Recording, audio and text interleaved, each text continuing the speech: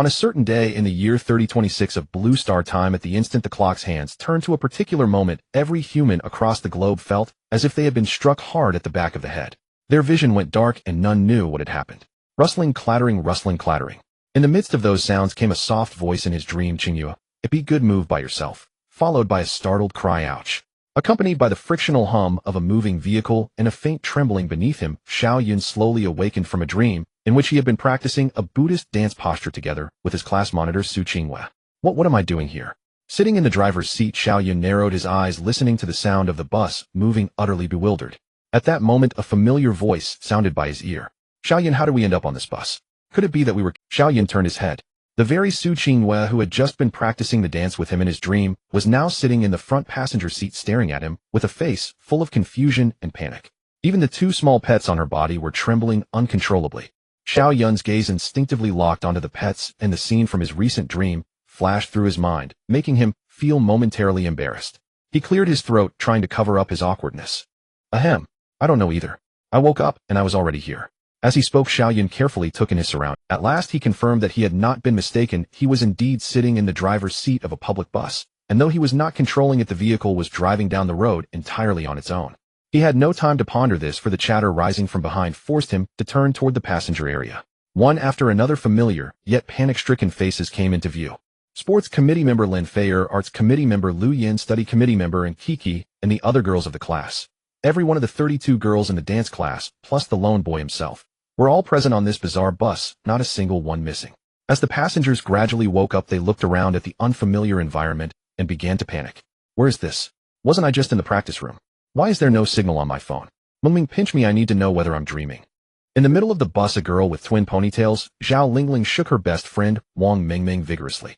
Still groggy from waking up, Wang Mingming was shaken until dizzy. Irritated, she reached out and pinched Zhao Lingling's cheek, snapping, Lingling, you're the one who hasn't woken up. Look around. Does this feel like a dream to you? Zhao Lingling jolted from the pinch, then clutched Wang Mingming's arm in fear. If it's not a dream, then what is it? Wang Mingming swept her gaze around the bus, then finally turned to the view outside the window. With growing excitement, she declared, based on my 9,527 hours of reading, I can say for sure, we've traveled to another world.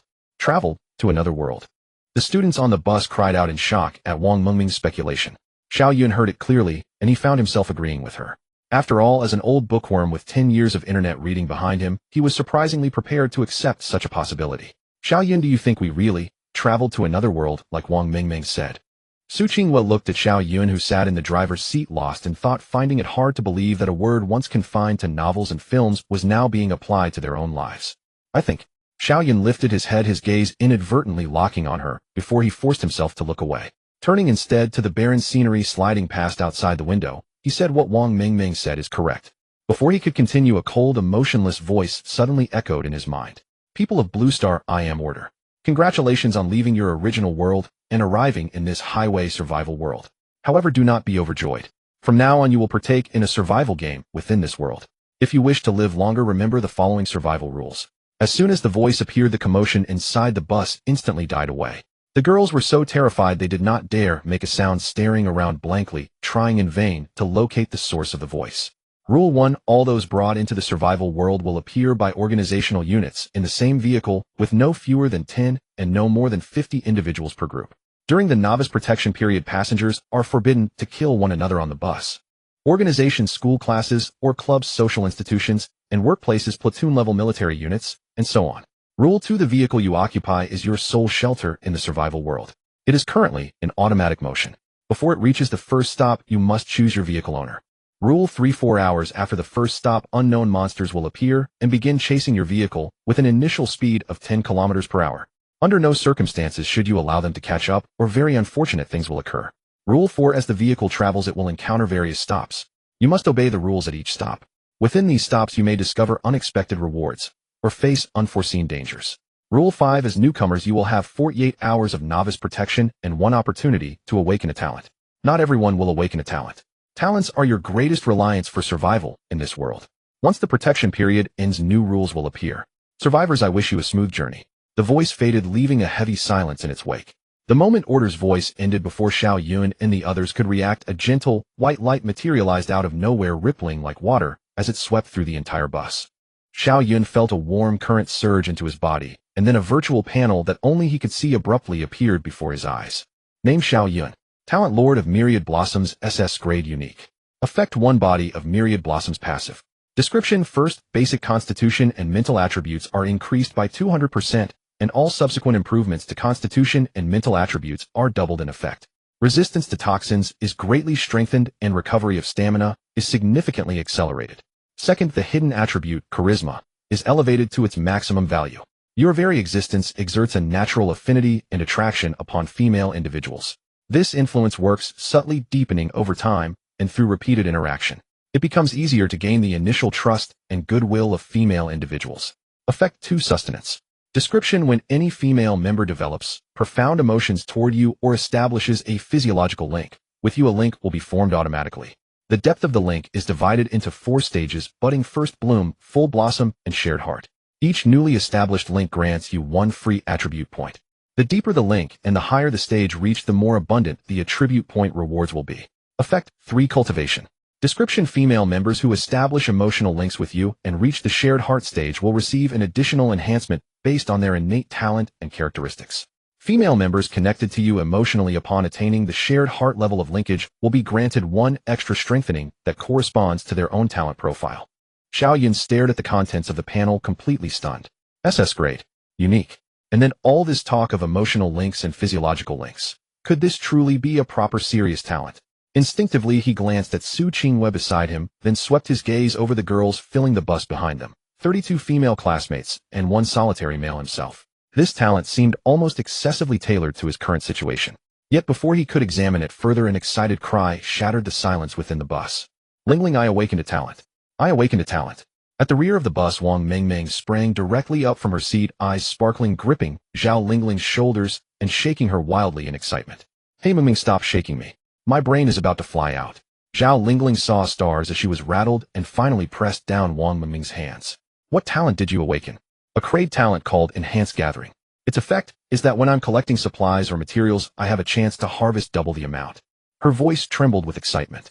It's actually a noble duplication type ability, one that in a novel would usually belong only to the main character. At those words, the bus instantly exploded into chatter again as the other girls began to speak all at once. Talent.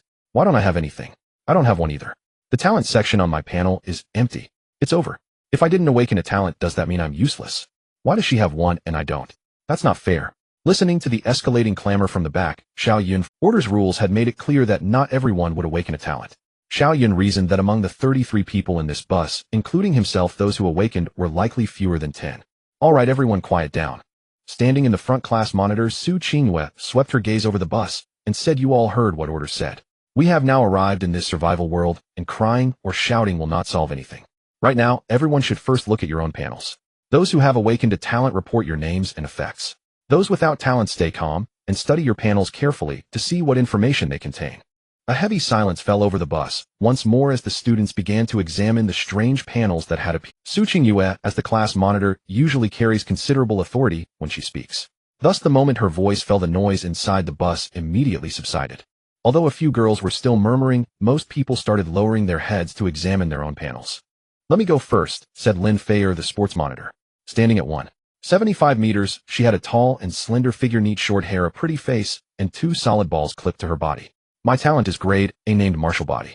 Its effect is to multiply my initial physique attribute by 5 double subsequent physique enhancements, as well boost close combat ability, and grant more combat techniques during battle. Lin Feier's voice clearly reached every corner of the bus, immediately eliciting a wave of exclamations. Oh my god, a grade A talent, and a combat type 1 that strengthens the physique. Sister Feier, do you need a sidekick? One that can call you mom. Wang Mengmeng fully exploited her advantage of 9527 hours of reading experience. The moment Lin Feier stated her talent, she understood this big sister was definitely a golden thigh to cling to. No, I don't like girls calling me mom. Lin Feier tossed her hair, coolly sat back down, and turned her gaze toward the driver's seat. If Xiao Yun called me that, I might consider it. Huh, me, eh? Suddenly called out. Xiao Yun pointed at himself with a bewildered expression. That's right. Lin Feier nodded, stretched out her long, shapely legs, and crooked her finger at Xiao Yun. So, wanna hug them?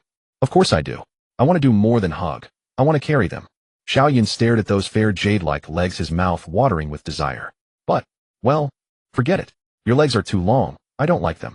Xiao Yun pretended to be carefree, but the corner of his eye kept fixed on the passenger seat. When he saw Su Qingyu's face break into a smile, he inwardly sighed with relief.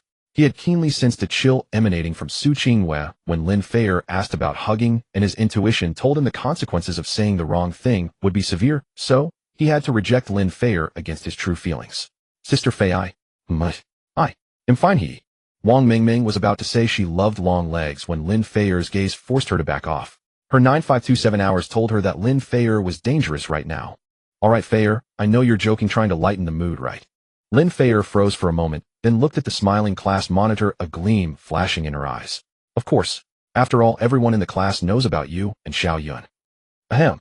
Su Qingyue suddenly coughed to interrupt Lin Feier, then covered her mouth, and said, sorry, suddenly choked on saliva. Then she signaled Xiao Yun with her eyes. Receiving the order, Xiao Yun could no longer pretend to be dead, so he quickly changed the subject. Besides Lin Feier and Wang Mingming, has anyone else awakened their talent? I did. I awakened too. At that moment, a gentle voice sounded, and then Lu Yin, the arts and culture monitor sitting next to Lin Feier, weakly raised her hand. Unlike the lively beauty Lin Feier, from Xiao Yun's perspective, Lu Yin was the typical gentle and graceful beauty, every inch of her exuding one word: luscious. My talent is also grade A, called healing. It can consume energy to perform healing. 666, isn't that a healer? Wang Mingming exclaimed, feeling the urge to call another mom. Great. With Xiao Yun here, I'm not afraid of getting hurt anymore.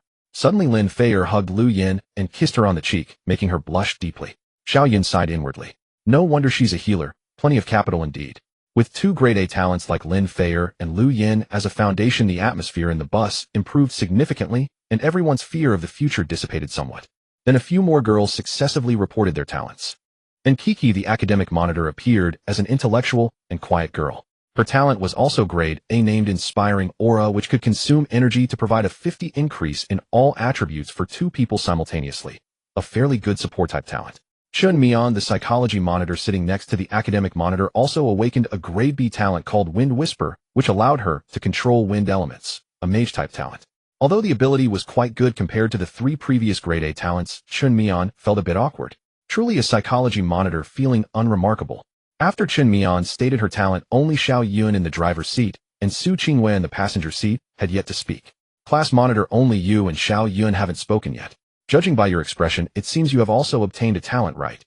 As Lin Feier's words fell, everyone's gaze instantly focused on Su Qingyue. Xiao Yun also wanted to know what talent she had acquired. That's right, I did acquire a talent. Su Qingyue met everyone's gaze, nodded, and continued, and my talent is grade S. Grade S. Those two simple words instantly threw the entire bus into an uproar. Holy crap, the class monitor is actually grade S. Wang Mingming was the first to react. If Xiao Lingling hadn't held her back tightly, she would have already crawled over to Su Qingyue to cling to her thigh. As expected of our class monitor.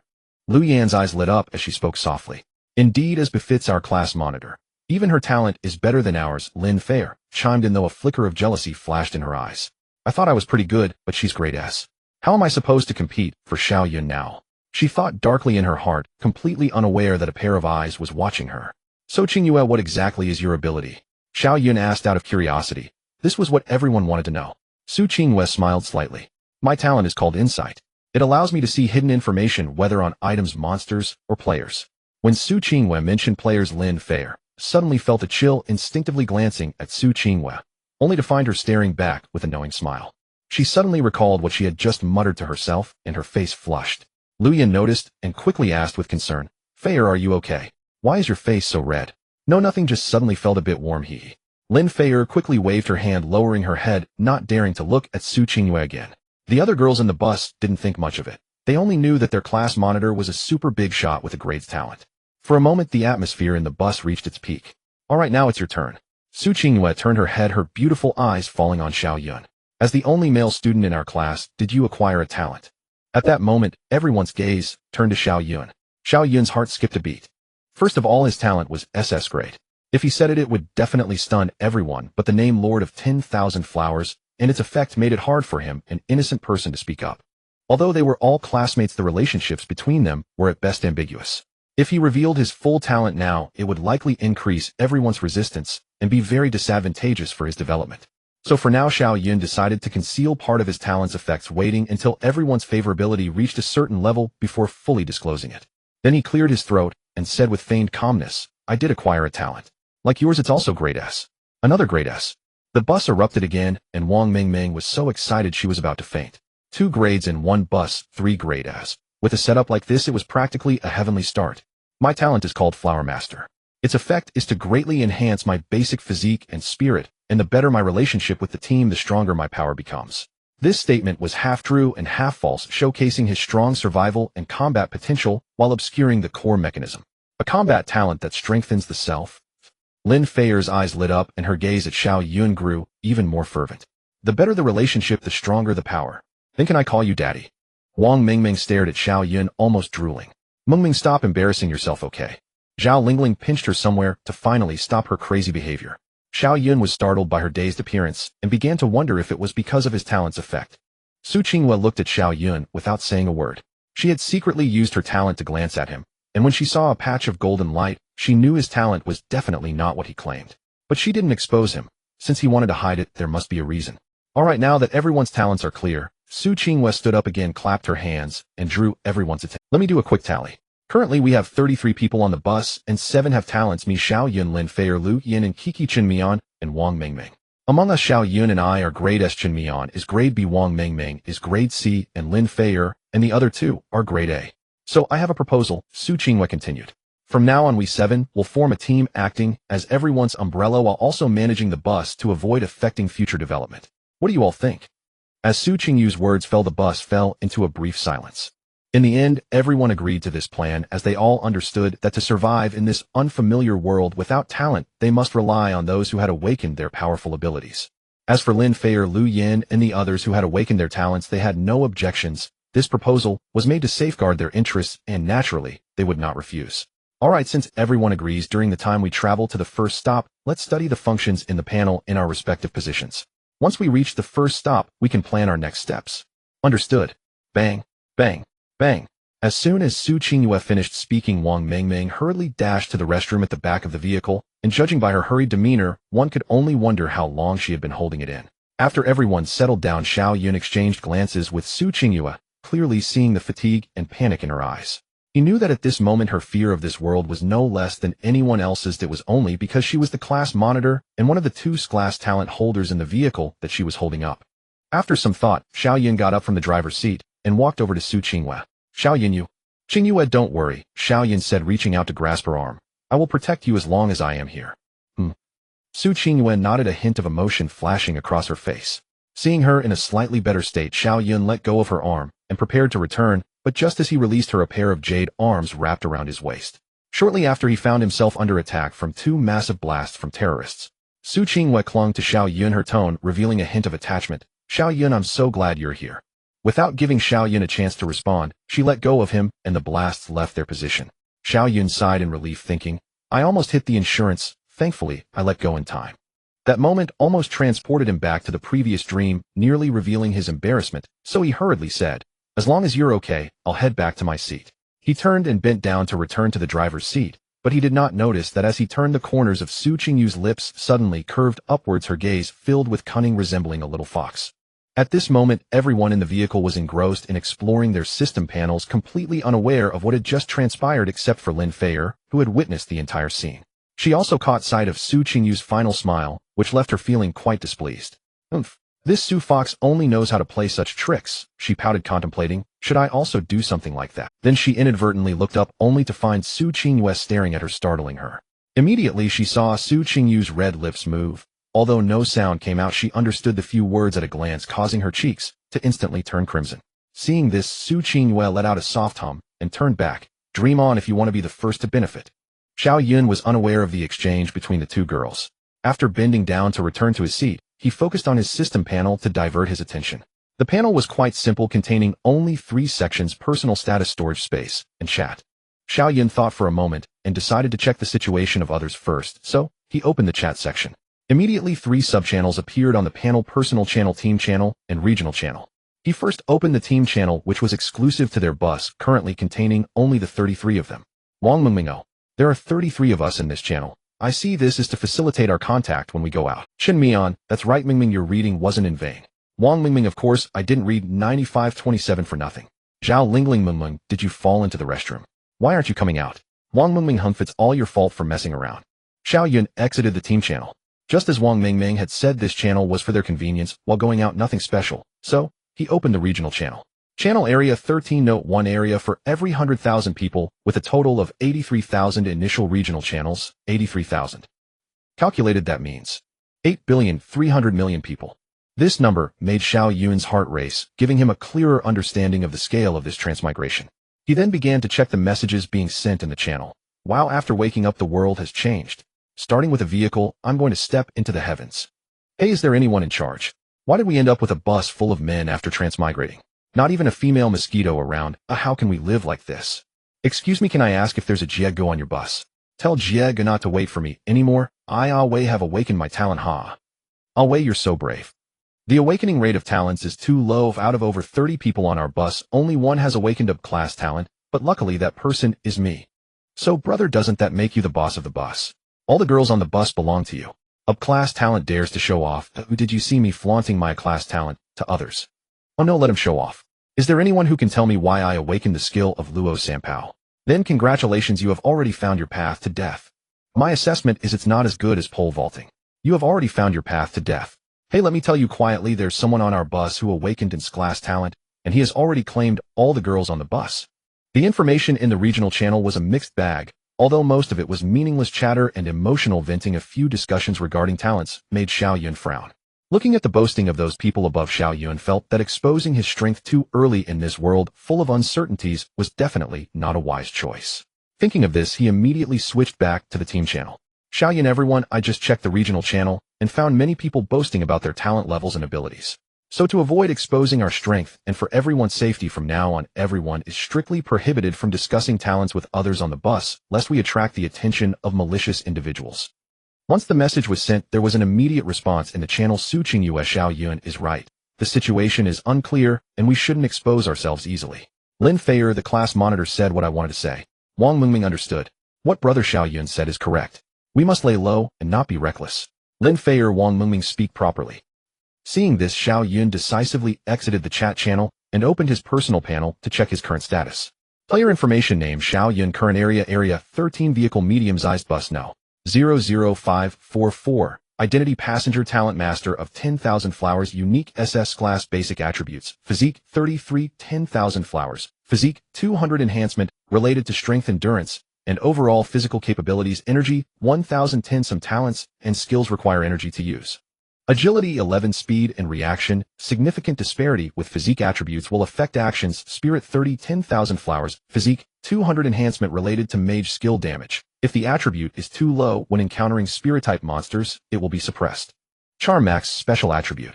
Free attribute points 37 from talent effects for nurturing skills. None. Current status: dark pleasure. Note: normal adult values are around 10 points. Just as the panel indicated, Xiao Yun was indeed feeling great at this moment, primarily due to the impressive 37 free attribute points. The reason he had so many attribute points was that detected player Lu Yan's emotional state has reached the standard automatic nurturing relationship established. Current link depth: budding, reward 1 free attribute point. Detected player in Kiki's emotional state has reached the standard automatic nurturing relationship established. Current link depth: budding, reward 1 free attribute point. Detected player Xiao Lingling's emotional state has reached the standard automatic nurturing relationship established. Current link depth: budding, reward 1 free attribute point. Indeed, almost all the girls on the bus had reached the minimum link standard with Xiao Yun. He thought it might be due to their 2 years of being classmates, which built some emotional foundation, combined with his awakening of this class talent and his max charm, which led to the connection. Indeed, this talent is tailor-made for me, Xiao Yun thought to himself, but then he checked his talent information again, confirming the number of links. I knew it, that foolish woman couldn't establish a link with me. The person Xiao Yun mentioned is Su, a typical girl with 3 deficiencies: ordinary appearance, average figure, and unimpressive height. Unlike Xiao Yun, who was unexpectedly transferred to this class, Su Wen managed to squeeze into this dance class filled with beauties purely through family connections. Logically speaking, if someone entered the best dance class through connections, they should at least not drag the class down even if they don't study hard. Yet Su Wen was anything but ordinary, as she rarely participated in class activities, frequently arrived late, and skipping classes was a common occurrence. What was even more outrageous was that despite being surrounded by beautiful classmates, Su Wen not only believed she was as stunning as them, but also considered herself the most beautiful woman in class. She dressed flamboyantly, thinking herself charming, and believed that the men she encountered were afraid to hold her gaze for more than a second. Of course, she looked down on those men. As the only male in the class, Xiao Yun often found himself targeted by her. Initially, she thought Xiao Yun was quite handsome and felt he was barely worthy of her wanting to give him a chance to pursue her. One rainy day after class, she walked over to Xiao Yun and said to herself, "Xiao Yun, I'm giving you a chance. I forgot my umbrella today." Noticing that the eyes of the entire class were focused on them, Su Wen confidently lifted her neck, which seemed to be connected to her chin, and shouted at the dazed Xiao Yun, "Don't you get it? I'm giving you a chance. If you perform well, you can bring my breakfast from now on." She thought that having made herself so clear, Xiao Yun would surely be overjoyed, perhaps even planning out the breakfast menu for the week ahead. However, Xiao Yun calmly replied to Su, "When Su, classmate, I really envy you." "What?" Su Wen was taken aback, unsure of what he meant. "You have confidence in your looks, confidence in your figure, and confidence in your temperament.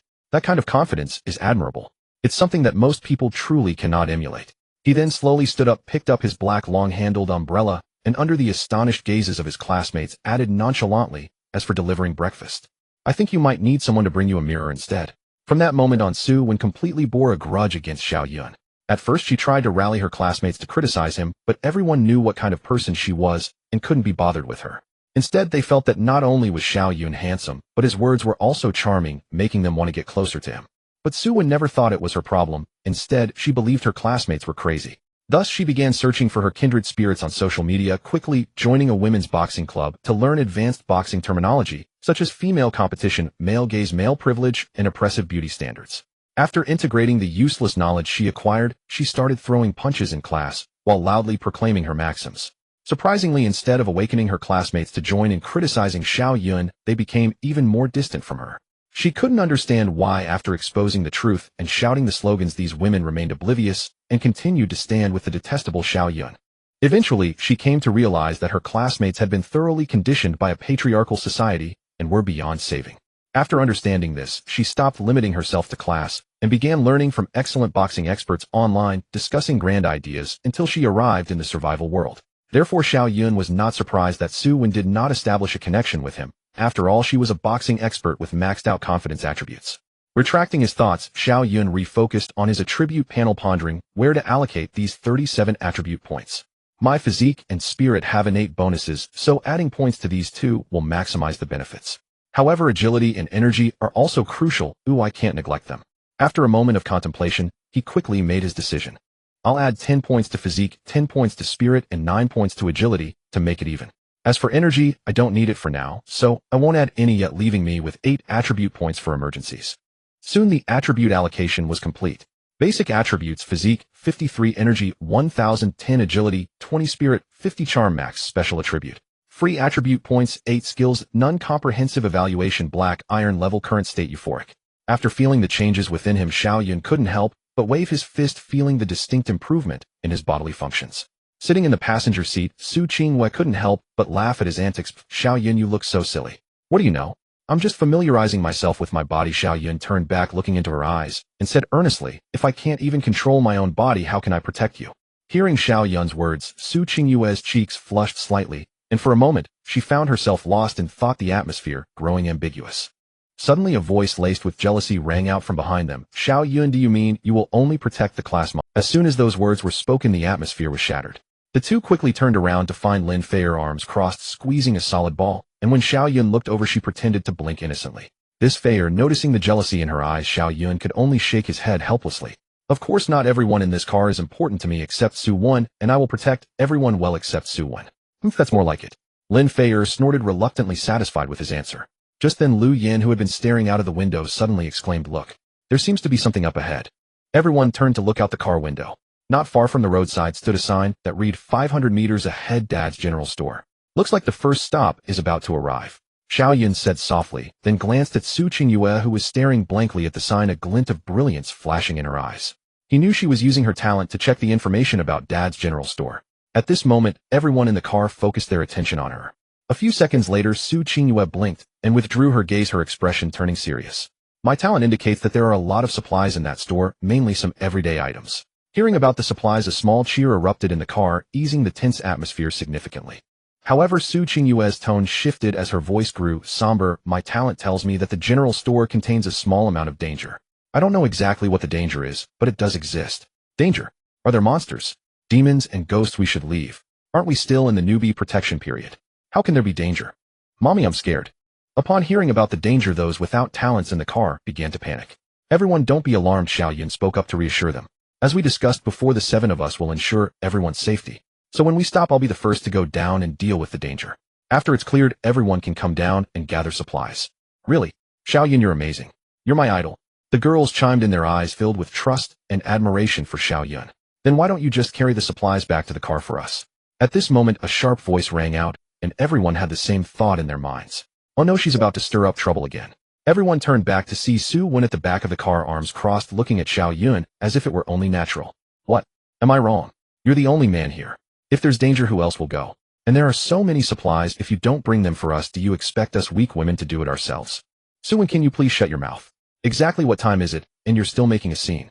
Thanks to Xiao Yun, after her long-term influence, the classmates' values have been successfully corrected, as if the entire class negative vibes had been absorbed solely by Xiao Yun.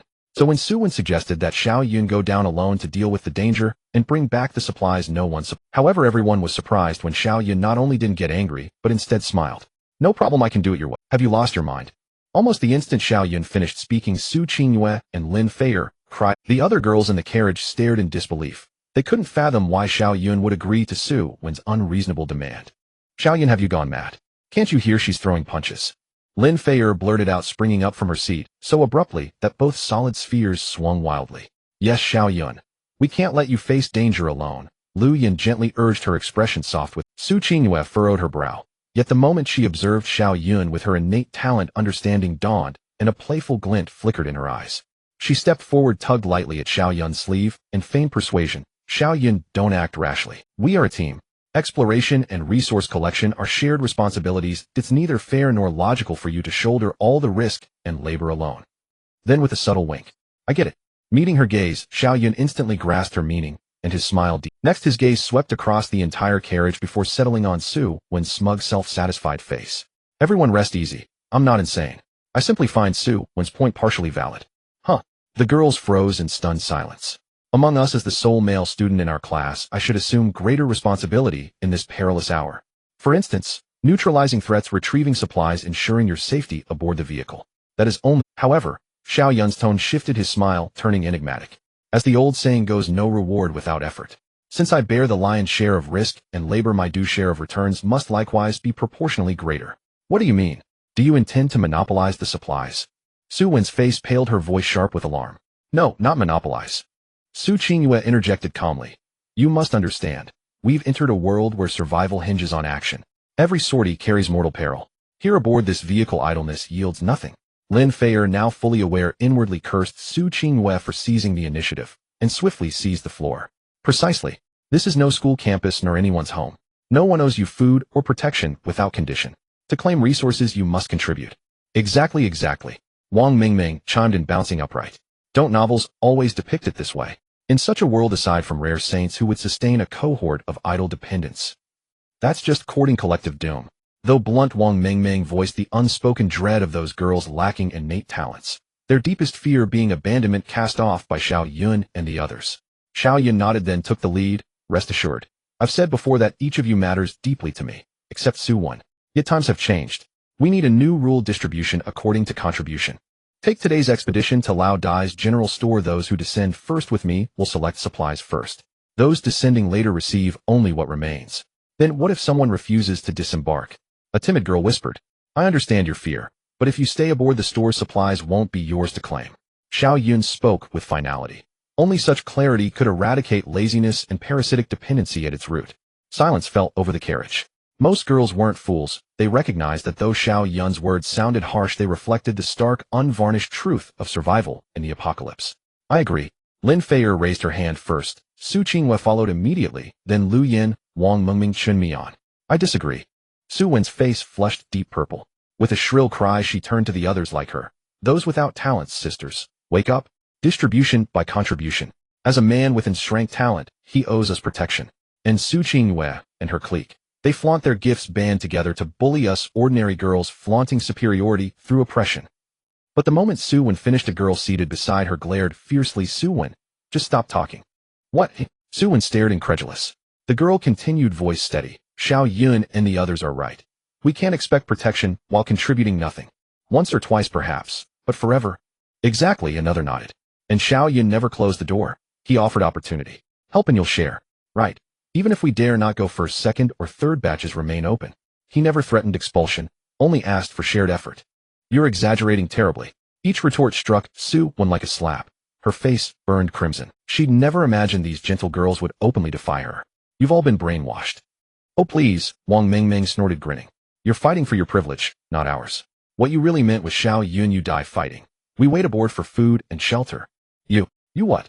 Lin Feier's icy laugh cut through the air as she advanced. One tall commanding step that radiated sheer authority. Su Wen, heed this warning, cease your incitement. The vehicle hasn't even reached its destination. Danger hasn't yet emerged. And already you scheme to reap rewards without lifting a finger. If you behave like this during combat, you'll truly get us all killed. Though Lu Yan's nature was gentle, she remained silent in Su Wen's defense, merely murmuring, we're all afraid. But fear doesn't absolve us of duty. At the very least, we must never take others' sacrifices for granted. Chun Mian leaned back against her seat, adding coolly, psychologically defaulting all responsibility onto one group is merely escapism. You aren't claiming rights, you're evading cost. And Kiki nodded, and empirically such logic destabilizes the team. A barrage of rebuttals shattered Su Wen's composure. Her chest heaved violently, eyes blazing with fury and bitter resentment. What wounded her most was collective rejection. In school she'd long believed others failed to grasp her progressive ideology. Now in this shattered world she'd assumed chaos would finally prove her right. Reality mocked her expectation. Not a single soul rallied to her cause. Even the quietest girls now stood defiantly against her. Fine. Su Wen ground her teeth, laughing coldly. If you all choose servitude to men, I wash my... Whether you care or not is irrelevant. Xiao Yun replied, his own laugh equally chilling. From now on all resources will be allocated strictly by contribution. Those who contribute nothing, receive nothing. I agree. I may not descend first, but I'll join the second wave. Me too. Instantly over 99% of the girls voiced assent. Most had already internalized the principle. And after witnessing Su Wen's tirade, they felt its necessity more acutely than ever. Seeing no opposition, Su Qinghue stepped forward. Since consensus is reached, this becomes our vehicle's first internal survival rule. Moreover, given certain conduct, I hereby amend this rule. No one may spread inflammatory rhetoric or deliberately disrupt operational order prior to team action. Should such speech occur, I shall grant one compassionate reprieve, but revoke eligibility for reward distribution. Repeat the offense. Su Qinghue paused, her gaze sweeping the carriage, voice turning glacial. Then this vehicle has no place for you. The distance of 500 meters vanished in an instant. As Su Qinghue established the rules, the vehicle gradually approached the destination. At this moment, as the car began to slow down, the sound of tires scraping against the ground became increasingly clear, heightening the tension inside the vehicle. With the sound of the old brakes, the car came to a steady halt at the roadside, and to the right was the first stop that Xiao Yun and the others were about to enter, the old man's grocery store. Players have arrived at the stop, old man's grocery store. Please note that this is a beginner's stop, so there are no special rules, but there may be some surprises waiting for you. Hey, now the old man has been waiting for you for a long time. Some kind of surprise? I think it's more like danger, to be honest. Xiao Yun muttered, looking out the right window to see what the grocery store was like. He saw that the grocery store on either side of the endless highway appeared as if it had been dropped into this desolate place, looking very out of place. Hey look, the sign for old man's grocery store has a gecko and a pufferfish drawn on it. Is that its trademark? A sharp-eyed girl shared this discovery with everyone in the car. Huh, gecko pufferfish, old man. Wang Mingming scratched her head, speaking with some confusion. I don't know why, but I feel like I've heard this combination somewhere before. I'll forget it, I've read too many novels, and everything feels familiar. Xiao Yun ignored Wang Mingming's mumbling, and turned to the lost in thought Su Qinghue, asking, So Qinghue, do you see anything new? Yes. Su Qinghue snapped back to reality, nodding, and continued, It might be, because I saw the grocery store directly. This time through my insight, I saw that the danger in old man's grocery store comes from something called shadow monsters. Their attack power is not strong, and their defense is also weak, but they have a unique ability to hide in shadows, moving freely within them. However, once they emerge from the shadows, they cannot blend back in for a short period and cannot appear in sunlight. Hearing you say that these shadow monsters don't seem very dangerous. Lin Feier stretched her arms, her tone somewhat relaxed. Perhaps it's because these shadow monsters are only of the low-grade corpse level. Corpse level? Xiao Yun frowned. They should be on the same level as the black iron we assessed. Do you know their exact numbers? I do, Su Qinghue nodded. There are 3 shadow monsters hidden inside, but their exact locations are still unclear. I might need to go into the grocery store to see them. You want to get out of the car? Xiao Yun instinctively wanted to refuse, but was stopped by Su Qinghue. Didn't you say you would protect me? I trust you. All right. Xiao Yun looked into her eyes, nodded, and then turned to the others in the car, saying, class monitor's words are clear to everyone. Now besides the class monitor, who else is willing to get out with me? I'll go with you. Lin Feier stood up without hesitation. She clenched her fists, the joints cracking audibly. I want to test the strength of these shadow monsters. I'll go too. Lu Yin stood up saying, if you get injured I can treat you in time. Wang Mingming raised her hand. Xiao Yun, I'll go too. My gathering talent can double the resources. Me too. And Kikik and Qin Mian also stood up. Looking at the 6 who stood up, Xiao Yun glanced at the girls who had not gained talents and asked anyone else. If not, getting out for what? To act as a shield and die for you.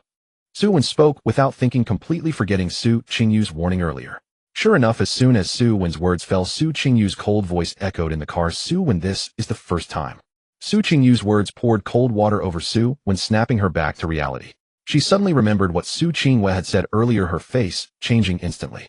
At this moment, 2 more figures stood up. One was Zhao Lingling, who sat beside Wang Mengming, and the other was a girl named Qian Xiaoman sitting behind Lin Feier. She was not tall, around 1.5 meters, making her the shortest in the average height dance class of 1.7 meters.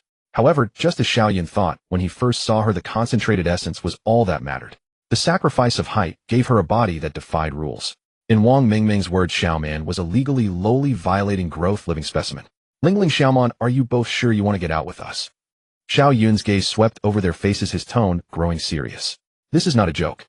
Although Qingyue says those 3 shadow monsters are only of low-grade corpse level, they are still monsters, not the special effects we see in movies. If any accidents happen, no one knows what will occur. Hearing Xiao Yun's words, Zhao Lingling's face paled slightly, but she still nodded firmly. I'm sure even though I don't have a talent, I still want to do something. Me too. Qian Xiaoman patted her waves confidently, saying, I've watched a lot of horror movies and not afraid of monsters. I can go in to lure them. Xiao Yun looked at the 2's determination, glanced at Su Qingyue, and seeing her nod, agreed to their request. All right then, let's set off. Immediately after, Xiao Yun pressed the door button from the driver's seat. Hiss! With the sound of a valve, the car door slowly opened and a cold wind rushed in through the opening. Before getting out, Su Qingyue glanced at the girls left in the car, softly saying, until we speak in the team channel, everyone must not get out. As long as you don't get out, the car is the safest place. After saying this, she followed Zhao Lingling out of the car. Once Xiao Yun and the 9 others exited the vehicle, the girls inside looked at their retreating figures, feeling a surge of worry for them. Oh heavens, God, please bless Xiao Yun and the others to be safe and sound. You forgot we are no longer in Blue Star. Praying for them is useless. We should pray for order instead. You're right. This area is outside their jurisdiction, so let's pray for order together. A group corrupted by male privilege. Su Wen sat at the back, sneering at their actions. Watching Xiao Yun get out of the car, she had only one thought in her mind, that he and Su Qingyue, along with the others, should never return. At this moment, Xiao Yun and the others arrived at the entrance of the grocery store. Looking at the slightly ajar door, they directly reached out to push it open. Creak. They stepped inside, and to their surprise, this seemingly unremarkable grocery store held hidden treasures inside. Not only was the environment clean and new, but the variety of supplies was also incredibly rich. Wow. So many things, enough for us to live for a long time. Wang Mingming looked at the dazzling array of supplies, unable to resist swallowing her saliva. I never expected that one day we could experience a zero-cost shopping spree. And Kikik laughed and said, I got it. At this moment, Su Qingyue suddenly called out, startling them. I understand. Su Qingyue's crisp voice resonated in the quiet grocery store, instantly drawing everyone. Qingyue, what did you find? Xiao Yun immediately asked. Su Qingyue pointed in 3 directions within the store, speaking rapidly. There's one in the shadow of the leftmost shelf, one hiding by the cooler, and another concealed in the women's lingerie section. Leave the lingerie section to me. Looking at the 16 eyes fixated on him, Xiao Yun declared solemnly, don't get me wrong, I just feel that the shadow creature there is a bit stronger. Little pervert. Lin Feier rolled her eyes, too lazy to expose him. The others wore various expressions, unsure of what to think. All right, stop overthinking and listen to me. Xiao Yun clapped his hands and said seriously, first Qingyue, Lu Yan, Kiki, and Mengming, since you all lack combat talent, stay at the entrance. Then he turned to Zhao Lingling and Qian Xiaoman at the back, his tone softening. I know you want to help, but how could I let you take risks? Your intentions are enough. After all, each of you is very important to me. So you all obediently stay here with Qingyue and wait for me and Feier to deal with the shadow creatures. Listening to Xiao Yun's caring words, Zhao Lingling and Qian Xiaoman automatically translated the phrase, each of you is very important to me into you are important to me. Instantly their hearts raced, and their pretty faces flushed simultaneously. They exchanged a glance, seeing the same shyness and joy reflected in each other's eyes, then quickly looked away, lowering their heads and nervously twisting their clothing. To understand, brother Xiao Yun. At this moment, Xiao Yun was unaware of the girl's unusual behavior. He turned to Qin Mian, continuing to assign tasks. Shin Mi, on your responsibility is to ensure everyone's safety here to prevent any accidents. No problem. Shin Mi nodded. She knew that staying here was the best choice for her level. Finally, he looked at Lin Feier. Feier, you go to the shelves, I will handle the lingerie section, and the cooler will be dealt with last. Little pervert. Lin Feier thought to herself, but still nodded to indicate her understanding. Then Xiao Yun, Feier, I will cast a buff on you. Nkuka stepped forward, gently raising her fair hand. Immediately a soft golden aura spread from her palm, enveloping Xiao Yun and Lin Feier. Ding. Gained a boost, all attributes increased by 50. With my current energy level, the energizing aura can last about 10 minutes. Nkuka's forehead glistened with beads of sweat. Clearly this grade talent consumed a lot of her. Both Xiao Yun and Lin Feier felt a warm current wash over them as their strength, speed, and reflexes noticeably improved. 10 minutes is enough. Feeling the surging power within him, Xiao Yun said confidently, let's go. After that, the two no longer hesitated and headed towards their respective target areas. Women's lingerie section. As soon as Xiao Yun stepped into this area, he couldn't help but take a deep breath as if the air was laced with a faint fragrance. Rows of shelves were filled with various women's underwear, lace, cotton, sexy, and cute styles, showcasing a dazzling array of colors and designs from alluring black to innocent white and playful pink. Xiao Yun's gaze swept over the exquisite bras and panties, and his mind inevitably conjured some thought. He even subconsciously imagined how these different styles of lingerie would look on Su Qinghua or Lin Feier. Ahem, what am I thinking? He shook his head, vigorously shaking off these inappropriate thoughts, cursing himself for his lack of self-control. Now was a life-or-death moment. There was no time for distractions. He refocused his gaze, sharpening, stepping lightly as he cautiously ventured deeper into the lingerie section. The aisles between the shelves were narrow, the light obscured by various garments casting large shadows. Every dark corner could potentially harbor the shadow creatures, Su Qinghua mentioned. Xiao Yun's senses, enhanced by the energizing aura, were heightened to their peak. He could clearly hear his steady heartbeat and the flow of air around him. As he passed by a shelf adorned with black lace straps, a faint chill swept across the ground to his left. Almost instantly upon sensing the anomaly, Xiao Yun wasted no time. His body's reaction speed even exceeded his brain's thought. The heavy shadow cast by the shelf on his left suddenly began to writhe like a pool of animated ink, swiftly coalescing into a blurry humanoid outline. The entity had no facial features, only a pair of faintly glowing red eyes. It silently extended its claws and lunged towards Xiao Yun's side. The entire process was silent and as swift as a ghost. If it were an ordinary person, or even a typical awakened being facing such a surprise attack hidden in shadows, they would likely have no time to react before being torn apart. The shadow creature thought the same way, except it encountered Xiao Yun. Seeking death. Xiao Yun barked, twisting his body sharply, his right foot stamping heavily on the ground.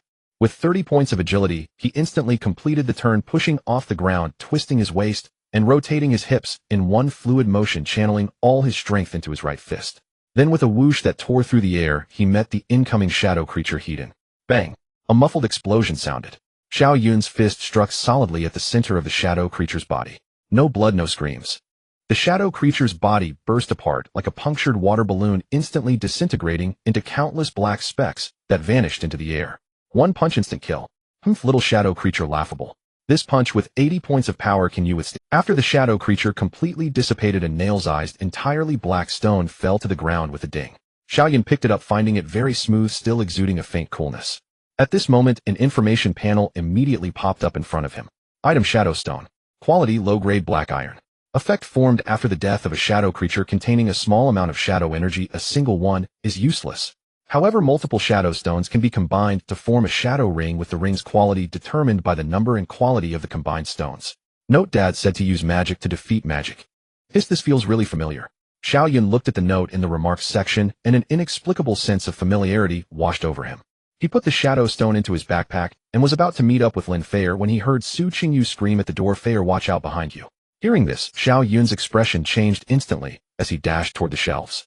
A few minutes earlier, after parting ways with Xiao Yun, Lin Feier had walked straight toward the left shelf area. Feeling the all-attribute enhancement from Nkuka's halo, she felt an overwhelming surge of strength, and even had the illusion that she could knock out a small creature with a single punch. That big pervert must be thinking about something lewd right now, Lin Feier muttered to herself as she walked. Xiao Yun wouldn't do anything weird with those clothes, would he? To protect the clothes, I'll just pack the pretty and sexy ones into my backpack and let me attract the firepower. As she thought about this, her cheeks couldn't help but flush slightly. Just as she was lost in thought, a shelf nearby suddenly collapsed toward her, scattering snacks all over the floor. Not good. Lin Feier's pupils contracted. With her enhanced agility, she executed a perfect leap backward just as the shelf was about to crush her. Boom. The shelf crashed down where she had just stood, making a loud noise. Before Lin Feier could regain her balance, a shadow shot out from the darkness of the shelf, lunging at her. Oh no! Lin Feier was startled. Faced with the shadow's attack, she could only cross her arms defensively in front of her. Bang! The shadow creature's sharp claws raked across her arm, and the impact force made her stagger backward several steps, her back slamming against another row of shells before she barely stabilized herself. Fortunately, her physique had risen to 75 points after enhancement, allowing her to withstand the blow without breaking defense, but the force still sent a wave of sharp pain through her arm. You shadow creature, you have no sense of martial ethics. Lin Feier shook her hand, angrily glaring at the reedied shadow creature before her. The shadow creature, however, didn't understand human language and lunged at her with a left jab. Come on, take my lightning 5-strike whip. Lin Feier smirked and charged toward the shadow creature, just then hearing Su Qingyu's voice call out, Feier, what? Lin Feier's heart sank. She then felt a chill behind her.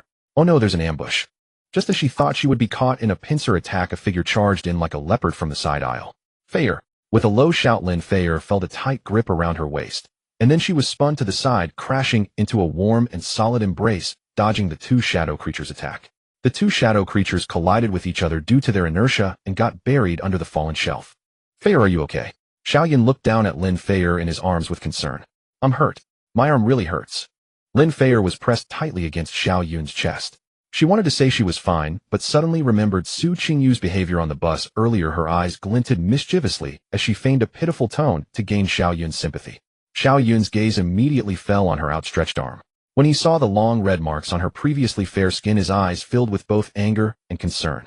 Anyone who dares to hurt my people will meet their demise. For some reason, looking into Xiao Yun's eyes, this phrase popped into Lin Feier's mind, and a slight blush crept onto her face. At this moment, the two shadow creatures that like to stick close to each other slowly rose from the ground, their crimson eyes silently watching Xiao Yun and Lin Feier, preparing to launch another attack. Feier, do you want to handle this yourself, or should I take care of them together? Of course I want to do it myself. Lin Feier perked up at once, rolling up her sleeves. I was careless before and didn't dodge, which is why I got hurt. This time I'll definitely take it down.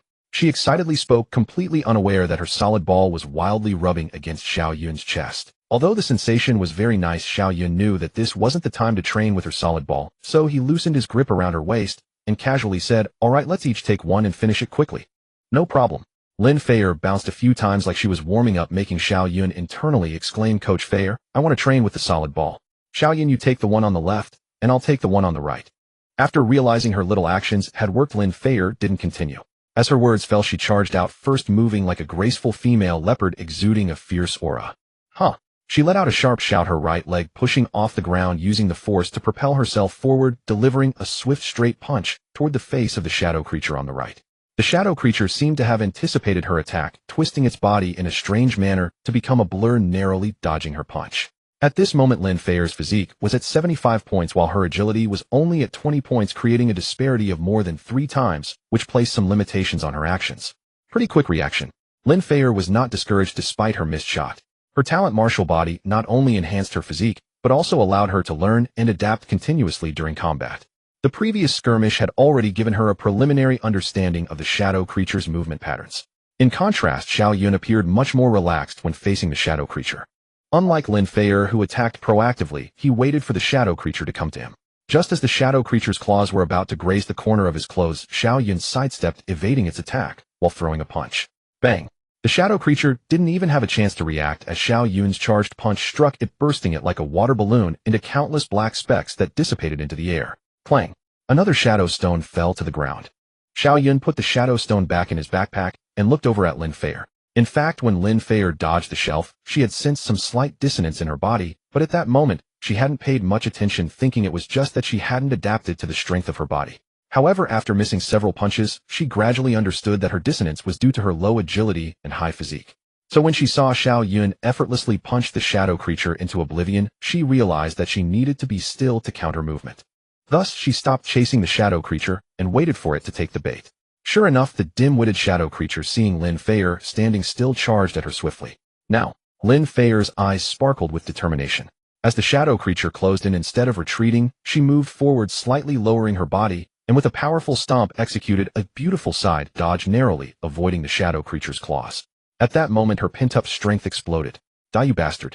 With a fierce shout, her right fist shot out like a cannonball, accompanied by the sound of wind, and struck hard against the side of the shadow creature as it passed by her. Bang! Another water balloon exploded, and the third shadow stone fell to the ground. Let that be a lesson for not following martial ethics.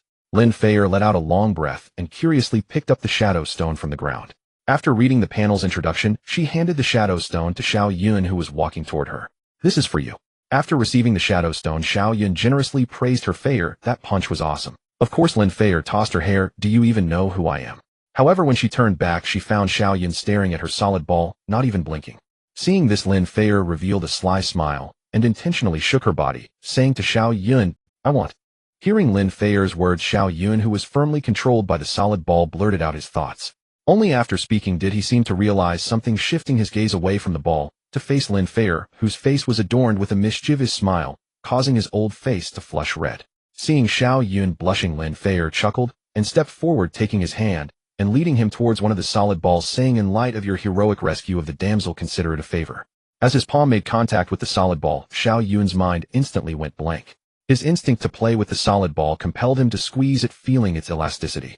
Lin Feier let out a soft hum, then pushed up slightly, allowing her fingers to sink deeply into the ball and feel its texture. How does it feel? It's awesome. As he spoke, Xiao Yun couldn't help but squeeze it again. So is there anything you wanted? Lin Feier wrapped her arms around Xiao Yun, her eyes fixed on him intently. Hiss! Xiao Yun's breath caught in his throat, feeling a faint fragrance from Lin Feier wafting towards him, causing his head to start swimming. He instinctively lowered his head, looking at Lin Feier's slightly raised face. He noticed that the girl's originally spirited eyes now held a softness and anticipation, her bright eyes fixed unwaveringly on him, clearly reflecting his shadow. In that moment, the air seemed to still. The two gazed into each other's eyes, listening to the sound of their heartbeats, mutually aware of what was about to unfold. Xiao Yun withdrew his hand, supporting Lin Feier's waist, then slowly lowered his head. Lin Feier also slightly rose on her toes, instinctively closing her eyes, her long eyelashes trembling gently, presenting an image of surrender. Their distance grew ever closer, and finally their lips gently met. Soft and warm, yet it made both of them tremble involuntarily. Lin Feier held him tighter, while Xiao Yun's heart raced wildly. Just as Xiao Yun was about to perform the skill, spirit snake, emerging from its hole, a voice suddenly rang out from the adjacent shelf. Xiao Yun, Gij Feier, yeah, are you both alright? Zero. The sudden voice jolted the two from their moment of intimacy. Xiao Yun and Lin Feier opened their eyes almost simultaneously and quickly pulled apart, as if shocked by electricity. So you were here. Before they could adjust their emotions, Su Qingyue and her group appeared before them.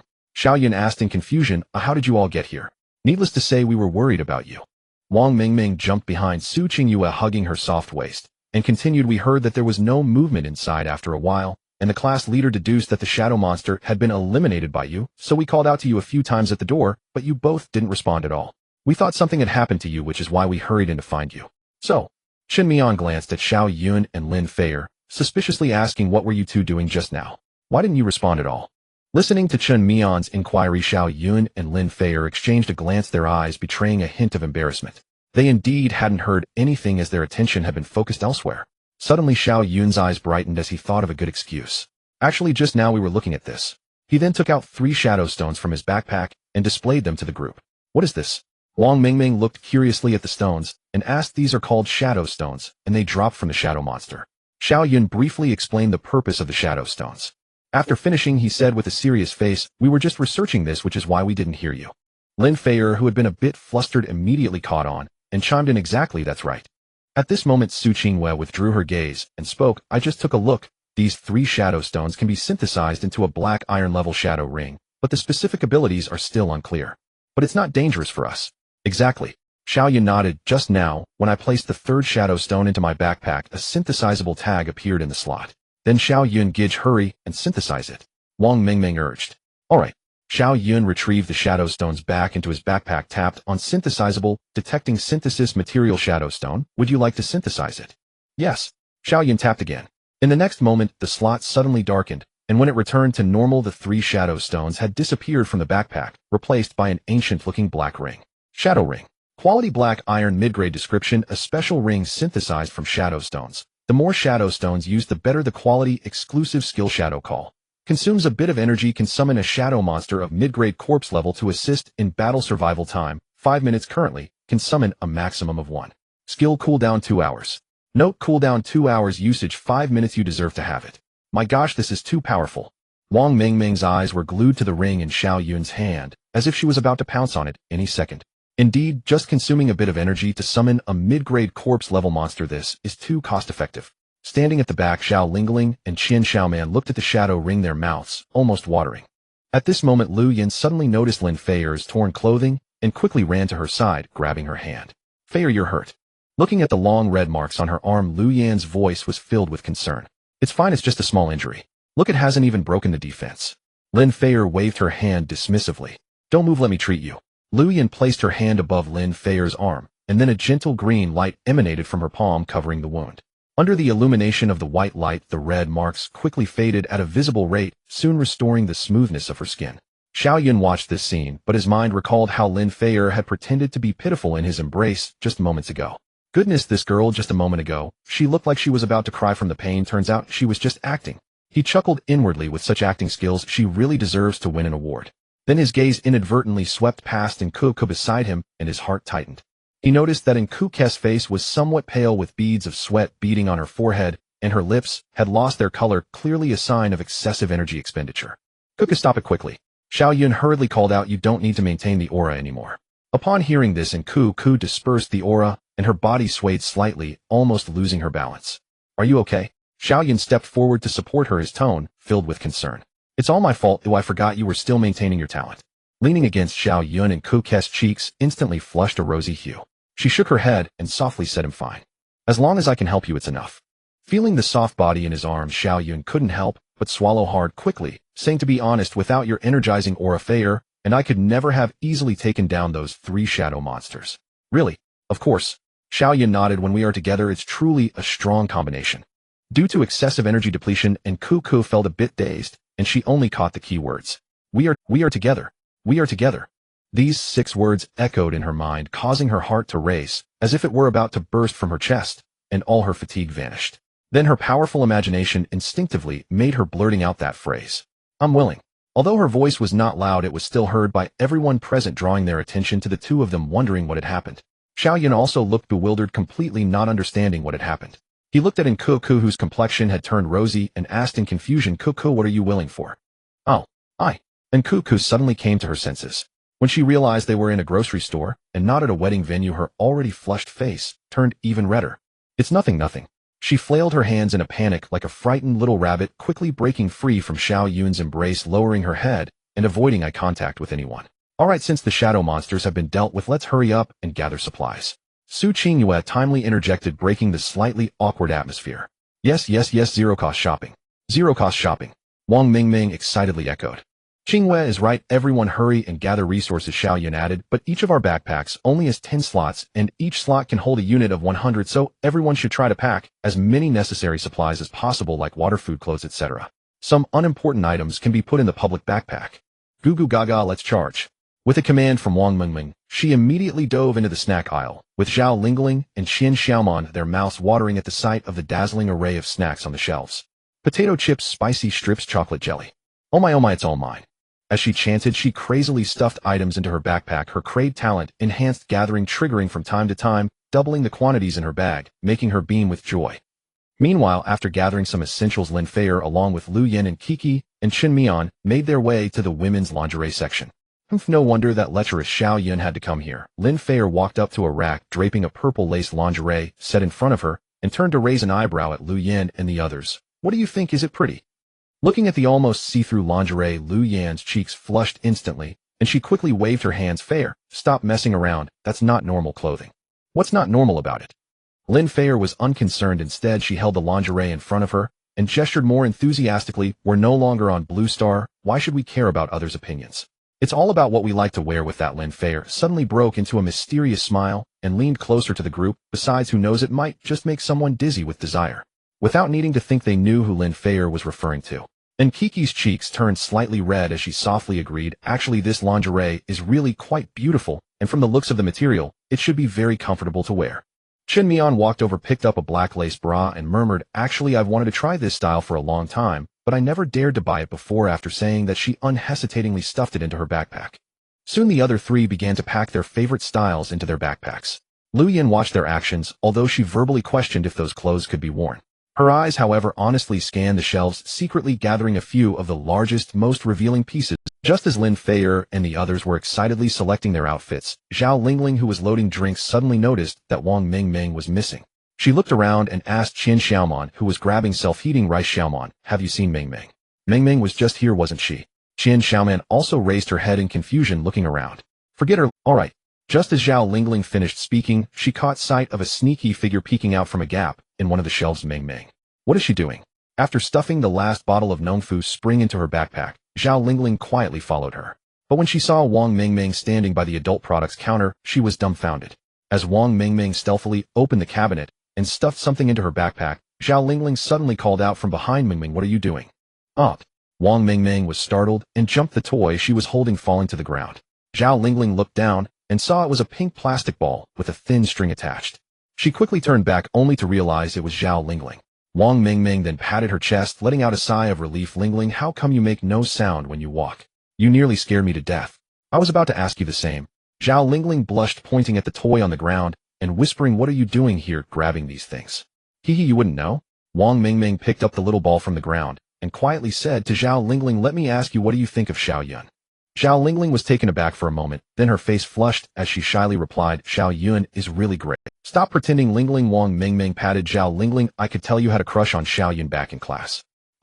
Zhao Lingling had no way to deny it since it was true, but she didn't understand how this related to Xiao Yun. Of course it does. Wang Mingming lowered her head, pushing up her non-existent glasses. Although this is the real world, the scenarios described in novels still apply here.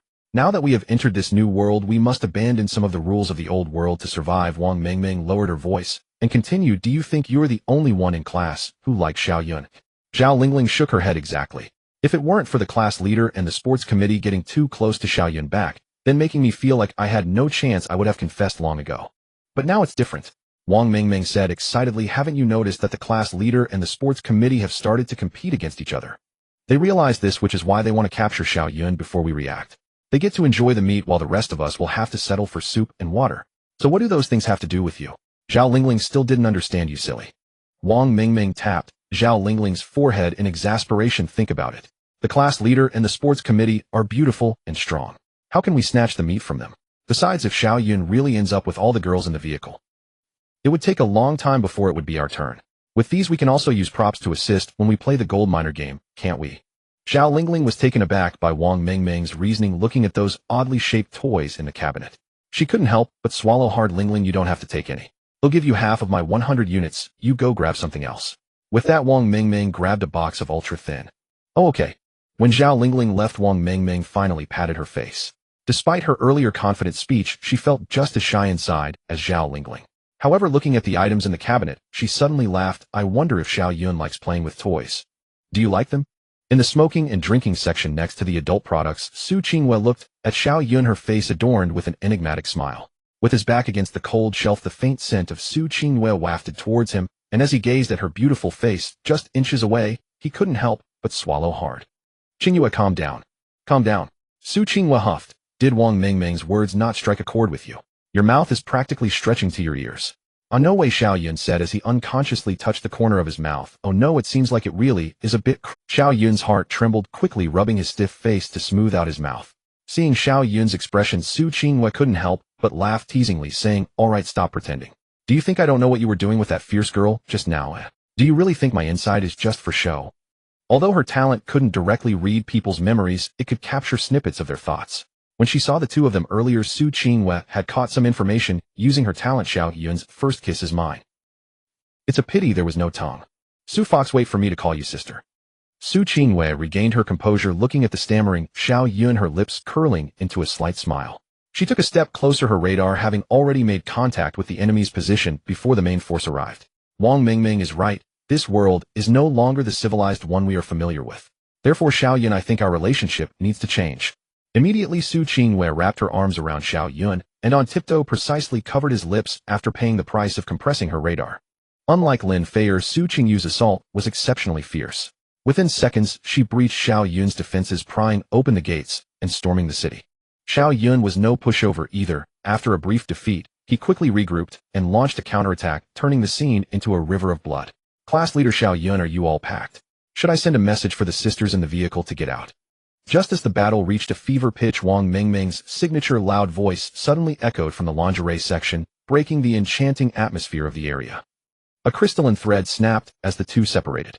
Looking at the charming blush on Su Qingyu's face, Xiao Yun's eyes brimmed with resentment. Wang Mingming, you ruined my good deed again. At that moment, Wang Mingming, who was selecting battle outfits, suddenly felt a chill run down her back. All right, Mingming, I understand. Su Qingyu shouted to Wang Mingming, then looked at Xiao Yun with a face full of resentment, and couldn't help but tease. Look at you like that. I almost thought you were possessed by a shadow monster's soul. Is it really that exaggerated? Xiao Yun touched his lips, still lingering with the warm touch and faint sweetness from the intense battle earlier. He glared at the direction of the lingerie section and said, it's all Wang Mingming's fault for ruining my good deed. Xiao Yun. My. Xiao Yun turned around and found Su Qingyu looking at him seriously. What do you think our relationship is now, eh? What else is there to ask? Of course we are in a romantic relationship. Xiao Yun blurted out. Hearing his unthinking answer, a charming smile blossomed on Su Qingyu's face, and she nodded in satisfaction. But then her eyes glimmered as she asked the next question. What about Lin Feier? Xiao Yun's smile instantly froze on his face. He didn't expect Su Qingyu to ask directly, and for a moment, he didn't know how to respond. Xiao Yun's mind raced, trying to find a perfect excuse, but facing Su Qingyu's gaze, which seemed to see through everything, he knew that any lie would seem pale and powerless. In the end, he couldn't deny his feelings and told Su Qingyu, my relationship with her is the same as with you. After his words fell, Xiao Yun thought he would face Su Qingyu's anger, but to his surprise, she merely snorted after hearing him, then lightly pounded her chest. I knew it. You big pervert. Is that it, eh? Xiao Yun stared blankly at Su Qingyu in front of him. Do you expect me to cry and throw a fit, then make you choose between me and Lin Feier? Xiao Yun was speechless. He indeed had such worries. Su Qingyu rolled her eyes at him, withdrew her hand, her tone carrying a hint of helplessness, but more so an awareness of seeing through everything. Just like that little pervert Wang Mingming said, we are no longer on Blue Star. The old rules no longer apply here. She paused, her gaze becoming profound, as if she were looking through Xiao Yun, gazing into this new world filled with unknowns and dangers. In this survival game, being with the person you like is already a tremendous blessing. How could I push you away because of some outdated notions? At this point, her eyes took on a hint of cunning and warning. However, I will not indulge you unconditionally. Su Qingyu extended her index finger and gently tapped Xiao Yun's chest. First, you cannot mess with those dubious women. Second, no matter how many sisters you have around you in the future, you must treat us equally and cannot show favoritism. Third, and most importantly, I want to be the biggest.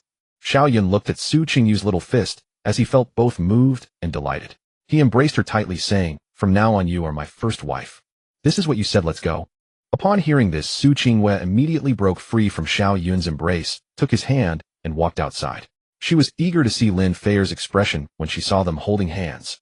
If you still want me to call you sister, dream on. Meanwhile, on the bus stopped at the intersection. As time ticked by, Xiao Yun and the others still had no news.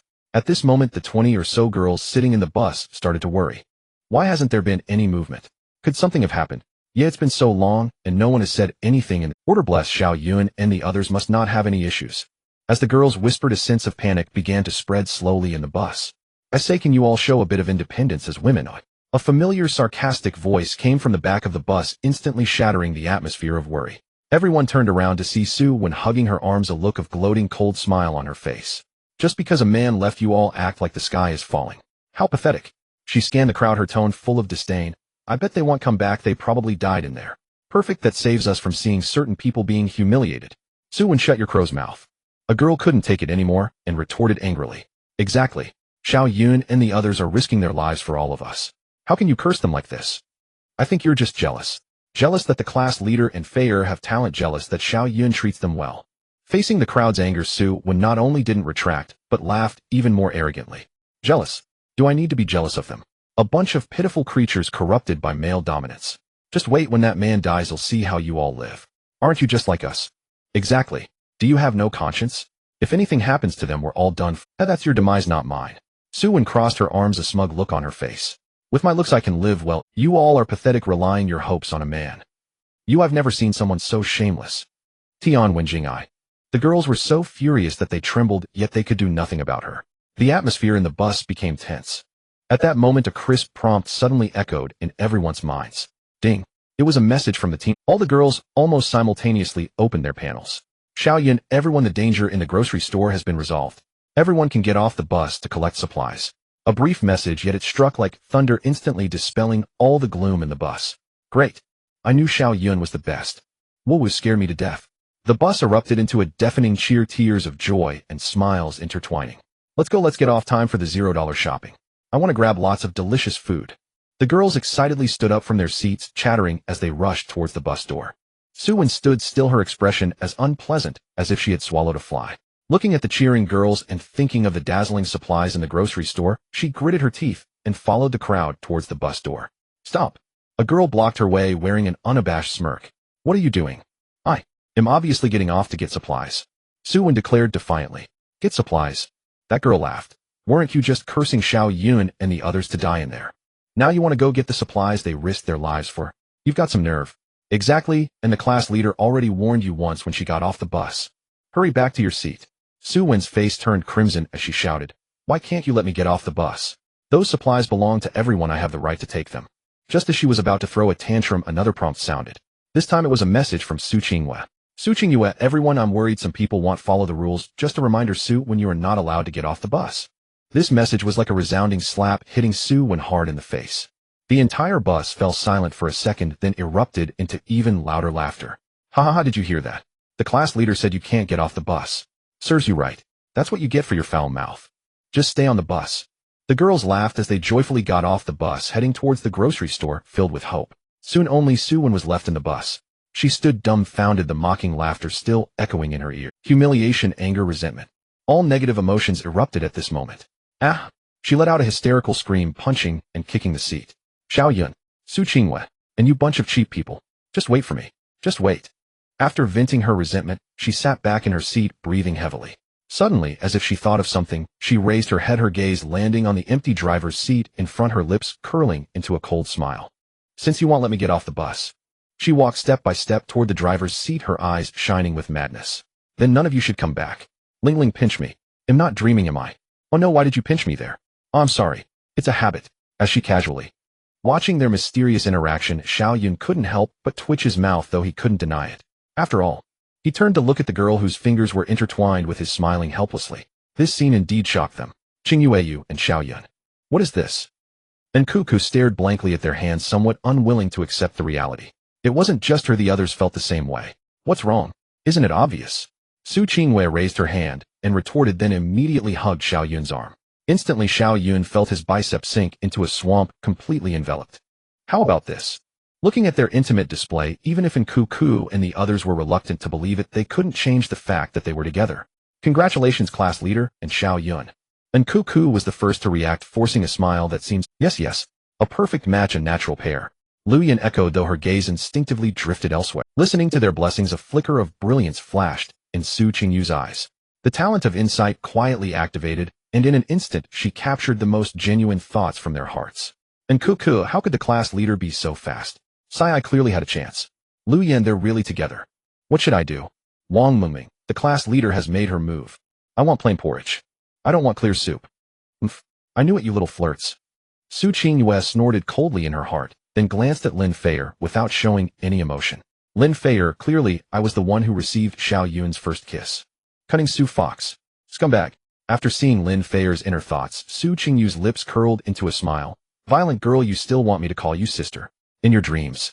She thought to herself, then released her hold on Xiao Yun's arm, instead taking his hand again, and whispered in his ear, look how sad Feier is now, you should go comfort her properly. Xiao Yun looked at the playful glint in her eyes, and couldn't help but shake his head. These two were clearly very good friends, yet whenever they encountered the same issue, they had to compete for superiority. He never expected emotions would be the same. If it weren't for the fact that he could sense their feelings for him, he would have thought he was merely a pawn in their play. Xiao Yun noticed Lin Feier's strange behavior, but he was now deep in the swamp, unable to extricate himself. Even if he wanted to comfort her, he felt powerless. Now that the swamp had receded, he immediately pulled Su Qingyue towards Lin Feier. Hearing Xiao Yun's voice, Lin Feier raised her head, looking at the two beside her, her expression calm, purposely feigning ease. What are you two here to show off your love to me? Of course. Are you upset? Su Qingyue blinked, not denying it in the slightest, even with a hint of righteous indignation. Seeing her smug expression, Lin Feier instantly broke down, feeling wronged. She pointed at Su Qingyue and tremblingly said to Xiao Yun, are you just going to watch her bully me?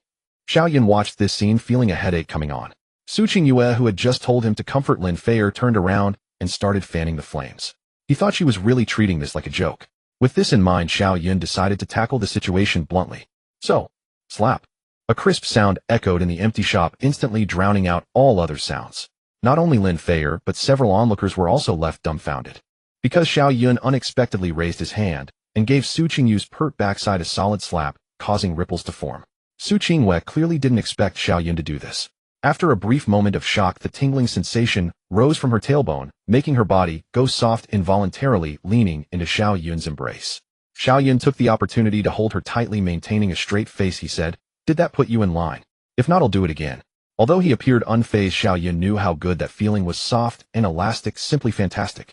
At this moment, Su Qingyue also came back to her senses, leaning against Xiao Yun, her voice soft. "I know I was wrong." Seeing this, Xiao Yun nodded, very satisfied with the result of the slap, and then he looked up at the dazed Lin Feier, using his free hand to pull her arm back. Up. Lin Feier was caught off guard, letting out a startled cry as she lost her balance and stumbled into Xiao Yun's arms. In an instant, with Su Qingyue on one side and Lin Feier on the other, both were firmly encircled by Xiao Yun. When she locked eyes with Su Qingyue, both saw a hint of awkwardness in each other's gazes. What the dog doing? Xiao Yun's series of actions left Wang Mengmeng and the others in shock. How did the three, who were just quarreling, suddenly begin to reenact a classic scene? Xiao Yun, let me go. Lin Feier struggled a bit, but found his arms like iron clamps, unable to break. Not letting go. Xiao Yun's attitude was very firm. To be honest, even though this world had lost its previous shackles, he still wanted to handle his relationships with the people on the bus slowly, step by step. He just didn't expect that while he wanted to take it slow, they all wanted to rush in. Since that was the case, he might as well break the pot and let it shatter, clarifying everything at once. Feier, I am with Qingyue, but that doesn't mean I will give up on you. What? Lin Feier was taken aback, then listened as Xiao Yun continued. What I mean is I want both of you.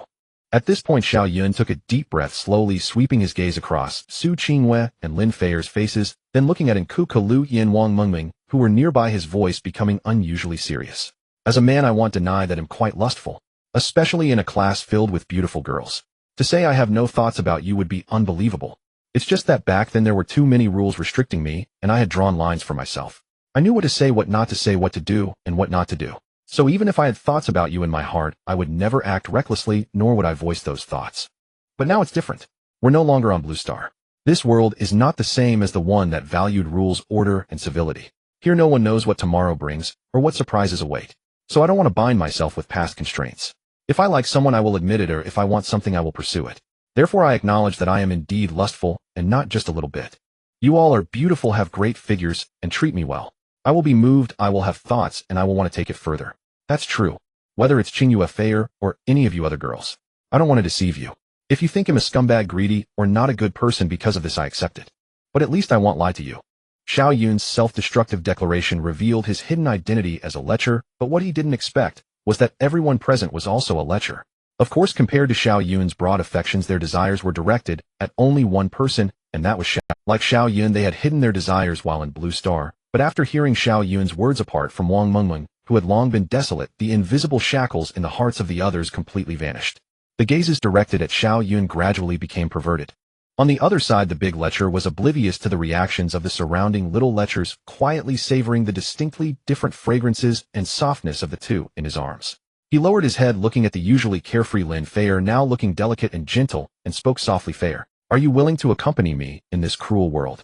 Under the eager gazes of everyone, Lin Feier slowly began to speak. What if I say, I don't want to? Then I'll tie you to the car. After all, you can never escape my grasp in this lifetime. Hearing his somewhat domineering words, Lin Feier was stunned for a moment before bursting into laughter. She raised her hand and playfully punched Xiao Yun's chest, scolding with a smile, you big fool, who wants you to tie me up? If I didn't want to, I wouldn't have taken your hand. As she spoke, she suddenly realized there were others around, quickly quieting down, causing Wang Mengmeng and the others to feel a twinge of discomfort. Xiao Yun looked at her and felt great joy, unconsciously tightening his arms around her. Since Feier has agreed, then hurry up and call me Qingyue's sister. At this moment, Su Qingyue, who was watching the show from Xiao Yun's other side, said with a smile that carried a hint of teasing. When Feier hears this, her previously flushed face suddenly shifted to a battle stance. You wish. You stinky fox. You should be calling me sister. Oh. Su Qingyue blinked, her lips curling slightly, but I confirmed my relationship with Xiao Yun first. Logically, I am the older one. Huh. Lin Feier glared at her. I was the first to establish a relationship with Xiao Yun. Looking up at Xiao Yun, she asked, who do you think should be the sister? At this moment, Su Qingyue also looked up, wanting to see how Xiao Yun would respond. Under the intense gazes of the two, Xiao Yun couldn't help but clear his throat attempting to mediate. Well, it doesn't really matter if you call each other sister. We will all be family in the future. Shut up. Su Qingyue and Lin Feier almost simultaneously turned to look at him. Xiao Yun. As expected, he was not mistaken. He was just a part of their playful game. So taking a deep breath, he decided to let them know who was truly in charge. He moved his arms down from their waists and gave both their perky bottoms a firm squeeze. Oh, The two distinct cries of surprise rang out almost simultaneously, and then they seemed to lose strength, their bodies softening and going still in Xiao Yun's embrace. So noisy, why don't you continue arguing? Do you think I have no temper? Xiao Yun felt unsatisfied and squeezed them again until they suddenly shuddered, at which point he quickly stopped holding them to prevent them from collapsing to the ground. Watching this scene, Wang Mengming and Kiki Lu, Yin Chen Mian, Zhao Lingling, and Qian Xiaoman were all utterly stunned. Especially Wang Mengming, tears of heartache streaming from the corners of her eyes, wishing to rush over and take the punishment for Su Qingyue and Lin Feier. Just then the door of the grocery store chimed again, and they instinctively turned to look at the entrance. They saw the door being pushed open, and the girls who had just received the message walked in. As soon as they entered, their initially excited expressions were gradually replaced by shock at the sight of Xiao Yun and the two others. For a moment the grocery store was filled with silence, only the sound of breathing was left. At this moment a familiar voice broke the eerie atmosphere. What are you all doing here? Haven't you ever seen three people in a romantic relationship? Hurry up and go inside to collect supplies. Everyone was stunned for a moment, then turned to see Wang Mengming frantically signaling them, and they finally snapped out of their daze, walking toward the shelves. Right, let's gather supplies, it's free. Hurry up, don't block the way. Suddenly I feel like I'm blind. I don't know if there are any eye drops here. The grocery store quickly became lively. Everyone started moving around the various goods sections, filling their few backpacks. However, once they reached an area where the entrance was out of sight, they finally couldn't hold back and began whispering gossip. Hey, did you see clearly just now? Of course I saw clearly, it was so close. So did the class monitor and Feier. Really? She'll lower your voice, but I think it's normal. Xiao Yunji is originally. What? Just very tempting. Why are you blushing? Aren't you the same? Oh, don't say it out loud. Hey, do you think if this continues we might also? Hee. Look, there are some small toys here, but why are there so few? Could it be? I guess it's Wang Mengming. I think so too. On the other side, the few people at the door, after experiencing a brief moment of awkwardness, finally breathed a sigh of relief. The adjusted Su Qingyue and Lin Feier quickly wriggled out of Xiao Yun's embrace, pretending to be busy tidying themselves up. Xiao Yun watched the two of them fluffing their hair and adjusting their clothes, shaking his head. He then turned to Wang Mengming, who had just helped the three of them out of a tight spot, and gave her a thumbs up. Wang Mengming smiled brightly at this, giving Xiao Yun a heart sign.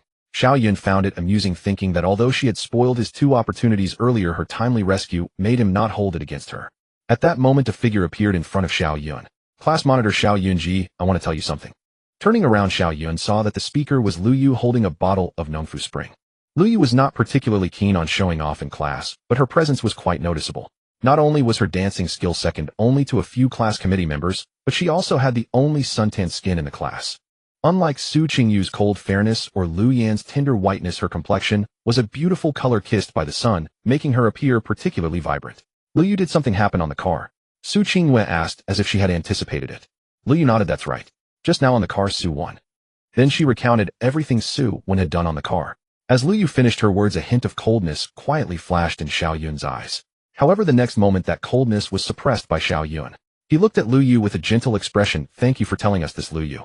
Seeing Xiao Yun looking at her like that, Lu Yu suddenly felt her face flush, instinctively tightening her grip on the Nongfu Spring, her voice dropping a few degrees. It's nothing, I should do this. Meanwhile, Su Qingyue observed this scene with a glint of amusement in her eyes. I say, Lu Yu came all the way to tell us this. Xiao Yun, are you just going to thank her verbally? Aren't you going to do something practical? What practical action? Xiao Yun was taken aback. Su Qingyue blinked, her face serious, as she said, how about dedicating yourself? Class monitor. Before Xiao Yun could respond, Lu Yu hurriedly waved her hands, her initially subtle flush becoming more evident. She shot a glance at Xiao Yun before turning and running toward the shelves. Soon everyone's backpacks were filled with supplies. Because Xiao Yun had previously instructed Wang Mengming and others to leave some essentials for the girls who got off later, each of them had 1 or 2 compartments of food stored in their backpacks, despite much of the food and water in the grocery store being taken. After packing the remaining hardware and a large pile of seasonal clothing into the communal backpack, they happily returned to the vehicle, each carrying a few items like toilet paper that had a large stock and were consumed frequently. However, as soon as they got on the bus, they heard Su Wen's voice. You finally returned. Oh, you must be tired holding so many things in your hands. Everyone was taken aback and looked at Su Wen, who had somehow returned to her seat from the driver's position, forcing a gentle smile on her face, her tone no longer the sarcastic one it had been before. Seeing her like this, everyone's expressions turned quite interesting, as if they had witnessed a dog performing a difficult trick under the bright sky. Psychological committee, I'm not feeling well. Wang Mingming placed the 2 bundles of toilet paper on the ground, looked up at Su Wen, and after a brief silence, sincerely, said, Su Wen, why don't you just return to your normal self? What? I mean return to normal. Wang Mingming shrugged. You suddenly speaking so nicely is a bit frightening to me. Zhao Lingling couldn't hold back and burst into laughter. The others looked at Su Wen with strange expressions, clearly not believing that she could suddenly change her character. Su Wen's smile stiffened for a moment, but she still forced herself to say, Wang Mingming, why are your words so unpleasant? I'm just showing concern for everyone. Is there a problem with that? Concern for everyone. Zhao Lingling sneered, then began to retort, with that toxic mouth of yours that could poison yourself with just a lick, you dare to say you care about people. I see you're more concerned about the things we have in our hands. Exactly, just now you were cursing Xiao Yun, and now you're pretending to be a good person here. Listening to their merciless mockery, Su Wen's smile stiffened again, but she still held back her anger and didn't. Since she could not leave the vehicle to find those high-quality men for the time being, she indeed couldn't turn against them now, at least not until she got her hands on their supplies. Thus Su Wen forced herself to remain calm, and argued, you all shouldn't talk nonsense. I just think that since we're classmates we should help each other, and supplies should be shared reasonably. Shared reasonably? Wang Mingming raised an eyebrow and laughed. Let's not mention that we have already established principles for distributing supplies. You need to explain to me what reasonable sharing means. Is it that while we risk our lives fighting monsters and carrying things, you sit in the vehicle cursing us to death, and when we return you stretch out your hand and say we are all classmates, and then take a share of our supplies? While Su Wen, your thinking is quite something, promoting zero risk and high returns, just standing there and expecting. Zhao Lingling, being Wang Mingming's good friend, immediately chimed in, no, she's not just standing there to beg, she's lying down to beg. Ha ha. The vehicle erupted in laughter. Even Su Qingyue was unable to straighten up. Xiao Yun looked at Wang Mingming and Zhao Lingling, feeling as though they had both poisoned their words. Then he shifted his gaze to Su Wen, whose expression was darkening, fiddling with his shadow ring as his eyes grew colder. At this moment, although Su Wen was angry, she could only suppress the resentment within and continue to feign a look of grievance. Just as she was about to continue her act of seeking sympathy, a prompt sounded in their minds. Detection complete for vehicle No. 00544S. Initial station task. The owner voting is now open. All passengers on the vehicle may vote. The one with the most votes will be elected. Once the owner is chosen, the vehicle's permissions will be transferred to the owner. Please choose quickly. As soon as the announcement finished, the vehicle fell into a brief silence. At this time, Su Qingyue, who had returned to the passenger seat, stood up and looked at everyone, saying, I propose that Xiao Yun become the owner of this vehicle. The reason is simple. Not only is he the strongest force on this vehicle, but he has also proven his capability through his reminders in the regional channel and the proposal of a labor distribution rule. So he is the most suitable to be the owner. I agree. This position is his alone. As soon as Su Qingyue finished speaking, Lin Feier immediately added, I agree too. I agree. I agree. I also agree. I disagree. At this moment, the familiar voice of dissent rang out, and everyone looked towards Su Wen, who had regained her composure. Su Wen, what is your reason? Su Qingyue's eyes flashed with a glimmer, but her tone remained steady. Reason? Su Wen stood up from her seat, hands on her hips, chin slightly raised, and glanced around before speaking. The reason is simple.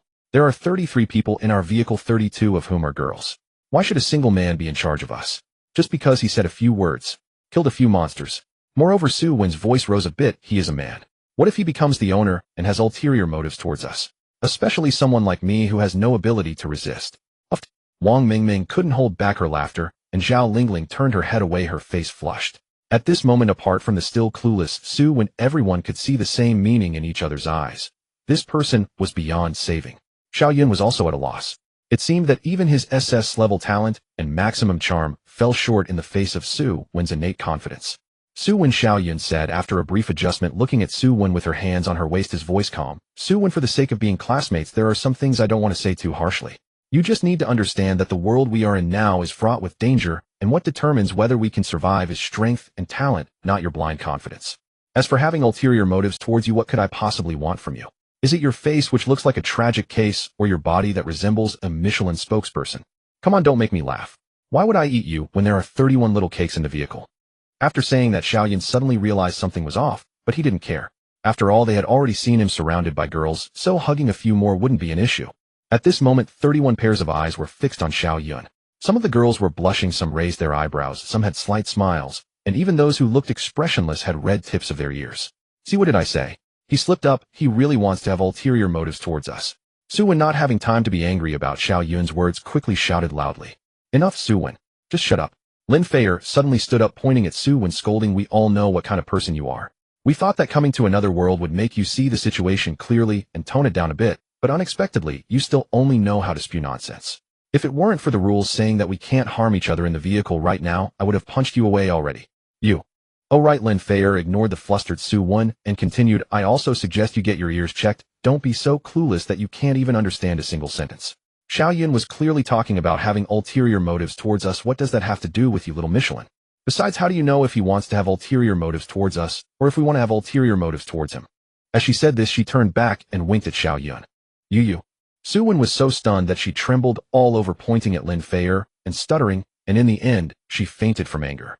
Seeing her suddenly choked up and then slump in her seat, everyone thought she had died from anger. After checking her breath and finding she had just fainted, they ignored her. At this moment, the girls in the vehicle could no longer hold back, each laughing until tears streamed down their faces. "Paha, little Michelin. I can't take it anymore.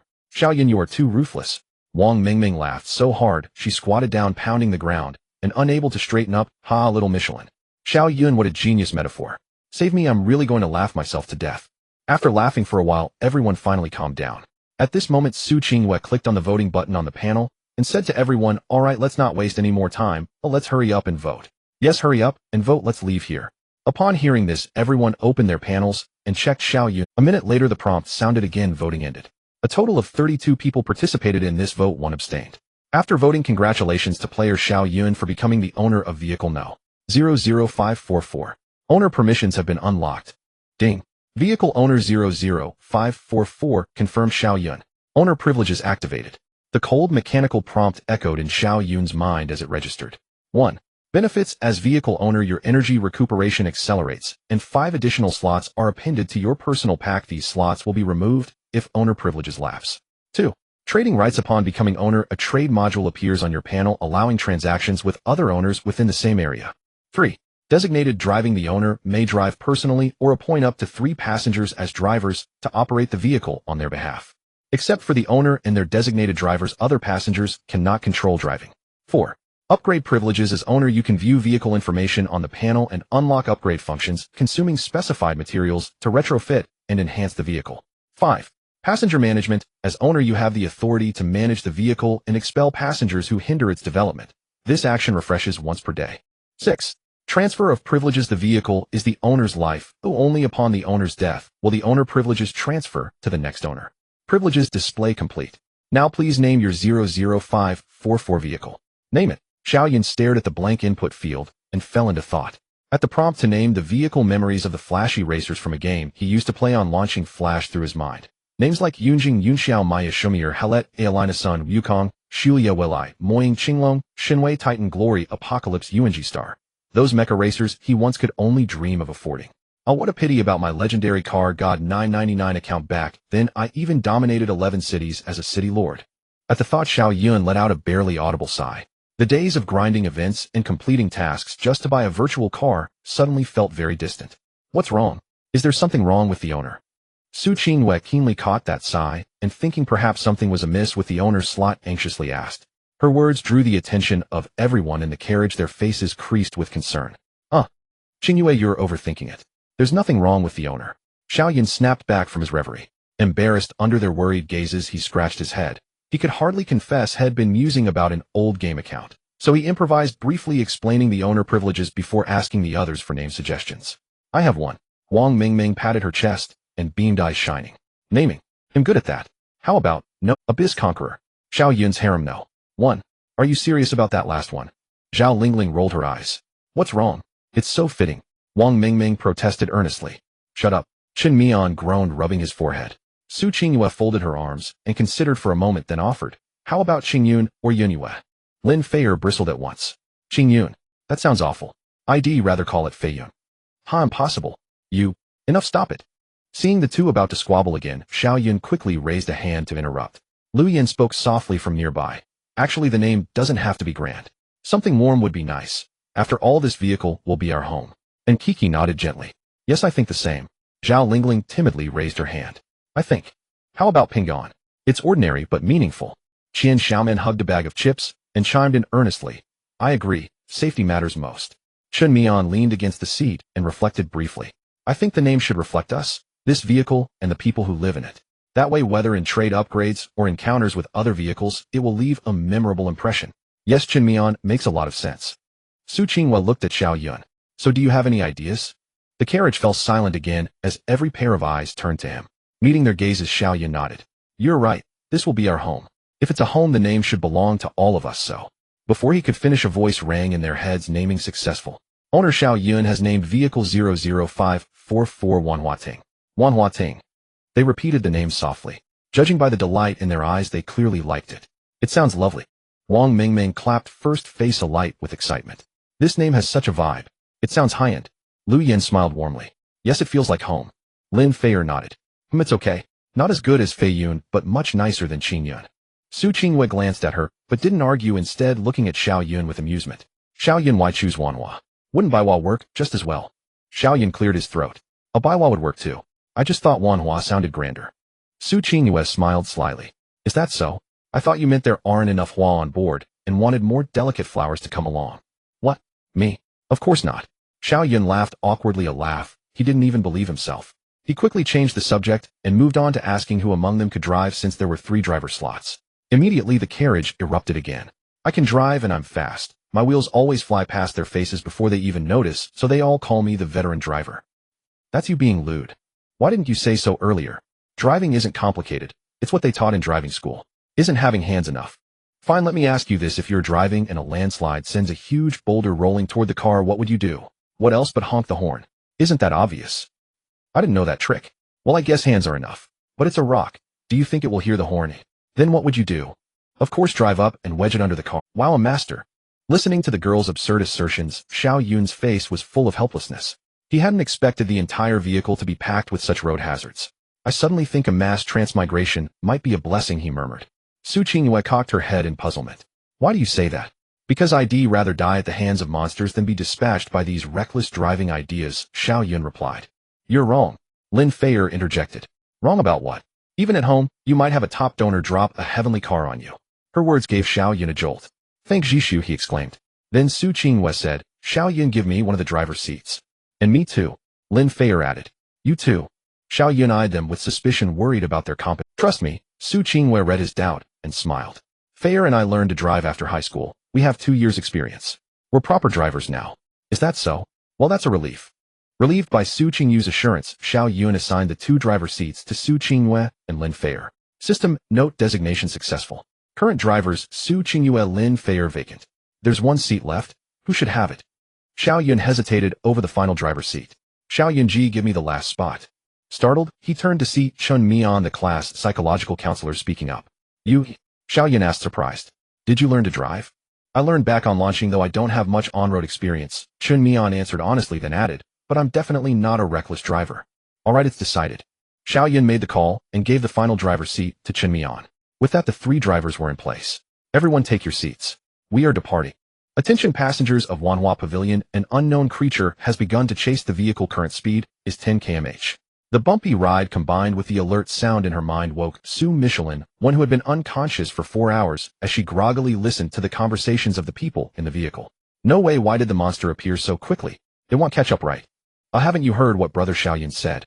Our Wanhua Pavilion is currently moving at a speed of 20 km/h. As long as we don't stop, the monster won't be able to catch up.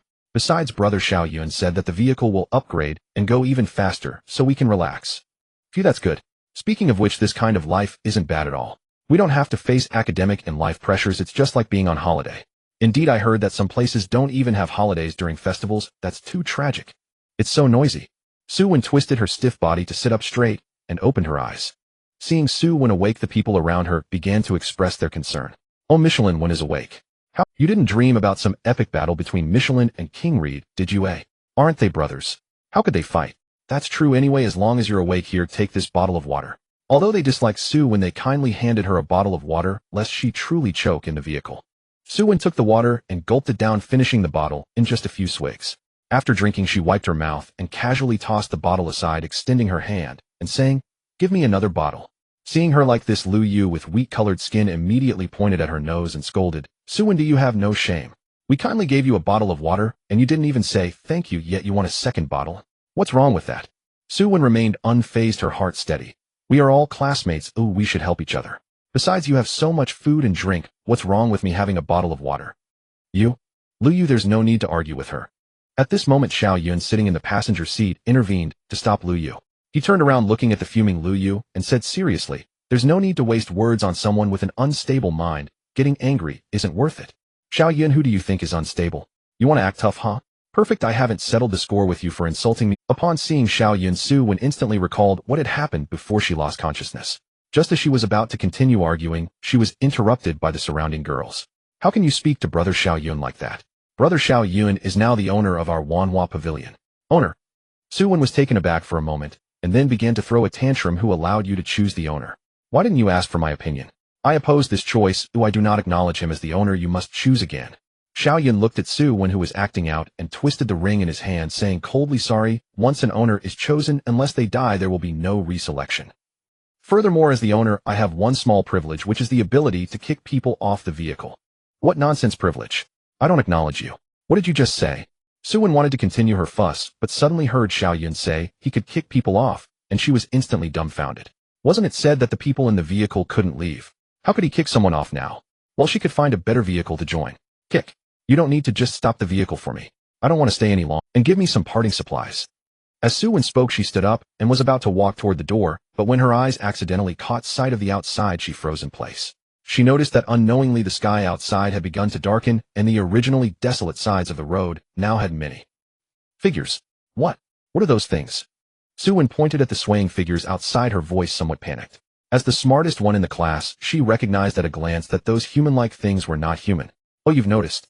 Lin Feier sneered and continued, before you get off the vehicle, let me kindly inform you that those things outside are called wandering corpses. Their strength ranges from low-grade to mid-grade corpses with speed comparable to normal humans, but their physical strength is very strong. As for why they appear, Qing Wei said it's the rule of the night. Whenever night falls, monsters will appear on the road. But don't worry. Noticing Su Wen's face turning pale, Lin Feier's smile grew wider as she added, due to the beginner protection period, these wandering corpses will not actively attack humans unless you provoke them, otherwise nothing will happen. This point has already been demonstrated by kind-hearted individuals in the regional channel. It's been personally verified, so there's no need to be afraid.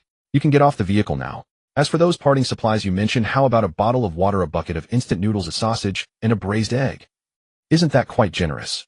After hearing Lin Feier's education, Su Wen's face turned pale, and she instinctively performed the legendary retreat dance, directly retreating back to her seat. Hey, didn't you say you wanted to get off? Why did you retreat? Are you going or not? I even prepared your favorite pickled vegetable. Faced with the ridicule of those around her, Su Wen, though frightened, stubbornly said, of course I want to go. But I think it's too late today, though I'd rather wait until tomorrow morning to leave. Oh. Everyone elongated their tone, wearing an expression of I understand, I understand. Su Wen, seeing this, was so angry her teeth almost crumbled, but for the sake of her life she endured. Seeing her quiet down, everyone paid her no mind, and continued to chat and eat snacks with their friends or sneak glances at Xiao Yun, who was sitting in the passenger seat, his face serious, not knowing what he was thinking. Xiao Yun was unaware that someone was watching him. The reason he looked serious was that he was examining the new modules in the panel. After studying for several hours, he figured out the specific functions of each module.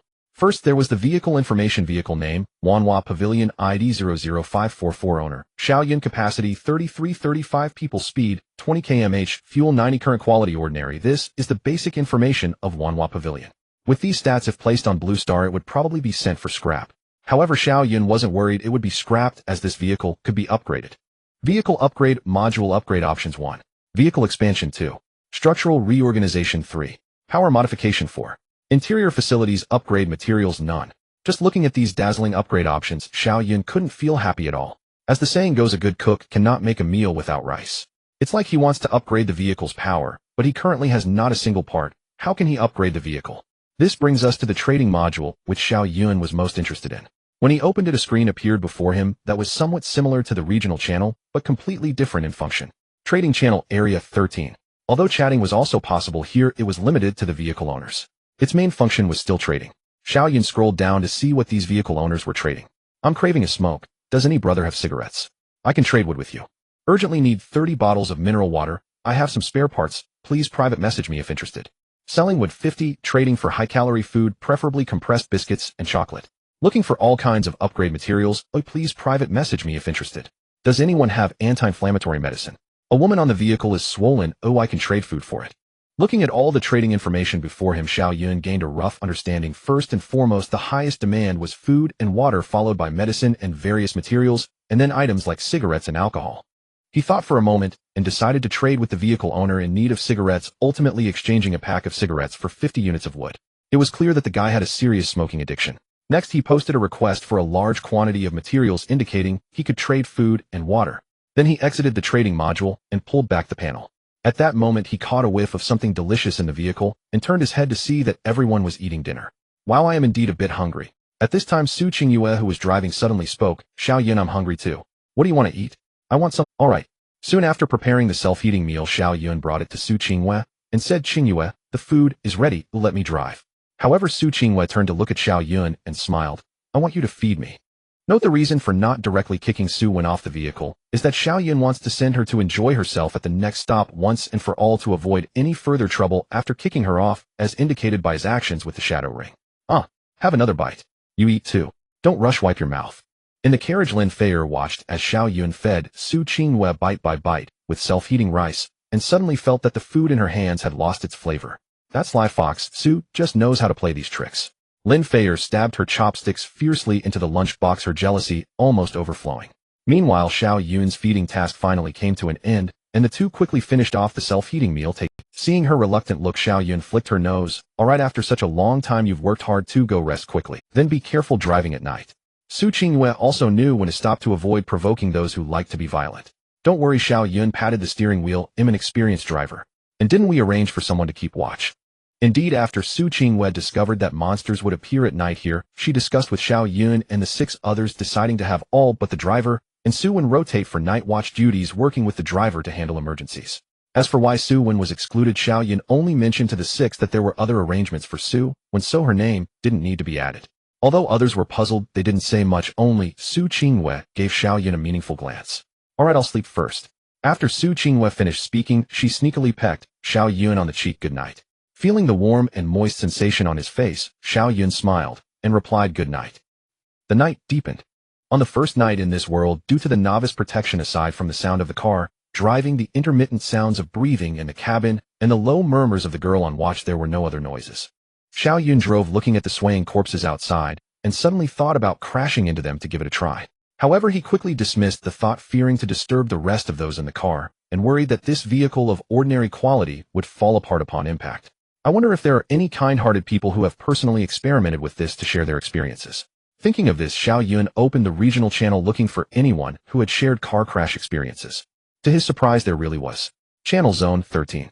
Brothers, have you ever tried crashing your car into those wandering corpses? Haven't tried, but I know you've definitely tried it. Stop rambling and just say what happened after you crashed. Wow, there's really a brave guy who dared to crash an ordinary car into a corpse-level wandering corpse. Respect. I just wanted to give it a try, but what happened? Speak up. I'm so annoyed by you guys who leave the conversation hang. Exactly, back when I read novels, authors who left their stories hanging received death threats. I didn't expect to just chat and also hit a wall. Let me clarify, I was in the same car as that person. When he first crashed into the wandering corpse, he shattered the windshield, and just now, while he was messaging, he accidentally crashed into another wandering corpse, causing it to fly out of the windshield. He's currently imitating the tale of cutting flesh to feed the eagle, so he isn't deliberately leaving things unsaid, it's just that he truly has no words right now. Understood. In that case, I won't send a death threat. I guess he won't need it now.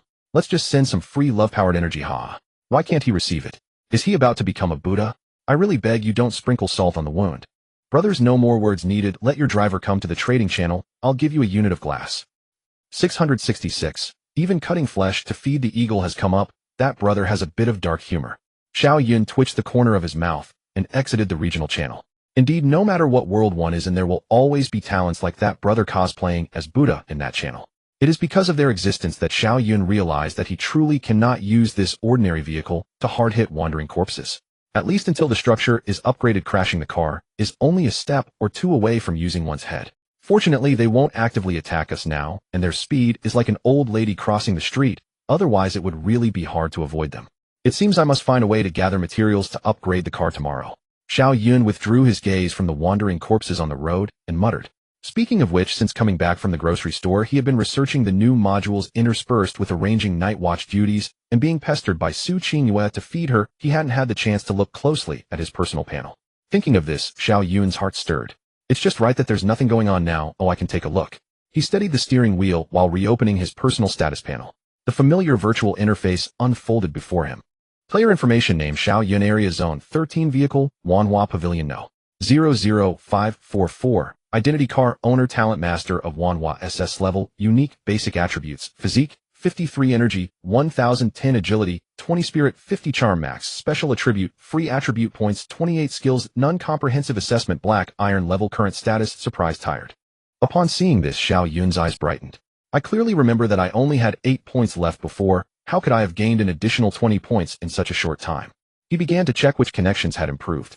Detected that player Lu Yan's emotional level has met the criteria, automatically established a nurturing relationship, current connection depth, budding reward 2, free attributes. Detected that player in Kiki's emotional level has met the criteria, automatically established a nurturing relationship, current connection depth, budding reward 2, free attributes. Detected that player Zhao Lingling's emotional level has met the criteria, automatically established a nurturing relationship, current connection depth, budding reward 2, free attributes.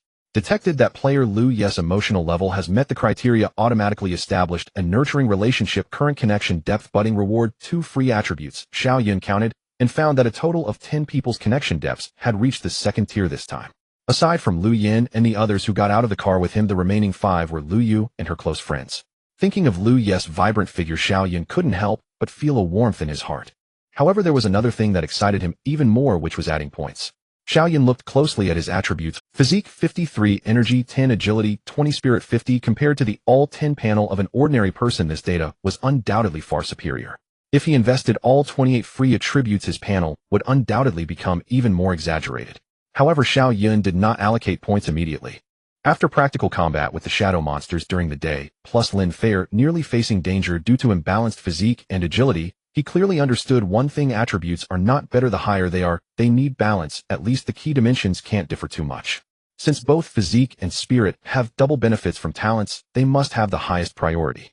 However, agility is only at 20 points now. Oh, if I keep adding to physique, my bonus coordination will surely become problematic, so it's best to keep them within a threefold difference. And from that shadow ring, some items also consume energy to use, so energy must be replenished. While Xiao Yun thought, he slowly calculated the optimal solution in his mind. In the end, he decided to allocate 10 points to agility, 5 points to energy, 3 points to physique, and keep the remaining 10 points in reserve, not adding to spirit for now. The data after the adjustments was as follows: basic attributes: physique 59, energy 15, agility 30, spirit 50, charm max. Special attribute: free attribute points 10, skills none, comprehensive assessment black iron level, current status tired yet refreshed. Looking at the status displayed on the panel, Xiao Yun twitched the corner of his mouth. Why does this description seem a bit inappropriate? However, despite the complaints, the feeling of becoming stronger was tangible. At the moment the attribute points were allocated, a familiar warm current instantly spread through his body, as if all his limbs and bones were being restructured, and his body, which had felt a bit heavy from staying up late driving, suddenly felt much lighter.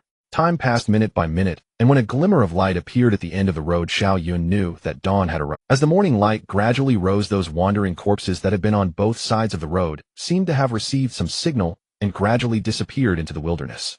Finally, it's daybreak. Looking at the sky revealing a pale white, Xiao Yun gently exhaled, simply stretched his body in the chair, and at that moment, he suddenly noticed a very soft rustling sound coming from behind. Then a pair of soft little hands rested on his arm and began to pinch. When Xiao Yun turned his head, he found it. Fei, why are you awake so early? Xiao Yun lowered his voice. Lin Fei had obviously just woken up, her hair slightly messy, looking less spirited than usual, but more lazy and alluring. The morning light slanted through the car window, falling on her beautiful profile, making her appear as if shrouded in a delicate golden glow. Shoo! Lin Fei placed her index finger to her lips, letting out a soft sound. Then a smile appeared at the corner of her mouth as she said softly, I saw you driving all night, thought I'd reward you. As she spoke, she lightly squeezed Xiao Yun's arm, saying, look, it's so hard now. Oh, it must be quite uncomfortable. Feeling the delicate sensation from her fingertips, Xiao Yun's lips twitched slightly. Fei, is your purpose for waking up so early just to tease me, the driver? What? Is that not allowed? Lin Fei leaned down, her hair falling onto Xiao Yun's shoulder, carrying a faint scent of warmth, her voice still holding a hint of morning hoarseness. Of course it is, but you have to know that a man's temper in the morning can be quite intense.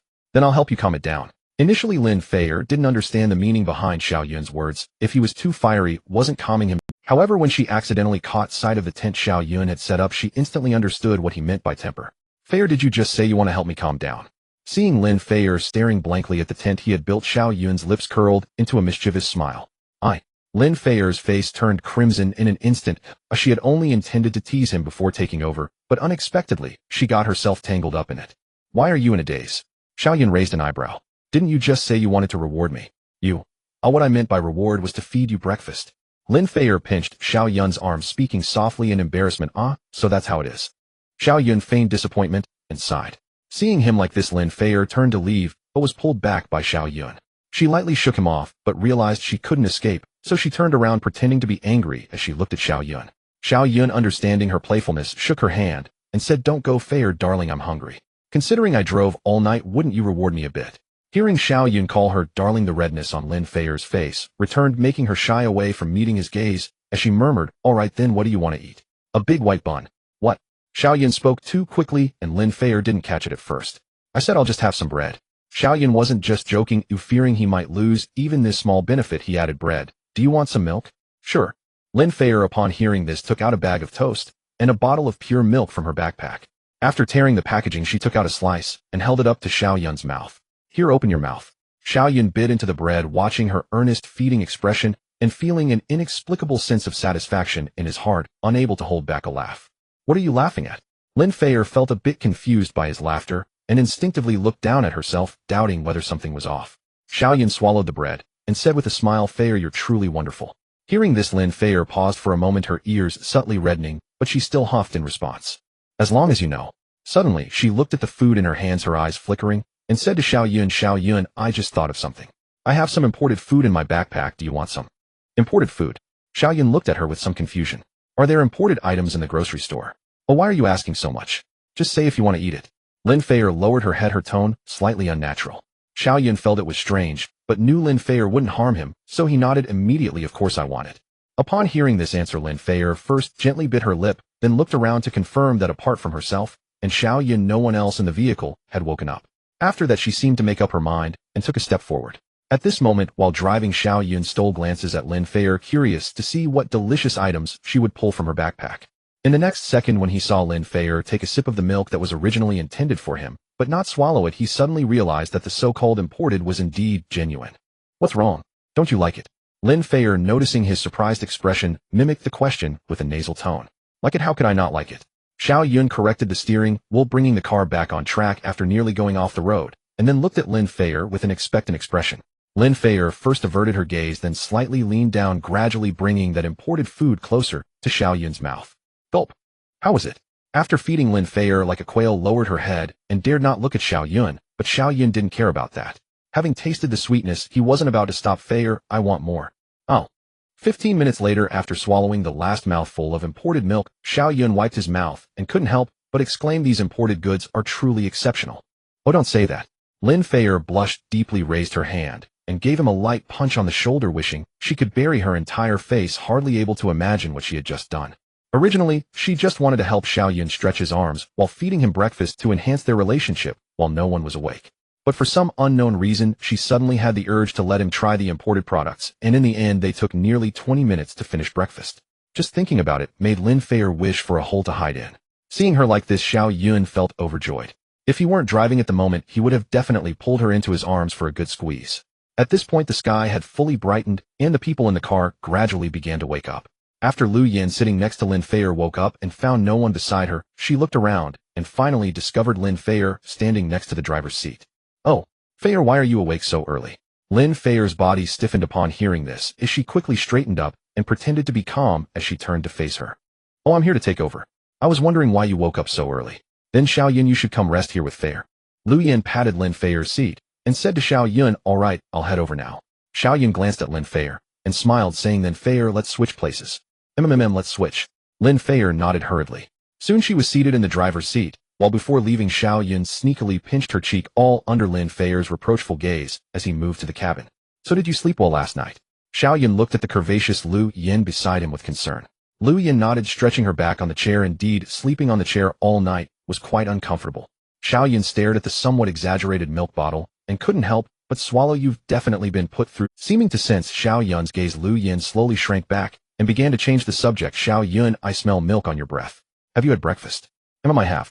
Xiao Yun replied, pursing his lips and revealing a look of lingering satisfaction. I can only say it was an unforgettable breakfast. Lu Yan. An unforgettable breakfast. Lu Yan's eyes flickered with curiosity.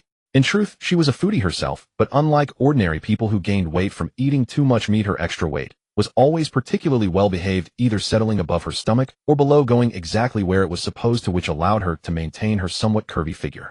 Seeing her curious expression, Xiao Yun recalled his earlier promise to Lin Feier that he wouldn't say anything reckless or else the imported products would be out of stock.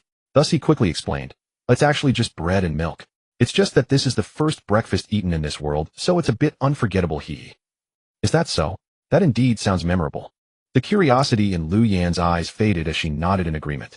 Xiao Yun sighed in relief at the sight, but suddenly felt the urge to urinate, so he stood up and headed toward the restroom at the end of the carriage. However, he did not expect that after he closed the restroom door, a figure stealthily followed him in. Splashing, Xiao Yun flicked the switch and looked at Xiao Yun, who had calmed down after the blood rage. He sighed helplessly, "Being my brother really is a bit of a pity, but don't worry, good days are coming soon." Xiao Yun seemed to understand his words and lifted his head slightly. "I wonder where the water in this restroom comes from." After washing his hands, Xiao Yun muttered as he opened the door, only to be startled by Wang Mengming, who was standing at the entrance. "Mengming, what are you doing standing there? You startled me." Wang Mengming first discreetly withdrew her gaze from somewhere, then looked at Xiao Yun with an odd expression. "Brother Xiao Yun, I'm standing at the restroom door. What do you think I'm doing?" Xiao Yun was taken aback, awkwardly scratching his nose, and hurriedly stepped aside from the doorway. "Sorry, I was a bit out of it after staying up all night. I'm leaving now." Watching Xiao Yun return to his seat, Wang Mengming entered the restroom expressionlessly. However, as soon as she closed the door, her face instantly turned crimson. Sitting on the toilet, she muttered, "Little sister, your good days are coming soon." But the little sister seemed to be unable to wait, crying incessantly. Wang Mengming could only comfort her by stroking her hair. To her surprise, the more she comforted, the harder the little sister cried, until there were no tears left. Finally, Wang Mengming wiped the remaining tears from her face with a tissue and dried the water on her hands before exiting the restroom. Seeing Wang Mengming come out, Lu Yan, who had finished her breakfast, quickly stood up and rushed into the restroom. What is that smell? How strange. As soon as Lu Yan entered, she caught a whiff of a peculiar odor. This restroom, although simplistic with only one toilet and one sink, had a self-purification function, so logically there shouldn't be any unpleasant smells. But she didn't think much of it. After using the toilet, she washed her hands and hurried back to her seat. As for why she was in such a rush, you would know by listening to the conversations around the girls. "I'm so envious of Sister Xiao Yun being able to sit and chat with Brother Xiao Yun." Exactly, look, Brother Xiao Yun is asleep. Indeed, look, he's even leaning on Sister Xiao Yun. Wait, why did Sister Xiao Yun turn around? Without a hint of hesitation, Sister Xiao Yun acted purely on instinct. Instinct? Are you saying she's trying to nurse a child? Look, Brother Xiao Yun's head is rubbing against her. Sister Xiao Yan's face has turned red. Oh no, Sister Xiao Yun has gotten up. It turns out she couldn't hold it anymore. She even put a thick piece of clothing under Brother Xiao Yun's head. How thoughtful. Indeed, Lu Yan was in such a hurry because she didn't want to disturb Xiao Yun's sleep. Under the gaze of the girls in the carriage, Lu Yan returned to her seat with a stoic expression, propping up the still sleeping Xiao Yun. After taking away the clothing, she sat back down on her chair. Lu Yan then bit her lip, but still did not let Xiao Yun lean in her embrace. Instead, she rested his head on her shoulder. After all, it was an accident that caused him to lie in her arms before. Now for her to initiate. Although Lu Yan wanted to, with so many people watching, she couldn't bring herself to do it. But whether it was due to Lin Feier's driving skills or Xiao Yun's restless sleep, he soon started to slide down little by little with the slight jolts of the vehicle, and his head once again thumped against Lu Yan's chest. Up. This heavy impact made Lu Yan tremble, all over, nearly unable to suppress a gasp. Fortunately, at the last moment, she bit down on her lip, thus preventing Xiao Yun from waking up. She lowered her head, looking at Xiao Yun, who was comfortably using her chest as a pillow. For a moment, she didn't know whether to be happy or conflicted. At this moment, the deeply sleeping Xiao Yun felt as if he was lying in a very comfortable place, soft and fragrant. Instinctively, he rubbed against it again, seeking an even softer and more fitting position. Oh no, why are you starting to rub again? Lu Yan's face turned crimson, and she thought to herself. Suddenly, she raised her head to glance around, only to see that apart from Lin Feier, who was focused on driving, even Su Qingyue, who was sitting in the passenger seat, had turned to look into the carriage. In fact, Lin Feier was currently fixated on the rearview mirror, watching the sleeping Xiao Yun nestled in Lu Yan's embrace. And upon seeing Lu Yan lift her head, the people in the carriage instantly began to act as if they were indifferent. Only a few, like Wang Mengming, remained undeterred by Lu Yan's gaze, still looking excitedly at the two. Seeing everyone staring at her, Lu Yan, who already had a thin skin, could no longer hold back, and almost pushed Xiao Yun. At that moment, Su Qingyue spoke seriously to Lu Yan, saying, Xiao Yin brother Xiao Yun is such a lecher that he takes advantage of you even while sleeping. Why not just wake him up? Exactly Yin, I've never even rested on your latex pillow. Why should he get to this? Seeing Lu Yin hesitating, Wang Mingming as a member of the 9627 group immediately understood the two sisters' intentions and followed their lead saying, yeah, how about we switch places? No need. Upon hearing Wang Mingming suggest switching places with her, Lu Yin instinctively refused.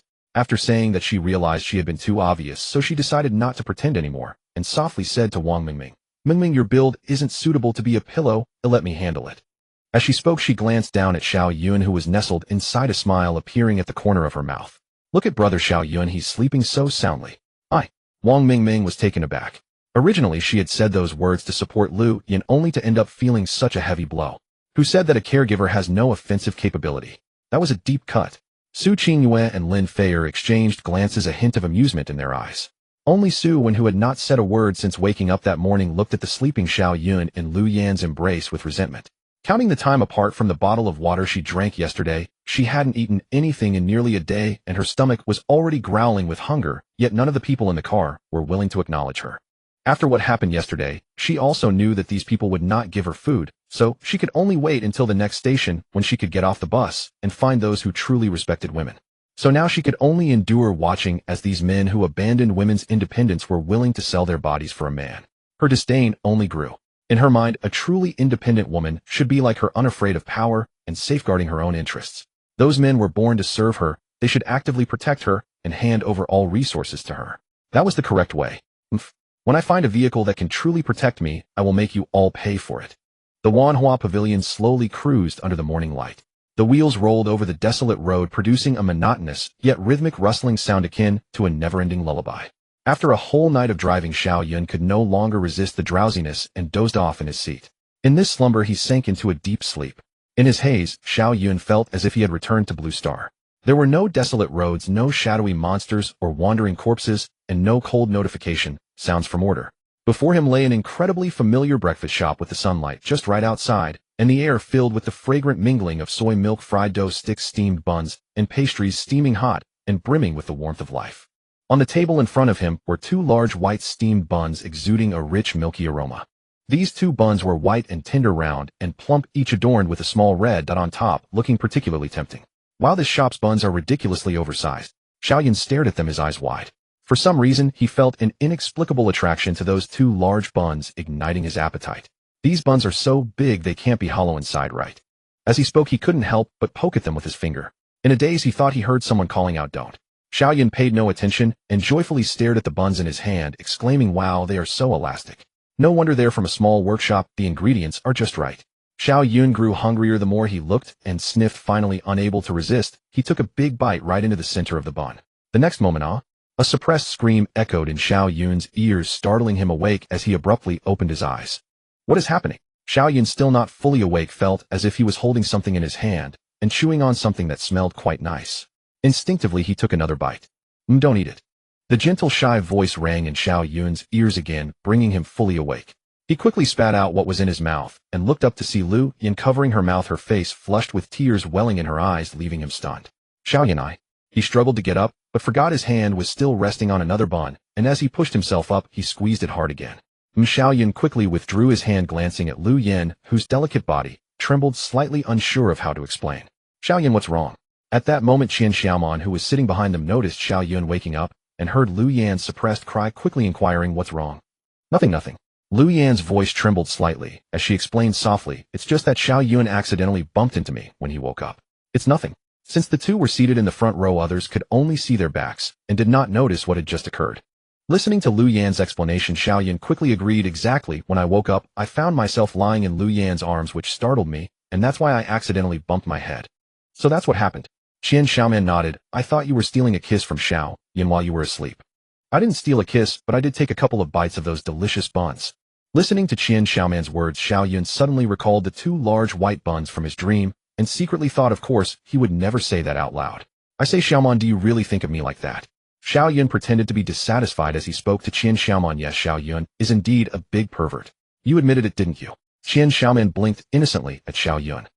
"Maybe you should stop talking and just eat your chips." Xiao Yun helplessly turned away, looking at Lu Yin, who was adjusting her clothes, but still had a flushed face. Hesitating for a moment, he softly said, Xiao Yun, I'm sorry. I didn't mean to fall asleep in your arms. Even if he had a thick skin, facing this situation felt like a young girl getting on a sedan for the first time. But to his surprise, Lu Yin shook her head and softly said, you slipped down while sleeping. No. As Xiao Yun was about to apologize, Lu Yin continued, there's no need to apologize. You just brushed against the edge and I moved you over to make you more comfortable. Oh. Xiao Yun was taken aback, clearly not expecting that answer. Looking at Lu Yin, whose face was blooming like a peach blossom and eyes sparkling, Xiao Yun knew that if he didn't do something now, he would not only be ungrateful for Lu Yan's kindness, but also for the 2 bites he had taken from those large white buns. So he thought for just 5 seconds before reaching out to hold Lu Yan's small hand resting on her lap. Lu Yan's fingers trembled slightly, but did not pull away as she lowered her head, her long eyelashes fluttering gently, as if she had already guessed what Xiao Yun was about to say, and her heartbeat quickened. Xiao Yun, look into my eyes. Did you do this just to make me comfortable? Hearing Xiao Yun's words, Lu Yan's breath momentarily faltered. But when she lifted her head and met his sincere gaze, her originally flustered heart gradually calmed down. She closed her eyes, took a deep breath, and then looked back at Xiao Yun with firm resolve. It's not like that. She gently bit her lip, her voice soft yet clear as she spoke each word. Then what is it for? Xiao Yun asked gently. Because I like you. The moment those words left her lips, Lu Yin felt as if a heavy stone had been lifted from her heart, and she instantly felt at ease. In fact, I had feelings for you back in Blue Star. But I knew Fei also liked you, so I could only secretly watch you and hide my feelings. As she spoke, Lu Yan's eyes reddened slightly, yet her voice remained gentle. But after coming to this world, when I saw you with Qing Yue and Fei, I knew my chance had come. That's why I took the opportunity to pull you into my arms while you were asleep, because I knew that was my advantage, Lu Yin said, glancing at her ample bosom, her face flushing again, as Xiao Yun realized she was recalling when he bit into it earlier. Listening to her heartfelt words, Xiao Yun felt as if something had struck him. He knew it was time for him to express himself. Xiao Yun. As Xiao Yun spoke, he placed his tightly clasped hand on his face, gently saying, would you be willing to walk together with me in this world forever? I would. Lu Yin nodded vigorously, without a hint of hesitation covering her mouth. After saying those 3 words, she seemed worried that Xiao Yun hadn't heard clearly, so she added, as long as you don't mind me, I would be willing to follow you forever. How could I ever mind you? Xiao Yun looked at her and smiled. I believe no one would mind someone with such nurturing talent. Lu Yan's cheeks flushed as she bashfully punched him lightly. You're awful. Hey, I'm just speaking the truth. Xiao Yun grinned mischievously, suddenly pulling her into his embrace and whispering in her ear, since we are already together, shouldn't there be a little demonstration? Saying this, he gently pressed his warm lips against Lu Yan's earlobe. The sensation made her body tremble slightly, but she did not shy away. Instead, she turned her head and pressed her lips against his. At that moment, a notification sound suddenly echoed in everyone's minds. Attention passengers of the Wanhua Pavilion, the vehicle will arrive at the next stop, a Fu Auto Repair Shop, in 10 minutes. The cold alert sounded like a bucket of ice water, instantly extinguishing the fiery passion ignited in the hearts of the 2. Watching Lu Yin, who looked like a frightened little beast, Xiao Yun could only helplessly press his lips together, feeling the lingering touch that brought his rationality back to the forefront. The second stop is approaching. Meanwhile, the girls in the carriage, who were pretending to sleep, sneaking glances, daydreaming, or snacking, all perked up at the sound of the alert, sitting up straight and starting to discuss. Did you hear that? We are about to reach the next station. Afu Auto Repair Shop. Just the name sounds vehicle-related. Auto Repair Shop. Great. There must be materials in there. But there might also be more dangerous monsters. After all, this place doesn't sound as simple as a grocery store. Yeah, last time was a newbie stop, but this time it might not be so easy. The girls lowered their voices, murmuring softly, their tones filled with both anticipation and evident terror. After all having gone through the old man's grocery store and the rule cleansing of last night, everyone now understood that this highway world would not provide resources for free. The more valuable a station appears, the more likely it is to harbor greater dangers. Fortunately, their vehicle not only had powerful combat capability, but also a presence that could be considered a bug. Don't laugh, Qing Yue. Can you see the information about this Afu Auto Repair Shop now? Xiao Yun released Lu Yin and turned to Su Qing Yue, who had been sneaking glances from the front passenger seat.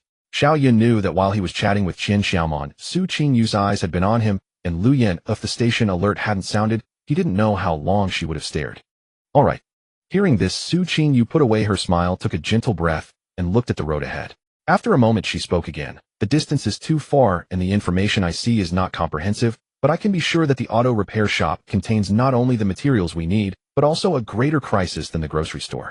Especially for those girls who had not awakened their talents, the joy on their faces faded almost instantly, replaced by a primal sense of unease. A greater crisis than the grocery store. Does that mean the monsters inside will be stronger too? No way, this is only our second stop. Is the difficulty increasing this fast? Do you think there are Cybertronians in this auto repair shop? Are you saying we have to fight Optimus Prime? Don't make your brother Prime laugh. Laughter erupted in the carriage. The previously tense atmosphere lightened considerably by these jokes. Wang Mingming even chimed in, covering her mouth and seriously analyzing. Actually, I think if it really were Brother Prime, maybe we could use Cybertron's technology to help our Wanhua Pavilion's machines ascend. After saying that, she gestured and said, Transformers transform. Xiao Lingling beside her couldn't hold back any longer and asked with a smile, Mingling, do you want your Brother Prime to run from Cybertron to the machine battle world to learn the Thunder Half-Moon Slash or the Nine Heavens Thunder Double Kick? Sorry, I mixed up the channels. As soon as these words were spoken, the carriage burst into laughter again. Even Lu Yin, who had just been too shy to lift her head, was amused and started to cover her mouth to laugh gently, with a hint of lingering embarrassment at the corners of her eyes. Xiao Yun also laughed, curiously asking her, I say, Mingming, what kind of things are always on your mind? Is it just novels, cartoons, or movies? Wang Mingming scratched her head shyly. Actually, I also watch special effects. Xiao Yun looked at her in silence. He couldn't exactly say that he was also a fan of special effects, then shout together with Wang Mingming. Masked hero sleeps, soundly rock on. So he could only cough lightly and skip the topic again. Forget it, let's not talk about it. Since we can't see anything now, let's think about how we should deal with this station. He lightly tapped the armrest of the chair and said seriously, although we still don't know what kind of dangers lie in the auto repair shop, it is certain that it is much more dangerous than when we were at the grocery store. Based on the experience from the first time, I've decided that this time it will be me, Feier, Xiao Yin, and Chun Mian who will get off the vehicle, while the others should stay in the car and wait for our notification. As soon as he finished speaking, everyone in the carriage looked at each other with no objections to Xiao Yun's proposal. Although they had never seen the shadow monster, they had all witnessed the wandering corpse from last night, and with the case of feeding the wandering corpse with one's body in the channel, each of them clearly understood that the dangers of this world were no laughing matter. Compared to showing off, they understood better that listening to arrangements was the safest choice. Su Qingyu and Nkuku also understood that not getting off the vehicle was the best choice. Seeing that they were silent, Xiao Yun knew they were all aware of the dangers in this world, so he shifted his gaze to someone at the back of the carriage. By the way, Su, when didn't you say you wanted to get off? When we reach the auto repair shop, they'll fulfill your request and let you off. Get off. At this moment, Su Wen was already so hungry that her stomach was pressed against her back, huddled in her seat motionless. But as soon as she heard Xiao Yun say he would let her get off, she sat up, as if revived, her eyes fixed on Xiao Yun. Are you serious? Let me get off. Of course. I said I would let you go, so I will definitely let you go. Xiao Yun smiled and nodded, looking at her somewhat pale and shrunken face. He got up and walked to her side, taking out a bottle of water and a piece of toast from his backpack and handing them to her. Eat up. This scene not only stunned Su Wen, but also left the other girls in the car baffled, not understanding why brother Xiao Yun was doing this. Although Su Wen felt surprised at Xiao Yun's actions, she was so hungry at this moment that she didn't want to waste brain power thinking about it. She reached out to take the food from his hand and devoured it. After handing her the food, Xiao Yun did not leave, but instead remained standing there, his eyes obscured with some thought. Gulp. After finishing the last sip of water in the bottle, Su Wen took a breath and looked at the man in front of her, her tone somewhat strange. Xiao Yun, you wouldn't be regretting it, would you? Xiao Yun was taken aback by her words. Regret what? Having eaten the bread, Su Wen regained her former confidence. Don't pretend. You specifically ran over to deliver food to me. Isn't it just to retain me with food before I get off, making me realize your kindness? As soon as these words were spoken, the carriage fell silent.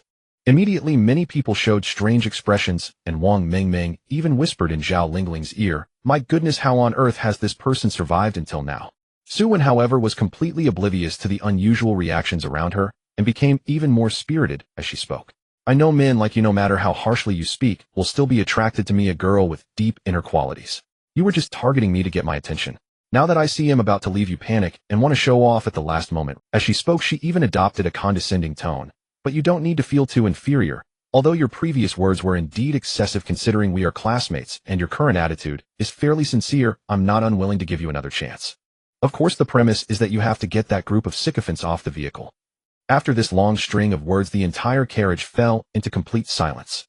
Xiao Yun looked at Su Wen's expression that was still extraordinarily confident, and couldn't help but shake his head with a smile. Su Wen, I think you might have misunderstood something. The food I gave you was merely because we are classmates and I thought I couldn't let you leave on an empty stomach. It's not as you think.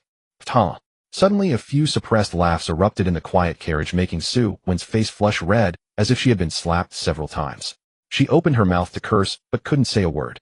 At this moment, Xiao Yun took out another piece of bread and a bottle of water, handing it to Su Wen. Here, I don't want you to faint right after getting off the vehicle. Su Wen took the food, still not saying thank you, and started eating. Xiao Yun looked at Su Wen, who was focused on eating, and a strange smile appeared on his lips. Don't rush, take your time. You still have time. Attention passengers of Wanhua Pavilion, the AFU auto repair shop has arrived. Having returned to her seat, Xiao Yun instinctively turned her head to look out the car window. Just like her father's general store, the AFU auto repair shop stood abruptly in the wilderness, surrounded by desolation. As she surveyed the area, there were no other buildings besides the repair shop, as if it had been forcefully cut out from another world and left alone beside this endless road. From the outside, the entire factory was surrounded by concrete walls, with only a dilapidated large door open at the front bearing the sign AFU Auto Repair Shop. Through the door, one could see a small open cement area inside the repair shop, scattered with some rusty parts. Overall, it appeared to be much larger and more complex than her father's shop. However, this only heightened the unease. Is this the place? Lu Yin gazed out of the car window, her voice instinctively lowering. It looks more troublesome than the general store, Chen Mian remarked as she brushed her bangs aside. Wang Mingming leaned against the car window, her eyes sparkling. I wonder if the monsters inside are transformers. Are you still thinking about your brother Zhu Tu? Zhao Lingling retorted bluntly. Dreams are meant to be had, Wang Mingming replied defiantly. Then it seems your dream is about to be shattered. At this moment, Su Qinghua spoke up. I just checked, the monsters here are the same as before, they are also shadow monsters. Alright. Wang Mingming pouted, feeling a bit disappointed. Stop being cute, let me tell you some good news. What good news? Wang Mingming immediately turned to Su Qinghua upon hearing this, and Su Qinghua didn't keep it a secret, saying directly, besides the monsters, I also saw 2 treasure chests called material chests being guarded by the monsters. They are the most precious items in the entire repair shop. Material chests. Wang Mingming raised an eyebrow at this term. Are they the kind where you can randomly obtain various materials just by opening them? Exactly. Su Qinghua nodded. If paired with your talent, we might be able to double our resources. Right? Wang Mingming's eyes lit up at this. If my talent is strong enough, then we really could take off. That's why I specifically told you this is good news. Watching Wang Mingming's excited expression, Su Qinghua continued to explain the distribution of the shadow monsters. There were a total of 6 low-grade corpse shadow monsters in the repair shop, lurking around the maintenance workshop and the tool room, which is also where the treasure chests were located. After hearing Su Qingyu's words, the atmosphere in the car grew tense again. 6 low-grade corpse shadow monsters. This number was exactly double that of her father's general store. Could they handle it with just Xiao Yun and the others? At this moment, Xiao Yun clapped his hands and said casually, everyone don't worry. Although there are more shadow monsters this time, our strength is also greater than last time. In any case, relax and wait for our good news. Xiao Yun is right. Just wait for our good news. Lin Feier stood up from the driver's seat, stretched her wrist, her eyes gleaming with fighting spirit. Seeing the confident expressions of the others, everyone gradually relaxed, waiting for their victorious news. Kiki, give us a buff. Xiao Yun turned to Kiki, but you can't just keep it on like last time. Remember, as soon as we send a message, you must cancel the buff immediately. Understood. Got it. Under Xiao Yun's concerned gaze, Kiki couldn't help but blush. After Xiao Yun and Lin Feier received their buffs, the 4 of them got out of the car and headed towards the repair shop. So on the way, Lin Feier turned to look at Xiao Yun beside her. Should we split up? Splitting up. Xiao Yun thought for a moment and felt that with their strength it should be fine, so he nodded. All right, you and Chun Mian will form a team to go to the maintenance workshop, and I'll go with Xiao Yun to the tool room. No problem. Should we have a competition to see who can take down 3 shadow monsters first? Lin Feier said, pulling Xiao Yun's arm with a smile in her eyes. Sure, what do you want to compete on? Xiao Yun asked curiously. Lin Feier pretended to think for a moment before stating her aim. How about this? If you win, I'll let you squeeze the stress ball. If I win, you have to sleep with me tonight. Upon hearing Lin Feier's wager, the 3 felt as if her calculations had backfired. Can I have both? And just as the words left his mouth, Xiao Yun felt a twist on his arm. Dream on, you big pervert. As they spoke, the 4 of them entered the auto repair shop, glanced around, and then wasted no more time heading towards their respective destinations. Upon reaching the tool room, Xiao Yun looked inside, which was pitch black, and decided to let Lu Yin stay outside while he went in alone. Although Lu Yin was worried, she knew she would be of no use inside, and might even become a burden, so she nodded and watched Xiao Yun take a hammer from his backpack and slowly walked in. Big hammer. Quality, ordinary. Description: the limit of a hardware store. Holding it will remind you of the phrase 80-80. It can deal critical damage to the head. This big hammer was found by Xiao Yun in the general store with 2 of them, just right for himself and Lin Feier to each have one. It was just that at that time the shadow monsters had already been defeated, so they hadn't had a chance to test whether this thing was useful, but now they finally had the opportunity. After Xiao Yun entered the tool room, Lu Yin lost sight of him and could only judge his situation by sound. 80. Bang bang. 80. 80. Soon the sounds in the tool room disappeared, and shortly after, Lu Yin saw Xiao Yun coming out holding a box and looking relaxed. Was that it? Did you solve it? Lu Yin looked at Xiao Yun, who hadn't even messed up his clothes, with a surprised expression, her mouth agape. So how is it? Is your man impressive? Xiao Yun walked over to her side holding the box with a slight smile. Lu Yan blushed and nodded impressive. Let's go, we should check on Fair. It seems she hasn't solved it yet. Just as the two reached the maintenance workshop, they heard Lin Fair shout loudly, "Die, you bastard." Then there was a muffled sound, and the workshop fell silent. It seems we should have won. Just as Lin Fair and Qin Mian were picking up the scattered shadow stones from the ground, they heard Xiao Yun's voice behind them. When Lin Fair saw Xiao Yun and Lu Yan standing in front of her with the material box in their hands, she knew she had lost this competition. Seriously, why did you finish so fast? Don't you want to sleep with me? Lin Fair mumbled, handing the 3 shadow stones in her hand to Xiao Yun. At that moment, Xiao Yun had already placed the treasure box on the ground and sent the message about their victory in the team channel. After receiving the shadow stones from her, Xiao Yun chuckled, "Whether I want to or not, can't you tell?" Xiao Yun's response made Lin Fair's cheeks flush even more. She huffed softly but didn't say much. Soon they heard Wang Mingming's voice coming from a distance. "Treasure chest, my treasure chest incoming." Wow. Is this the material treasure chest? Material treasure chest. Quality black iron intermediate. Description: only materials can be obtained. The number of openings depends on luck, but perhaps there is a chance to obtain materials of higher quality than the chest. Based on luck.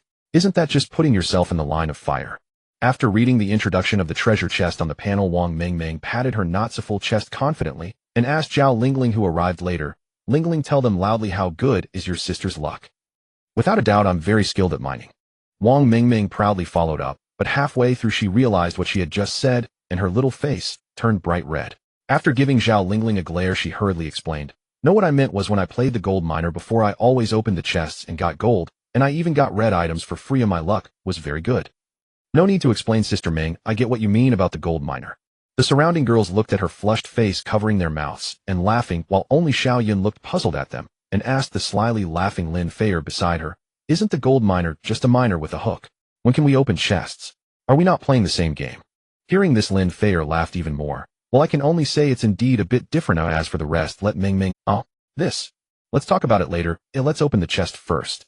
Wang Mingming stomped her foot in embarrassment, her face red, and directly ran to a treasure chest, took a deep breath, and opened it. Click.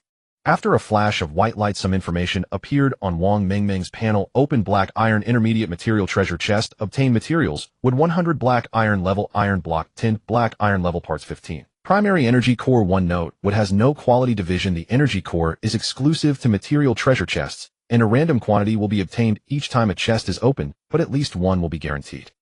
That's it. Wang Mingming took a careful look at the panel, then at the chest, and found that there was indeed no prompt for a double reward or the automatic duplication of resources like before, so she awkwardly smiled. "This. My luck isn't very good. I didn't trigger my talent." Seeing this, Xiao Yun immediately understood and comforted Wang Mingming. "It's okay, even if we don't get double, these materials are enough for us." "No," Wang Mingming declared firmly. "Don't worry, after I finish the opening ceremony, the second chest will definitely trigger my talent." "Ceremony?" Zhao Lingling beside her asked curiously. "Is it the black penguin plush toy that you hug and inhale every time you open a chest? But now you don't have it, and where will you hug it?" Wang Mingming grinned at Zhao Lingling's confusion, locking her gaze on Xiao Yun. "Xiao Yun, can I hug you for a moment?" "What?" Xiao Yun was taken aback and didn't respond for a moment. Not saying anything means you agree. Wang Mingming didn't give Xiao Yun a chance to react and directly pounced into his arms like a hungry tiger. She tightly hugged Xiao Yun, burying her little face deep in his chest, then closed her eyes and used all her strength to take a deep breath. Inhale. A mixed scent of youthful vigor and faint hormones filled her nostrils, leaving Wang Mingming momentarily blank, her heart racing, as if it would leap out of her throat. After inhaling the luck, she reluctantly let go, her little face flushed and her gaze a bit dazed. This scent is a bit intoxicating. At this moment, the surrounding girls also reacted, their eyes filled with hostility towards Wang Mingming, while Su Qingyue, Lin Fair, and others watched this scene with somewhat complicated expressions. "I say," Xiao Yun looked at Wang Mingming helplessly.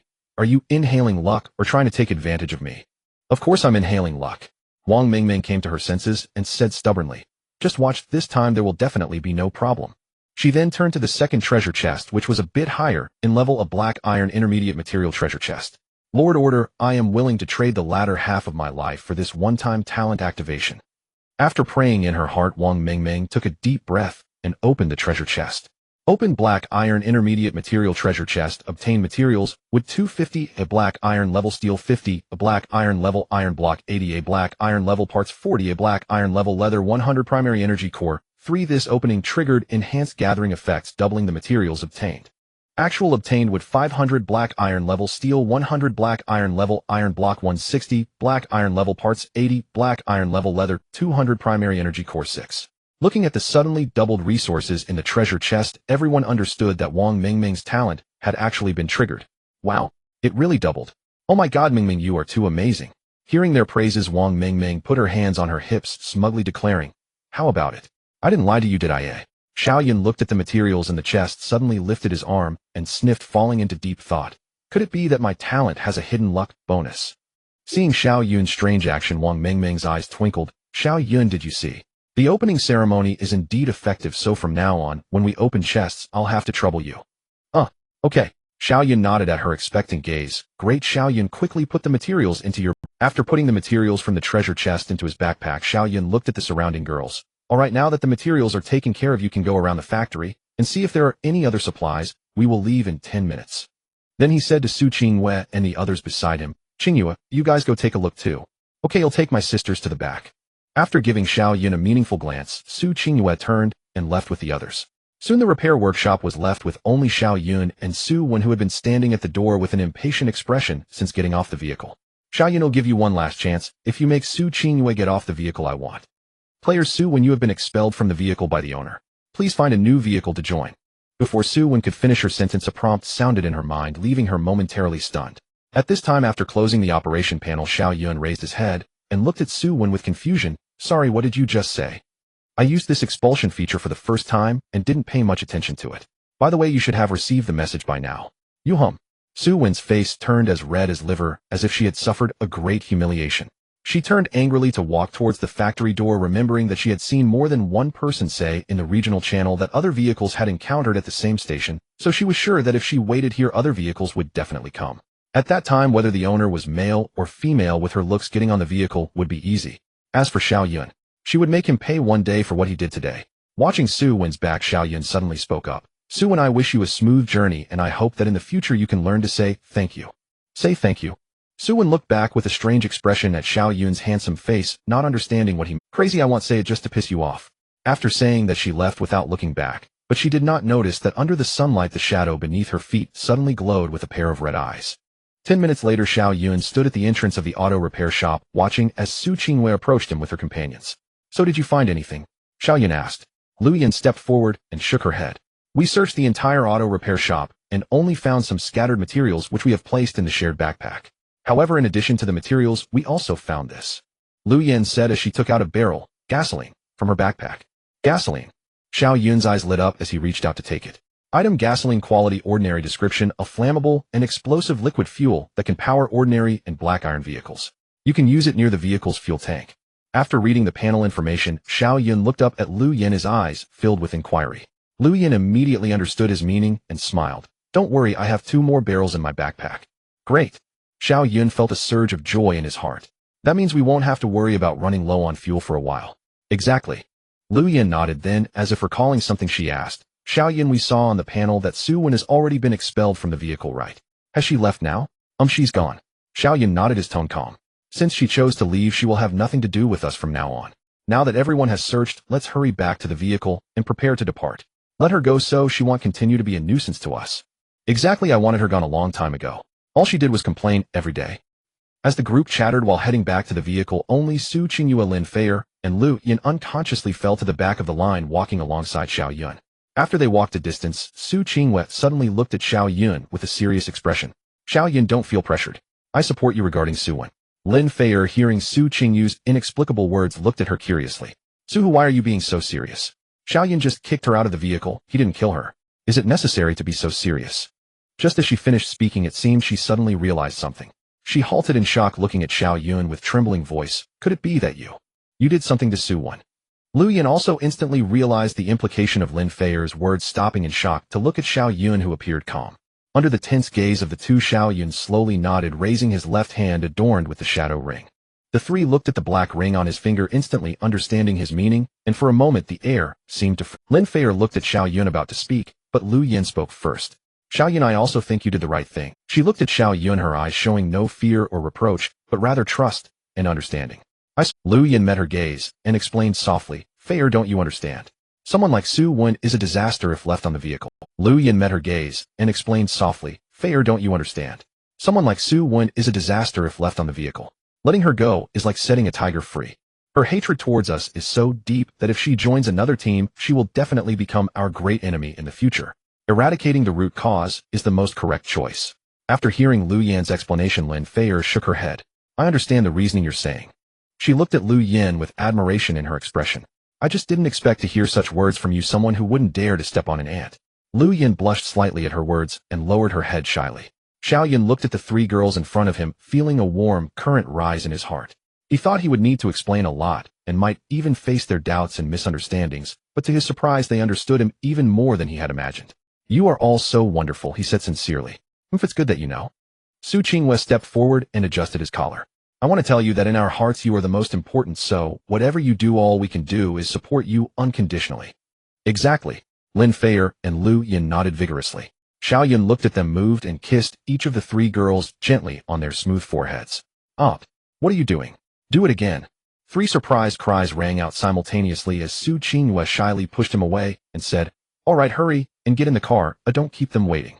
After saying this, she blushed and quickly walked towards the car. Lin Feier and Lu Yin also glanced at Xiao Yun with red faces following closely behind. Xiao Yun watched the three girls' flustered backs, rubbed his nose, smiled, and shook his head before following after them. When they returned to the car, they found Chun Mian already seated in the driver's seat and had started the vehicle. So Xiao Yun sat in Chun Mian's position with the study committee member and Kiki beside him.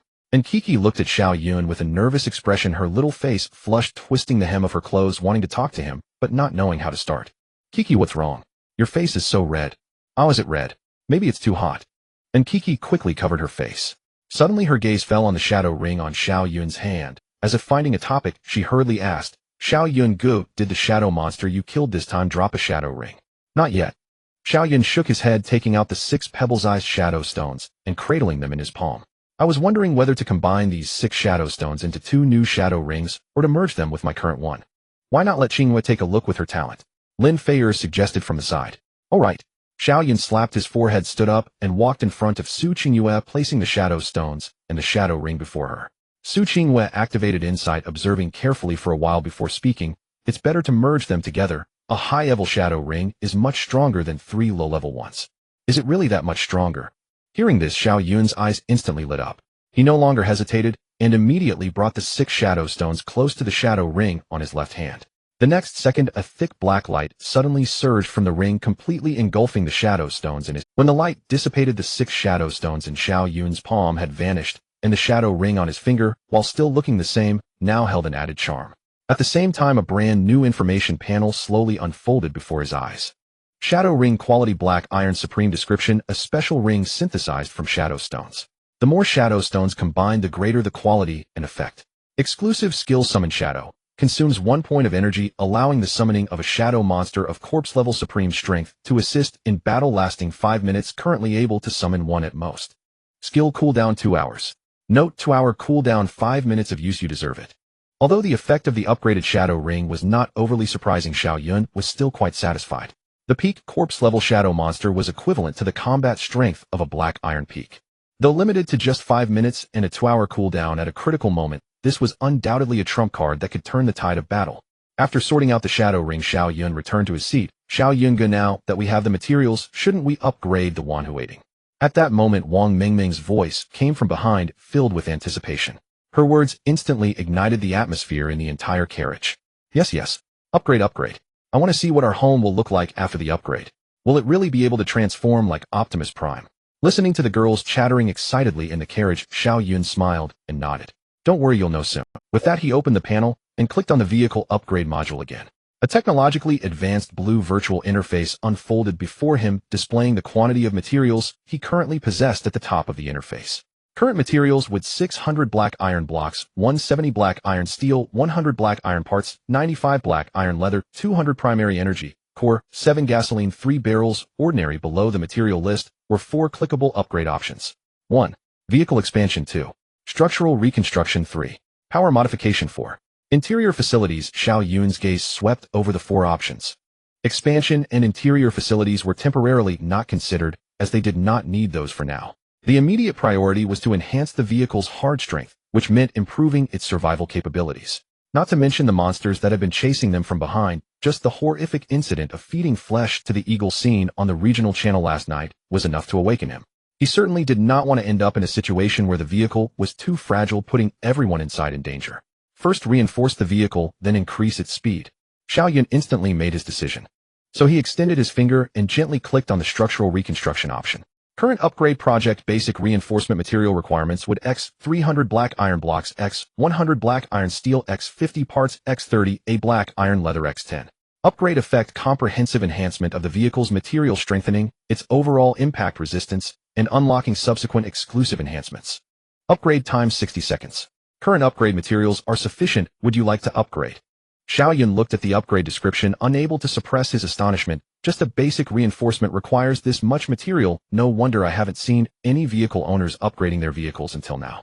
If it weren't for Mengmeng's talent relying solely on those two material chests, I probably wouldn't even be able to gather enough for this basic reinforcement.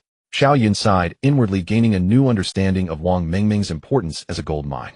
Although the consumption was huge, this investment was necessary for everyone's safety. Before the upgrade, Xiao Yun also promptly reminded the girls in the vehicle, everyone hold on tight. I'm going to start the upgrade on the vehicle's body. It will last about 60 seconds, and I don't know what will happen during this time, but it shouldn't have too much of an impact. Ah, is it starting so soon? Woohoo, Wanhu waiting upgrade. Upgrade. Seeing their excited expressions, Xiao Yun also clicked on confirm upgrade. Confirmed upgrade of basic reinforcement consuming materials. Upgrade starting, estimated time 60 seconds. Countdown 59, 58. At the moment the countdown began, a low throbbing hum suddenly resonated from various parts of the vehicle. Immediately after, the entire Wanhu waiting began to tremble slightly, just like when a car drove over a speed bump back on Blue Star. At the same time, the entire vehicle was enveloped in a layer of white light. Is this vehicle shaking? Wang Mengmeng sat in her seat excitedly, swaying with the vibrations, her voice even trembling. Muming, be serious. Zhao Lingling blushed and pinched her arm. Hey, I'm just seriously experiencing the upgrade, Wang Mengmeng replied defiantly. The 60 seconds passed in the blink of an eye, and soon the vehicle returned to normal. Basic reinforcement upgrade completed. Like everyone else in the vehicle, Xiao Yun couldn't wait to observe the changes in the vehicle. The most obvious change was the color. The previously battle-damaged exterior of the Wanhu waiting, if described nicely, was like war paint, but in reality, it resembled a piece of rusty metal. However, now the old shabby paint had completely vanished, replaced by a matte black that shimmered with metallic luster. Even the windshield and the surrounding windows were now covered with a layer of black film, significantly enhancing their defensive capabilities, and from the outside, one could not see the situation inside at all. This made Wang Mengmeng exclaim in surprise, isn't this turning into a magic mirror vehicle? Mumming, what is a magic mirror vehicle? The people around her curiously asked. It's a type of vehicle invented by Xiao Rizi in the past, with a large one-way mirror on the vehicle's body so that people outside can't see inside.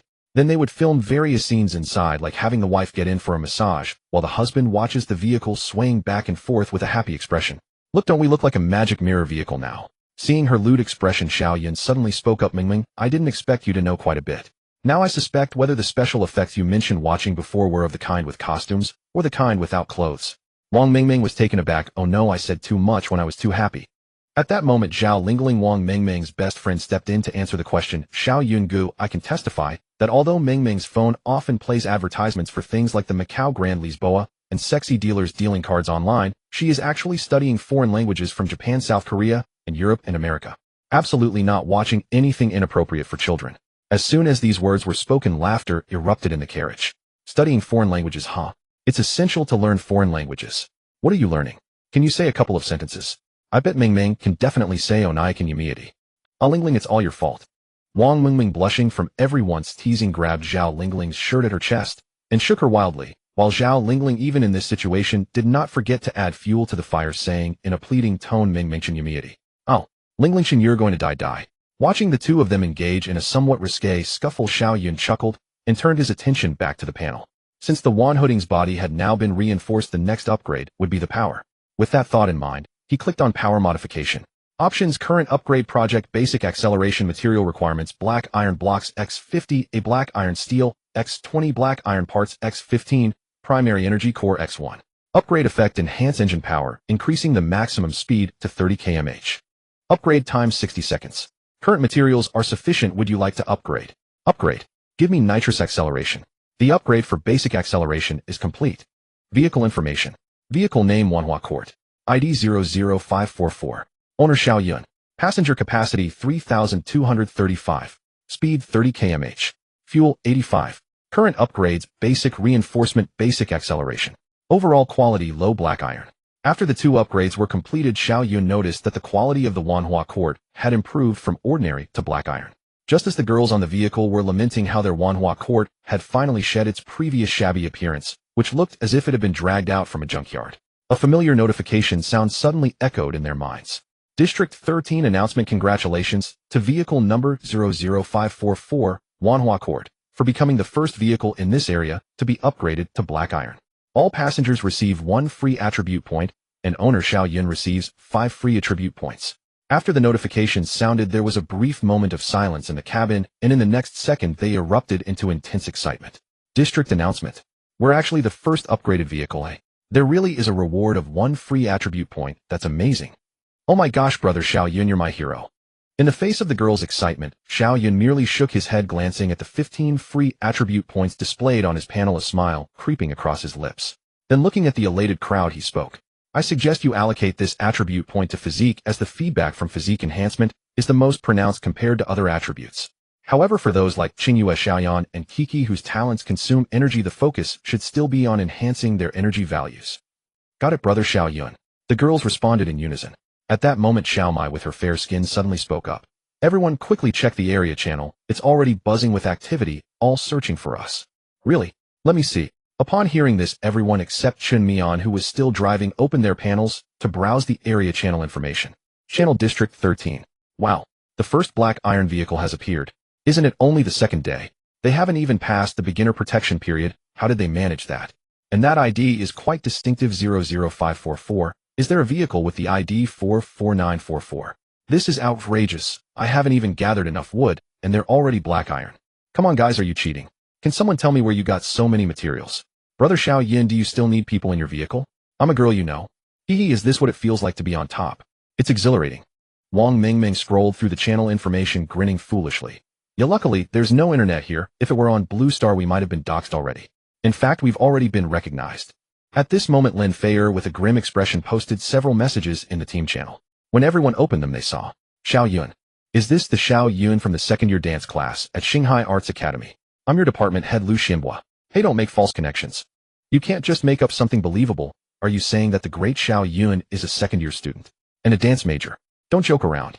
I'm serious. Xiao Yun is indeed a student at our school. He is the only male student transferred to the dance class. I wouldn't mistake that.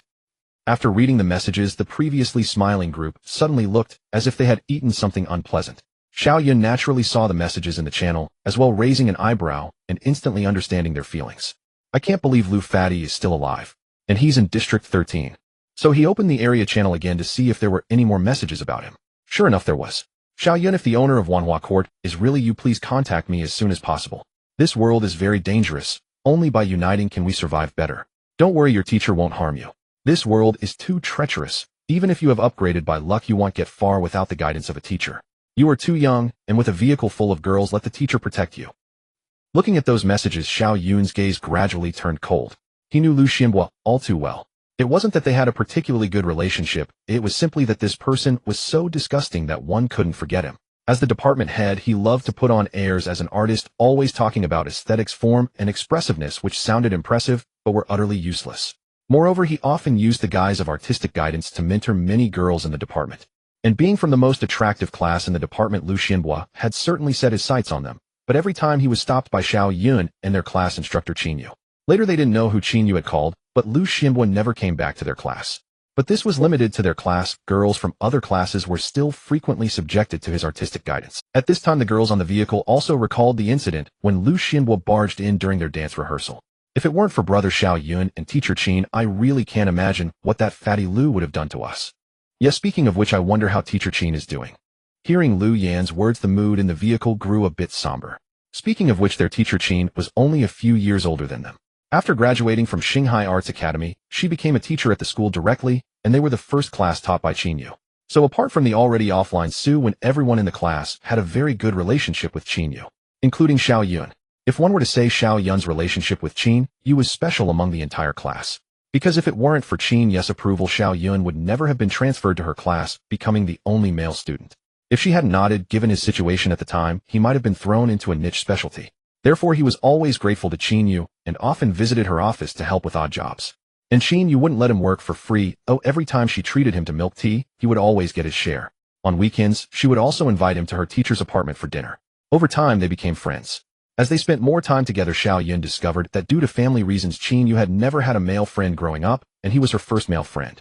Because of this, Xiao Yun dressed very casually at home to the extent that once when Xiao Yun went to change a light bulb in her room, he inadvertently looked down while standing on a stool and saw two breasts that were even brighter than the light bulb in his hand, nearly causing him to fall off. Fortunately, Xiao Yun caught him just in time, otherwise the consequences would have been dire. At that time, Xiao Yun asked him if he was feeling unwell, and Xiao Yun shook his head, simply saying, "It's fine, I accidentally got dazzled by the light." So that night, when Xiao Yun invited him to dinner, he began to subtly ask her, "Do you think there can be pure friendship between men and women?" "Of course there can. Aren't we?" "I can responsibly tell you absolutely not. According to the rules of order, we all appear in the same vehicle as a unit of organization. Since teacher Qian is not in the same vehicle as us, I believe she is likely in a car with other teachers from the department." Su Qingyue, sitting in the passenger seat, analyzed teacher Qian's current location. Chun Mian, who was driving, frowned upon hearing this. Doesn't that mean that teacher Qian could possibly be in the same vehicle as Lu Fati? Oh, no way. That's terrifying. Teacher Qian is so beautiful. What if Lu Fati has ulterior motives? Everyone was very worried upon hearing this. It should be noted that Qian Yu was known as the flower of the Star Sea during her time at school. Not only men, but even women were fond of her. If Lu Fati hadn't known about her formidable background, he might have already made a move. But now that they had arrived in this world, who cared about previous identities and backgrounds? Places like the 10,000 Flowers Pavilion were ultimately the exception. In most vehicles, strength was the only rule. Hearing their worried tones, Xiao Yun, who had awakened from his memories, also showed concern in his eyes. If Yu Jie really is in the same vehicle as Lu Fati. As Qian Yu's only male friend, he knew very well that with her temperament, if Lu Fati truly forced her, no matter how strong he was, he would absolutely not succeed. She would fight to the death. Breathe. Xiao Yun took a deep breath, forcing himself to calm down. The urgent task now was to confirm whether Qian Yu was indeed in the same vehicle as Qian Yu thought with the department's teachers. Thus he opened the panel and accessed his personal channel. Sure enough, among the numerous friend requests that had gone viral, he found the name Lu Xianbo. I didn't expect the first friend I actively added would be this fat guy. Xiao Yun's mouth twitched as he clicked on Lu Xianbo's name, agreeing to the friend request. Little did he know that over 100 miles away from the 10,000 Flowers Pavilion, a medium-sized bus comparable to the previous upgrades of the pavilion was slowly moving at a speed of 20 km/h. On this bus were a group of teachers from the dance department of the Star Sea Arts Academy. In the cabin, a middle-aged man with small eyes, a flat nose, and a large belly was sitting with his short legs spread apart. He was Lu Xianbo, the head of the dance department. When the announcement of Xiao Yun's name echoed throughout the district, his mind immediately recalled that detestable handsome face. It couldn't be helped, among all the girls in the dance department he had interacted with, none left a more profound impression than Xiao Yun. As the only male who had been placed into a dance class almost entirely comprised of beautiful girls, and being a rather handsome boy himself, he felt a tinge of jealousy towards Xiao Yun. More importantly, Xiao Yun always ruined his good plans. Therefore, upon hearing the name Xiao Yun, his first reaction was impossible, absolutely impossible. The Prime Minister slammed the table. That pretty boy Xiao Yun, how could he possibly be in the first black iron vehicle in the district with those delicate girls? If this were true, the shock it would bring Lu Xianbo would be no less than witnessing someone in the Blue Star daring to breach a security gate without a head armor or weapon, and without even concealing their smoke. However, as he watched the messages pop up in the regional channel, Lu Xianbo began to feel uneasy. What if it really is that kid? Lu Xianbo thought to himself, if it were indeed him, he had all the teachers who had been with them for 2 years here. With such deep connections, could they just ignore it? Moreover, even if they didn't care about others, could they possibly not care about Qian Yu? Hiss. Upon thinking of this, Lu Xianbo's gaze unconsciously turned towards the graceful figure, a hint of greed flashing in his eyes. Thus he began to tentatively send a few messages in the regional channel. He also found the trading information that Xiao Yun had previously posted and immediately sent a friend request to Then he waited for a message on the panel, but after a long while there was not a single hint of news. Lu Xianbo began to doubt his conjecture, and after an involuntary shiver, he closed the panel and let out a long breath. Looks like I was overthinking it. Lu Xianbo wiped the cold sweat from his forehead and straightened his back, finally relaxing. That idea was indeed too outrageous. Just that pretty boy Xiao Yun who relies on his looks, along with a bus full of delicate girls who practice dancing, it would be a miracle if he could survive in this hellish place, let alone create the first black iron vehicle in the district. Lu Xianbo even felt a bit amused. Gulp. At that moment, with a swallow, a sticky voice came from beneath Lu Xianbo. Director, are you comfortable? Lu Xianbo looked down at a dance teacher who had been squatting under the table since he began, sending messages reaching out to pat her head satisfied. He said, not bad, very comfortable.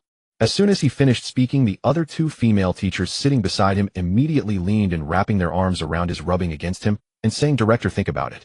Even with your grade talent, it's so difficult to upgrade. Why should Xiao Yun and his group of students be able to do it? I say it's most likely just a coincidence. Yes. And with someone as capable as you leading us, I believe it won't be long before the Xinhua number will also reach the black iron level. The few male teachers lowered their heads, not daring to look at the female teachers, while pouring Lu Xianbo hot tea, flattering him, fearing that they might provoke this fat man. After all, everyone had seen what happened to those who misbehaved on the bus these past 2 days. At this moment on the bus, aside from the driver, only Qin Yu was sitting by the restroom door, not surrounding Lu Xianbo. Listening to the flattery and filth coming from behind her, Qin Yu felt a wave of discomfort in her chest. She never expected that just 2 days after arriving in this world, the people on the bus would become completely unrecognizable to her. When she first arrived in this world, everyone was terrified. At that time, only she and Lu Xianbo awakened their talents, and she had grade talent.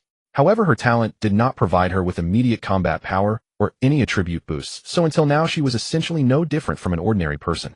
But Lu Xianbo was different. His awakened grade talent amplification was a very powerful combat talent that allowed any part of his body to enlarge and his strength multiplied according to the degree of amplification. At first, everyone thought Lu Xianbo would act tyrannically after gaining this talent, just as he did in the Blue Star. However, Lu Xianbo seemed to have changed into a different person. Not only did he not oppress others as before, but he also had a righteous look on his face, claiming he would protect everyone. And at the novice station, he indeed did what he said, protecting them when they faced danger. Thus, including herself, everyone thought he had truly turned over a new leaf, so they naturally chose Lu Xianbo to be the owner of this vehicle. But who would have thought that once he obtained the owner's rights, his true colors would immediately show? No. Rather, to be accurate, he returned to his original appearance. After becoming the owner of the vehicle, he immediately controlled all the male teachers. Those willing to obey knelt at his feet, while those unwilling were tied up and deprived of food and drink. As for the female teachers aside from her, he spared none, turning them all into his playthings. No one dared to resist. In just 2 days, this bus became Lu Xianbo's dictatorship. Qin Yu leaned her back against the cold seat, her fists slightly clenched. She knew that Lu Xianbo had not yet moved against her, not because he wasn't interested, but rather on the contrary. If it weren't for her formidable background in the Blue Star, she might have fallen into his clutches long ago during her school days. The only reason he hadn't acted against her was that he understood that if he did, they would both perish together. Thus they maintained this delicate balance. But she knew she couldn't hold on much longer. If the food in her backpack ran out before he made a move, she might truly have to end her own life. With this thought, Qin Yu closed her eyes, but an uncontrollable familiar figure floated into her mind. Xiao Yun, her only male friend. Qin Yu didn't know why she thought of him at this moment, but she found that as she reminisced about the moments spent with Xiao Yun, she couldn't help but smile. Moreover, when she heard Xiao Yun's name echoing in her mind, before, she felt the same way. Although those people said it was just a coincidence, Qin Yu always had a feeling that the person being announced was the Xiao Yun she knew.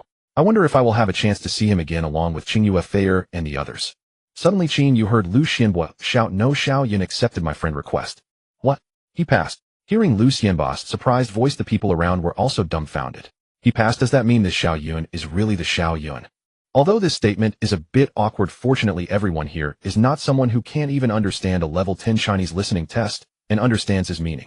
Not necessarily. Let me test him first. Lu Xianbo shook his head, but in his heart he was already 80% sure. How could someone agree to his friend request in such a short time and still be named Xiao Yun? If he really didn't know me, I would read my name backward. Thinking this, he sent a message to Xiao Yun. "Xiao Yun, do you still remember me?" Hearing Xiao Yun read out Lu Xianbo's message, and Kiki, who was sitting beside him, couldn't help but tease, "Why does it feel like an ex is sending a message on TV?" Lin Feier couldn't hold back and laughed, and Xiao Yun also twitched his mouth, reaching out to pinch Kiki's cheek, then continued replying, "How could I forget Director Lu, as you say?" Looking at Xiao Yun's reply, Lu Xianbo couldn't stop the smile on his face. Good, I didn't expect it to really. Director, are you saying this Xiao Yun is really the Xiao Yun? That's right, he has already confirmed it himself. Seeing Lu Xianbo nod, everyone showed expressions of shock. Sitting at the door of the restroom, Qin Yu naturally heard their conversation and realized that the owner of that black iron car was the Xiao Yun she knew. A knowing smile appeared on her face. "I knew it, that's you." But soon she heard the group start discussing, "I didn't expect that a sophomore would have such luck.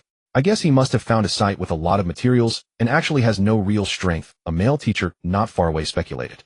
"If that's the case, don't they have a lot of materials?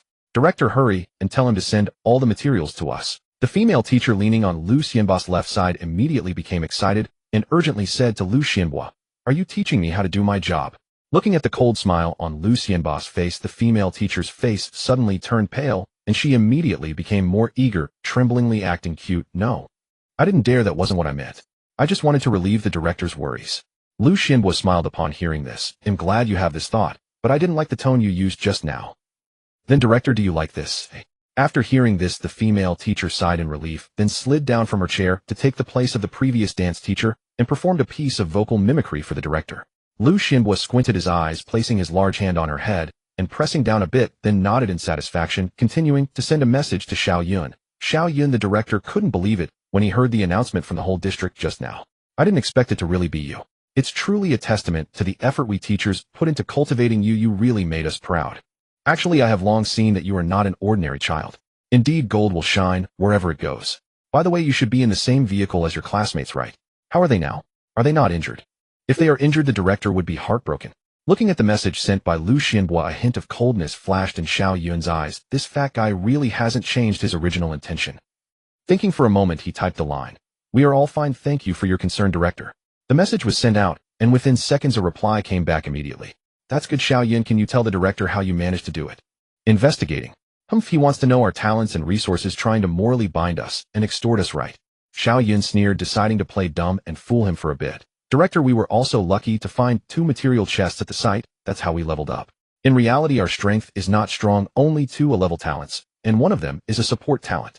Lu Xianbo looked at the message sent by Xiao Yun, his smile on his face growing even wider. "Don't say that. Luck is also a part of strength, but relying solely on luck won't get you far. However, don't worry, the teacher will help you." "Really? Of course, as a teacher, how could I not care about my students? However, as students, shouldn't you also care about the teacher?" "Director, what do you mean?" Lu Xianbo straightened his waist, looking at the information on the panel, revealing a smug smile. Finally hooked. What the director means is very simple. You see, this world is so dangerous, and since we have established a connection, we should help each other. That's why the director was so eager to say he would help you, right? In return, the director here now needs some materials and resources. Shouldn't you also help the director a bit? If the director develops well, he can better help you, right? That's fine. Lu Xianbo thought he would consider it for a while, but he didn't expect him to agree directly. Looks like I overestimated him. If I had known it was this easy, I wouldn't have wasted my time. But soon after, he saw Xiao Yun send another message. "However, director, there aren't many resources left in our vehicle. After leveling up, there are only a few dozen units of wood left. Right now, we really can't help you, but I promise that as soon as I have materials, I will trade with you first. Oh, by the way, is Teacher Qin also in your vehicle?" After sending the message, Xiao Yun began to wait for Lu Xianbo's reply. Based on his understanding of Lu Xianbo after their conversation just now, Lu Xianbo must now think of him as just an ordinary college student who got lucky, so he wouldn't even consider if there were any issues with his words. Sure enough, it wasn't long before Lu Xianbo replied, "Oh, I see, that's okay as long as you have this intention. As for Teacher Qin, she is of course in the vehicle, and not only that, she has awakened in S-level talent, and is now the second strongest person in the vehicle after me." "What?" Xiao Yun exclaimed, startling the girls in the vehicle. "Xiao Yun, go, what happened?" As the person closest to Xiao Yun, and Kiki immediately grabbed Xiao Yun's hand upon hearing the sound, worriedly asking, Xiao Yun looked at his hand being held helplessly, saying, "Kiki, let go of me first, it's good news." Then he told everyone in the vehicle about Qin's message. "Great, I knew Teacher Qin would be fine. Not only is she fine, but she also awakened in S-level talent. Looks like another beautiful warrior is about to appear." Hearing their chirping cheers, Xiao Yun also breathed a sigh of relief. "Now that I know that Yu Jie is in Lu Xianbo's vehicle, the most important thing is to quickly get in touch with her." So he continued the previous line. "Then director, can you let Teacher Qin add me as a friend? We all miss her." In this world, for 2 people to add each other as friends apart from face-to-face, they can only speak in the area channel or trading channel to find someone based on the message you posted. Other than that, there's no other way, which is why Xiao Yun was so indirect in asking Lu Xianbo for Qin's friendship. Meanwhile, on the other side, in the Xianbo vehicle, Lu Xianbo stared at the line of text on the panel, his chubby face's smile slightly faltering. "Letting Qin Yu add as a friend. This isn't a big deal, but the problem is that Qin Yu is too familiar with Xiao Yun. With that woman's personality, as soon as she gets in touch, she might immediately spill all the information here. By then, Xiao Yun might directly cut off contact with me. However, if I don't allow it, Xiao Yun would definitely think I'm lying to him and might instantly block me." Thinking of this, Lu Xianbo couldn't help but glance at Qin Yu. Every time he looked at her, he couldn't help but want to pounce on her, and this time was no exception. Just, "Hiss, the sage time has come, Teacher Qin." Qin Yu didn't want to pay attention to him. Xiao Yun said he wants to add you as a friend. Hearing Lu Xianbo mention Xiao Yun, Qin Yu immediately turned her head to look at Lu Xianbo. Seeing her reaction, a smile appeared on Liu Xianbo's face. Qinyu, I hope you remember, even if you add him as a friend, you can't leave this vehicle. So if you don't want me to do anything to you, think carefully about what to say and what not to say. Upon hearing this, Qin's two fists hidden in her sleeves tightened slightly. After a few seconds of silence, she nodded, got it. Seeing her bow her head, Liu Xianbo smiled in satisfaction. All right, hurry and send it. I won't disturb your student-teacher reunion. At the same time, he also sent a message to Xiao Yun. Check the area channel. Xiao Yun opened the message and sent a friend request to Qinyu. In less than 2 seconds, Qinyu accepted his request. Then Qinyu saw the message sent by Xiao Yun. Sister Yu, it's Xiao Yun, how have you been? Looking at that short sentence on the screen, Qin's eyes immediately turned red and her nose tinged with acidity.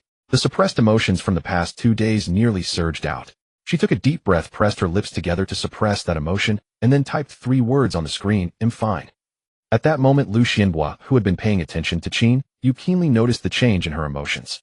He knew that the two must have started chatting, so he spoke again. Teacher Qin, you must not get carried away while chatting and say something you shouldn't. Although his tone was flat, even carrying a hint of teasing, anyone could hear the implied threat in his word. Qinyu did not turn around, merely responding with a faint, I know what to say. That's good. As long as you behave, I will continue to be tolerant of you. If you don't listen, I will let you know what true terror is. After Liu Xianbo finished speaking, he took a sip of tea from the table, as if everything was under control. But this fat man had no idea that Qinyu was completely unconcerned by his threats. While he was babbling to himself, thinking he controlled everything, Qinyu had already told Xiao Yun everything that had happened in the past 2 days. Watching the messages popping up in the chat window, Xiao Yun's expression gradually darkened. From the awakening of his talent, to Liu Xianbo's famed plea for votes, to become the vehicle owner, revealing his true nature, taking control of the entire vehicle, and then discussing how to extract resources from him, Xiao Yun grew angrier. He couldn't help but slap the side, and Cuckoo winced in pain, looking at Xiao Yun with a wronged expression. Brother Xiao Yun, you hurt me. Xiao Yun came back to his senses and looked at the hand he had pressed on Cuckoo's thigh and began to rub it. Sorry, Cuckoo, I didn't notice. How about now, does it still hurt? No, it doesn't hurt anymore. And Cuckoo shook her head, her face flushed, and then curiously asked, Brother Xiao Yun, why were you so angry just now? Xiao Yun sighed and forwarded the message from Qinyu to the team channel. You all take a look. What to look at? The group in the vehicle curiously opened the team channel, and after reading it, the atmosphere in the entire vehicle instantly changed. I knew that fat guy wasn't a good person, but I didn't expect him to do such a thing. Exactly, and that disgusting person actually awakened and a level talent. Truly, order has no eyes. Teacher Qin must be having a hard time alone. Lu, fat guy, you really deserve to die. At this moment, Wang Mingming looked at Xiao Yun with slightly red eyes. Brother Xiao Yun, can you save Teacher Qin? Yes, Brother Xiao Yun, can you bring Teacher Qin to our vehicle? Seeing their hopeful expressions, Xiao Yun felt a warm feeling rise in his heart. Everyone rest assured, I will definitely help Teacher Qin out of her suffering. After saying that, he opened the personal channel and sent a message to Qinyu. Sister Yu, I've told everyone about that matter. Now everyone misses you very much. The message was sent for only a few seconds when Qinyu replied. Thank them for me, and tell them I miss them too. Also, you must not agree to any conditions from Liu Xianbo. I heard everything. They want to morally bind you and take all the resources and supplies from you. Xiao Yun looked at that message and smiled slightly. Of course I know. I'm not an idiot. The reason I chatted with him for so long was that I wanted to find out your whereabouts. I was just pretending to be polite to find you. For me, Qin's eyes were fixed on those words, and for some reason her heart raced. After a long time, she finally replied in the window. I know you're worried about me, but don't worry. Once it hatches, I will have the power to protect myself. It? Hatching? Xiao Yun looked at the message above, feeling a bit confused. Why did it feel like she was hatching an egg? Exactly. I haven't made it clear before, but my talent is Shrank Beast Tamer. Then Qinyu briefly explained the effects of the Beast Tamer talent. In simple terms, when Qinyu awakened the Beast Tamer talent, it did not provide any enhancement to herself, but a pet egg automatically appeared in her backpack, occupying 1 slot. Moreover, before the pet hatches, Qinyu was no different from an ordinary person. Only when the pet hatches from the egg does she become a complete Beast Tamer. I see. Xiao Yun finally understood. No wonder she had said before that her talent had no immediate combat power and no attribute enhancements. It turns out the talent had not been fully activated yet. So how much longer until that egg hatches? It wasn't that Xiao Yun was anxious, but being in such an environment without the ability to protect oneself really made one uneasy. Don't worry, it will hatch in 2 days, which means it will break out of its shell when the novice protection period ends. Actually, if I had feeding materials, the hatching time could be shortened, but I have no materials at all, so I can only wait. Seeing this, Xiao Yun couldn't help but sigh. According to the rules, only the vehicle owner can use the trading function, so even if Xiao Yun wanted to give her materials, he couldn't deliver them. After a moment of silence, he told Qinyu, Sister, you don't worry, I will find a way to get you out of that vehicle as soon as possible. I won't keep you waiting too long. In the Xianhua vehicle. Qin Yu looked at this line of text, and her heart, which had been tense for 2 days, suddenly relaxed a little. She lowered her head, tears welling up in her eyes, but her lips unconsciously lifted slightly.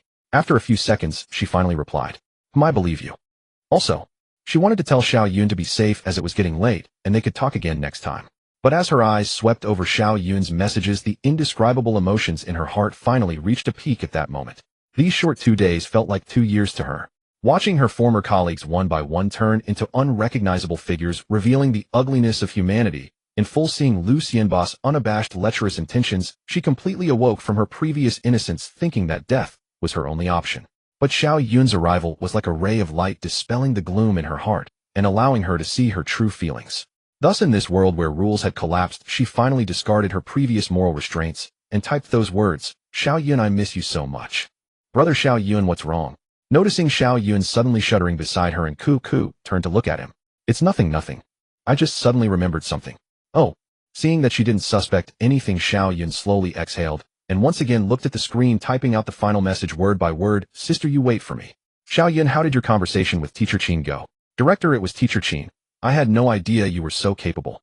I hope you can help us more in the future. Not at all. Mutual help after all. I understand.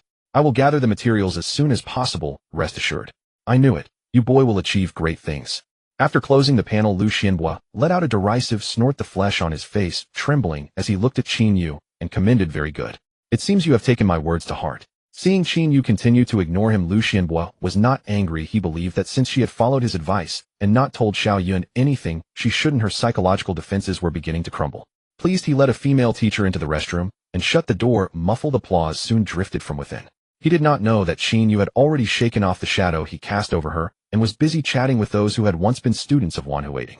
As to why they were once, Qin Yu looked at the person she had pinned to the top of her friends list and once again revealed an enchanting smile. At that moment in Wanhuating, after Xiao Yun sent that message, the two of them tacitly fell silent.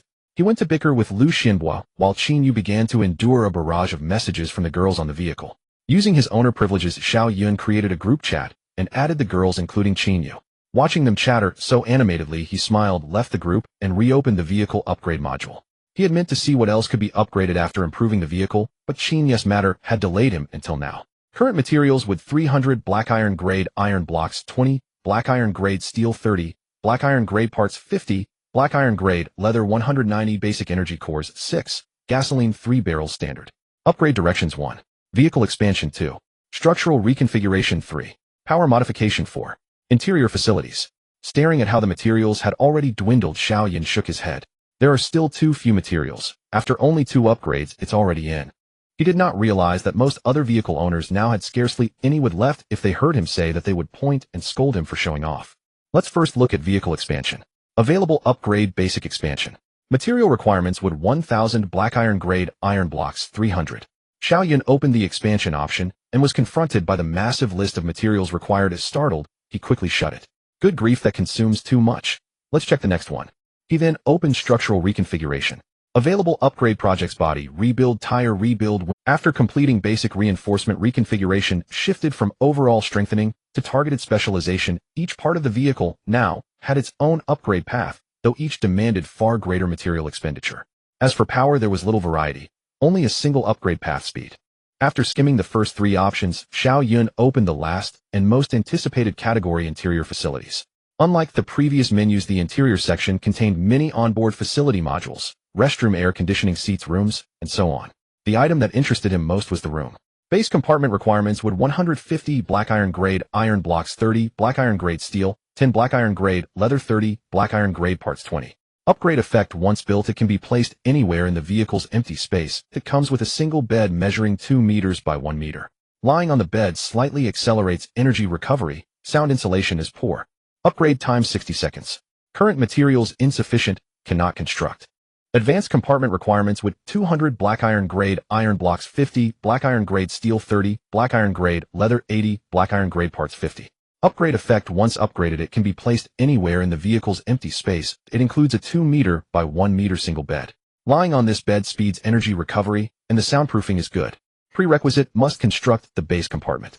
Upgrade time 60 seconds. Current materials insufficient, cannot construct. Ooh, this is perfect.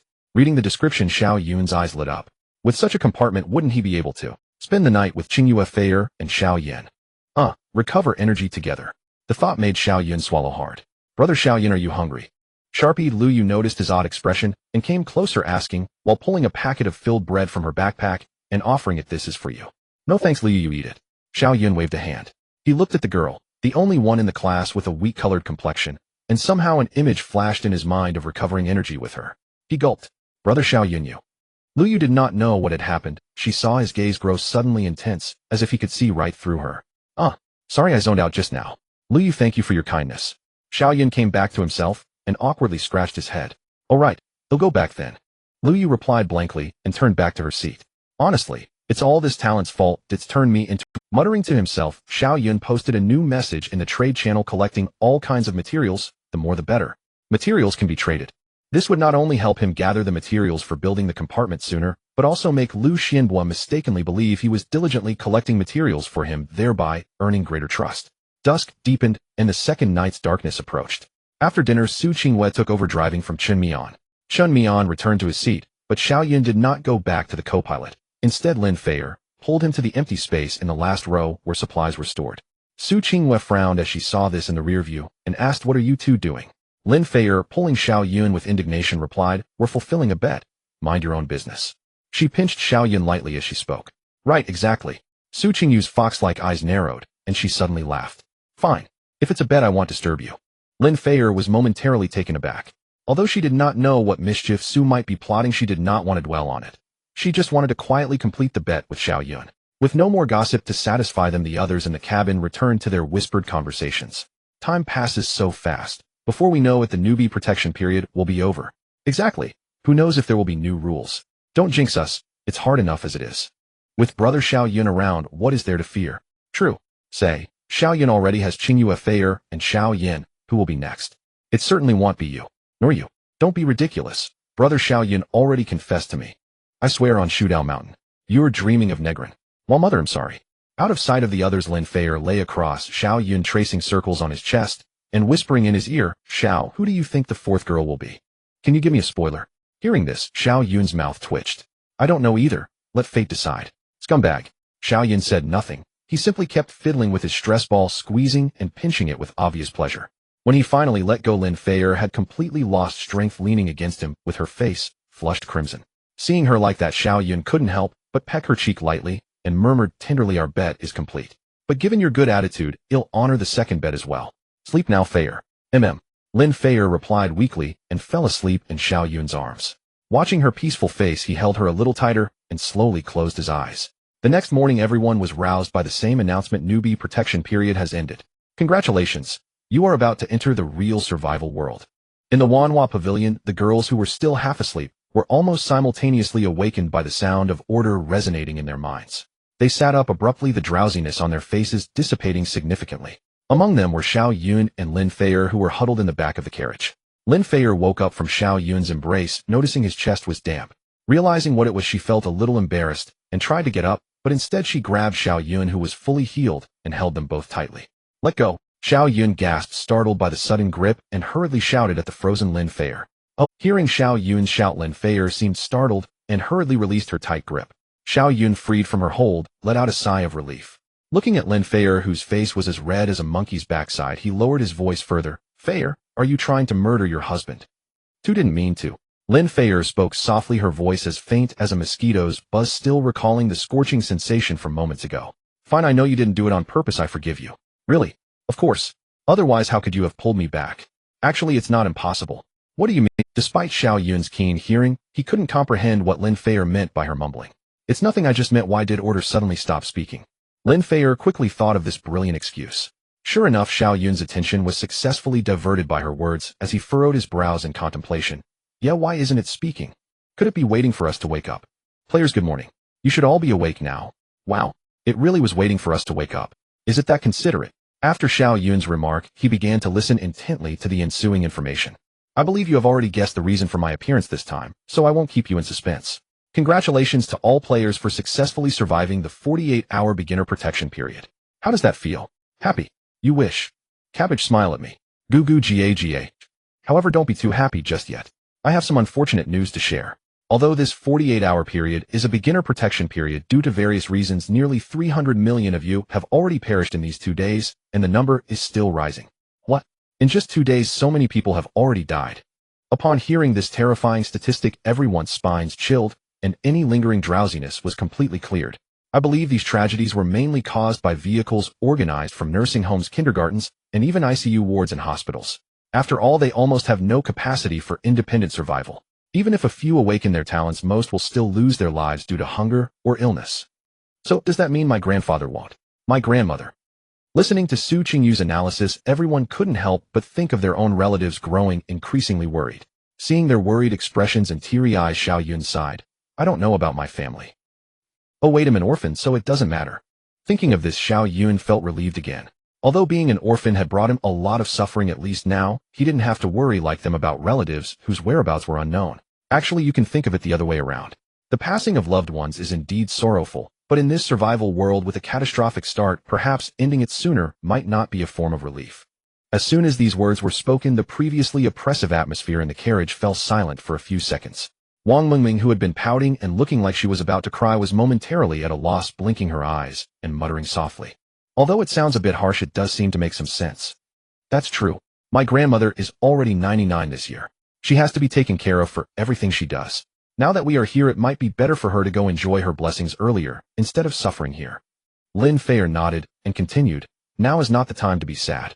Since we know the cruelty of this world, all we can do is strive to improve ourselves and become stronger. Perhaps one day we will have the opportunity to reunite with our families. Yes, that's right. After some adjustment, everyone also managed to recover from their sorrow. At this moment, Order's voice appropriately echoed. Having heard this data, you must be feeling quite sad, right? Let me give you some good news. To celebrate that you all safely passed the beginner protection period, I will be giving you some small rewards based on your performance. Come on, thank me. Rewards? Order's words rekindled everyone's interest. They began to anticipate what rank Wanhua Pavilion would achieve in Area 13. Soon they heard the familiar prompt sound in their minds. Based on an overall evaluation of vehicle quality, player strength, living standards, and other factors, the vehicle Wanhua Pavilion No. 00544 ranked first in this round in Area 13. The following are the rewards for this ranking. All players will receive free attribute points, 10 5 slots for bag expansion, 1 random food item, 1 bottle of Nongfu Spring. While these rewards are pretty good, is this the true value of being ranked first? At this moment, Xiao Yun realized that the prompt sound in his mind had not stopped, but continued to speak. As the vehicle owner, you also have a special reward. The reward includes 1 black iron grade skill scroll, 1 random quality blueprint, and 2 slots of random black iron grade materials. Immediately after, Xiao Yun saw a scroll and a blueprint appear out of thin air in his bag. Although he knew these 2 items were definitely good, what surprised him even more was the appearance of a black iron grade part and a primary energy core alongside them. Especially those 100 primary energy cores, Xiao Yun knew how rare they were. Last time he barely obtained 7 cores thanks to Wang Mingming's talent. He didn't expect to get 100 this time, which made Xiao Yun wonder if he really had hidden luck. Before he could check the other rewards, Order's voice continued, so how are the rewards? Not bad, right? I truly went to great lengths to improve your survival rates. Now I will announce the true rules of this game. You must listen carefully. Oh, I knew it. This order with a penchant for dark humor wouldn't be so kind as to give us rewards. It was waiting for us here. Wang Mingming placed her hands on her hips, wearing an expression that seemed to see through everything. Zhao Lingling immediately covered her mouth. Don't say that. What if it hears you? Upon hearing this, Wang Mingming fell silent, starting to beg for mercy. Lord Order, actually, I didn't mean it that way. It was someone named Su Wen who forced me to say it. If you want to punish someone, punish her. Su Wen, I can't believe him dead and still getting blamed for this. Starting from now, the types of stations you encounter will become more diverse, each station having its unique rules. However, unless the station rules require mandatory entry, you may skip them. From now on, the monsters on the road will no longer ignore you. They will begin to attack your vehicles. Furthermore, at night, during monster assaults, your vehicles may stall due to monster interference, with the stalling duration being unpredictable. Remember, while vehicles can protect your safety, they are not infallible. To quickly enhance everyone's survival capabilities, starting now, defeating monsters will not only yield fixed rewards, but also random rewards, including resources, materials, and treasures. There is nothing we can't obtain. Starting today, every 7 days, the survival world will randomly experience a type of weather, which could be blazing sun or torrential rain. A friendly reminder, this week's weather is low temperatures. Oh, and when I brought you to this world, I also learned about your world and discovered a very interesting game. Therefore, I decided to borrow this fascinating setup, designating the last day of each week as a killing day. On this day, monsters will be exceptionally excited, their numbers will increase drastically, and their quality will rise, but correspondingly the rewards for killing them will also increase. That's all for the additional rules. Good luck, players. I hope we can see each other again in 7 days. As the voice of order faded away, the entire Wanhua Pavilion fell into a deep silence with only the sound of cars driving on the road and the breathing of those around. They sat in their seats, seemingly still reeling from those rules. Even the usually lively miner Wang Mengmeng leaned against her chair like a salted fish as she was afraid of the cold. Although the temperature has not dropped, yet she could already imagine the bone-chilling sensation of the coming week. Su Qingwei drove, glancing at the situation in the cabin through the rearview mirror. After contemplating for a while, she slowly spoke, "Don't be disheartened. Look at your current state. Do you have the demeanor of the top-ranking vehicle passengers?" Hearing this, everyone realized their state was off, so they took a few deep breaths to readjust their emotions. At that moment, Xiao Yun stood up from the back of the cabin and walked towards the front. "I know that whether it's stalling, extreme weather, or killing day, these are very severe tests. But I believe that as long as we unite, there is no difficulty we cannot overcome." "That's right." Lin Feier followed behind Xiao Yun and continued, "Moreover, we are the top-ranked in the region. Whether in terms of vehicles or personal strength, we are already way ahead of others. I refuse to believe these rules can trouble us at Wanhua Pavilion." As the two finished speaking, the atmosphere in the car completely warmed up. Wang Mengmeng slapped her face and sprang back to life. "Yes, we are number one. What's a little cold? We have warm clothes." During the scavenging of Old Dad's shop, in addition to battle gear, they also packed many clothes for different seasons into the public backpack, including several warm clothing items. "Don't worry, even if we don't have warm clothes, I have ways to keep everyone warm in the vehicle." "Oh, can you adjust the temperature inside the car?" Hearing Xiao Yun's words, the clever Su Qingwei immediately guessed his idea. "That's right." Xiao Yun nodded. "Actually, I just received a vehicle owner reward supplementing some scarce resources. If all goes well, once I trade for some other materials, I should be able to install air conditioning in the car. Yay! Long live Brother Xiao Yun. Brother Xiao Yun is amazing." Amidst the praises, Xiao Yun sat in the passenger seat, opened the trading module, and found many messages under his trading information. Most were looking to exchange materials for food and water, while only a few vehicle owners wanted to trade for alcohol, pain relievers, and similar items.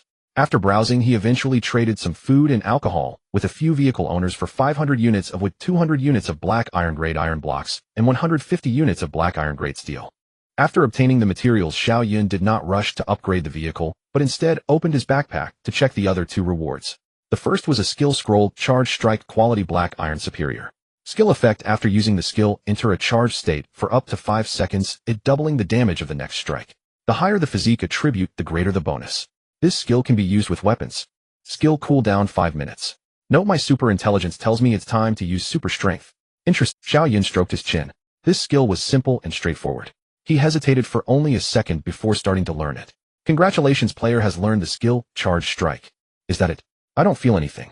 Looking at the scroll that had already disappeared from his backpack, Xiao Yun pouted, then turned to the random quality Blueprint Racing Chip Quality Special. Material requirements: Basic Energy Core 10. Description: a technological creation from a racing world, a special chip installed in vehicles. After use, it can increase the current vehicle's top speed to 40 km/h and unlock a special branch in power modification, nitrous acceleration. Construction time 1 second. Note, there is no fastest, only faster. Wow. Xiao Yun rubbed his eyes, confirming he wasn't mistaken, and suddenly jumped up in joy, causing everyone in the car to be curious. "Brother Xiao Yun, what's making you so happy?" Hearing this, Xiao Yun suddenly turned to Wang Mengmeng and slowly said, "Mengmeng, you're right. I might really be lucky." "What?" Wang Mengmeng put on a coat, looking puzzled at Xiao Yun.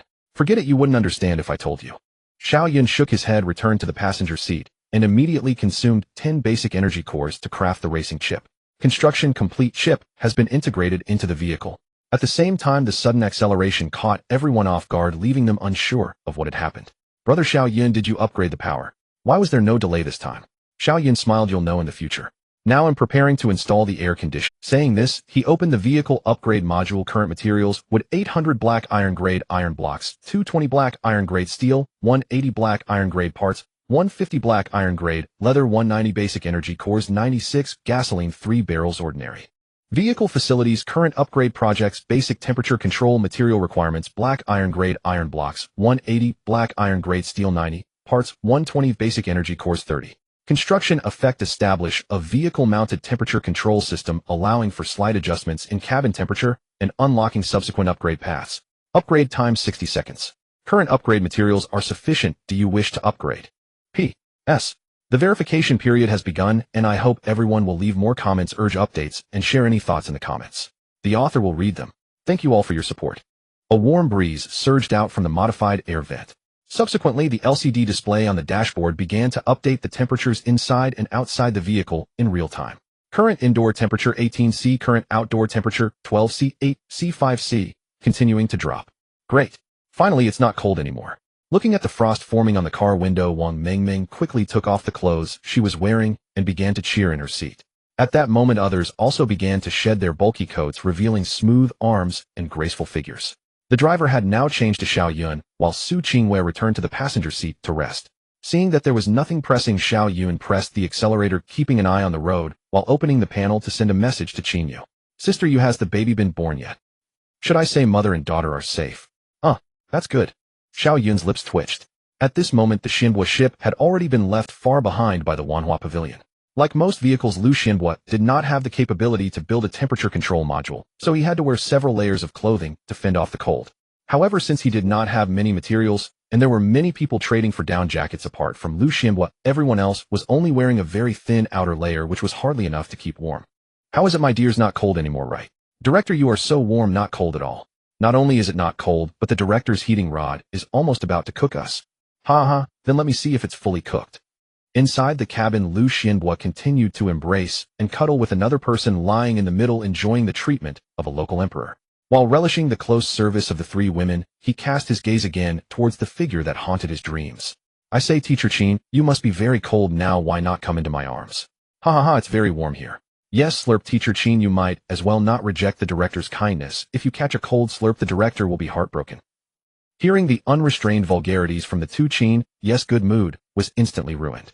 She took a deep breath, stroked the little creature in her arms, and without turning around coldly said, Thank you for your concern, but I'm not cold, so I won't join the fun.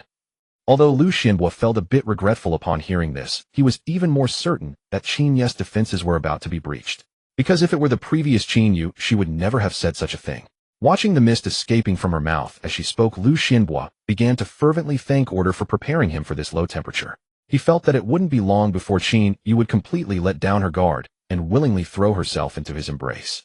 Just thinking about that scene made Lu Xinhua feel as if he were on fire. What he didn't expect was that when Qin Yu said she wasn't cold, she truly wasn't, as she was currently holding a little fire furnace in her arms. After Order announced the rules, Qi Ling successfully hatched, and it's so small and cute. I named it Qi Ling. Its original form is called the Inferno Bird, of fire-type pet, so you don't have to worry, I'm not cold at all. That's good. Do you have confidence in defeating that fat guy now? For the time being, not yet. Qi Ling has just hatched, and its overall strength is only at the low level of the corpse rank. Even if I add the 3 free attribute points rewarded by Order to it, it probably won't be a match for him. But he still doesn't know that Qi Ling has already hatched. If he tries to make a move against me, I might be able to pull a fast one on him. By the way, I haven't asked you yet, what's your ranking? It can't be first, right? Sister Yu, you guessed it right, Wanhua Pavilion is indeed first. Qin Yu covered her mouth, a hint of surprise flashed in her eyes. Although she had prepared herself, she was still a bit shocked to see him admit it. She didn't expect her students to be so strong. Thinking about it, it made sense. After all, not only did they have some black iron level vehicles, but there were also 7 awakened talents among them, making it hard not to be strong. At this moment, Xiao Yun sent another message. Sister, you take care of yourself. Trust me, I will definitely come to pick you up. Looking at the message, a smile curved Qin Yu's lips. After retracting the panel, she gently poked the little bird with her finger, filled with anticipation for that day. After ending the chat, Xiao Yun opened the area channel to see if there was anything noteworthy. Channel Area 13. Damn it, I thought the game rules of Blue Star Online were unbeatable, but I didn't expect this survival online to be even better. Damn, I'm thinking about restarting. Engine off, extreme weather, and a day of slaughter. This completely disregards us as humans. In such a game environment, perhaps only the vehicle ranked first can adapt. Yeah, but speaking of which, is this really low temperature? I, a person from the Northeast, can barely stand it. I wonder when the driver will be able to trade for some thick clothes. Upstairs, can you sing da-da-da? What is da-da-da? Never heard of da-da-da. Are you from the Northeast? Guys, let me tell you something. The rewards in the station have really increased. Just now we found 2 black iron chests in a very small, ordinary station, something that has never happened before. Not just in the station, we also picked up a material chest on the road, and we are about to reach black iron level. Really, then I have to pay close attention to the roadside. Guys, we've encountered a mandatory station. The vehicle automatically slowed down as we approached the station and has now completely stopped. No more talking, wait for me 10 minutes, I'm going in to explore this mandatory station. It's been 10 minutes, are you still there? Where are you? Don't tell me you've already cooled down. I'm going. Is this mandatory station really that scary? Xiao Yun looked at these messages, his brows furrowing little by little. From the information of these people, it was evident that resources had indeed become more abundant. Even treasure chests could randomly appear on the road. However, the accompanying dangers had also increased. For example, this mandatory station, after such a long time, not only had that person not spoken, but the others in his vehicle had also fallen silent. That probability was likely not because they didn't want to respond, but because they couldn't anymore. Thinking of this, he began to feel a little apprehensive about this so-called mandatory station. Speaking of which, we haven't encountered a station today. I wonder what type it will be. I hope it's a resource station like the general store. Whatever type it is, as long as it's not a mandatory station, that's fine. Listening to the discussions of the girls in the cabin, Xiao Yun couldn't help but think. Not long after, a familiar prompt echoed in everyone's minds, and at the same time a road sign, standing by the roadside, gradually approached them. Attention passengers of Wanhua Pavilion, in 10 minutes, the vehicle will arrive at the next station, Maple Forest Inn. Please note this station is a mandatory station and vehicles will automatically stop upon arrival. Xiao Yun tightened his grip on the steering wheel. Did you hear that? It just mentioned a mandatory stop, right? In the carriage, a girl sitting in her seat spoke anxiously. In this world which offered little entertainment besides eating, chatting, and sleeping, the only joy everyone had was the water area channel. Naturally, they had all seen the information from that guy in the channel and developed a sense of fear regarding the mandatory stop. Don't worry. At that moment, Su Qingyu's voice suddenly rang out, filled with a hint of assurance. Although this stop is a bit dangerous, it poses no threat to you. On the contrary, it seems that there are some special treasures in the inn. Really? That's great. That's great. Naturally, everyone trusted Su Qingyu's words, and soon they relaxed, continuing to eat and drink, eventually discussing the topic of taking a shower at the inn. Xiao Yun. What's wrong? Xiao Yun turned to look at Su Qingyue. She didn't speak, and in the next moment, he saw a message pop up on his panel. Upon opening it, it was surprisingly sent by Su Qingyue. Do you know why I said that just now? Xiao Yun shook his head, and then saw Su Qingyue smile mysteriously. Another message followed. That's because one of the rules of the Han Shuang Inn states that only pairs of one male and one female from the vehicle can enter the inn. Others who do not form pairs will have to stay on the vehicle, which is why I said it poses no threat to them. What? Upon reading the message, Xiao Yun nearly swerved the steering wheel, driving the vehicle off the road, prompting a chorus of complaints from the girls in the carriage. Lin Feier, having moved away from Lu Yin, said irritably, Xiao Yun, can you not look at the area channel while driving? Focus a bit, please. Okay, I won't look anymore. Xiao Yun chuckled awkwardly and brought the vehicle back on course. However, at that moment his mind was filled with the message Su Qingyue had just sent. According to the rules, the Han Shuang Inn only allowed one male and one female to enter together, which meant that only I and one of them could get in right. Thinking of this, Xiao Yun could not help but turn to look at Su Qingyue again. He saw her wink at him, still wearing He knew that Su Qingyue had calculated that he would take her inside, because compared to Lin Feier's martial body and Lu Yan's healing, Su Qingyu's insight would be the most effective inside. That said, just thinking about the scene that would unfold later made Xiao Yun unable to help but feel a headache. As the Wanhua Ting steadily drove along the highway, they soon saw the silhouette of a building in the distance. They knew that was their destination, the Han Shuang Inn. Indeed, as they got closer to the inn, despite Xiao Yun slamming the accelerator, the speed of Wanhua Ting continued to slow until it gradually came to a stop. Attention passengers of Wanhua Ting, we have arrived at the stop Maple Forest Inn. This stop is a mandatory station with the following rules. 1. The Maple Forest Inn requires guests to consist of one male and one female, otherwise entry will not be permitted. 2. The inn will arrange different levels of rooms based on the pair's situation. After completing the corresponding tasks in the room, they may leave. 3. During the stay at the inn, the vehicle is in a mandatory shutdown state. At this time, the monster's pursuit is paused, and it will resume once the vehicle is restarted. Additionally, during the shutdown, the vehicle is protected by the station and will not be attacked by monsters. 4. The maximum stay at the inn is 12 hours. If the task cannot be completed within this time, the guests will be erased. 5. Guests staying at the inn cannot communicate with the outside world. Rule explanation complete. Please arrange your stay as soon as possible. After the announcement, the entire Wanhua Ting seemed to be paused, as everyone in the carriage was stunned. At that moment, Su Qingyue suddenly shouted, drawing everyone's attention. The rules say only one male and one female can stay, but there is only one boy, Xiao Yun, on our vehicle. Does that mean only one person among us can go in with Xiao Yun? Only one person.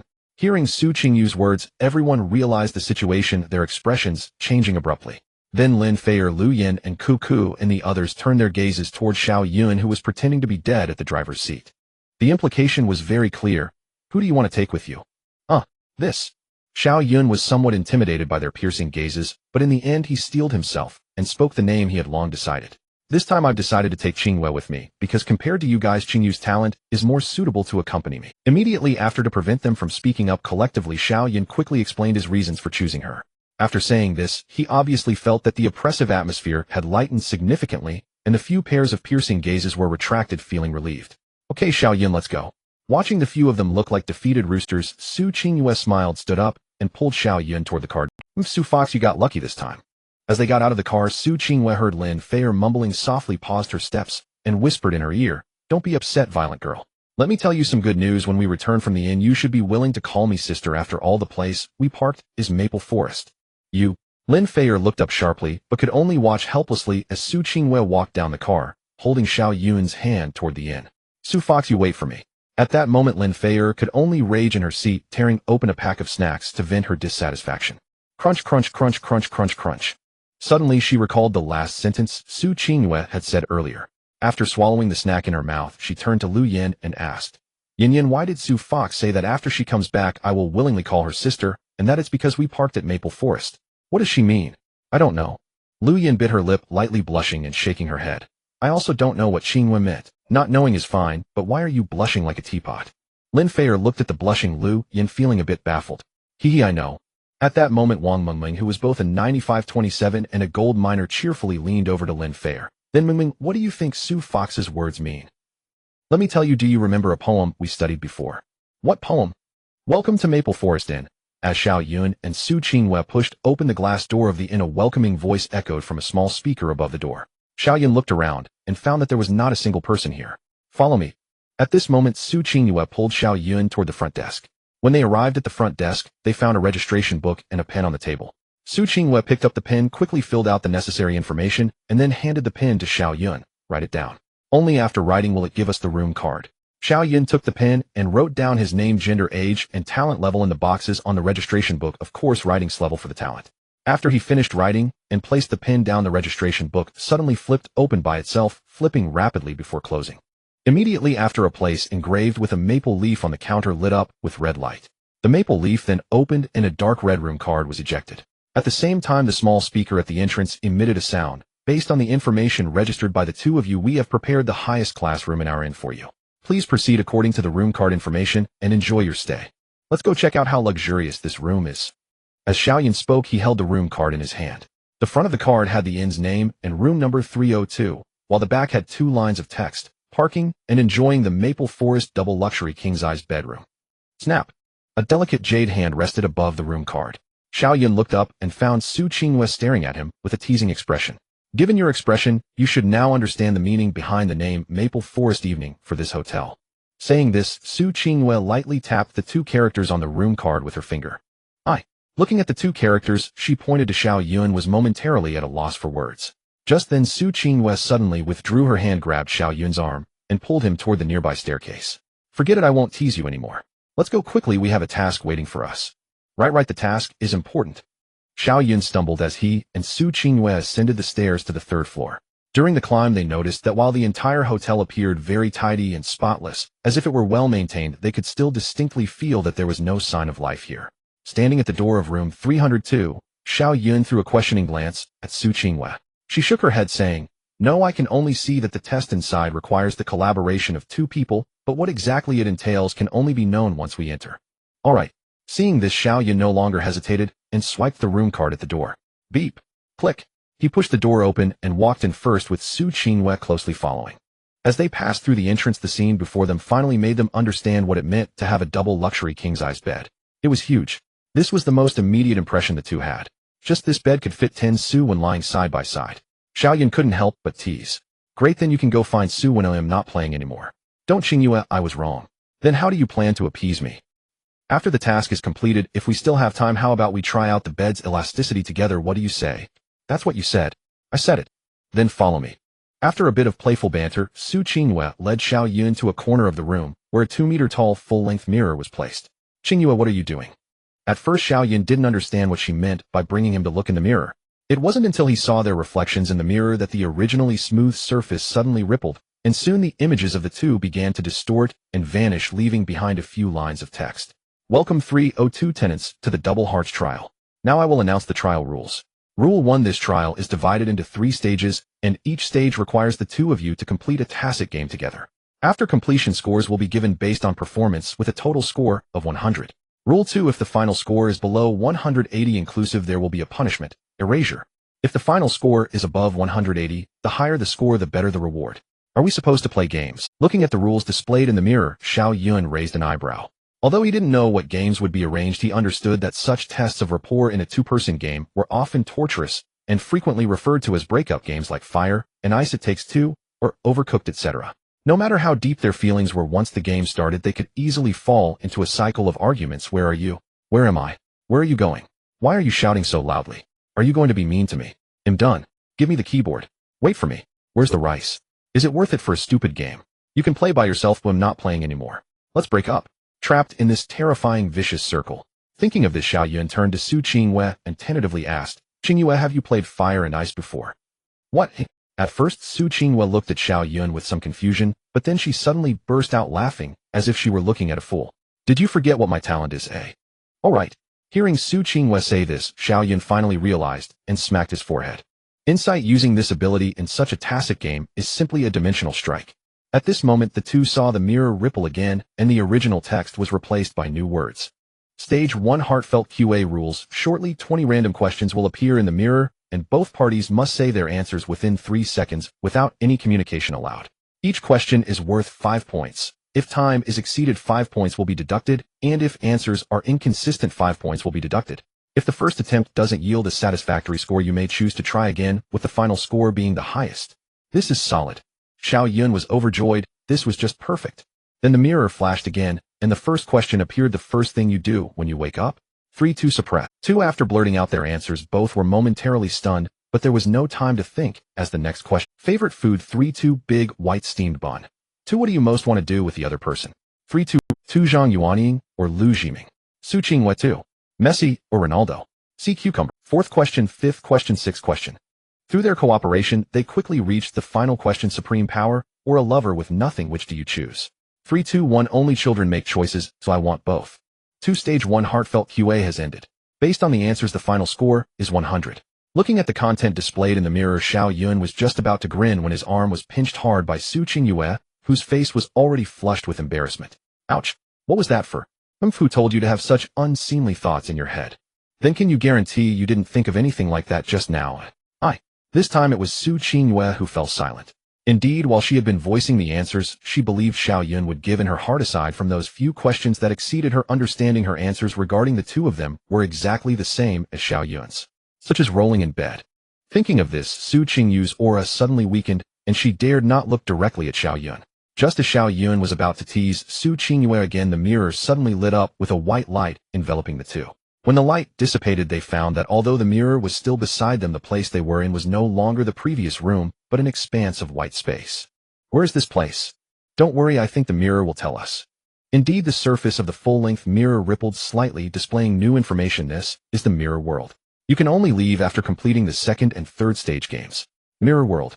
Hearing this term, Xiao Yun immediately recalled the kind hero and that world where one could not survive without fighting. Stop daydreaming, the second game is coming. Su Qingyue's voice pulled Xiao Yun back to reality. He focused his gaze and saw new text already appearing on the full-length mirror. Phase 2: Synchronization. Rule: once the game begins, both parties will be in separate rooms and cannot see each other. At this time, 20 identical prompts will appear on the mirrors in both rooms. Both sides must respond with the corresponding actions within 5 seconds. After all actions are completed, the doors will open and the mirrors will score based on the level of synchronization between both parties. A timeout will deduct 5 points, and inconsistent actions will also deduct 5 points. If the first attempt does not yield satisfactory results, you can choose to try again, and the final score will be the highest one. Once the rules are fully displayed, the two realize that a white light suddenly illuminates not far away. When the white light dissipates, 2 small rooms appear in the previously empty mirror world. Then the doors of the rooms automatically open, and a line of text appears on the mirrors. The game is about to begin. Please enter your respective rooms. Xiao Yun, for this round, my talent probably won't be of much use. We will really have to rely on our synchronization. No worries. Seeing Su Qingyue's worried expression, Xiao Yun pretended to be relaxed and waved his hand. Isn't it just posing? Splashing some water. It better be like that. Su Qingyue huffed lightly and walked towards the room on the right. Seeing this, Xiao Yun walked towards the left room. After entering and closing the door, he looked around and discovered that this room was only a few square meters in size, and besides a mirror hanging on one wall, there was nothing else. Truly, it was bare walls. Then he saw that the mirror, like a full-body mirror, distorted his image into words. Player has entered the room. The game. Dragon Claw. 2 dragons playing with a pearl. Crows flying on airplanes. The game ends, and based on the degree of synchronization in actions, the final score is 30 points. What? Looking at the score displayed above, Xiao Yun was dumbfounded. He worked hard to pose, and only scored, but now none of that matters. What matters is Xiao Yun. I'm done, I knew it. Hearing the furious voice, Xiao Yun slapped his forehead, and walked out of the door helplessly. Xinghua, let me explain. Explain what? Explain how you splashed water for 30 points. I specifically followed your understanding to do those actions, and it turned out to be a wrong investment. Wait. Hearing Su Qingyu's accusation, Xiao Yun seemed to understand something, and said to her, Xinghua, you just mentioned that you were imitating my actions. Yes. Then that 30 points makes sense. What do you mean? Because I was imitating you while doing the action. Xiao Yun shrugged. Those feminine poses made his scalp tingle when he thought about them. So that's how it is. Su Qinghua breathed a sigh of relief upon hearing this. She thought the two of them truly had no synchronization, but it turned out they were overly synchronized.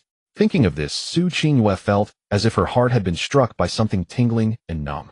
Alright, since the misunderstanding is cleared up, let's go for the second challenge. But said Xiao Yun, stroking his chin this time, who will imitate whom? Of course you'll imitate me. Su Qinghua said confidently. Why? No reason, let's go. Fine, you decide. Watching Su Qinghua already enter the door, Xiao Yun shook his head and turned to walk into his own room. Player has entered the room is the second challenge starting. Start. X2. Phase 2 of synchronization's second challenge begins. Double wind through the years. Head banging on a walnut. Tornado destroying the parking lot. The second challenge ends, and based on the degree of synchronization in actions, the final score is 95 points. Yes. The moment he saw the score, Xiao Yun swung his fist forcefully, opened the door, and walked out. On the other side, Su Qinghua happened to walk out as well. The two locked eyes filled with joy and an indescribable feeling. After all, achieving 95 points without using their talents meant that they truly had great synchronization. At this moment, the two rooms transformed into a white light and disappeared. The two walked to the mirror, awaiting the final trial.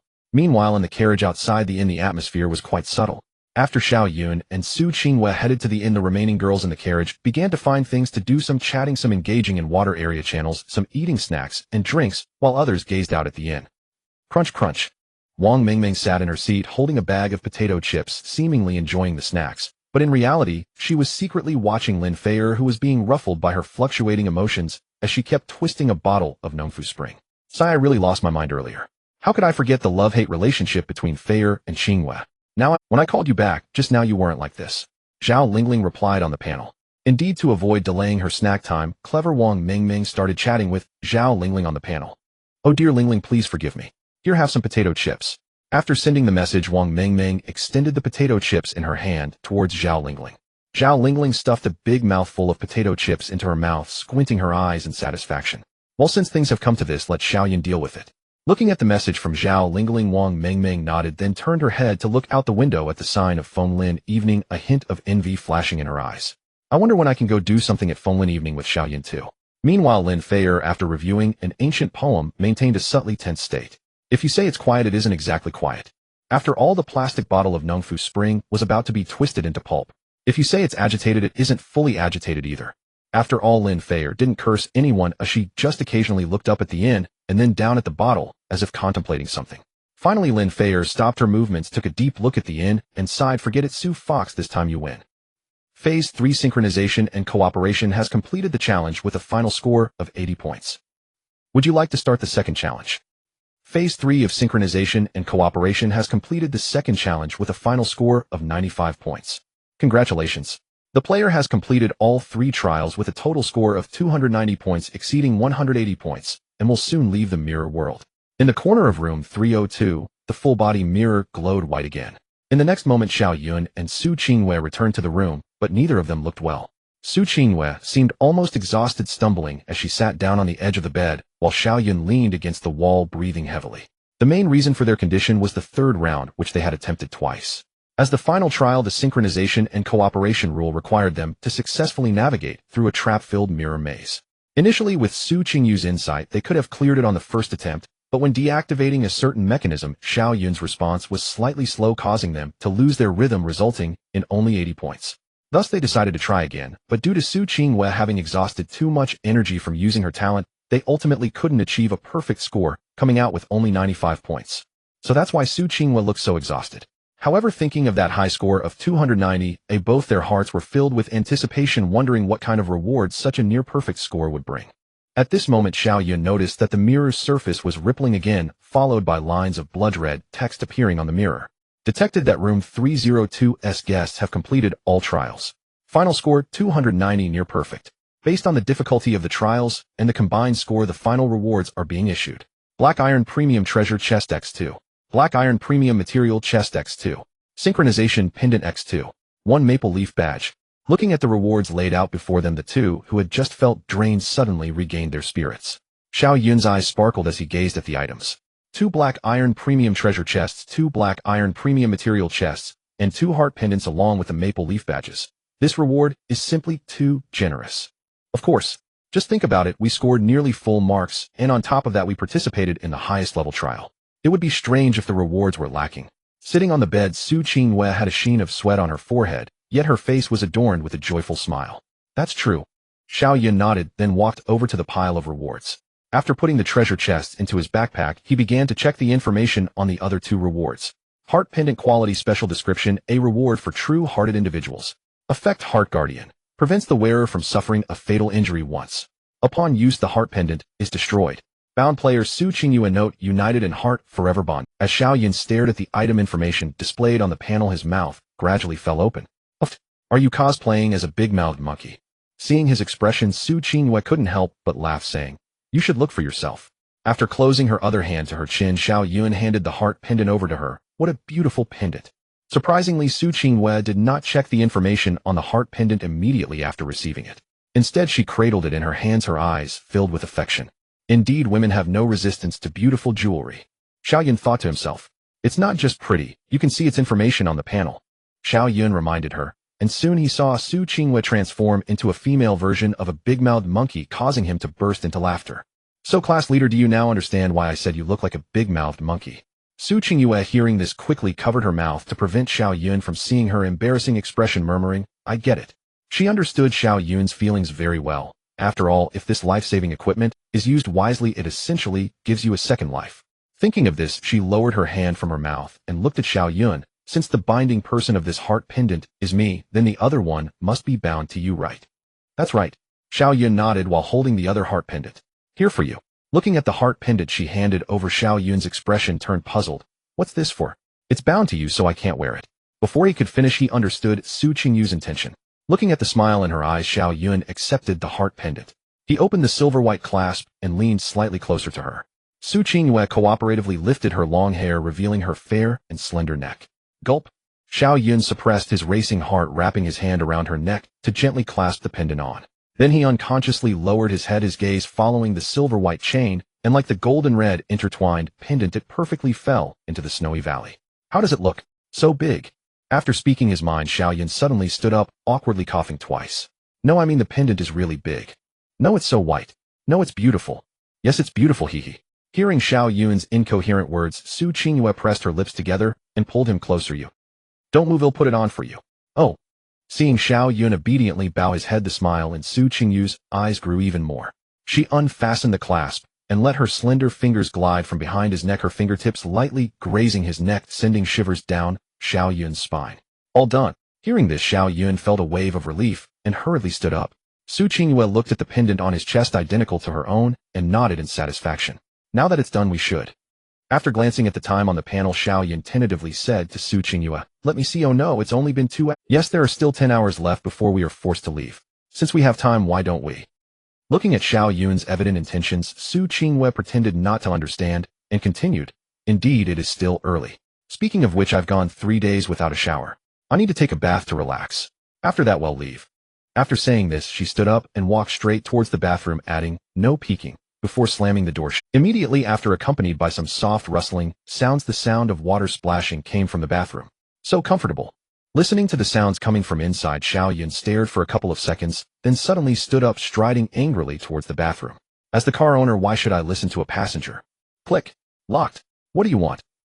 Xiao Yun said seriously while gripping the doorknob. Do you need me to help you scrub your back? I'm a professional. No thanks. Okay then. Seriously, locking the door? What about trust between people? Xiao Yun flopped onto the big bed, glancing at the bathroom door with a pout. Then, recalling that he had heard girls take at least half an hour in the shower, he took out the maple leaf badge. Maple leaf badge description: a reward for outstanding guests from the maple forest. In effect, wearing the badge increases physique and stamina by 10. The same enhancement applies to future skill points, and it slightly boosts stamina recovery. It can be removed at any time. Note: parking and enjoying love in maple forest at night is not a dream. No wonder it's from the maple forest, and they really know how to treat the brothers. Xiao Yun played with the badge, putting it on his chest. Strangely, after wearing the badge, it disappeared. Xiao Yun felt around, but couldn't find it, yet the sensation of attribute enhancement was very clear. So he opened the panel to see if there were any clues. Player information: name Xiao Yun, area district 13, vehicle Wanhua, garden ID 00544. Identity: car owner, talent master of Wanhua SSS, level unique, physique 65, after maple leaf badge enhancement, stamina 1717, after maple leaf badge enhancement, agility 30, spirit 50, charm max, free attribute points 28, skill, charge strike badge, maple leaf badge, overall assessment black, iron level, current status agitated, excited. Looking at the words displayed in the status bar, Xiao Yun shook his head helplessly. In Xiong has no place to show his skills. After a brief lament, Xiao Yun began to study the panel again. This time, unlike before, the panel included a section for badges. When he clicked on it, a new interface titled My Badges appeared, and the previously disappeared maple leaf badge was quietly hanging there. Xiao Yun understood that this was similar to collecting achievements or titles in games. Each badge could provide different enhancements, and the more you collect, the greater the enhancement. Besides this, he also noted that the free attribute points had accumulated to 28. Upon checking, he found that apart from the previous remaining 10 points, 15 points were awarded from rewards, and the last 3 points came from Qin Yes nurturing. Detected that player Qin Yes emotional state has met the criteria for nurturing, automatically establishing a nurturing relationship. Current connection depth, initial bloom, reward, 2 free attribute points. Through Qin Yes nurturing, Xiao Yun realized that as long as someone develops feelings for him, even if they are far apart, the nurturing relationship still holds. Similarly, Xiao Yun discovered that among those with whom he had established a nurturing relationship, the highest connection depth was still at the 2nd level. This puzzled him. Logically, people like Su Qingyue, Lin Feier, and Lu Yin, who had a very close relationship with him, should have already surpassed this level, especially since he had just undergone the heart trial with Su Qingyue, which should have deepened their emotional bond. Yet they remained at the 2nd level. Could it be that certain conditions need to be met? Just then he heard a click, and the bathroom door lock opened. Xiao Yun instinctively looked up towards the bathroom. As the door opened, a wave of mist rushed out, and soon within the hazy water vapor, Xiao Yun saw a fox spirit. Xiao Yun initially thought that Su Qingyue would return after her bath fully dressed. To his surprise, she approached him wearing a set of alluring lingerie, swaying her hips. At that moment, the heart-shaped pendant was embedded deep in the crevice, appearing and disappearing with the waves of the sea. Xiao Yun swallowed hard, feeling his entire being tense up. Qingyue, why did you come out dressed like this? What? Don't you like it? Su Qingyue tilted her head, a faint smile gracing her lips. Like it? Of course I do. But didn't you just say you'd leave after your bath? So what is this? You really? Seeing his dazed expression, a glimmer of determination flashed in Su Qingyue's eyes as she stepped forward, pushing Xiao Yun back onto the bed. She then climbed onto the bed, placing her hands on either side of his body, staring intently at him. Now do you understand what I want to do, Xiao Yun? Xiao Yun lay on the bed, gazing at the intense affection in her eyes, feeling her damp hair gently brush against his cheek. The faint scent of shampoo and her fragrance lingered at his nose, making him feel as if he were about to explode, heat surging to the top of his head. He then noticed a warm trickle flowing from his nostril. PFF. Watching this scene, Su Qingyue was initially taken aback, then burst into laughter. Xiao Yun hurriedly grabbed some tissues from his bag, wiped his face, and stuffed them up his nostrils. Xiao Yun, you seem quite worked up. Do you need me to help cool you down? With that, Su Qingyue propped herself up, directly straddling Xiao Yun. Hiss! This exquisite sensation nearly overwhelmed Xiao Yun. After stuffing the other nostril with tissue, he turned and wrapped his arms around Su Qingyue, pinning her beneath him, watching as she breathed heavily. I'm going to take a shower. Wait for me. With that, Xiao Yun got up and rushed to the bathroom. The door slammed shut, plunging the room back into silence. Su Qingyue lay on the bed, feeling as if she were sinking into the soft mattress, her wet long hair cascading over the edge, a charming smile gracing her lips. She gazed at the closed bathroom door, reminiscing about the intense warmth from earlier, pulling the heart-shaped pendant from her neckline and gently caressing it, her eyes filled with anticipation. Bang! Just then the bathroom door opened again, and Su Qingyue turned in surprise to see Xiao Yun still with wet hair rushing out, wearing only a pair of shorts. You? Before Su Qingyue could say anything, Xiao Yun silenced her with a kiss. After a long moment, their lips parted. Su Qingyue gasped for air, the blush on her face becoming increasingly alluring. Once they regained their composure, they suddenly fell silent, simply embracing each other, feeling each other's warmth, the desire in their eyes growing ever stronger. "Qingyue, are you ready?" Hearing Xiao Yun's slightly husky voice, Su Qingyue didn't answer, but wrapped her arms around his neck, her moist red lips drawing closer. "Don't speak, kiss me." Before long, melodious singing filled the room. Creak, creak. Creak, creak. "Wang Mingming, could you please stop rocking that chair?" In the carriage, Zhao Lingling pinched Wang Mingming's cheek and said fiercely, "I didn't mean to." Wang Mingming shrugged helplessly. "It's just that this chair is too old. Every time I move a bit it creaks. I can't just sit still, can I? That would be boring. It's not that you can't move, but twisting around dozens of times in a minute seems a bit excessive." Zhao Lingling looked at her with suspicion. "Mingling, do you want to dig?" Wang Mingming seemed to guess what she was about to say, quickly covering her mouth, then pinching her in a sensitive spot. The sudden stimulation, causing Zhao Lingling to go soft instantly. With a cold chuckle, Wang Mingming whispered in her ear, "Linglingshin, you know too much. This is a little punishment for you." With that, she stood up and walked to the restroom, closing the door. For some reason, the scene of their earlier playful banter left Lin Feier feeling quite irritated, especially when the chair creaked. It annoyed her greatly, though she couldn't articulate why. Glancing at the time, 3 hours had passed, and she wondered when they would return. Thinking of this, she looked out the window again, only to suddenly notice that the hotel seemed to be shaking. Rubbing her eyes, she realized she had misjudged the situation. After sharing this with Lu Yin, who suggested it might be due to her lack of sleep lately, Lin Feier decided to rest for a while and leaned back in her chair, falling asleep. When she woke up again, 4 hours had passed, and Xiao Yun and Su Qingyue still hadn't returned. This meant that including the previous 3 hours, they had been gone for a total of 7 hours. After addressing her own physiological needs, Lin Feier returned to Lu Yin and said, "I want to get off the car." "But Feier, even if you get off, you can't enter the hotel." "I don't care, I just want to stand by the door and take a look." "Then I'll go with you." As soon as Lu Yin finished speaking, and Kiki also stood up, biting her lip and softly, "I want to go too." Me too, me too." Wang Mingming excitedly raised her hand. "How could I miss out on something like this?" Eventually, Lin Feier, along with Lu Yin and Kiki and Wang Mingming, got off the car and walked towards the hotel. "Please check in according to the rules." "Indeed, we can't even get through the door. There's nothing to see here." The group huddled together, wandering around the hotel area, but found nothing, so they had to return the way they came. At that moment, Lin Feier suddenly heard a faint moan.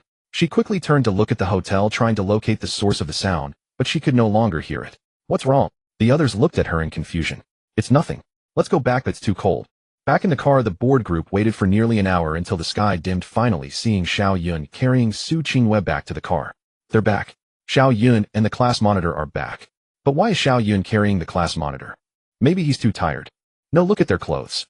Seeing their safe return, the group finally felt relieved, but soon their keen eyes spotted something unusual. It wasn't just that Xiao Yun was carrying Su Qingyue, their outfits were completely different from what they had worn before leaving. What on earth did they go through? Unlike the others, Lin Feier, who had the second best physical attributes in the car after Xiao Yun, had much sharper eyesight. Therefore, she could clearly see the exquisite afterglow on Su Qingyue's face, a sight she had only ever seen in secretly downloaded study materials. P.S. During the new book verification period, please refrain from requesting sample books. I'm begging you. They'll have Xiao Yun give everyone a back rub. "Xiao Yun, put me down. I can walk on my own." On the first floor, a Finglin went in. Su Qingyue gently tapped Xiao Yun's chest. Her voice was soft and feeble. "Come now. Given how much effort it took you just to get out of bed moments ago, do you truly believe you could stand unaided?" Xiao Yun lifted his arms, slightly cradling her more securely, and teased. "Well then, whose fault is that?" Upon hearing this, Su Qingyue's cheeks flushed once more with lingering warmth, and without hesitation, she sank her teeth into Xiao Yun's neck. "Ouch, stop biting. It tickles. If you're so fond of gnawing, shall I offer you a baguette next time?" "What's a baguette?"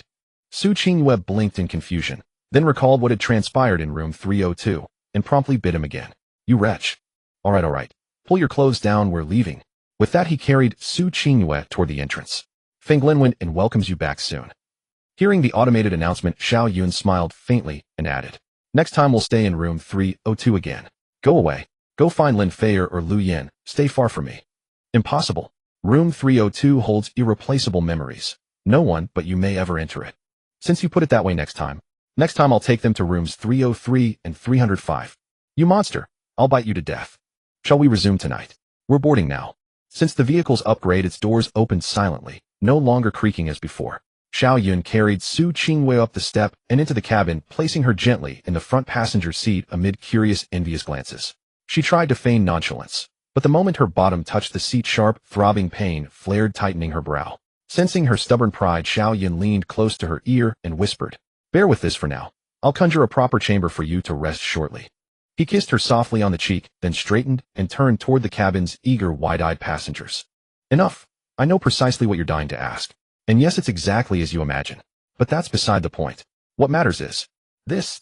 With that, Xiao Yun retrieved 5 treasure chests from his backpack and set them neatly upon them. At the sight of so many chests, their gossipy fascination instantly gave way to awe. Wang Mingming lunged forward, running her hands over each chest with unrestrained delight. Exquisite. Exquisite. Utterly exquisite. Huh. Why is this one nearly mid-tier? Xiao Yun couldn't help but smile at Wang Mingming's disdain. It mirrored his own expression when he'd first laid eyes on that very mid-tier chest. It had happened earlier as Xiao Yun carried Su Qingwei out of room 302, preparing to descend the stairs. A thought struck him. Such a vast, and might there be wild treasure chests hidden somewhere? He asked Su Qingwei to scan the premises with her insight ability, and indeed she discovered one tucked away in a clutter storage room on the 2nd floor. Black iron chest. Quality black iron mid-tier. Description: contains anything except raw materials. Contents determined entirely by chance, with a rare chance to yield items surpassing the chest's tier. The moment they saw it was merely a black iron mid-tier chest, their faces fell into identical expressions. Recalling that moment, Xiao Yun glanced at Wang Mingming and said, "Mingming, open this mid-tier chest first as a warm-up. Then proceed to the 4 exquisite tier ones." "Got it," Wang Mingming cried out excitedly, and reached for the chest only to be gently restrained by those beside her. "Mingming, have you forgotten? You haven't performed the opening ritual yet." "Exactly. Even for a warm-up chest, every step must be observed meticulously. What if your innate talent?" Wang Mingming blinked, then realized she'd nearly skipped the most vital step. She beamed with heartfelt gratitude. "Thank goodness you reminded me. I'd have completely forgotten."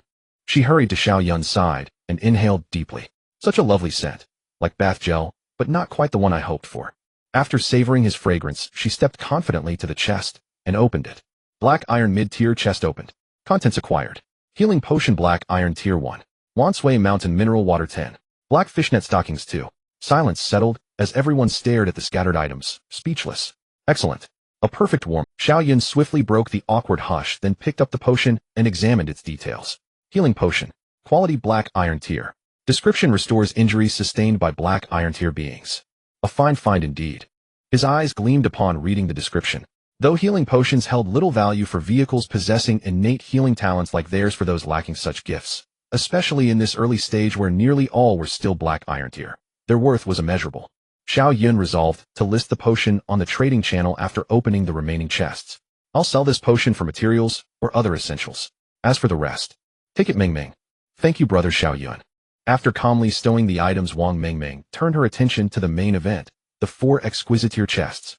After brief consideration, she chose to open the materials chest first. Black iron exquisite tier materials chest opened. Materials acquired. Enhanced gathering effect triggered. Materials doubled. Black iron exquisite tier materials chest opened. Materials acquired. Just as at Afu Auto Repair Shop, Wang Mingming triggered her innate talent once across the 2 materials chests, yielding a total haul of timber 1,700. Black iron ingots 1,100. Black iron steel 900. Black iron leather 1,300. Black iron glass 300. Black iron components 850. Brass ingots 100. Brass components 50. Basic energy cores 12. Notably, each chest yielded a brass tier item, and thanks to her talent the brass ingots were doubled. Confronted with such an overwhelming bounty, even Shun Mian, the class's calmest psychology counselor, parted her lips in quiet astonishment, her eyes widening. Others were utterly speechless. Had their backpacks not been expanded by 5 slots, and had supplies not been steadily consumed, they would have lacked space to carry it all. With this wealth of resources, Wanhua Pavilion will finally ascend. Watching their jubilant celebration, Xiao Yun's own eyes shimmered with quiet joy. Indeed, these materials now made possible constructions long dreamed of, but previously unattainable, advanced private compartments and beyond. Yet now was not the time for upgrades. Xiao Yun's gaze lingered on the final 2 chests, anticipation stirring within him. What extraordinary rewards might these exquisite tier chests unveil? Minor Unit 9627, advance. Pry open their jaws and force forth every treasure. At once, master. Wang Mingming played along, stepping forward to wrench open the first chest. Black iron exquisite tier chest opened. Contents acquired. Black iron exquisite tier Tang sword 1. Black iron tier skill scroll 1. Vitality fruit 3. Delicious crab patty burger 50. Tang Dao. Quality black iron premium. Description: crafted from black iron materials possessing both sharpness and elegance with no additional bonuses. Note: look closely, this knife will be very stylish. Cool down 3 minutes. Note the Qiankong palm never misses. Spirit fruit. Description: a yellow fruit that tastes quite good. Consuming it increases energy. Note a rare good fruit. Delicious crab roe burger. Description: a crab roe burger that sounds, looks, and tastes delicious. No, don't even think about stealing its recipe. After reading the introduction on the panel, the carriage instantly became lively. A few nearby girls wanted to reach out and touch the stylish Tang Dao, but saw Xiao Yun swiftly grabbing the knife, then standing it upright on his toes, striking a drawing stance, while chanting incomprehensible words. Look at my aurora-shattering cloud flash. The others in the carriage felt so awkward they could scrape out a 3-bedroom apartment. But fortunately, after Xiao Yun finished using the golden soul jade, Lin Feier caught him in the recovery phase, and after a combo, he was sent to the soul tomb with the knife being taken by Lin Feier. Reluctantly, he let Wang Mingming open the last box. Open black iron premium treasure chest, obtained items. Chixinki 3. Berserk potion black iron 1. Type 92 pistol 2. 9mm bullets, 300. Black iron blueprints 1. This opening triggered the enhanced collection effect, doubling the supplies. Actual obtained items. Chixinki 6. Berserk potion black iron 2. Type 92 pistol 4. 9mm bullets, 600. Black iron blueprints 2. Wow, this is really the truth. When seeing the 4 pistols lying in the treasure chest, everyone became excited. After all, compared to the Tang Dao, this cold weapon, the gun, as a hot weapon, undoubtedly provided them with greater security. Type 92 pistol. Quality black iron. Description: quick at 7 steps, faster and more accurate within 7 steps. Note: be careful not to accidentally fire. Xiao Yun, go, I want to shoot a gun. Me too, I want to shoot a gun. We want to shoot guns too. After reviewing the panel information, everyone remained enthusiastic and begged Xiao Yun to let them shoot guns. Xiao Yun listened to their ambiguous words, helplessly shook his head, and spoke to stop them. Don't rush away until the monsters come out at night. There will be plenty of time to shoot.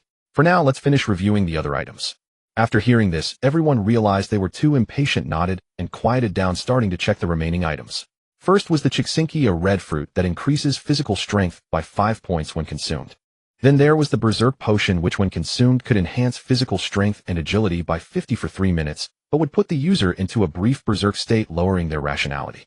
Lastly were the 2 blueprints. The first was a Xian Iron Shield blueprint, which could consume materials to create a Xian Iron Shield of black iron premium quality. The second was a water condensing machine blueprint, which could consume materials to create a machine that automatically condenses water. Upon seeing this blueprint, Wang Mingming couldn't help but exclaim, finally, the standard equipment from survival novels is here. The group ignored her random outburst and turned to Xiao Yun. Xiao Yun, how do you plan to handle these items? Lin Feier returned the Tang Dao to Xiao Yun and said seriously, I've already thought it through. After taking the Tang Dao, Xiao Yun turned to the others in the carriage and began distributing the supplies. In the end, Xiao Yun kept the Tang Dao for himself, gave the Qiankong palm to Lin Feier, split the Chixinki and Berserk potion with Lin Feier, and allocated the 3 energy fruits to Su Qingyue, Lu Yin, and Enkiki. As for the pistols, Xiao Yun decided to let Wang Mengming, Zhao Lingling, Lu Yu, and Qian Xiaoman use them first, and after passing through tonight, he would give the remaining interested people a chance, aiming for everyone to handle them easily. The last highlight, the delicious crab roe burger, was shared among everyone, while the extras were taken by some girls who needed to maintain their figures, including Lu Yan. Wow, this is really delicious. Mian Mian, you have to try it. Really? They'll eat it right now. How is it delicious? Really? But why do I feel like you look a bit unhappy? You think too much, haven't I always been like this? Hearing Chun Mian's response, Enkiki said, oh, and continued eating. Looking at her blissful expression while eating, Chun Mian glanced down at the delicious crab roe burger she had taken a bite of and sighed. She knew that Xiao Yun's distribution was completely reasonable. However, when she saw that among the 7 people besides herself, even Wang Mingming had 2 pairs of stockings and 10 bottles of mineral water, she felt a pang of discomfort in her heart, as if she held no position at all in Xiao Yun's heart. Thinking of this, Chun Mian couldn't help but tighten her grip on the delicious crab roe burger. If I squeeze any harder, I won't be able to eat it. At that moment, Chun Mian suddenly heard a familiar voice beside her. She turned her head and found Xiao Yun sitting next to her, while Enkiki had run over to Lin Feier's seat, and Lin Feier had gone to the driver's seat. What's wrong, my beautiful Chun? You look upset. Tell me who made you unhappy. I'm not unhappy, you think too much. This is for you. As classmates and friends for 2 years, Xiao Yun certainly knew what her current emotions were and why she was unhappy. So he didn't pretend to be confused, taking out the completed Xian Iron Shield from his backpack and placing it in front of her. Xian Iron Shield. Quality black iron premium. Description: a perfect equipment balancing lightness and defense. Note: with a shield and hand, safety is assured. Water condenser. Quality medium grade black iron. Material requirements: black iron blocks 30, black iron steel 15, black iron parts 20, primary energy core 1. Effect absorbs moisture from the air and condenses it in the container, capable of producing up to 5 liters of pure water per day with a maximum storage of 10 liters. Manufacturing time 30 seconds. After handing over the Xian iron shield to Chunmian, Xiao Yun began his construction plan, first creating the water condenser. However, once the water condenser was completed, Xiao Yun noticed a 3D garden appeared on the panel, allowing him to adjust the internal layout of the vehicle's facilities that was similar to strategy games. After some thought, he placed the water condenser on the inner wall between the driver's seat and the first row of seats in the cabin, exiting the layout state. The sudden appearance of the water condenser startled the others in the cabin, but they soon understood after Xiao Yun explained. Great. Now we don't have to worry about running out of water. Exactly, and Brother Xiao Yun can trade the surplus water with other vehicle owners for materials and other supplies. Can we drink this water for free? Everyone turned to look at her, confused about what she meant. Lu Yu continued, this water condenser was opened from a treasure chest by Meng Meng, and the treasure chest was brought out from the inn by Brother Xiao Yun and Sister Qingyu. What does this have to do with us? According to the rules we set before, we haven't contributed anything to this matter, so why should we drink Brother Xiao Yun's water for free? That makes sense. Lu Yu is right, we already had the crab roe buns for free before, so we definitely shouldn't drink Brother Xiao Yun's water for free again. Right, if we keep taking everything for free without doing anything, even if Brother Xiao Yun doesn't say anything, I would feel embarrassed to stay here. Listening to the girls discussing back and forth, a hint of appreciation flashed in Xiao Yun's eyes, and he couldn't help but thank Su Wen in his heart. Had it not been for her influence over the past 2 years, their perspectives might not have developed to the point where they consider so many things today. Thank you, Su Wen, I hope you have a good rebirth. After blessing Su Wen, Xiao Yun cleared his throat to draw everyone's attention. Alright everyone, listen to me. First, I assure you that as long as you don't do anything detrimental to our development like Su Wen, I won't make you get off. Secondly, as per the rules we established at the beginning, whether exploring stations or fighting monsters, as long as it is for the benefit of this group, everything on the vehicle can be used freely. Of course, the more effort you put in, the more you will receive. After finishing, Xiao Yun added, does anyone have any objections to this mode? Everyone said in unison, we have no objections. Good, since no one has any objections, I will continue upgrading. Got it, Brother Xiao Yun. After that, everyone stopped interrupting Xiao Yun and began to chat softly. Sisters, I increasingly feel that it is such a fortunate thing to be on the same vehicle as Brother Xiao Yun. Yes, if it weren't for Brother Xiao Yun and the monitor, I can't even imagine what we would be going through right now. Perhaps we would end up like those female teachers mentioned by Teacher Qin, being at the mercy of dictators. Although she didn't finish her sentence, everyone understood her meaning and nodded in agreement. Alright, let's not talk about those things. Do you all remember what Brother Xiao Yun said at the end? The more effort you put in, the more you will receive. I remember, so what? That's perfectly normal. The people around were puzzled. Of course I know that's how it should be. What I mean is, can we be like the monitor and the sports committee and win Brother Xiao Yun's heart? As she spoke, she glanced at the co-pilot's seat, her eyes full of envy. Do you all remember how the monitor looked when she got in the vehicle just now? Don't tell me you little vixens don't want to. Gulp. The people around didn't speak, just gulped. At that moment, they suddenly noticed the vehicle began to tremble, slightly emanating a white light. They knew this meant Xiao Yun was upgrading the garden, so they didn't think much of it. However, soon they realized that this upgrade was different from previous ones. It's bigger, it's bigger. Looking at the significantly larger cabin, everyone exclaimed in surprise. Basic expansion, upgrade complete. Vehicle status updated, passenger capacity expanded to 43, public backpack increased to 35 slots. Looking at the information on the panel, Xiao Yun stood up. Alright, it's just a bit larger than before. Why are you all so surprised? You all get up, I will adjust the seats. Oh. Everyone stood up quietly to the side. Xiao Yun examined the layout and arranged the seats in a left-right 3 formation across 8 rows, also increasing the spacing between the seats. The extra chair was placed next to his driver's seat, not for any special reason, but simply for convenience in communication. After moving the restroom to the back corner of the cabin, Xiao Yun exited the layout state. At this point, the adjusted cabin appeared before everyone. Wow, everything looks completely different. The spacing is much wider now. Finally, I can stretch my legs. That's not the most important thing. Qian Xiaoman patted the empty seat next to her seriously, saying, the most important thing is that now we can lie down and sleep. Exactly. Upon hearing this, everyone's eyes lit up. The previous space in the cabin was too cramped to even stretch their legs, let alone lie down. With the addition of temperature control equipment, it would be fine even to lie on the ground at night. At this moment, someone with sharp eyes noticed that a chair had also been placed beside the driver's seat, and curiously asked Xiao Yun, Brother Xiao Yun, why is there a chair next to the driver's seat? I see. I thought it was for playing some special games. Wang Mingming mumbled while sitting in her seat. Then, I see. I thought it was for playing some special games. Wang Mingming mumbled while sitting in her seat. Then why is there such a large, empty space at the end? You will find out soon. After she finished speaking, they saw the empty position suddenly light up with a white glow. When the white light faded, a small room appeared before everyone. Before they could react, the room lit up again. Basic partition constructed successfully. Advanced partition upgrade completed. What? End this. This is a room. And staring at the small chamber before them, the group, still reeling from the recent vehicular expansion, was stunned once again. Wait, didn't we just say we'd finally get to sleep lying down tonight? And now we're being given private rooms. Xian Xiaoman covered her mouth with both hands, her eyes wide with disbelief. Honestly, I should have seen this coming, Wang Mingming murmured. And in mid-sentence, she executed a perfect slide into the partition doorway, flinging it open to peer inside. There's definitely a bed, but it's rather small. Wonder how soundproof it is. And would you like to test it? Of course I would. Wang Mingming blurted instinctively, then abruptly froze, realizing who had spoken. She whirled around to find Xiao Yun standing directly before her, his eyes crinkling with quiet amusement. How exactly would you like to test it? And by clapping with you inside. The thought flashed through Wang Mingming's mind. Yet strangely, the moment her gaze met Xiao Yun's, those bold, teasing words she'd once tossed off, so effortlessly lodged like thorns in her throat. And I think I'll pass. The chair's quite comfortable, huh? And with that, she flushed crimson and hurried back to her seat. Watching her retreat, Xiao Yun shook his head with a gentle smile. And, as you can see, I've constructed a private compartment using the rear space. From now on, I'll rest here at night, and others gifted with innate talent may do so as well. And though the women had half expected this, a flicker of quiet disappointment still crossed their eyes. And, during the day, however, this compartment will be shared among all of you. Feel free to coordinate shifts for rest. Really? At Xiao Yun's words, the faint glimmer of disappointment vanished instantly. Their eyes lit up with unrestrained excitement, and they burst into cheers. Long live brother Xiao Yun.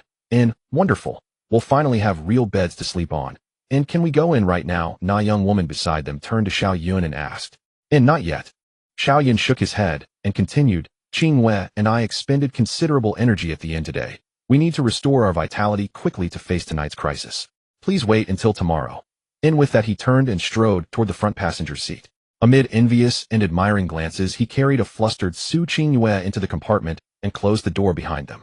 Bang! And at the instant the door shut, Wang Mingming, true to her designation as Unit 9527, launched herself forward in another flawless slide, pressed her ear flush against the door, and strained to catch even the faintest sound within. Wait, why can't I hear anything? This soundproofing must be extraordinary. Seeing Wang Mingming's crestfallen expression, the others began teasing her in. Hey Mingming, when brother Xiao Yun invited you and earlier you refused. Now that he's gone in alone, you're eavesdropping at the door. You're always boasting about mastering the 18 techniques of Awei, full service, no discounts. Yet when faced with the real thing, you've got desire, but no daring. Exactly. If it were me, I wouldn't hesitate for a single second. I'd charge straight in. Oh please. You don't understand at all. Wang Mingming flushed with embarrassment. And, think about it, besides class rep, only Fei Jie and Xiao Yunjie have established relationships with brother Xiao Yun. Do you really think I could leap ahead of them? Xiao Yunjie might stay silent, but Fei Jie? She'd knock my head clean off, and she glanced toward the driver's seat, and locked eyes with Lin Fei. A shiver ran down her spine, and she offered Lin Fei an awkward apologetic smile. And Lin Fei, satisfied by her deference, gave a slow approving nod. And Lu Yin, ever gentle-voiced, added softly, I know each of you holds feelings for Xiao Yun. So long as he consents, I have no objection. We're all sisters. Touched to tears by those words, Wang Mingming nearly wept, when suddenly a notification chimed from everyone's interface.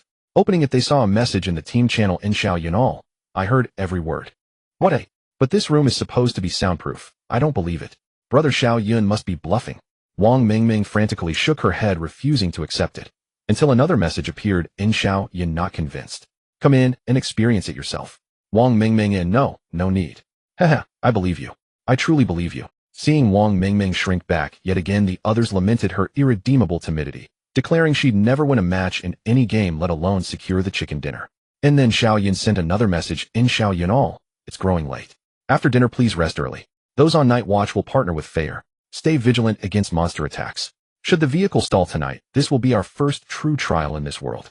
Therefore conserve your strength, and meet this threshold in peak condition. Reading the message, the women grasped its gravity. Their playful banter dissolved, if faces turned solemn as they called earnestly toward the compartment. Understood. How dare you utter such shameless words? And inside the compartment, Su Qingyue lay fuming on the bed, glaring furiously at the unrepentant Xiao Yun. What did I do? And Xiao Yun lifted his head from her thigh, wearing an expression of pure, guileless innocence. And, I'm carefully applying medicine to you. And instead of gratitude, I get scolded. If you weren't in such poor condition right now, I'd make you relive, word for word, the poem I learned at the inn. In poem. More like you've plowed yourself, stupid. Su Qingwei recalled over several hours she'd rested less than 10 minutes total. How on earth could he have found time to compose poetry? And fine, if you won't believe me, I'll recite it for you now. And so Xiao Yun swayed his head, theatrically delivering his self-penned quatrain, with grave solemnity, entitled Recalling Room 302. 5 hours in terrace, Xiao Shui willows sway, o'er Jiang, in a night's deep sorrow has not reached home. Sipping lemon tea, Xiao Shui's honeyed snow, at last emerging from Xiao Shui's frost-laden past. And well, how does it strike you, bro, seriously? You actually wrote this? At first Su Qingwei was genuinely astonished, and almost impressed by his literary flair. Yet one question lingered: what kind of snow is Xiao Shui?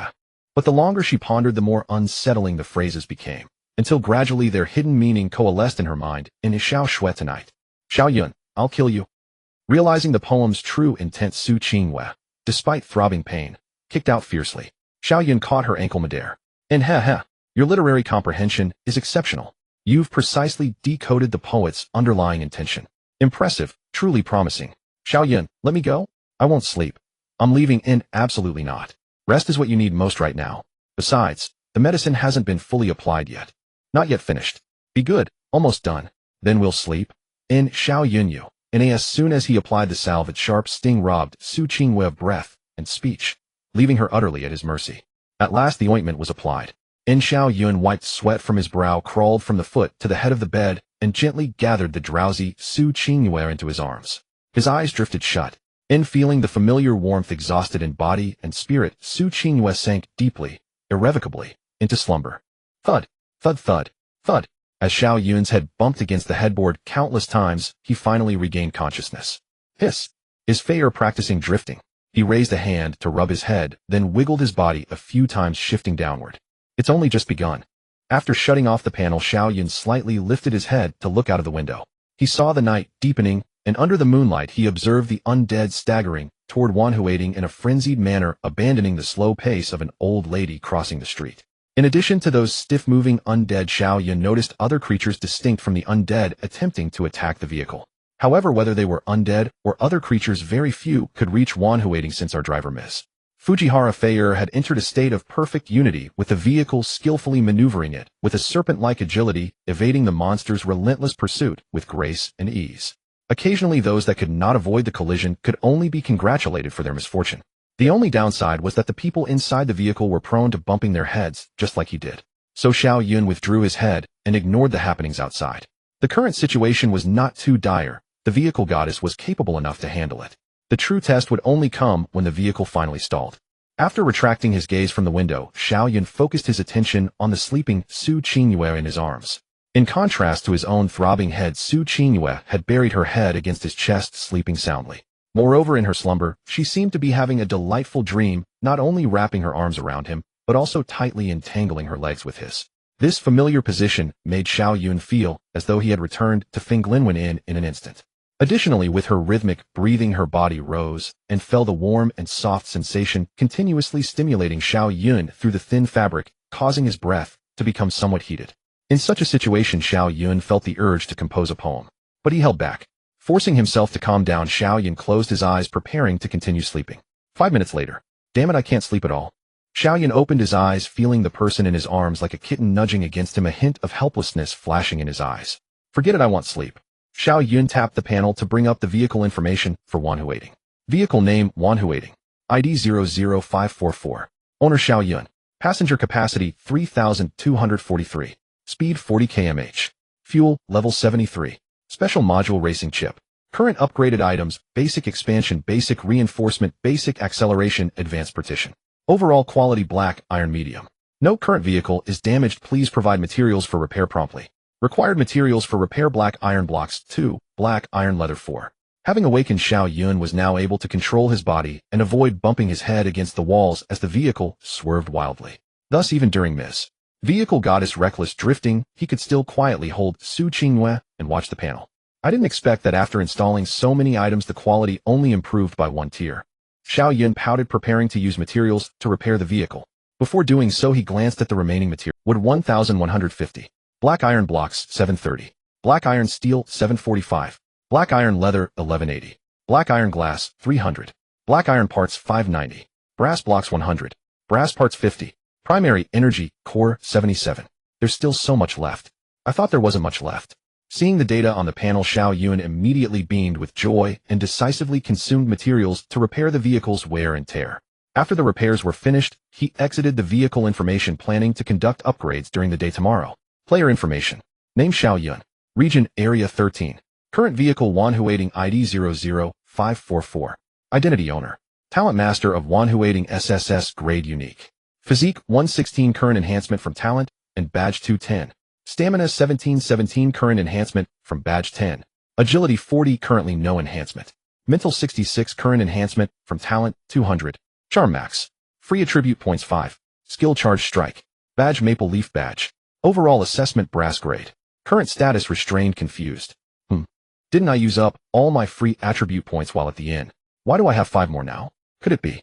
Detected that player Su Qingyu's emotional state has met the standards, automatically establishing a nurturing relationship. Current link depth blooming reward 5 free attribute points. Indeed. Looking at the talent information, Xiao Yun's eyes lit up, and he directly planted a kiss on Su Qingyu's sleeping face. After the kiss, Su Qingyue remained asleep, simply nuzzling her small face against his chest before settling back into deep slumber. After brushing aside her hair, Xiao Yun took a deep breath. From Su Qingyu's example, Xiao Yun could finally confirm that for the nurturing relationship to reach above the 3rd level, besides having a sufficiently deep emotional connection, there also needs to be a real emotional breakthrough to achieve it. If that's the case, Xiao Yun stroked his chin, his mind fleeting through the faces of Lin Feier, Lu Yin, and Kiki, and Xin Yu, decisively allocating the last 5 free attribute points to stamina. Current stamina 23. Phew. Brother, it seems our path to upgrading will be wide and smooth. Little Yin nodded. Finally, Xiao Yun opened the regional channel to see the situation of other vehicles. Channel Area 13. What should we do? These monsters are too ferocious. Our vehicle is about to be dismantled. I upgraded the vehicle and crashed a few undead, even looted a crate, but I didn't dare to pick it up. What a loss. 2 undead are hanging on the back of our vehicle. Does that count as carpooling? It's so scary. Can someone come save me? Lady. Image. No, I mean, what are you afraid of?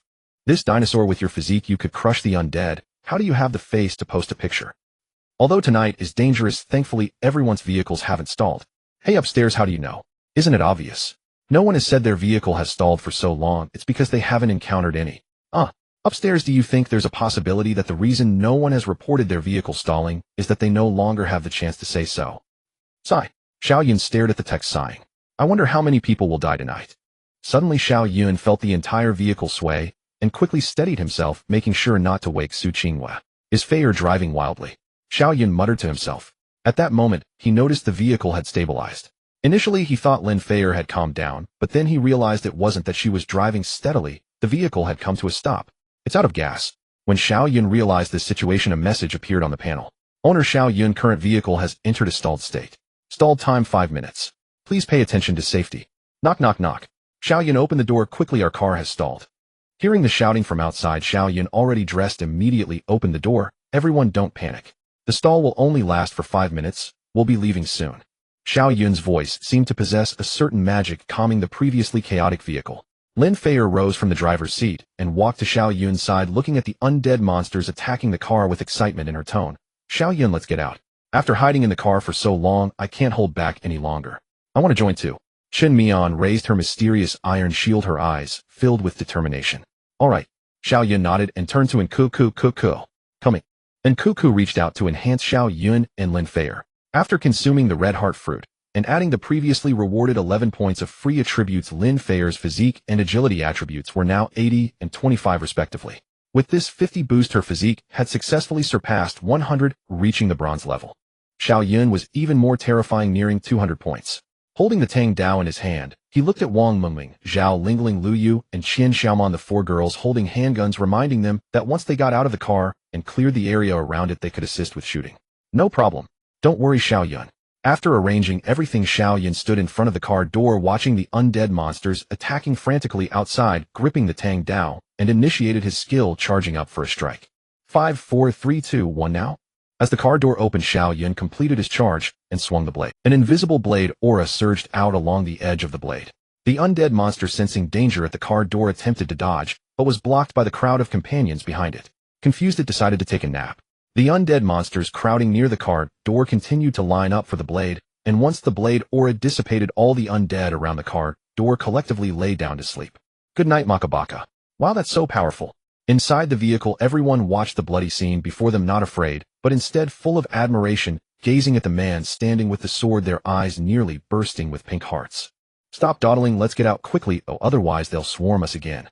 Xiao Yun jumped out of the car looking at the two dazed individuals inside. Coming. Lin Feier and Chun Mian got out one after the other. At this moment, the undead monsters attacking the vehicle at other positions heard the commotion and gradually approached the three. We still have over 3 minutes until we can restart. Feier, Chun Mian, you two guard the left side, while I guard the right side. Alright. Lin Feier wielded a large hammer, fiercely smashing at the undead monsters, while Chun Mian released wind blades behind her. After killing a few nearby undead monsters with a couple of strikes, Xiao Yun glanced at the materials on the ground and felt a surge of desire. How should I collect all of these? While hacking randomly, Xiao Yun pondered and accidentally noticed the ring on his hand, his eyes lighting up. Right, how could I forget this? Shadow Call. The Shadow Ring has a built-in skill that can consume a bit of energy to summon a corpse-level elite shadow monster for 5 minutes. After using the skill under the moonlight, Xiao Yun's shadow suddenly sparkled with red eyes, and then a massive shadow began to twist, expand, and elongate, quickly forming a shadow monster. Little Black, I have a task for you. Xiao Yun pointed at the pile of materials on the ground and instructed, go move all these things to the car door.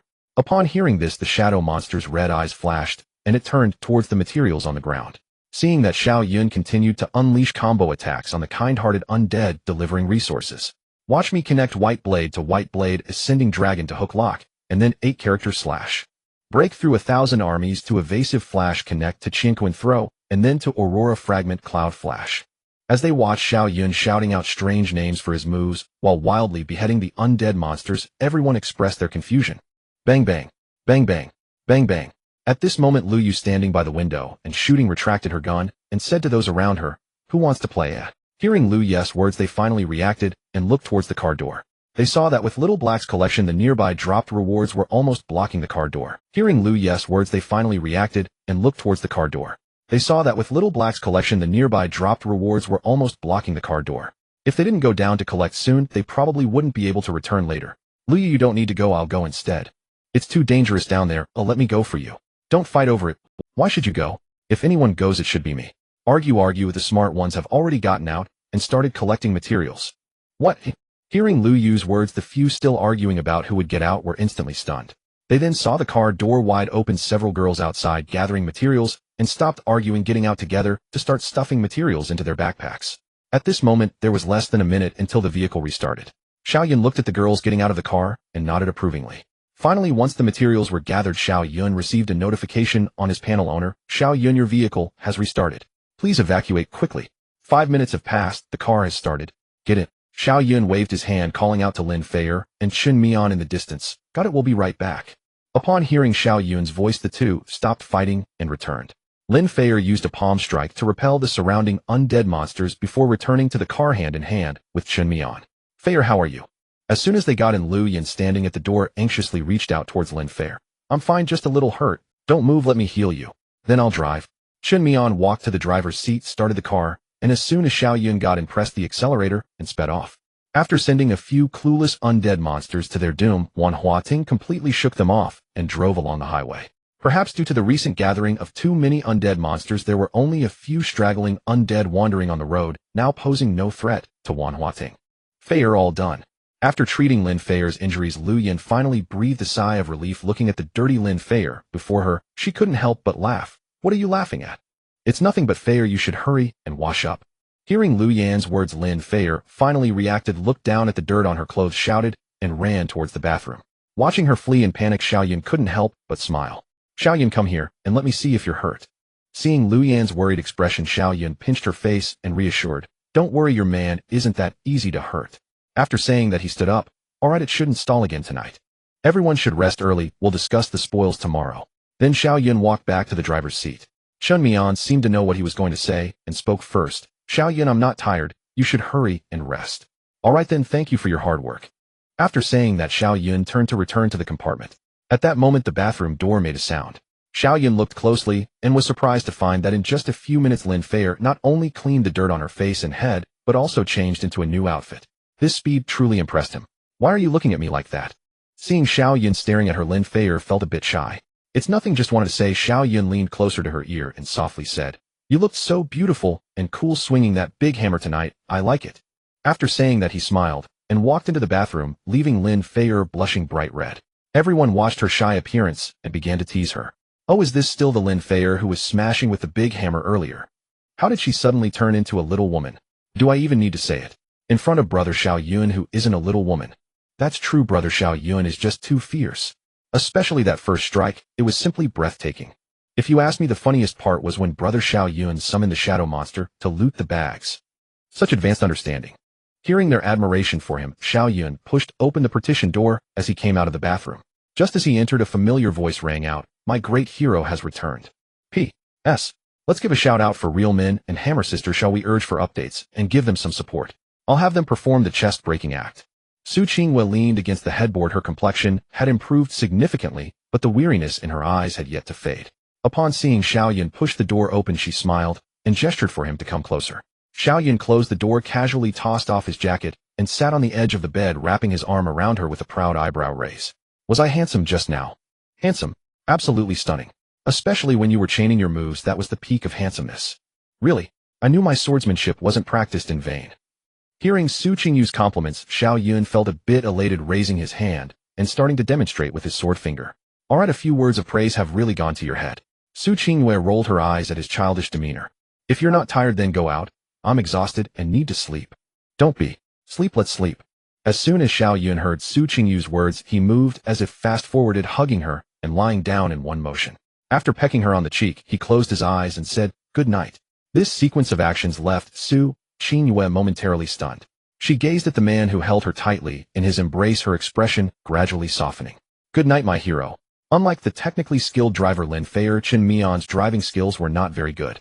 Therefore, when encountering the wandering corpses blocking the road, she didn't think to avoid them. She simply floored the accelerator, using her vehicle's sturdy frame to send those corpses into an eternal sleep. Finally, dawn broke. Channel Area 13. Oh my heavens, it's finally dawn. Exactly, the night filled with fear has finally passed.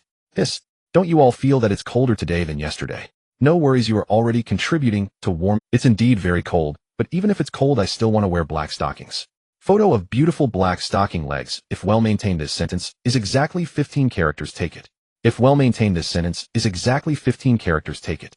If well maintained, this sentence is exactly 15 characters. Take it. Stop maintaining it. Did you all hear? Announcement across the district. Wow, how is it Wanhu waiting again? I'm impressed. Big shot. Are there any big shots from Wanhu waiting to share their experiences dealing with engine failures? Xiao Yun, do you want some black? Photo of beautiful black stocking legs. Xiao Yun, can you let me in the car? I'm a young lady. Image, oh my dinosaur girl, how are you still alive? Just as those in the channel said, when the sun rises and the sky brightens, the familiar voice echoed in everyone's minds, including Xiao Yun, who was still fast asleep. Announcement across Area 13. Congratulations to vehicle number 00544 Wanhu waiting for being the first vehicle to have all members survive after an engine failure.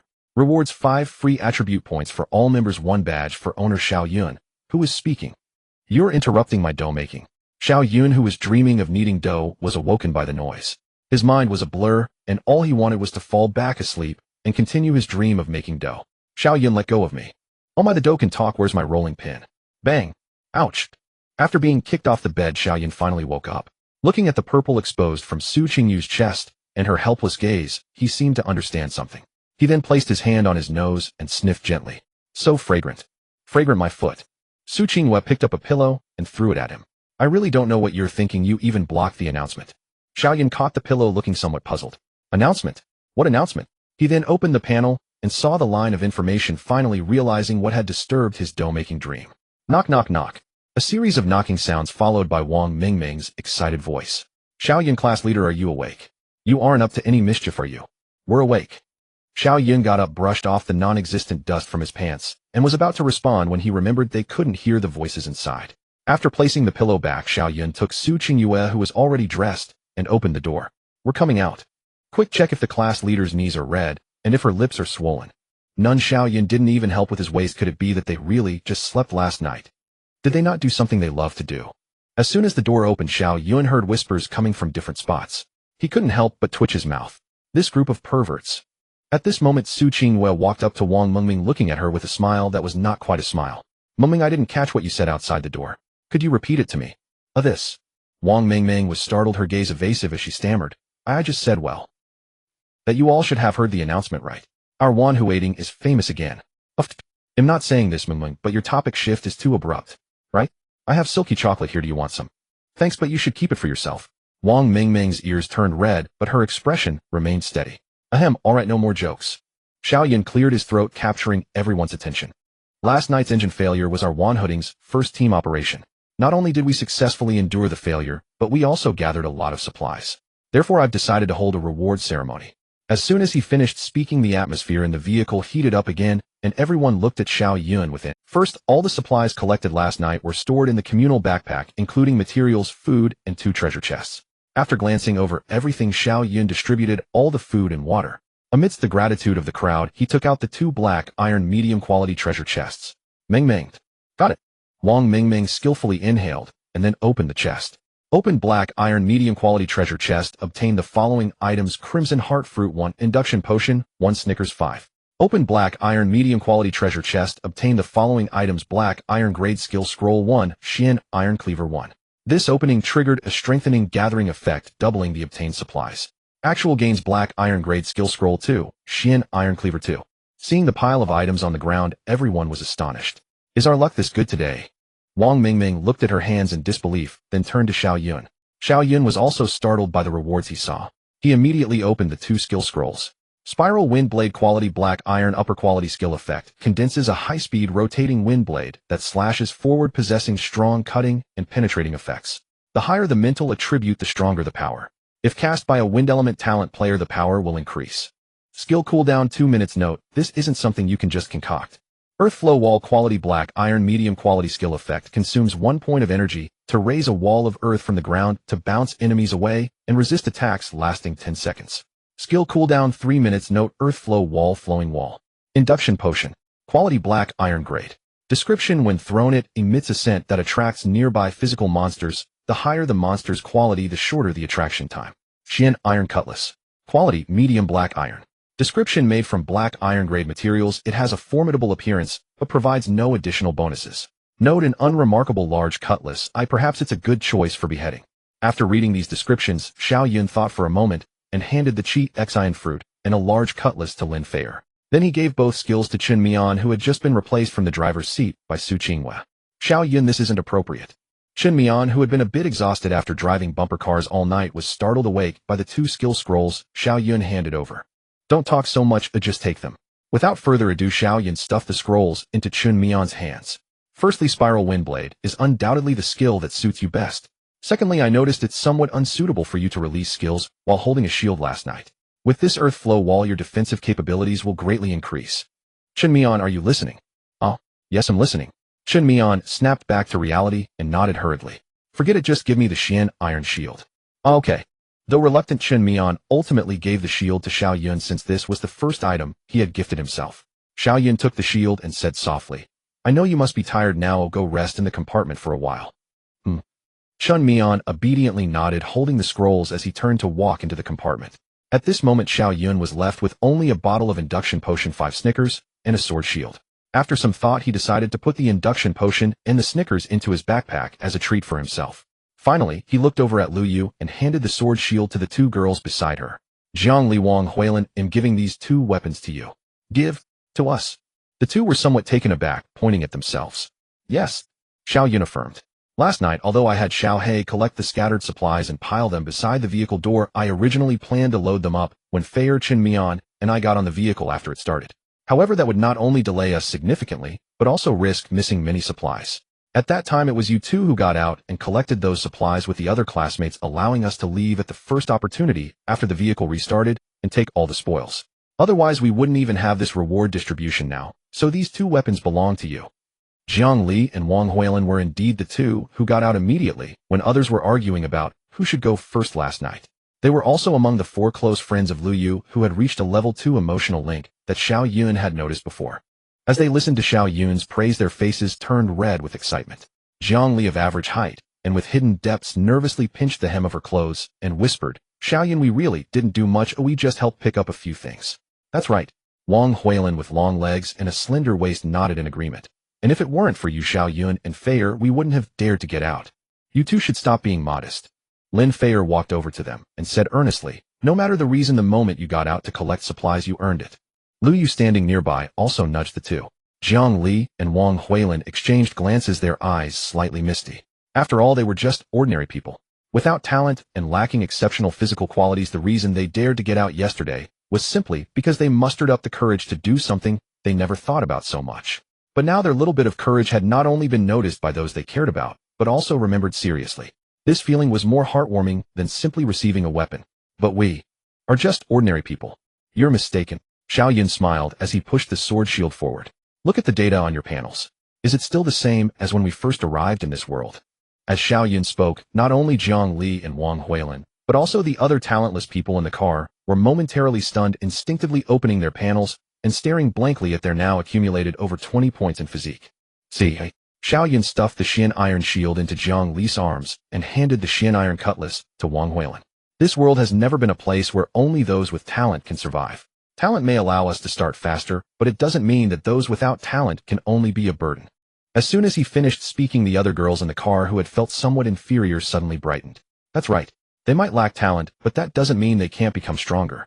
Jiang Li hugged the shield, her face flushed. Wang Huilin held the hilt of the sword, her eyes shining with excitement. Thank you, Xiao Yun. We won't hold you back. Xiao Yun grinned widely. That's more like it. Now that all the rewards have been distributed, if anyone hasn't rested well, feel free to go to the compartment and rest for a bit. Understood. What are you doing here instead of increasing your affinity with Lu Yu and Jiang Li? Su Qingyue, sitting in the driver's seat, looked at Xiao Yun beside her with a flat tone. Isn't this because I saw my girlfriend hasn't had breakfast, and am afraid she'll be hungry? Xiao Yun chuckled as he handed the torn toast to Su Qingyue. Su Qingyue shot him a glance, opened her mouth to take a small bite, her cheeks puffing slightly as she chewed while looking at the road ahead. At least you have a bit of conscience. Of course, my conscience is immense. Saying this, Xiao Yun leaned closer to Su Qingyue and whispered, but you sitting like this, isn't it uncomfortable? Su Qingyue, who had been calm, felt her ears turn red at the latter part of his sentence. Mind your own business. Oh, just feed me. All right. Open wide. Xiao Yun inserted a straw into the milk box and held it to Su Qingyue's mouth. After some feeding, he looked at the now empty milk box in his hand, feeling a bit regretful that he couldn't let Su Qingyue try the imported product. You want me to eat imported food? Xiao Yun's hand trembled, and he accidentally crushed the milk box. He looked up at Su Qingyue and saw the sparkle in her eyes, the corner of her mouth slightly curving as she glanced at Xiao Yun. Sure, tonight I'll wait for you in the compartment. Really? Xiao Yun was immediately overjoyed at her words. Su Qingyue nodded shyly and added, but we agreed it can only happen once. No problem. If you're trying to play tricks, then this time, don't even think about it. No problem. Xiao Yun forced himself not to think about having multiple chances, and suddenly remembered he still had a reward to check. He opened his backpack and found the badge resembling a shield. Guardian badge. Description: a reward for the Guardian. Effect: when wearing the badge, it provides 10 damage recovery during the vehicle's shutdown time, and increases one's own damage dealt by 20. Note: the most dangerous moment is when I can truly show my prowess. Xiao Yun, I didn't expect you to be so powerful. You've truly impressed me. Alu, Director, you know me well. We wouldn't have survived in a state of shutdown. So how did you survive then? Director, you know me. Oh, we were just lucky. Although we shut down last night, it was only for a minute. We didn't even get out of the vehicle. Oh, we just relied on the sturdiness of the car to hold out. In the end, we threw a bottle of the inducing agent we found at the station and managed to break free from their encirclement. In that case, it seems you were quite lucky. Yes, but since the vehicle was severely damaged, I had to use all the materials I had just gathered for repairs. So, Director, the promise I made to you might be delayed for a few days. You won't hold it against me, will you? Of course not. Your safety is the most important thing. Materials can wait. Thank you, Director.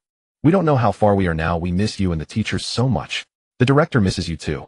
After ending the call, Lu Xianbo tightened his clothing and sipped some hot tea to warm himself up, then leaned back in his chair, his face lighting up with a joyful smile. Director, what's making you so happy?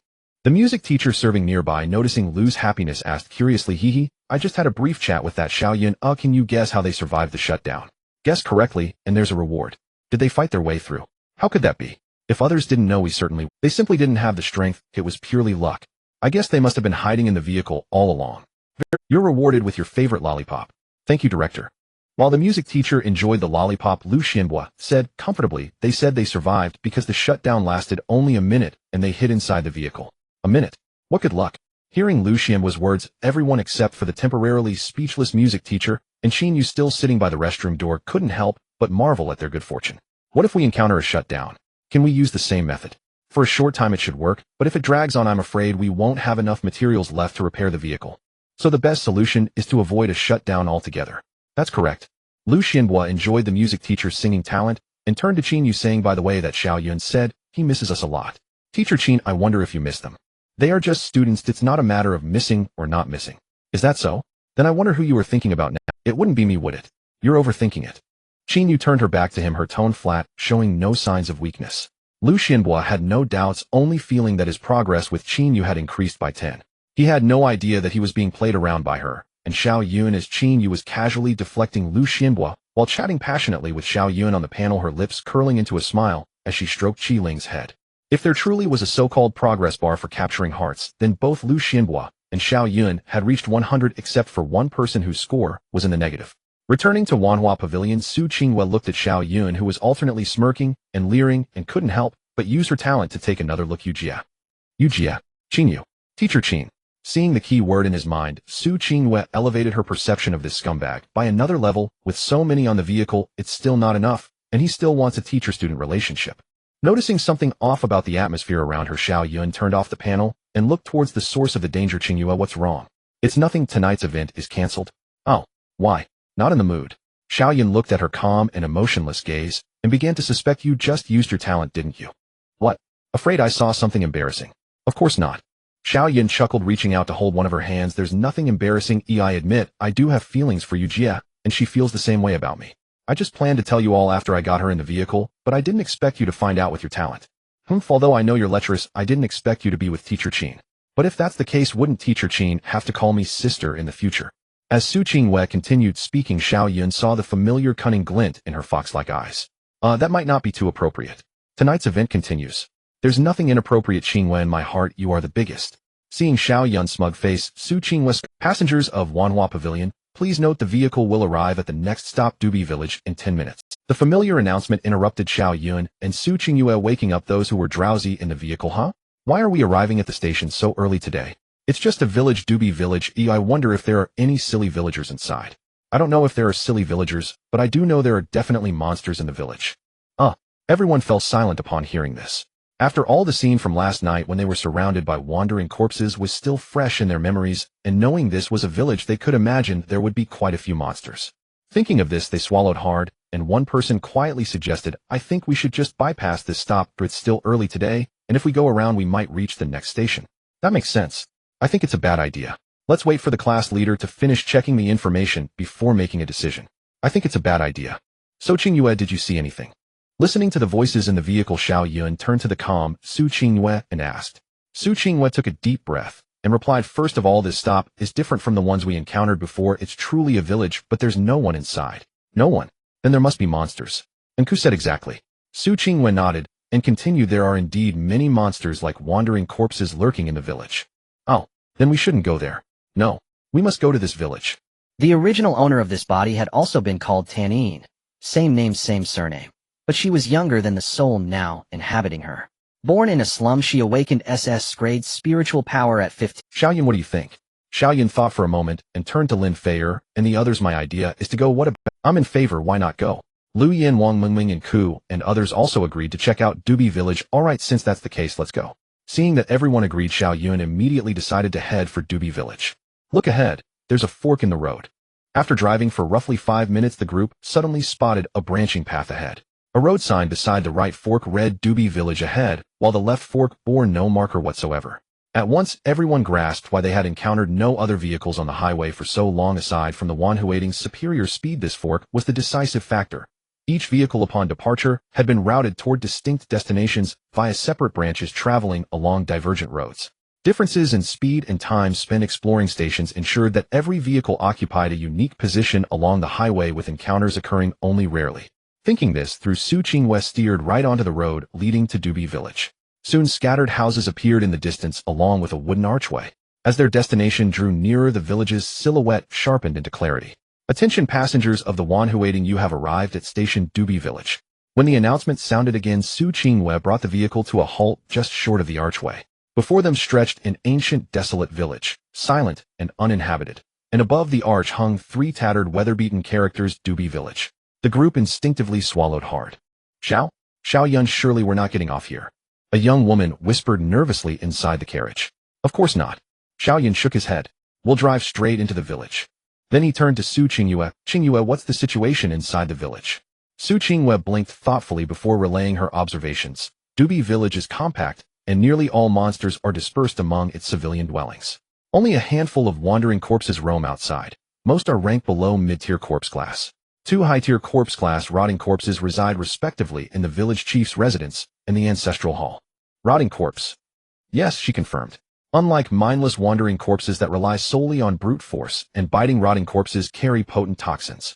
A single scratch or bite injects venom deep into the body. Ordinary medicines cannot counteract it. Only healing elixirs or players with innate healing talents can purge the toxin. Hearing this, the group exhaled in collective relief.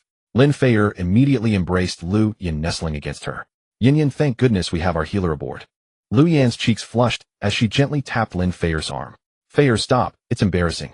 Wang Mingming watched nearby, mouth-watering. Ever since being accidentally injured by Lu Yan during their last skirmish, she'd longed to experience the legendary resilience of those latex pillow-like arms, but opportunity had eluded her. Xiao Yun glanced back into the carriage, already formulating his plan. Dubi village teemed with monsters, but they were scattered and weak. Even the sole threat, the venom, could be neutralized by their healer. It was quite simply an ideal training ground. After last night's battle, Xiao Yun had begun to realize relying solely on himself, Lin Feier, and Chun Mian to protect everyone might suffice for now. But as monsters grew stronger and more varied, such protection would inevitably falter. That was precisely why he distributed firearms and cleavers to those lacking combat aptitudes to compel them to shed blood, confront fear, and evolve. Only through such growth could the Wanhuating truly become unshakable in the days ahead. With that thought, Xiao Yun raised his hand and clapped sharply. Everyone quiet down. Listen closely. Instantly the carriage fell silent. All eyes converged upon him, expectant and intent. I've decided this expedition to Dubi village will serve as a field exercise, and every one of you will participate. His words hung in the air. Absolute silence descended. Moments earlier the women had breathed sighs of relief at the village's low threat level. Now their smiles froze, then dissolved into stunned disbelief, as though time itself had paused. Xiao Yun, you're joking, right? Yeah, you can't possibly mean we'll actually fight those things, can you? Hope flickered in their eyes, yearning for confirmation that his words were mere jest, until Xiao Yun's slow, deliberate shake of the head shattered their final illusion. No, I am utterly serious. He then laid out his reasoning behind the decision.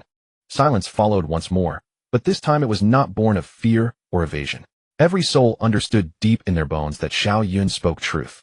Zhongli moistened her lips, steadying her racing pulse, and ventured softly, then, Xiao Yun, how do we begin? Simple. Xiao Yun glanced at Zhongli before continuing. Shortly Qingyue will drive the Wanhuating into the village, beginning with the least populated, weakest dwellings, and advance house by house. At each residence 3 of you will disembark together. I'll equip you with sabers, cleavers, and handguns.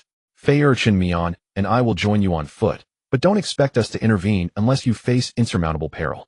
We'll act only when absolutely necessary. And since Xiao Yan is here, any non-fatal wound can be healed. A nervous gulp echoed through the carriage. Despite their mental preparation, Xiao Yun's stark, unflinching words still sent shivers down their spines. Rules concluded. Qingyue, let's move out. Understood. The vehicle eased forward along the earthen lane, soon stopping before an unassuming rural courtyard. This one's simplest. Only a low-tier corpse class wandering corpse inside. Understood. Xiao Yun nodded, then addressed the group. Lu Yu, Jiang, Li, Wang Huilin. You 3 disembark first. Set the standard 3 beauties versus 1 wandering corpse. Consider it done, Xiao Yun. The trio drew breath, exchanged determined glances, and rose to alight, Xiao Yun descending with them. The moment they stepped out, Jiang Li and Wang Huilin retrieved a cleaver and a black iron shield from their packs. Lu Yu reached for her firearm, only for Xiao Yun to offer her his saber instead. Hold off on the gun. For now, take this. Lu Yu accepted the saber, her fingers brushing the lingering warmth of its hilt, calm settling over her like mist. After a brief exchange, Wang Huilin advanced first, shield raised, while Lu Yu and Jiang Li flanked her. Their gazes converged instinctively on the lone house before them. What now? Should we go in? Wang Huilin gripped her shield, palms damp with sweat. No. Lu Yu shook her head decisively. Rushing inside is too dangerous. We'll lure it out. She raised her blade, miming a strike against the shield. Instantly Jiang Li and Lu Yu understood. Raising their weapons, they slammed them against the metal surface. A sharp, resonant clang pierced the courtyard stillness. They assumed formation, and seconds later a guttural snarl erupted from within. The decrepit wooden door exploded outward in a cloud of dust. Through the haze staggered a gray-black, desiccated wandering corpse, head lolling, crookedly charging straight toward them. It's here. Huilin, block it. Yes, I'll hold it. Wang Huilin clenched her jaw, forcing down terror as she braced the shield against the corpse's first assault, its momentum recoiling violently, leaving the creature momentarily stunned. Now, Lu Yu shouted, seizing the opening. She and Zhang Li lunged simultaneously, one from left, one from right, sabers flashing. Two sickly green gouts of blood erupted from the corpse's neck and chest. It crumpled, gurgling hoarsely, then fell silent. Beside its lifeless form lay scattered wooden planks. Ugh! With the surge of adrenaline fading, the blood on their faces, the corpses on the ground, and the nauseating smell strongly stimulated Lu Yu, Zhang Li, and Wang Huilin, causing them to bend over simultaneously. Xiao Yun, seeing the three in such a pathetic state, curled the corner of his mouth slightly. He did not approach to comfort them, but instead waited for them to finish vomiting before leisurely speaking. Are you done? After you're done, pick up the wood on the ground and put it in your backpack, then search the rooms inside. Once we're done, we'll get in the car. Got it. Lu Yu wiped her mouth, her face somewhat pale. She suppressed the nausea within her and picked up the scattered wood next to the corpse, placing it into her backpack. Beside the wood the head she had severed lay quietly, its grotesque expression causing Lu Yu to sit down on the ground abruptly. Xiao Yu. Seeing this, Zhang Li and Wang Huilin, who were adjusting their states, hurriedly ran to support Lu Yu. Are you okay? I'm fine. Lu Yu shook her head, signaling them to let go of her. Looking again at the head, she slowly exhaled, her gaze firm, and with a powerful kick, she sent the head flying into the corner of the yard and enclosed space. I'll take that for scaring me. This kick seemed to have taken away Lu Yu's fear as she returned the tang knife to Xiao Yun and walked towards the house with the two.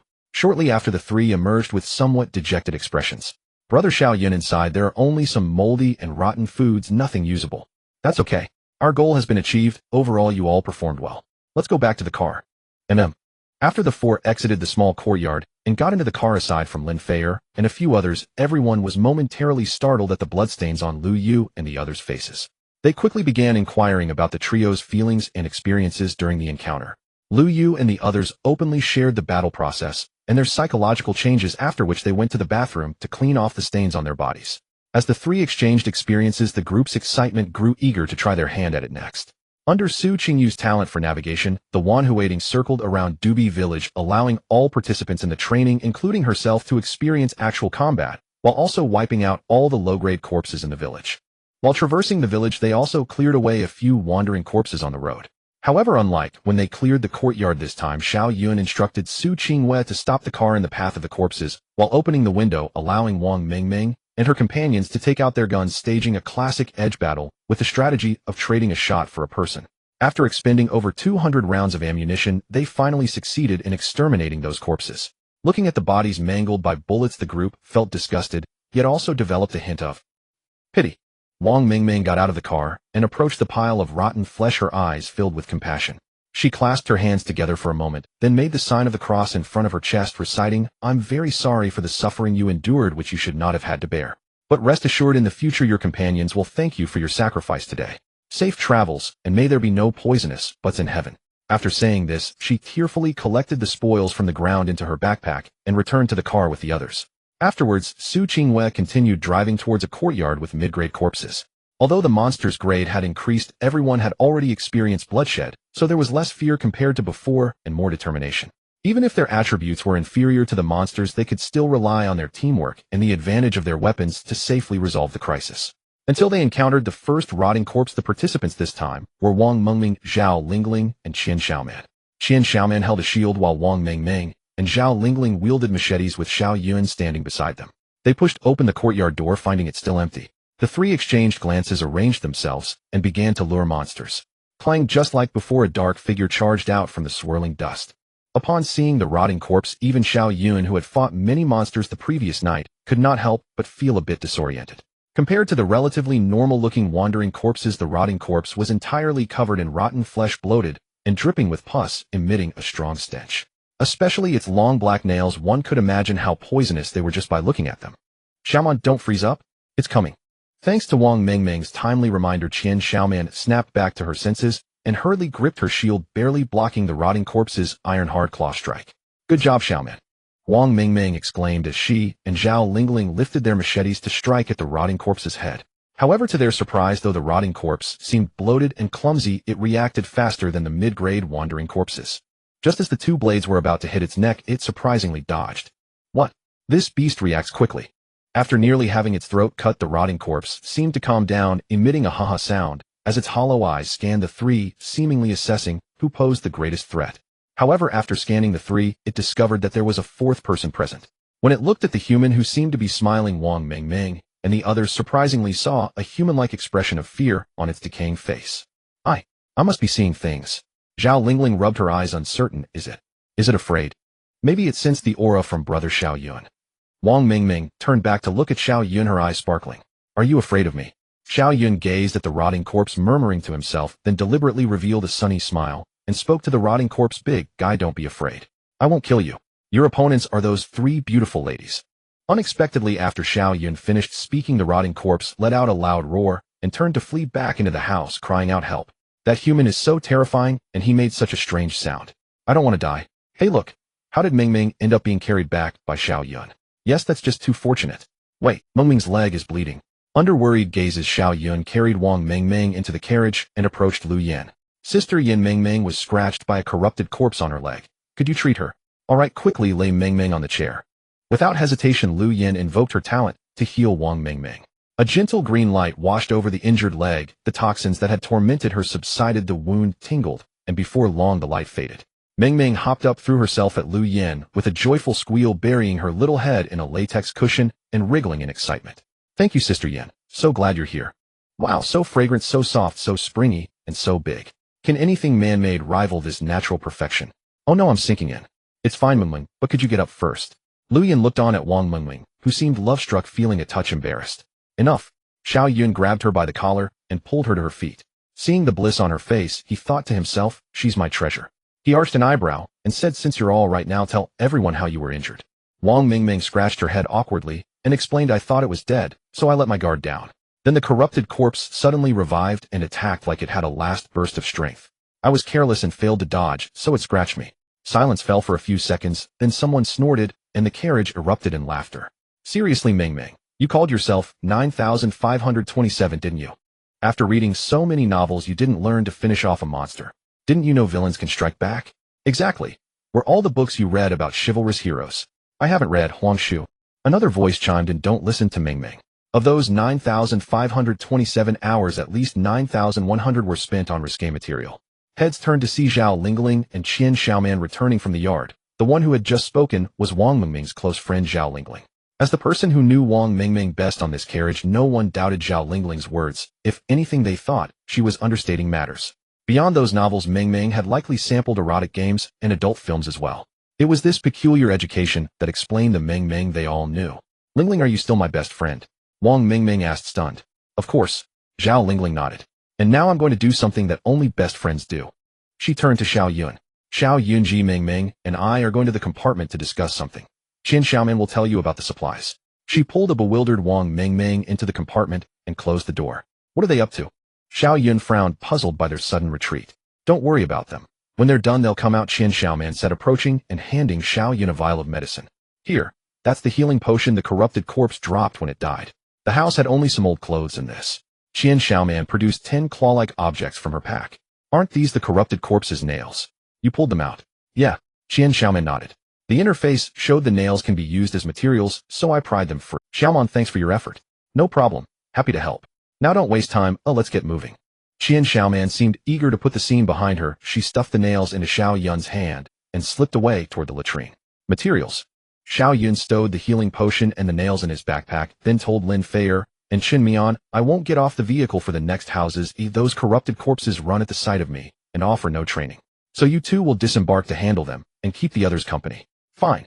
Lin Feier clenched her fists, eager. Hurry and finish packing. I can't wait to have a scrap with that top-tier corpse. In the following time, the group cleared the village's final 5 mid-grade corrupted corpses in turn. Having learned from Wang Mingming's mishap, everyone fought with extra caution, and this time there were no injuries. With the last mid-grade corrupted corpse dispatched, the training exercise concluded satisfactorily. Their spirits and vigor were wholly transformed from when they had first entered the village. They silently thanked Xiao Yun in their hearts and glanced toward the compartment's still closed door, murmuring, thanks Mingming. Besides some materials, 5 healing potions and 50 nails, they gathered other supplies along the way: cotton garments of uncertain age, fresh well water drawn into empty bottles from the village well, and the like. All these items were placed in the communal backpack. Once they left Dubi village, Xiao Yun planned to list them on the trade channel and sell them to drivers short on water and clothes. Using these almost zero-cost goods to barter for the materials and supplies they needed, Xiao Yun felt like it. Following the route Su Qingwei first drove them to the ancestral hall. The place looked somewhat grim. One of the corpse-grade superior corrupted corpses is inside, and there's a treasure chest as well. Okay, leave it to me. Lin Feier patted her chest and was about to disembark. And Kiki cast a worried glance.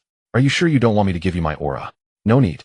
Lin Feier flicked her bobbed hair with a confident smile. With my current stats, a single corpse-grade superior corrupted corpse is nothing. 3 punches, and it's over. Wait for my good news. With that, she leapt down and strode into the depths of the hall. Soon they heard a loud bang. Another solid impact followed, and Lin Feier's voice rang out with force, sky-cleaving palm. Another heavy thud echoed, then silence fell. They watched as Lin Feier emerged, clapped her hands, and wore a relaxed smile. Done. We've arrived. The village chief's residence of Dobi Village. After Lin Feier struck down the rotting corpse with 3 swift punches, no longer the town gate guardian, but a decaying abomination, the group reached their final destination in Dobi Village, the chief's courtyard. Inside is identical to the ancestral hall, Su Qingwei continued. 1 rotting corpse, and a black iron-grade superior treasure chest. All right, let me, Feier. Just as Lin Feier rolled up her sleeves ready to disembark, Chen Mian suddenly called out to her. What is it? Feier, may I fight this rotting corpse first? I wish to test my current strength. If I falter, you may step in. Would that be acceptable? No problem at all. Lin Feier readily agreed. The two alighted and strode toward the chief's residence. Once they had departed, Xiao Yun, finding himself momentarily idle, decided to use the time to reorganize supplies slated for market. Let me think, at current trading channel rates, a 500 milliliters bottle of water trades for roughly 2 to 3 black iron-grade ingots. A cold weather garment costs 40 to 50 bottles. Xiao Yun, come with me. Just as he pondered pricing strategies, Su Qingwei, seated beside him in the driver's seat, suddenly spoke, snapping him back to reality. Why the sudden request to disembark? Have you discovered something? Xiao Yun knew Su Qingwei never summoned him without cause. She must have sensed something.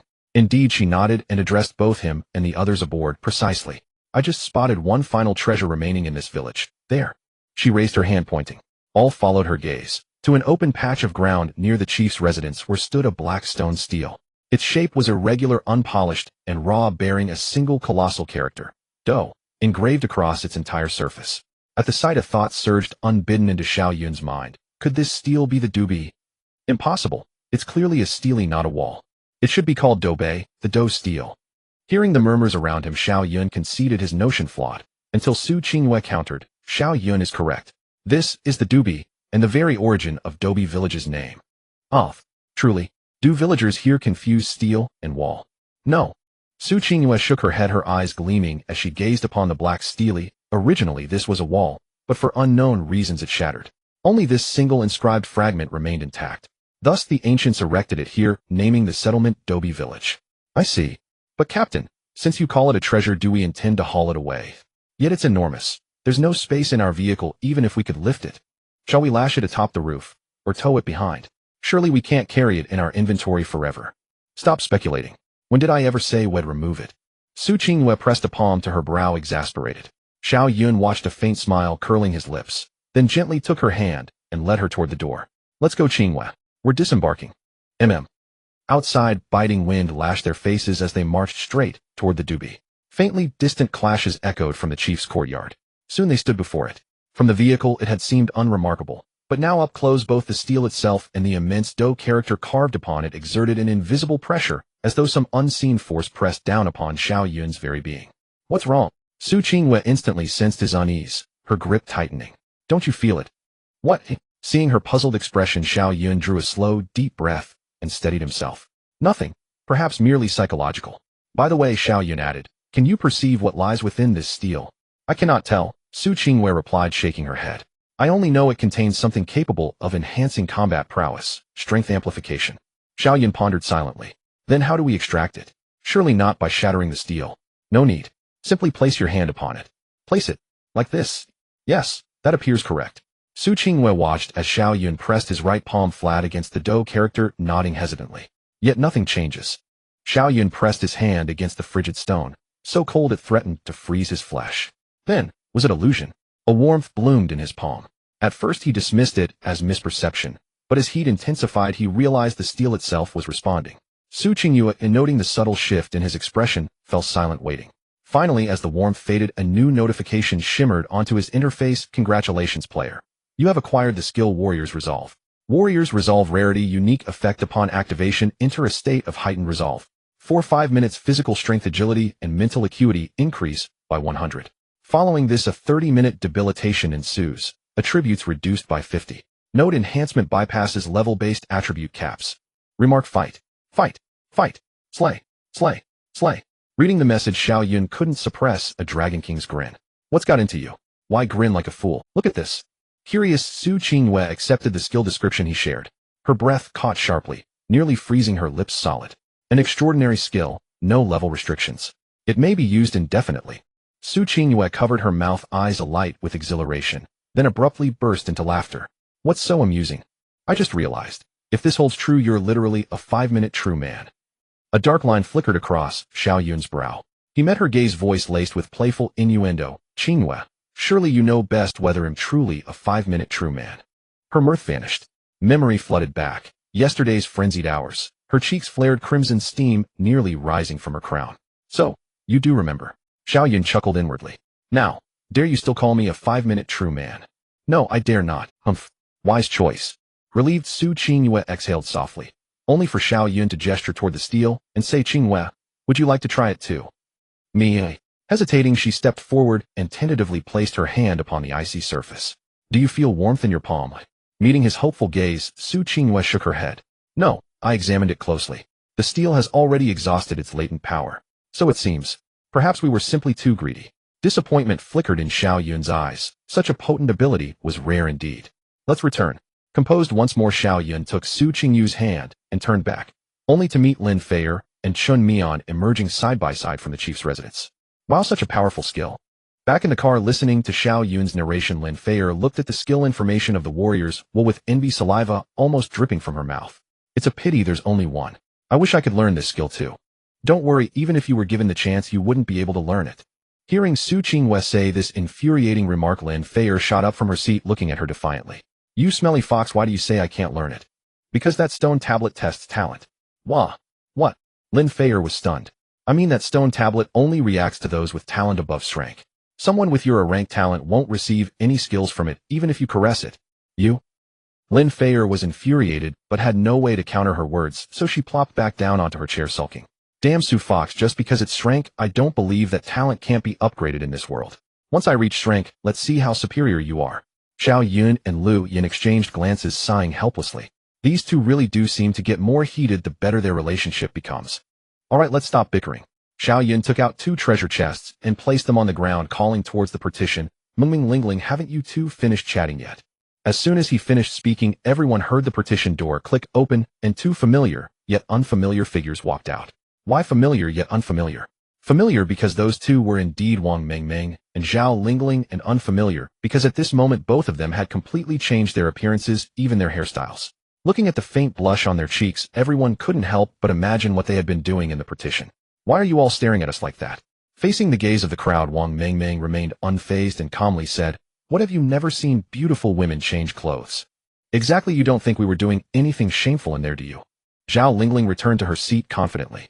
Seeing the two of them act so confidently, everyone couldn't help but doubt their own thoughts except for Su Qingyue. She watched as Wang Mengmeng walked up to Xiao Yun, seemingly expressionless, as if going through the motions of a storm intake, while her entire body trembled slightly, sighing inwardly, these little vixens. After absorbing the luck, Wang Mengmeng opened the 2 black iron treasure chests. Open black iron treasure chest, received the following items: Qingling fruit 1, black iron level blueprint 1, Vito's lasagna 20. Open black iron treasure chest, received the following items: DBS shotgun 112 gauge, shell 140, protective vest 2, thunder breeze 20. This time none of them triggered any effects. People around looked at the unchanged rewards on the ground and said somewhat regretfully, It's alright, Mingming, these rewards are already quite luxurious, you don't have to worry too much. Seeing that Wang Mengmeng was feeling a bit down, Xiao Yun comforted her. Alright, I'll head back now. Wang Mengmeng returned to her seat after saying that. Although Xiao Yun found her reaction somewhat strange, he didn't think much of it, and continued to look at the rewards in the treasure chests. The most abundant items were the 10 steaming portions of lasagna and 20 bottles of thunder breeze. Vito's lasagna description: a delicious lasagna from another world with a great aroma and taste. Note: everyone loves it regardless of whether they are human or not. It smells so good. The treasure chest is so considerate, knowing we were hungry and bringing out good food. At that moment, the aroma of lasagna filled the car, and Xiao Yun stored it in the public backpack, allowing everyone to share it according to their appetites, splitting it between 2 or 3 people. After distributing the food, Xiao Yun continued to examine the other items. Qingling fruit description: a pleasantly tasting green fruit that increases mental energy by 5 points. Note: a rare good fruit. Crash barrier quality black iron middle grade description: can install a defensive barrier at the front end of the vehicle, greatly enhancing frontal impact capability while reducing collision damage. Material consumption: black iron blocks 100, black iron steel 50, black iron parts 30, production time 60 seconds. Note: fearless luck, understanding luck, transcending luck. Protective vest quality black iron upper grade description: a vest made of special materials balancing lightness and defense, ignoring attacks from below, corpse level monsters, and ordinary firearms. Note: please remember it's just a vest. DBS shotgun quality black iron top grade description: a close-range killing device that feeds 2 barrels capable of holding 14 rounds of ammunition at once. The closer the distance, the higher the damage. It treats all corpse-level monsters equally. If one shot doesn't kill, it counts as an explosion. Note: maintaining peace without reasoning, only discussing caliber. What is truth? This is truth. Xiao Yun looked at the peacekeeper in his hand, his eyes filled with excitement. Xiao Yun go. In the car, everyone looked at the DBS in Xiao Yun's hands, their eyes filled with desire, not less than his. Ahem, this gun has too much recoil, you won't be able to handle it, so he'll take it. After casually ignoring them, Xiao Yun put the DBS and the bullets into his backpack, handing one protective vest to Lin Feier, while the other vest, along with the Qingling fruit, was given to Chun Mian. Compared to his own dual cultivation of physical and magical skills, it was Chun Mian who focused mainly on mental prowess that needed it the most. Thank you, Xiao Yun go.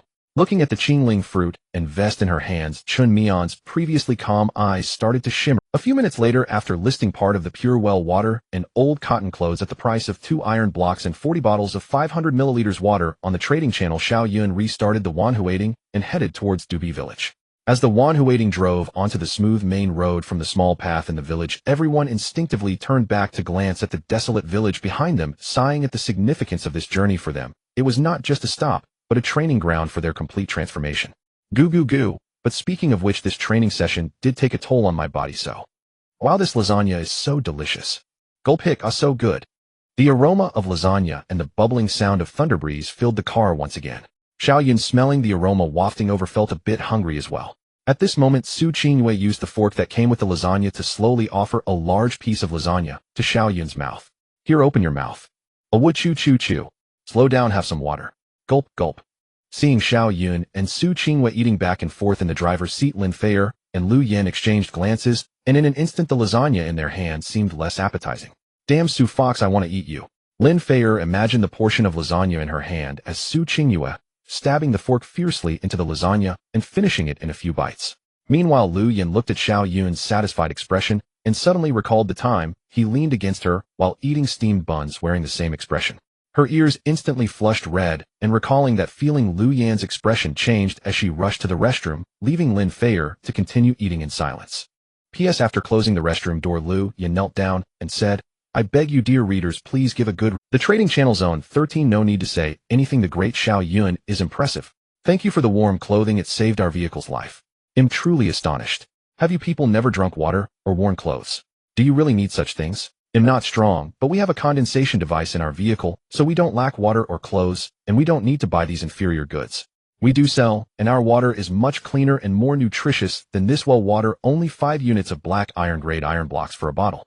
Exactly with the price the Great One is selling, what more could you ask for?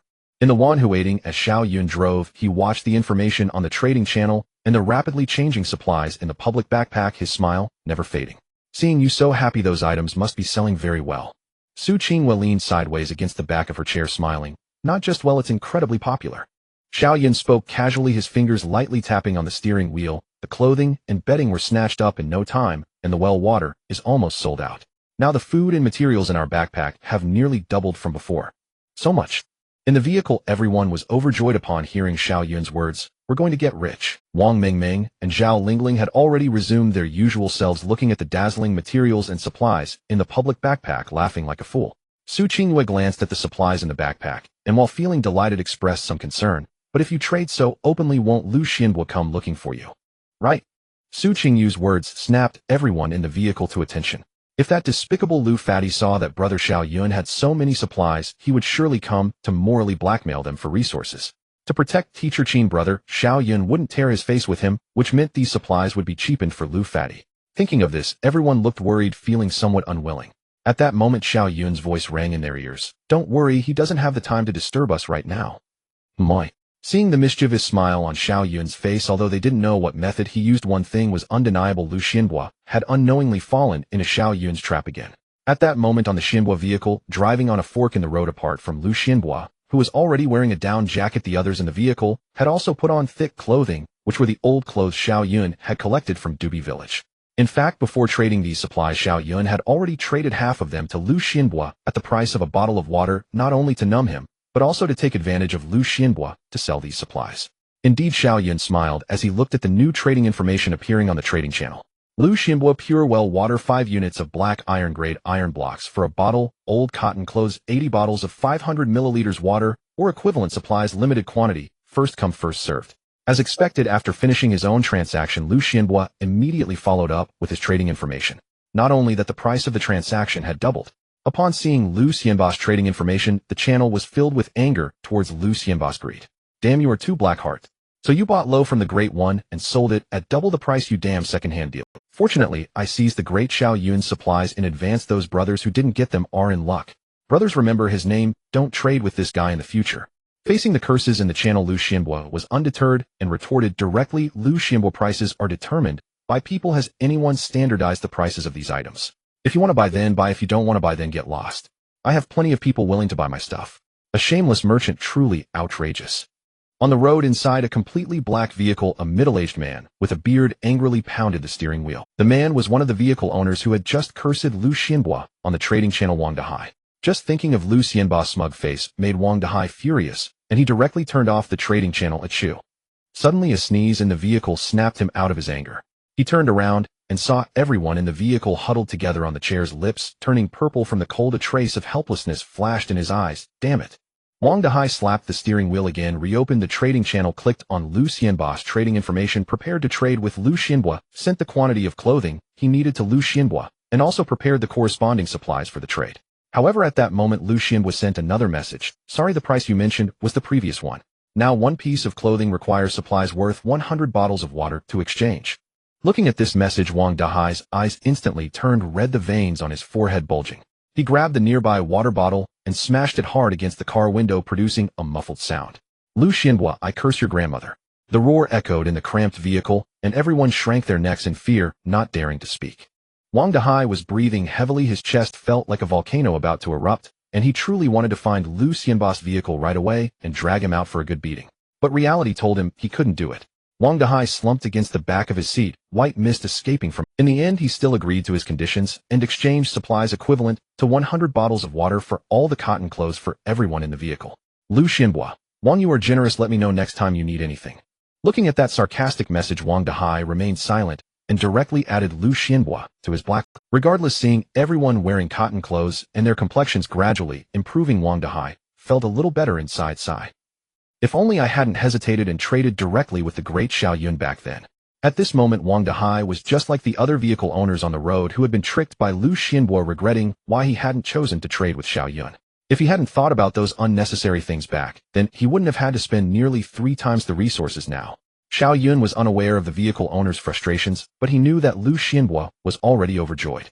With Xiao Yun's understanding of Lu Xianbua, he had already anticipated that when trading supplies to him, Lu Xianbua would sell them at high prices. To this, Xiao Yun could only say one thing: well done.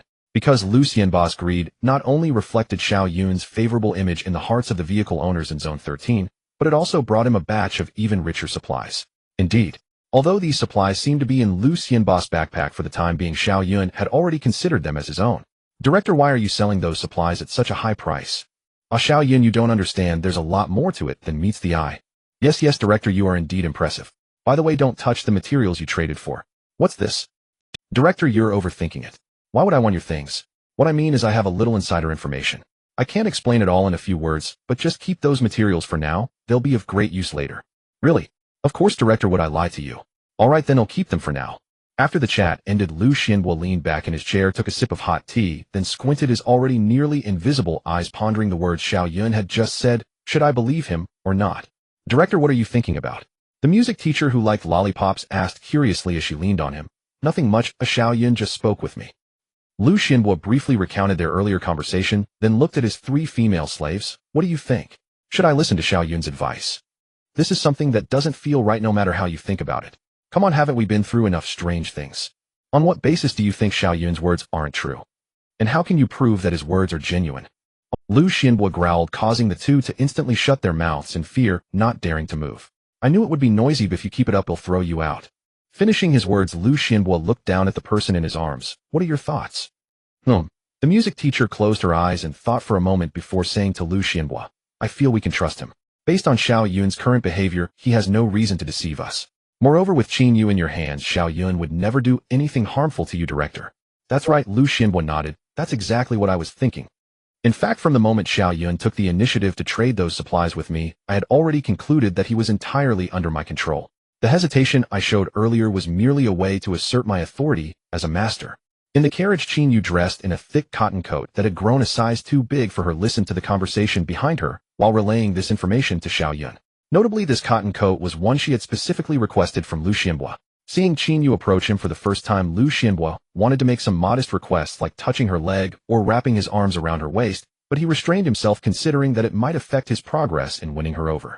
Instead, he handed her a piece of clothing that looked the newest, saying, Here, take this. Thank you. After Qin Yu said this, she turned and returned to her seat.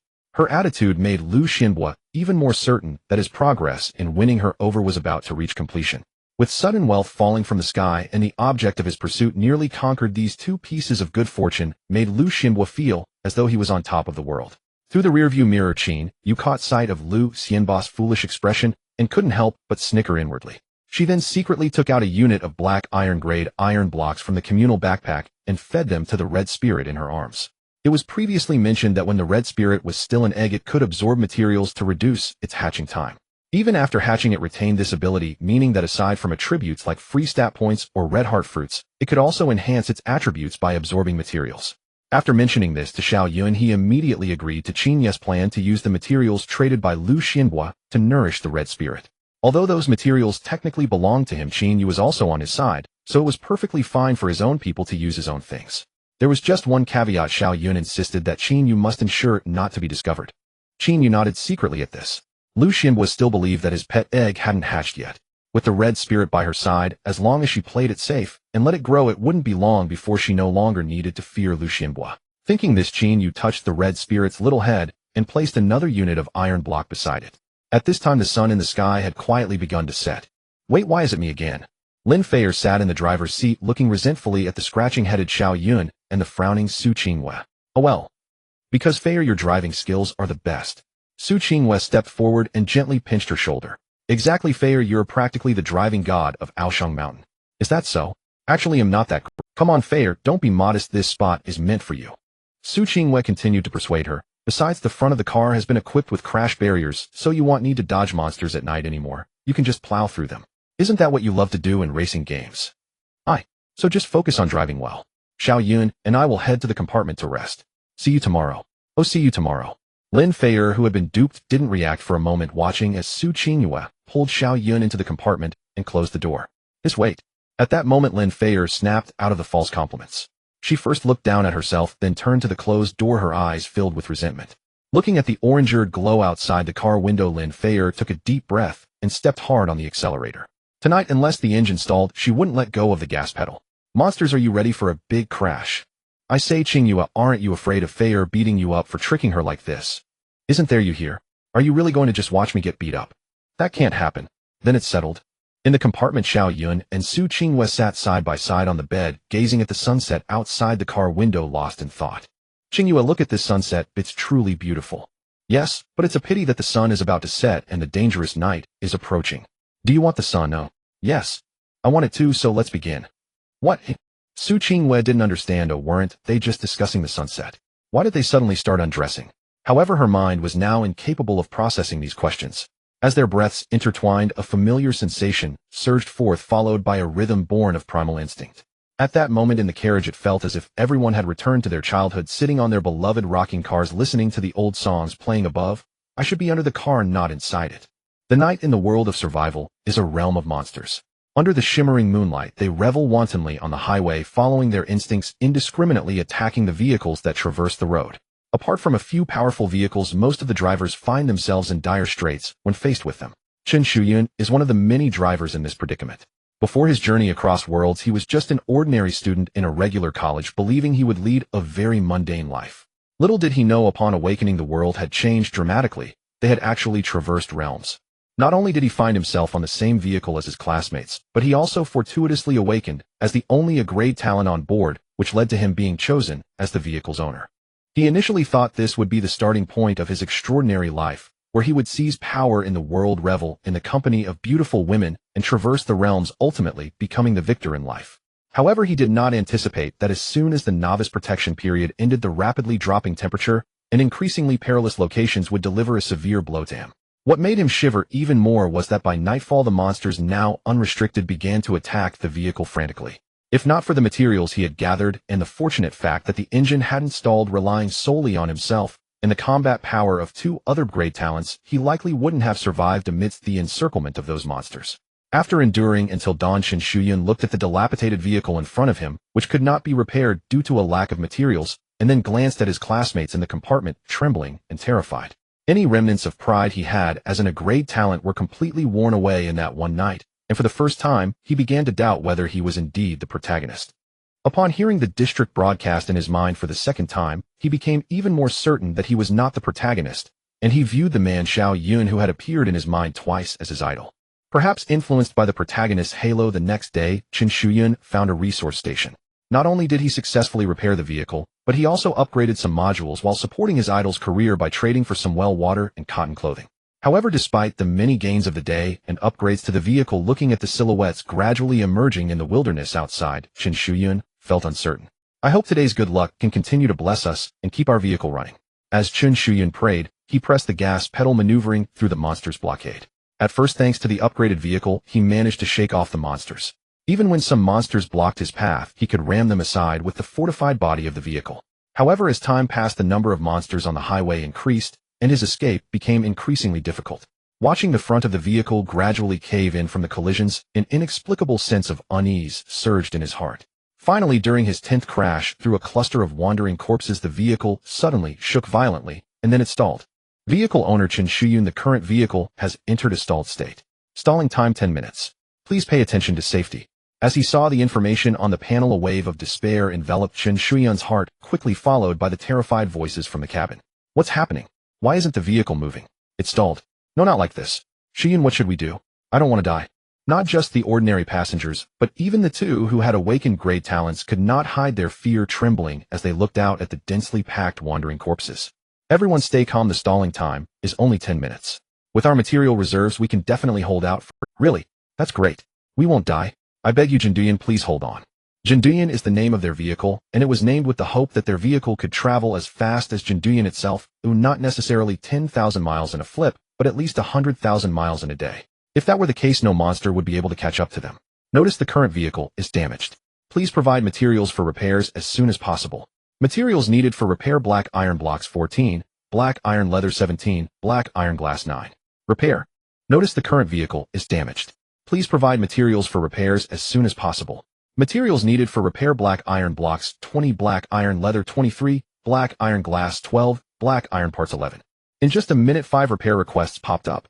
Watching the materials in his backpack dissipate like flowing water, Xiao Yun hurriedly opened the trading channel, wanting to trade some materials with other vehicle owners.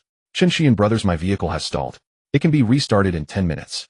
I urgently need iron blocks, leather, glass, and parts. I can trade food and other materials. After sending out the trading information, Xiao noticed that he was not the only one. The channel was already flooded with trading messages from others seeking materials due to their vehicle stalling. After all, most drivers were too preoccupied with their own issues to trade life-saving materials with others. However, there were still a few owners who contacted Xiao offering to trade their materials, but at prices double the usual rate, clearly trying to take advantage of the situation to profit from him. Watching the materials in his backpack gradually disappear, and glancing at the time that was nearing the halfway mark, Xiao calculated and decided against trading with them, opting to endure instead. Just then he saw a new trading message pop up in the channel. Xiao Yun, I have some materials available for trade, but only for vehicle owners whose vehicles have stalled. Idle. Seeing the message from Xiao Yun, Xiao's eyes lit up, and he quickly sent a purchase request to Xiao Yun. Xiao Yun Sr., Xiao Yun, I need 100 units of 4 types of materials. How much do I need to pay? Before long, Xiao Yun replied. Xiao Yun, the price is the same as before. After reading this line of message, Xiao Yun no longer hesitated, exchanging those materials for an equivalent amount of steel and would completing the trade. At this moment, with just over a minute left until the vehicle could restart, Xiao Yun's tense heart finally relaxed slightly as he looked at the additional 100 units of materials in his backpack. In just one more minute, our vehicle will restart. Everyone, we have survived. Listening to Xiao Yun's voice, the people in the cabin couldn't help but feel a bit teary-eyed. At this moment, neither the roars of the monsters outside nor the ear-piercing sounds of claws scraping against the vehicle could affect their silent countdown in their hearts. 60, 40, 20, 3, 2, 1. Vehicle owner Xiao Yun, your vehicle has restarted. Please evacuate this area as soon as possible. As the message popped up, Xiao Yun activated Jinduyan. The sound of the engine seemed to provoke the monsters outside, prompting them to launch an even more ferocious assault, attempting to break this metal mass and tear the people inside apart. But tonight they were destined to fail. Bang! Bang bang! Just as Xiao Yun was prepared to bid farewell to these monsters, a blinding beam of light reflected from the rearview mirror into his eyes, followed by a series of gunshots. Although he had never handled a gun, he had certainly heard the sound before. This dull noise was unmistakably the sound of gunfire. Soon as the gunfire grew louder, a vehicle equipped with railings sped past them, directly launching the wandering corpses that were blocking their way. Accompanied by the gunfire, a blade of azure wind shot out from that vehicle, instantly decapitating a large group of wandering corpses. Wow, so strong. The people in Jinduyan gazed at this bloody scene through the car window, stunned. Xiao Yun seized this opportunity to successfully break free from the encirclement of the monsters and chased after that vehicle. But clearly they could not catch up to that vehicle. Watching the silhouette of that vehicle gradually recede, the surviving people in the cabin began to discuss among themselves. It's so fast, and clearly much larger than our vehicle. Not only that, but judging from the explosive wind blades and gunfire, that vehicle must be among the top 5 in our— And did you see? That vehicle was swaying continuously, indicating that they were not afraid of these monsters at all, and were even enjoying the process. Their mental fortitude is simply terrifying. That makes sense, but I still don't understand. Was there music playing in their vehicle? Why were they swaying so much? How do you know there wasn't music? I'd say their swaying is very rhythmic. Clap, clap, clap, clap. Doesn't it seem familiar? Oh, it really does. By the way, Xiao Yun, did you see who was sitting in that vehicle earlier? They were going too fast, or I didn't. Oh, I was just thinking that if we ever see them again, I'd like to thank them. You fool, just look at the vehicle. That front railing is not something just any vehicle could have. Right, you're so smart. Listening to their gossip, Xiao Yun remained silent. In fact, at the very moment their vehicle brushed past him, he vaguely saw that the vehicle was carrying only women. In the chat channel, a voice asked, "The person who helped us deal with the monster on the road earlier, are you in the channel? I was a passenger in the vehicle you passed by. Can you tell me your names? We don't have any other thoughts, we just want to express our gratitude to you." The brother upstairs, what's going on? Who is this big shot? Share with us. Yeah, who knows, maybe I know the big shot you're talking about. I can only say that the big shot is very strong, saying more. Aren't you afraid I might be upset? By the way, may I ask what your vehicle's ranking is on the highway? I'm afraid that revealing my ranking will scare you. Let's just say roughly within the top 2,000. How about that? Scared yet? Why so quiet? I knew it, you must have been scared off by me. In the Wan waiting after the shooting ended, Wang Mengmeng did not fall asleep, but instead scrolled through the chat channel, hoping to see if anyone would post about what just happened. Although they usually wouldn't respond, just reading the compliments in the channel made her very happy. Sure enough, not long after, she saw a message looking for them and the comment about being in the top 2,000. Top 2,000. By that logic, we're also in the top 2,000, or just a little further back. Alright, Mingming, hurry up and sleep. Unlike Wang Mengming, who was like a night owl, Zhao Lingling, also finished with the shooting, was already exhausted. She mumbled and nudged Wang Mengming, urging her to be quiet. With no choice, Wang Mengming turned off the panel, shifted her body, and closed her eyes. Strangely, now that she closed her eyes, the vehicle cabin felt a bit like the cradle she slept in as a child, swaying gently, truly having a hypnotic effect. Wang Mengming slept soundly until dawn. When she woke up, the cabin had already fallen silent, and the driver had switched from Lin Feier to Chen Mian. After taking care of her physiological needs, Wang Mengming returned to her seat to prepare for breakfast, but was secretly tugged at by Zhao Lingling. What's wrong? Zhao Lingling said nothing, but pointed discreetly in a certain direction. Following her finger, Wang Mengming saw Lin Feier sitting in the last row of the cabin with big dark circles under her eyes, staring intently at the door of the compartment.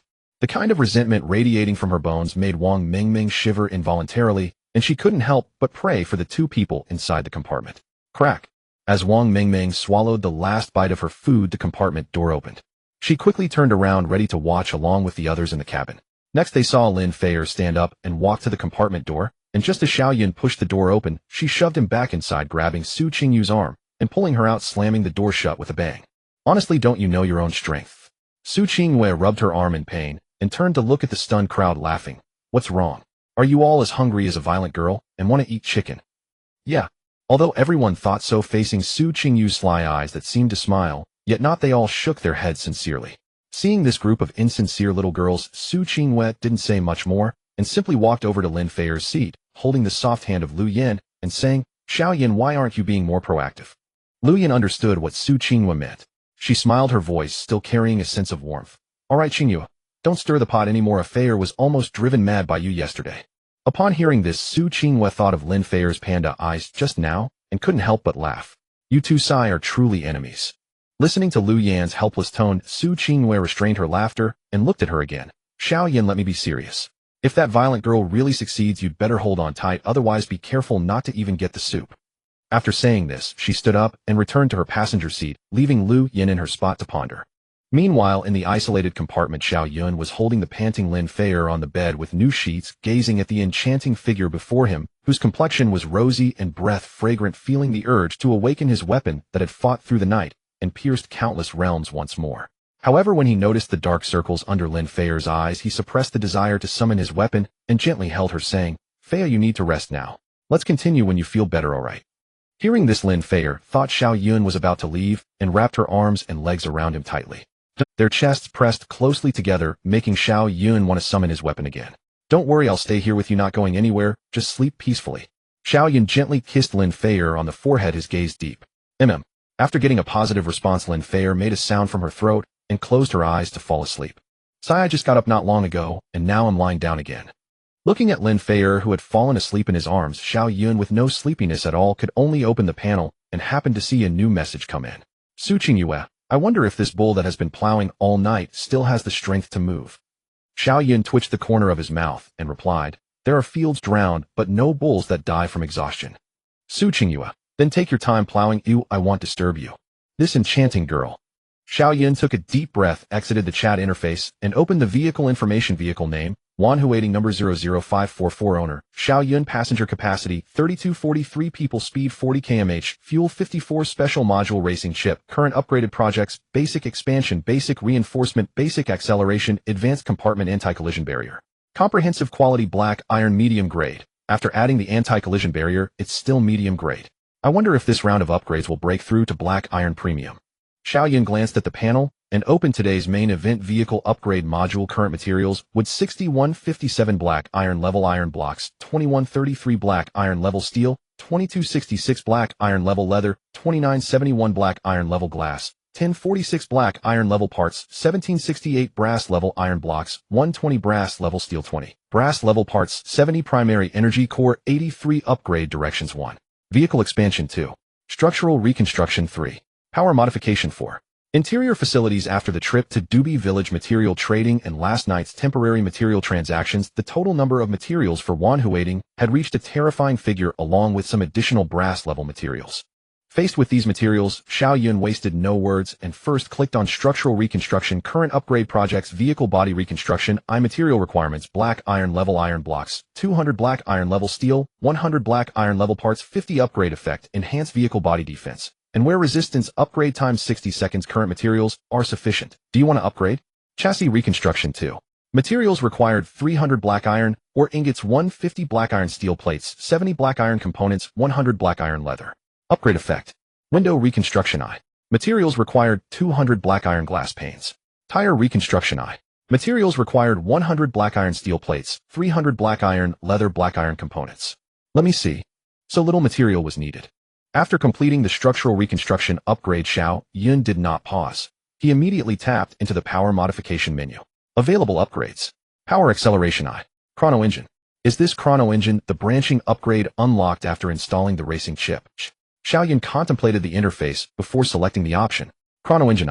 Materials required 500 black iron or ingots, 250 black iron steel plates, 180 black iron components, 30 basic energy cores. Upgrade effect. Leveraging technology embedded in the racing chip, the vehicle's original engine is reforged into a mystical chrono engine. Base top speed increases by 5 km/h, and the unique racing skill dash is unlocked. Dash upon activation, the vehicle surges forward 100 meters instantly in the direction of its front. Cooldown 24 hours. Upgrade duration 1 hour. Vehicle cannot be started during this period. Materials sufficient. Proceed with upgrade. Whoa, this is insane. Staring at the description, Xiao Yun gasped, but recalling Lin Fei still asleep in his arms, he hastily clamped his mouth shut. When she remained undisturbed, he exhaled in relief and returned his gaze to the interface. Since the vehicle must remain stationary during the upgrade, I'll wait until we reach the next station. He closed the chrono engine menu and opened Power Acceleration I. Power Acceleration I. Materials required 100 black iron or ingots. Power Acceleration 2. Power Acceleration 3. Materials required 300 black iron or ingots, 150 black iron steel plates, 80 black iron components, 4 basic energy cores. Upgrade effect enhances engine output, increasing base top speed by 10 km/h. Upgrade duration 60 seconds. Materials sufficient. Proceed with upgrade. Upgrade. Confident in his abundant resources, Xiao Yun boldly upgraded power 3 levels consecutively, reaching the absolute limit of the black iron tier. The next tier would require bronze-grade materials. Previously, Wanhuating's speed already outpaced most vehicles on the road. Now, with 3 consecutive upgrades, its base top speed surged to 70 km/h, leaving all others far behind. At that moment, Su Qingyue sent another message. Su Qingyue, aren't you supposed to be plowing right now? How do you have time to upgrade your vehicle? Could it be Omega? Xiao Yun, don't jump to conclusions. The ox hasn't even stepped into the field yet. I let Fei rest first to replenish her energy. She's still asleep. Su Qingyue, oh, I see. I thought. Well, are you upgrading anything else now? Xiao Yun, of course. I still have plenty of materials. Su Qingyue, can you check whether your current materials allow building a shower room? Last night's cleanup was rushed. I feel sticky and uncomfortable. Reading the interface, Xiao Yun recalled the 2 sets of bed sheets changed the previous night and nodded thoughtfully. Xiao Yun, understood, little water sprite. Little water sprite. Su Qingyue shot upright, startling Chen Mian, who was driving beside her. Nothing. I'm fine. Shaking her head, Su Qingyue slowly leaned back into her seat, remembering how she transformed into a water-spewing sprite the night before, and quietly crossed her legs. Then she sent Xiao Yun a message. Su Qingyue. Xiao Yun smiled faintly upon seeing it. Little water sprite was furious. Still teasing aside his wife's request demanded attention. Xiao Yun opened the final upgrade tab, Interior Facilities, and searched for the shower module. Shower stall. Materials required 100 lumber units, 300 black iron or ingots, 150 black iron steel plates, 100 black iron leather, 300 black iron components, 5 basic energy cores. Construction effect installs a single-person shower stall inside the cabin equipped with an independent water reservoir, dual-cycle water recycling system, and interior purification system. Water reservoir extracts moisture from ambient air, condensing up to 50 liters within 5 hours, maximum capacity 100 liters. Refills once per day. Water recycling system features separate hot and cold cycles, retains and reuses 50 of drain. Interior purification system identical to the toilet's purification unit, eliminates residual bacteria and automatically cleans the shower environment. Construction duration 60 seconds. Materials sufficient. Proceed with construction. After reading the shower stall specifications, Xiao Yun finally grasped why such extensive resources and 5 basic energy cores were required. Producing 50 liters daily with half recyclable and temperature adjustable struck him as astonishingly economical. Yet he quickly reasoned, aside from himself and Lu Xianbua, who'd recently struck it rich, most other drivers had likely exhausted their supplies last night. Even if they possessed sufficient materials, they'd prioritize safety-critical upgrades over quality-of-life enhancements like showers, despite its vital water yield. At that thought, Xiao Yun sighed inwardly. Wherever one stands, those who command resources always move faster and stay ahead. Construct. He then entered layout mode, placing the shower stall adjacent to the restroom, directly opposite the partition, and exited the interface. Team channel. Xiao Yun. All. We're currently constructing a single-person shower stall. It produces 50 liters of water daily, recycles 50 of used water, and supports both hot and cold flow. Water is limited. Please conserve accordingly. Wang Mengming, long live brother Xiao Yun. Lu Yu, fantastic. We can finally bathe. Thank you, brother Xiao Yun. Su Qingyue. Xiao Yun, since daily water storage remains limited, individual usage must be strictly rationed. Qingyue, please draft a bathing schedule for everyone. Su Qingyue, understood. Su Qingyue, with 75 liters available daily, we'll allocate 15 liters per person, 5 people per day, rotating fully every week. Xiao Yun agreed. Lu Yin agreed. And Kiki agreed. Su Qingyue, one more note, do not wash clothes in the shower stall. Wang Mengming, absolutely. Jian Xiaomon noted. Jiang Li noted. Xiao Yun, so be it. For now, please bear with the constraints. We'll revise the schedule once the shower stall's tier improves. Having exited the team channel, Xiao Yun surveyed his remaining inventory and decided to allocate the remainder toward a water condenser and crash barriers. Water condenser. Tier Supreme Black Iron. Description: draws atmospheric moisture to condense purified water, yielding up to 10 liters daily, storable up to 20 liters.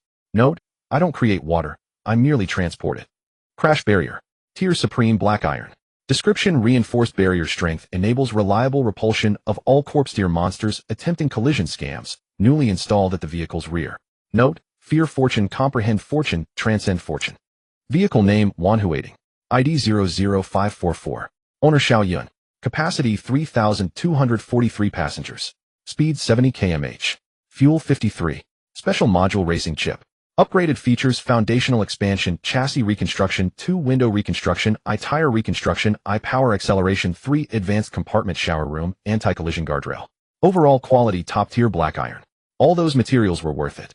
The vehicle has finally reached supreme quality. Xiao Yun studied the panel, nodded with satisfaction.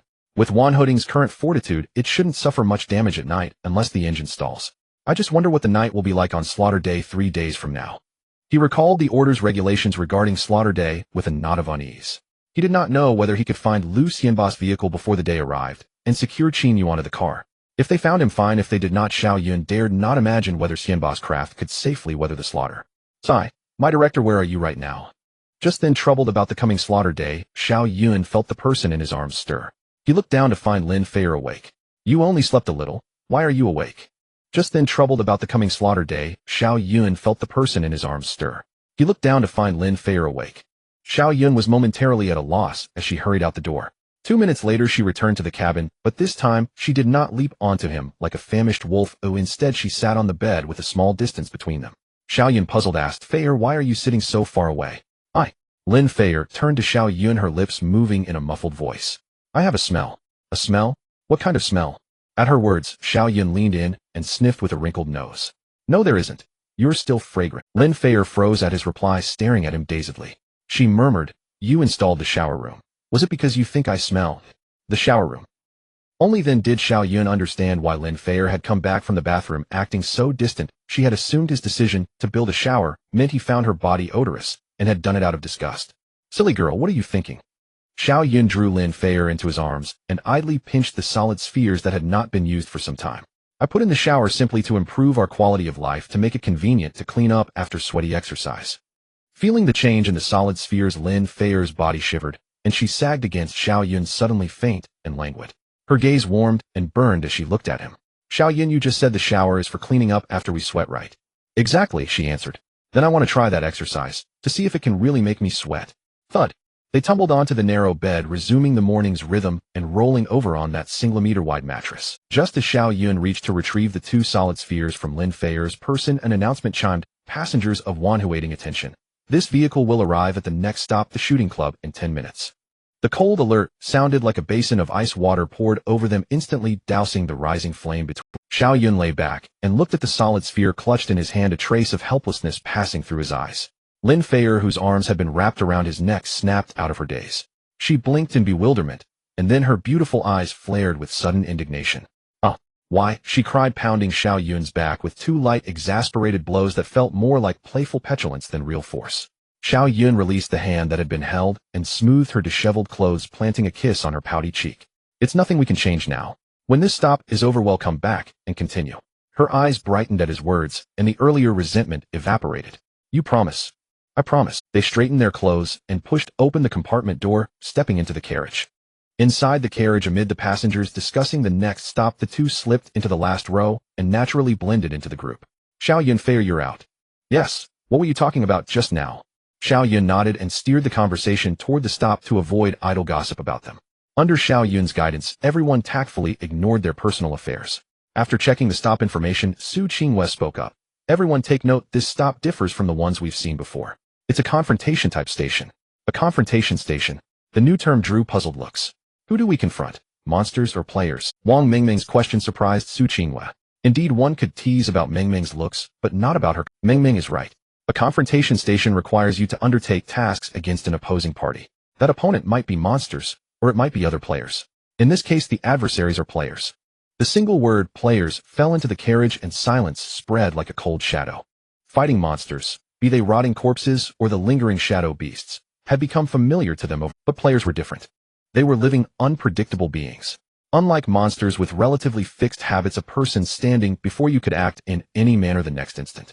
One moment, they might be asleep. The next, they could stride up screaming kill, kill, kill, invoking collective honor or vengeance, and throwing themselves into a desperate brawl, only to reconcile with you over a hamburger minutes later. Whether due to moral scruples or the sheer unpredictability of other players, everyone felt a tightening of nerves at the thought of the upcoming confrontation task. Xiao Yun leaned against the seat and tapped his knee thoughtfully. Fighting monsters relied on stats and courage. Fighting people demanded more than that. Some wore perpetual smiles, yet harbored knives behind their backs. Others appeared timid, but at the crucial moment would gamble their lives with reckless daring. If the station's rules involved matters of life and death, then no one could predict what might happen next. Anything else? Nothing more. Su Qinghua shook her head and continued, but since this is called the shooting club, the rules will surely revolve around firearms. We have experience firing weapons. That's an advantage. Exactly. Everyone agreed. After yesterday's battles, their ammunition had been depleted, but their marksmanship had improved to the point where 5 shots would hit 3. I think this station will yield a lot of guns. By the time we leave, each of us might already be carrying an automatic rifle. That's thinking too small. Will a few automatic rifles satisfy us? Then what do you suggest we take? Have you heard of Namo Gatling Bodhisattva? What is that? You haven't heard. Namo Gatling Bodhisattva. 6 tranquil low uranium rounds, 3,600 rotations per breath, mercifully delivering the world. Now you know what we must take. I know. Take the Bodhisattva's aspect. Get lost. Attention passengers of the Wan Hua Ting, Destination Shooting Club, has been reached. Attention passengers, this station is a competitive venue. The opposing parties are players.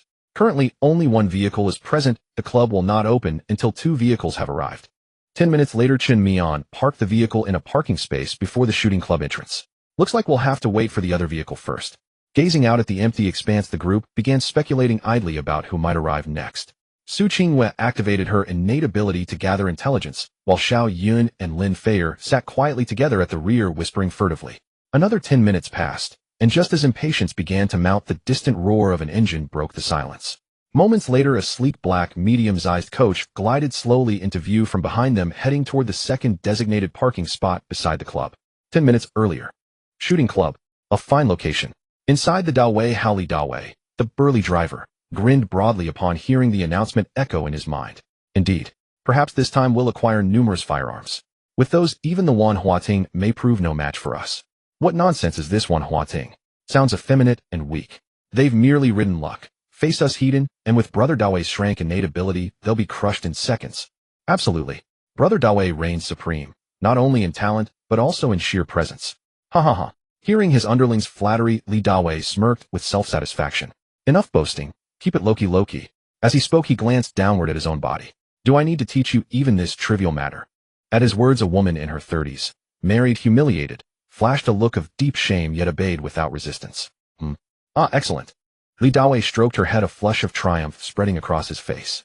Ever since his transmigration into this world, and his awakening of the soul's rank innate ability aboard the entire vehicle, he knew the era of Li Dawei had dawned.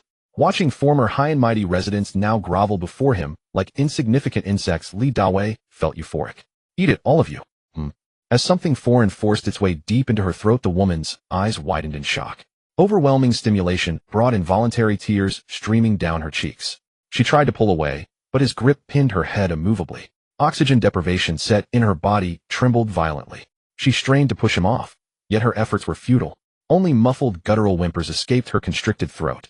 Finally, helpless and overwhelmed, she reflexively swallowed, her arms falling limply to her sides. Once the fresh milk had been fully dispensed, Li Dawei released her, shoved her carelessly to the floor, and pulled up his trousers. 2 underlings swiftly carried the unconscious woman into the restroom and closed the door behind them. Wife. At the rear of the carriage, bound tightly to a chair among a row of similarly restrained men, Zhang Xining cried out in utter despair, tears of anguish spilling from his eyes. He could not comprehend why such monstrous power had been granted to a demon like this, or why they were condemned to endure this tragedy. Within mere days, every woman aboard had become playthings for Li Dawei and his lackeys. Meanwhile, he and the other husbands remained shackled here, surviving on scraps their wives bartered with their bodies, living out a grotesque real-world parable of emasculated helplessness. In truth, Zhang Xining had contemplated ending his life more than once. Yet each time he glimpsed those leering, vile faces, a fierce, burning resentment surged within him. He refused to let his life end in such abject disgrace. He yearned for retribution, to see that demon pay dearly for his atrocities. Yet he knew given Li Dawei's terrifying strength that day would likely never come. This time he truly felt he could endure no longer.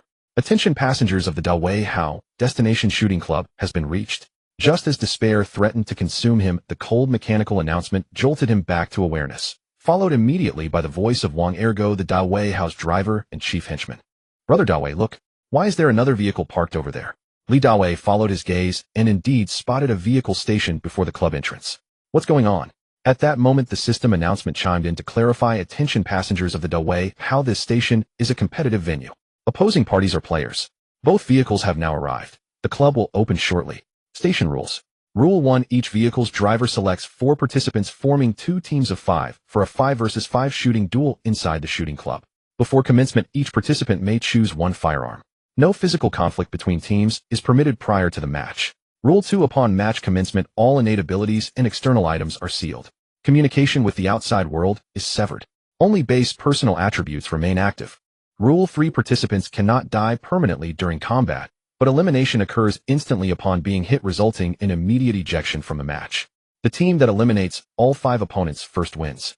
The victors receive all station rewards, and every passenger gains 5 to all attributes. The defeated receive no rewards, and every passenger suffers 5 to all attributes. Rule 4. If no decisive outcome emerges within 1 hour, victory is determined by a composite evaluation of remaining members and kill counts. Rules concluded. Both vehicles must confirm their battle rosters within 5 minutes. Having heard the full rules, Li Dawei and his men finally grasped the purpose behind the dual vehicle convergence. They were to engage in direct competition. A shooting duel. How intriguing. Wang Ergo rose from the driver's seat and walked back into the cabin, eyeing the opposing vehicle with concern. Brother Dawei, I noticed that vehicle appears larger than ours. Its front and rear bumpers are reinforced with impact barriers. It looks formidable. Formidable. Li Dawei turned toward the distant Wan Huating, scoffed, and said, humph. Merely an unnecessary expansion upgrade, plus a stroke of luck drawing a bumper schematic from a treasure chest. Nothing worth fussing over. Exactly what Brother Dawei says. Pure luck. Frankly, vehicles decked out like that house only weaklings. People utterly dependent on machinery unworthy of serious consideration. Another henchman, Zhang Matzi, added. Well reasoned. Wang Ergo nodded in agreement. Formidable. Zhang Xining listened intently, and in his lifeless ash-gray eyes a sudden spark ignited. He twisted sharply toward the window. There, not far from the Dawei house, stood another vehicle, identical in color, yet visibly larger and better armed. At that instant, an inexplicable certainty bloomed. Within him, his long-awaited reckoning was finally at hand. At that moment, Li Dawei rose, opened the vehicle door, and led Wang Ergo, Zhang Matzi, and 2 other henchmen toward the Wan Huating. Let's go. We disembark and confront them. Then this mission will be participated by me, Feier, Lu Yu, Wang Mengming, and Qin Xiaoman. The others will remain in the car, and until we come out, all actions will follow Qing Yu's command. Understood. Xiao Yun stood at the car door, confirming the personnel, getting off, his gaze sweeping the interior of the vehicle before finally landing on Su Qingyue and Chen Mian. Qingyue, Mian, the car is entrusted to you. Don't worry. The 2 nodded, with Chen Mian adding, I will protect everyone. All right then, let's set off. As the car door opened, a bone-chilling wind whipped at the faces of the few, and Xiao Yun quickly shut the door, tightening his clothes as he prepared to advance towards the club ahead. Meanwhile, Li Dawei and others also got out of their car. Dawei, look at them. They seem like a bunch of college students. At first, when they saw 5 young people who looked like college students getting out of the opposite car, Li Dawei and others showed disdain. But as they recognized the features of the few, the previously disdainful expressions instantly revealed a greedy look, like wolves starving for days seeing a fat sheep. Good, not just college students, but also 4 delicate little white flowers. As they walked, they commented on the 5 who were also heading towards the club. I like the one with short hair, but it's a pity she's dressed too warmly. I wonder what her figure is like. Hee, I like that tan girl as she looks like a little wildcat. I like those 2 shorter ones at the back, especially the shortest one as she looks like a figurine. I wouldn't have the heart to be rough with her if I placed her on my bed. All you do is look at women. Don't you think that guy is handsome and very manly? Gulp. Seeing Wang Ergo beside them, unable to stop swallowing, even though they already knew his sexual orientation, Li Dawei and the others couldn't help but feel a chill. Their unreservedly sinister gazes and lewd remarks also reached Xiao Yun and the others' ears. Like you're some kind of head. Wang Mengming immediately fired back at the few. Why don't you take a piss and look in the mirror to see what you look like? A bunch of ugly shoehorns looking like an injustice case, yet you dare to come out here without restraint. Why is your face so big? Is it because your skin is thick? Exactly. Qin Xiaoman crossed her arms, holding her head high, her momentum not great, but her insults extremely strong. I bet you all never dare to look in the mirror, otherwise you wouldn't be able to eat, and you'd wake up scared from nightmares at night. You little girl, why is your mouth so venomous? Wang Ergu opened his mouth, pointing at Wang Mingming for a long time, before finally squeezing out a sentence. Li Dawei's expression darkened as he looked at the only man opposite, suppressing his anger as he said, I advise you not to be too arrogant. If it weren't for the current rules stating, we can't use force, you would already be our playthings. Upon hearing this, Xiao Yun looked at Li Dawei and suddenly laughed. Then what are we waiting for? Let's go.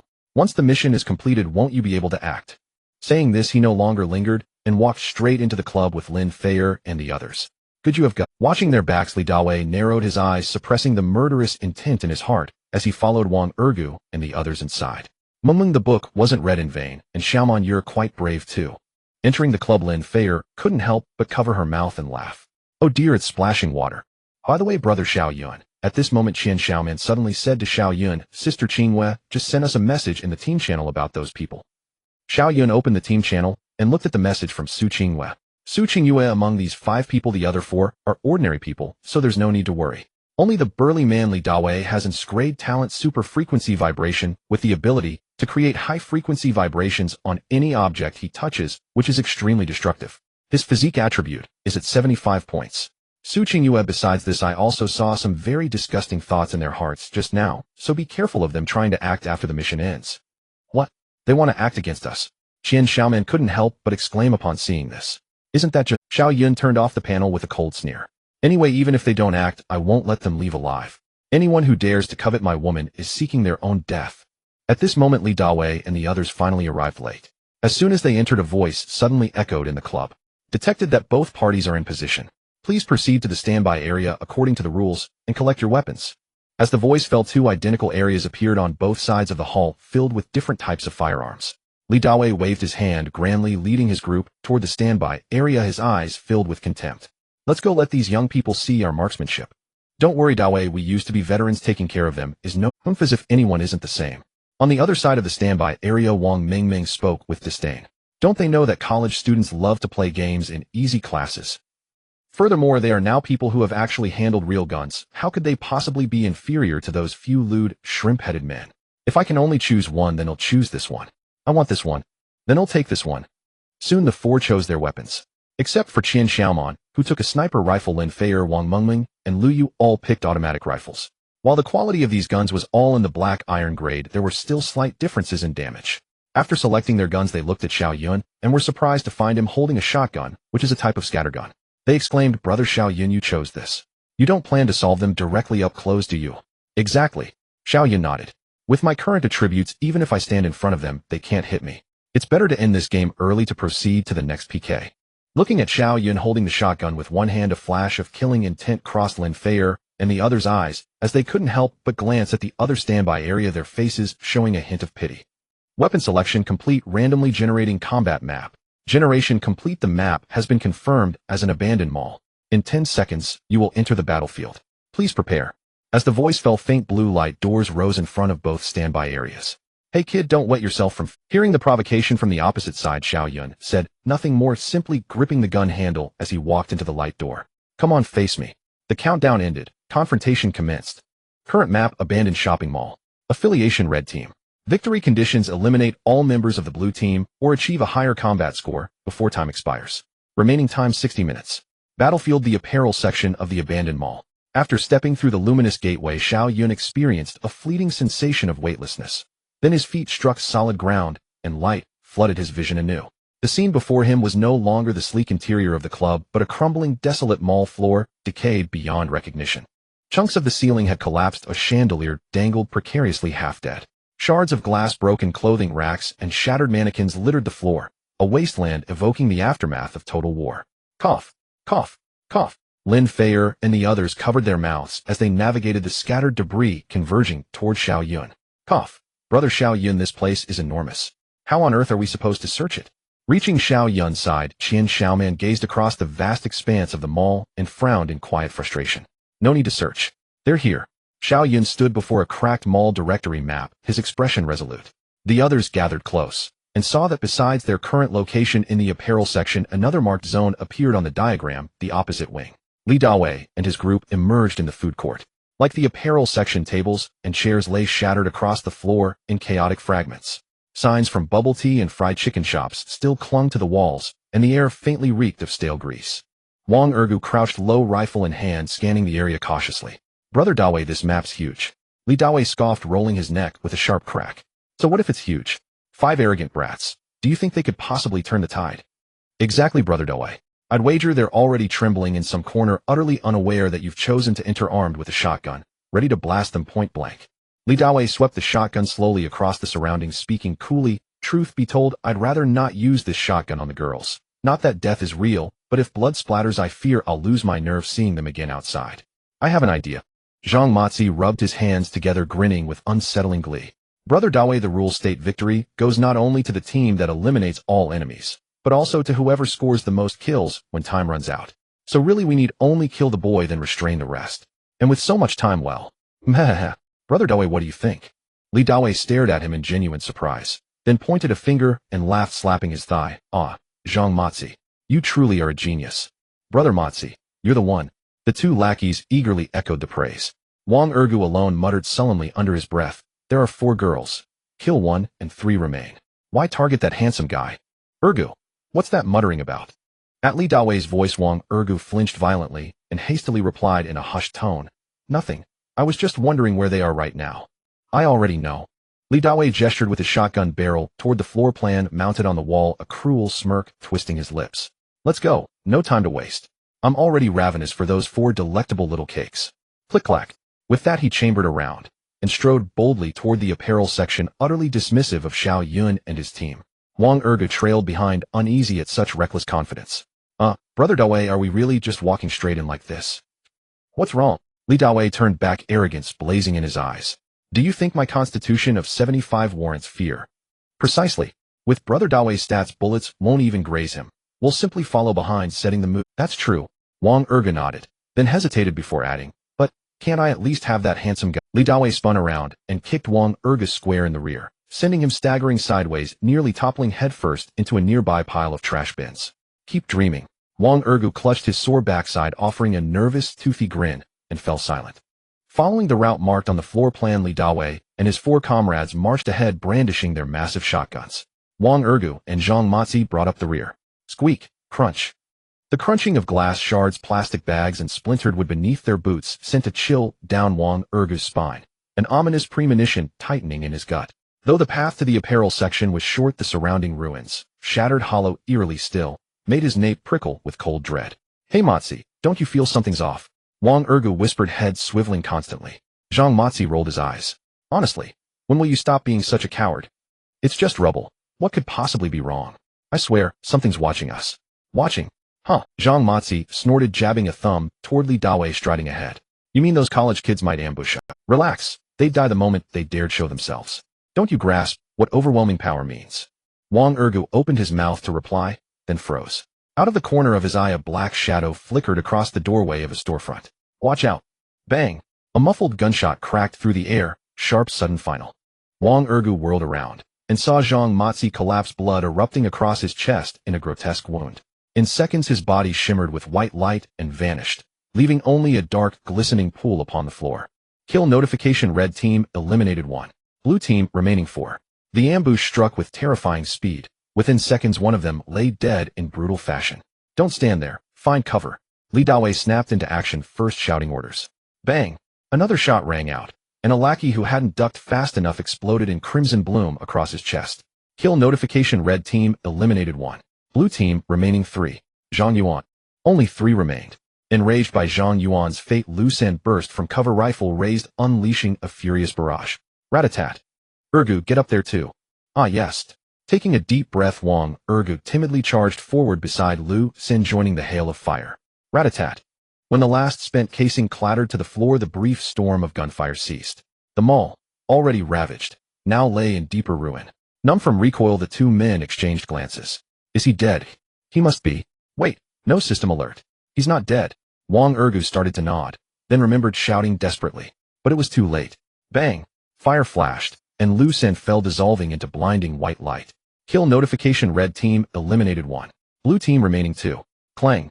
The relentless onslaught shattered Wang Ergu's composure. His knees buckled, He dropped to the floor trembling. No, I don't want to die. Please spare me. His terror had erased all memory that this was merely a game. Watching Wang Ergu crumble Li Dawei, already seething, finally snapped. Bang! Kill notification. Blue team eliminated 1. Blue team remaining 1. As Wang Ergu vanished, Li Dawei rose from cover, shotgun in hand, eyes locked unblinkingly on the storefront ahead. Boy, I know it's you. Come out now. His roar echoed through the cavernous hollow mall, until from the shadows a lone figure stepped forward. It's him. Even though Li Dawei had suspected seeing Xiao Yun standing there, alone wielding a shotgun identical to his own, was almost unbearable. One man had wiped out his entire squad. Still think we're pushovers? Die now. At Xiao Yun's mocking tone, Li Dawei roared, and fired without hesitation. Bang! Bang! Kill notification. Red team eliminated 1. Blue team remaining 0. All blue team members eliminated. The confrontation concluded. Red team victorious. Duration, 9 minutes, 38 seconds. Mission completed.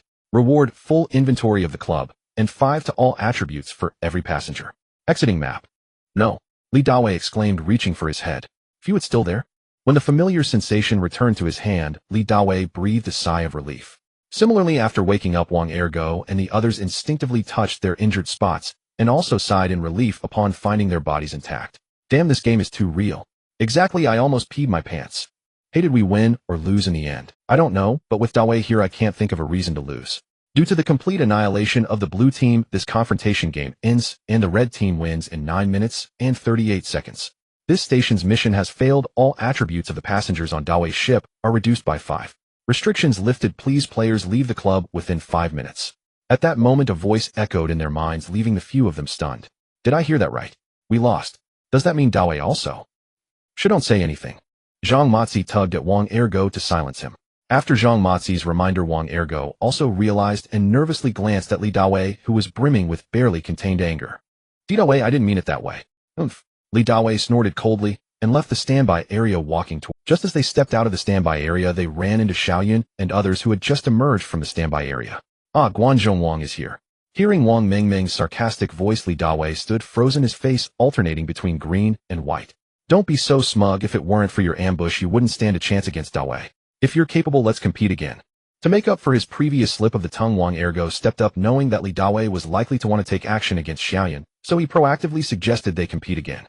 Upon hearing Wang Ergo's words, Li Dawei's previously awkward expression immediately returned to normal, and he looked at Wang Ergo with a hint of approval. Oh, even if I won by sheer luck, I still won. Since I won, why would I need to compete with you again? Wang Ergo paused for a moment, realizing he hadn't thought of that. Of course it won't be a free match. There will be a reward. At this point Zhang Matzi chimed in, adding, what kind of reward can you offer? Well, Zhang Matzi looked at Li Dawei, who pondered for a moment before speaking. A blueprint of bronze level, is that enough? Bronze level? Xiao Yun looked at him in surprise, not expecting his luck to be so good. Since you're so sincere, I'll wager half of this reward as the stakes. What do you think? Agreed. Li Dawei nodded. He actually didn't care what Xiao Yun offered as stakes, because in his heart he already considered those things his own. If it weren't for the fear of them obtaining some special weapons, Li Dawei would have lost his composure long ago. Then what are we waiting for? Let's go. Xiao Yun waved his hand, heading towards the club's entrance, with Lin Feier and the others excitedly following behind. Let me tell you the truth, our Dawei has S-level talent. Are you scared yet? That's right, if you provoke us, you're up against a steel plate.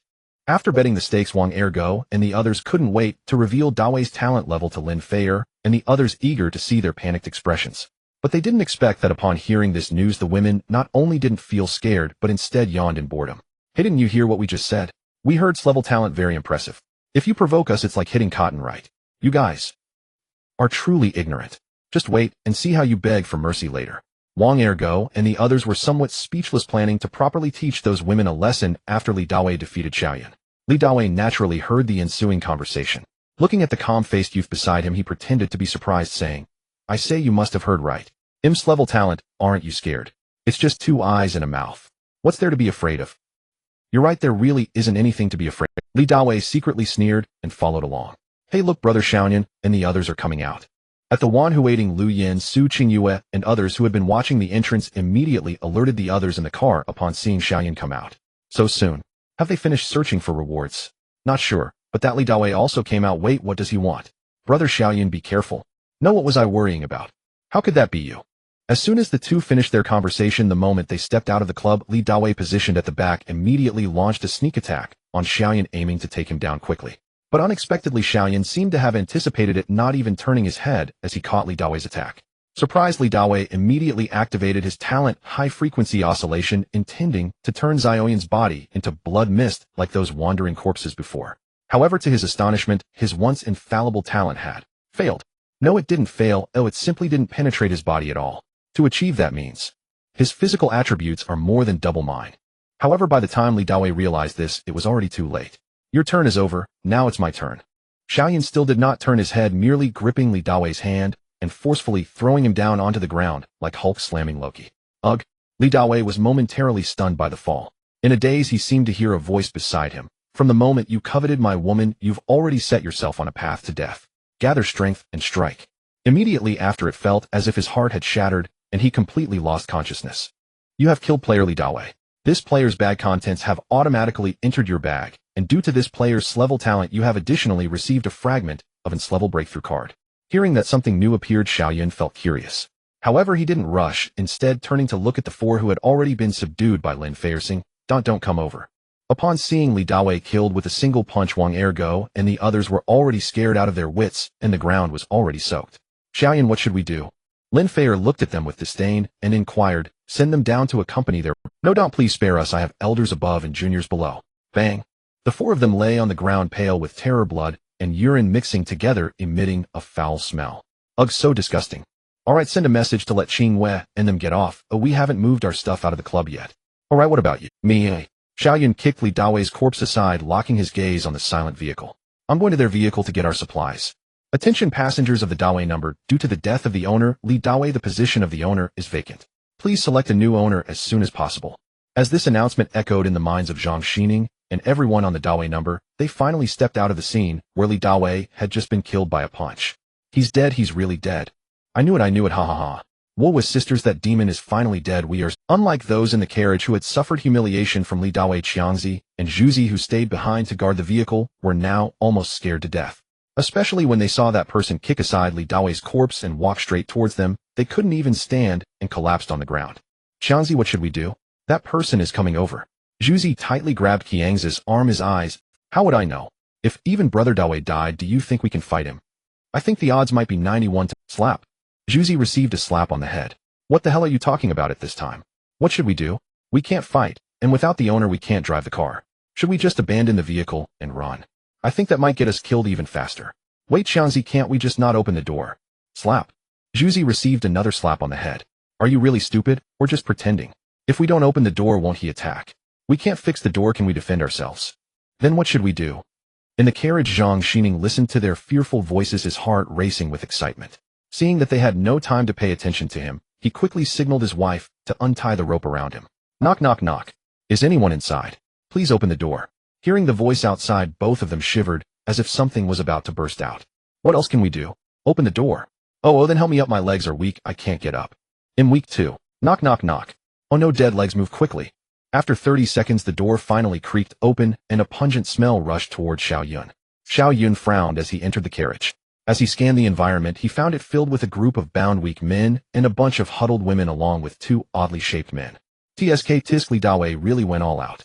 Xiao Yun couldn't help but click his tongue at the scene before him. At that moment, Xiangzi, who had been lying on the driver's seat, got down and turned to kneel before Xiao Yun. Brother, the women on the vehicle are all yours, and the supplies in the backpack are also yours. Please spare us. Hearing Xiao Yun's words, the two kneeling immediately rejoiced, hurriedly bowing and thanking him. Hearing Xiao Yun's words, the two kneeling immediately rejoiced, hurriedly bowing and thanking him. Thank you, brother. Thank you for sparing us. Looking at the two bowing like garlic, Xiao Yun suddenly turned to the group of fearful and mad people and smiled. Do you want to take revenge? Upon hearing this, the carriage suddenly fell into brief silence. Soon after, a word, want, came from Zhang Xining's lips. After saying that, he tossed away the rope he had already untied, and with his wife's support staggered to his feet. He looked at Xiao Yun again, his eyes red with rage, and shouted hoarsely, I want. Zhang Xining's words ignited the fury of those around him like a match striking fire. I want it. I've dreamed of slaughtering them. These beasts occupied my wife and forced my father off the vehicle. If I don't kill them, I won't be human. These demons have tormented us day and night. I've long wanted to swallow them alive. This doesn't seem right. Xiangzi and Zhuzi, whose foreheads were red and swollen, raised their heads to look at those who had once been their playthings, but now looked like they wanted to eat their flesh and drink their blood, their legs trembling like sieves, their faces pale. "Be brother, didn't you say you would spare us?" "Yes, I said I would spare your lives," Xiao Yun replied, spreading his hands. "But now these people want to kill you." "Oh, it has nothing to do with me." "You." Xiangzi and Zhuzi were dumbfounded at the spot, never expecting Xiao Yun would play word games with them here. Zhuzi run. The strong instinct for survival made them want to escape, so the two kneeling used their hands and feet to crawl out. "Hey, although I promised not to kill you, I never said I would let you go." Xiao Yun stood at the door, his eyes carrying a strange meaning. "But since you want to go out, I'll help you a bit." Saying this, Xiao Yun kicked one foot of each of the two and sent them tumbling onto the ground outside the vehicle. To those still in the vehicle, he said, "All right, their legs are broken now. Oh, those who want revenge can go down now. There's more space down there, but it's a bit cold." "Thank you, big shot." Zhang Xining and his wife were the first to rush down, followed by everyone else in the vehicle. "Scum beast, die." No, don't do this. I was just following Li Dawei. Oh, I didn't want to torment you." The two who had lost their ability to fight back moved back in despair, tears flowing from their faces, freezing as they fell. "Yes, it was Li Dawei who made us do it. It was not our choice." Zhang Xining ignored their explanations and kicked them without hesitation. "Not your choice. When you were rampaging on the vehicle, did you ever have a moment of unwillingness?" "No." Zhuzi held his stomach, crying out in pain. I'm sorry, I was wrong, I apologize. Please, we really know we were wrong, spare us. I can be your ox or horse." "You don't know you were wrong, you know you were going to die." A beautiful woman stomped on their QQ mercilessly while saying, "Ah." The two, originally dazed by the beating, suddenly regained their senses from the pain of losing their manhood. Soon the cries from the ground grew weaker. Zhang Xining gasped for breath, gripping Qiang's collar tightly, his fists covered in blood, unable to tell if it was his or the others. Xiangzi spat blood foam, his eyes already starting to glaze over, still instinctively begging for mercy. "Spare me, please." Zhang Xining stared at that face, tears suddenly falling, hitting Qiang's face. "You plead with me, eh?" Zhang Xining gritted his teeth, his voice squeezed out. "When my wife was kneeling and begging you, why didn't you spare her?" After saying this, his fist came crashing down again. After this blow, Xiangzi was completely still. On the other side, Zhuzi didn't last long either, and soon met the same fate as Xiangzi, dying under the fists of the crowd. "If I had known this would happen, I shouldn't have stayed on the vehicle. Dying under gunfire is much better than being beaten to death." Before they died, both of them couldn't help but think. Looking at the already stiff corpses on the ground, the crowd seemed to lose their target and stood dazed in place. "All right, let's get back in the vehicle. Don't get frostbite." Hearing Xiao Yun's words, the crowd turned mechanically and staggered toward the carriage. Returning to their seats, the people gradually warmed up and began to wake up, recalling everything that had just happened. Woo-woo. A sobbing sound rang out as if a dam had burst. Everyone embraced their loved ones and began to cry. Tears surged like a tide, washing away the gloom that had enveloped them. From now on, they were no longer the playthings manipulated by others or the helpless husbands tied to chairs. They were free. Xiao Yun looked at the scene before him, unable to help but sigh. This constructed world. At this moment, Zhang Xining, who had adjusted a bit, pulled his wife to stand up and walk toward Xiao Yun. "Big shot, my name is Zhang Xining. This is my wife, Zhou Min. Thank you for killing Li Dawei and saving us all."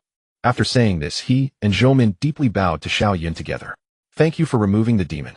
"All right, no need to thank me just yet. There are conditions attached to what I've done." After helping Zhang Xining and his wife to their feet, Xiao Yun swept his gaze across the carriage, meeting a dozen pairs of reddened eyes, and spoke calmly.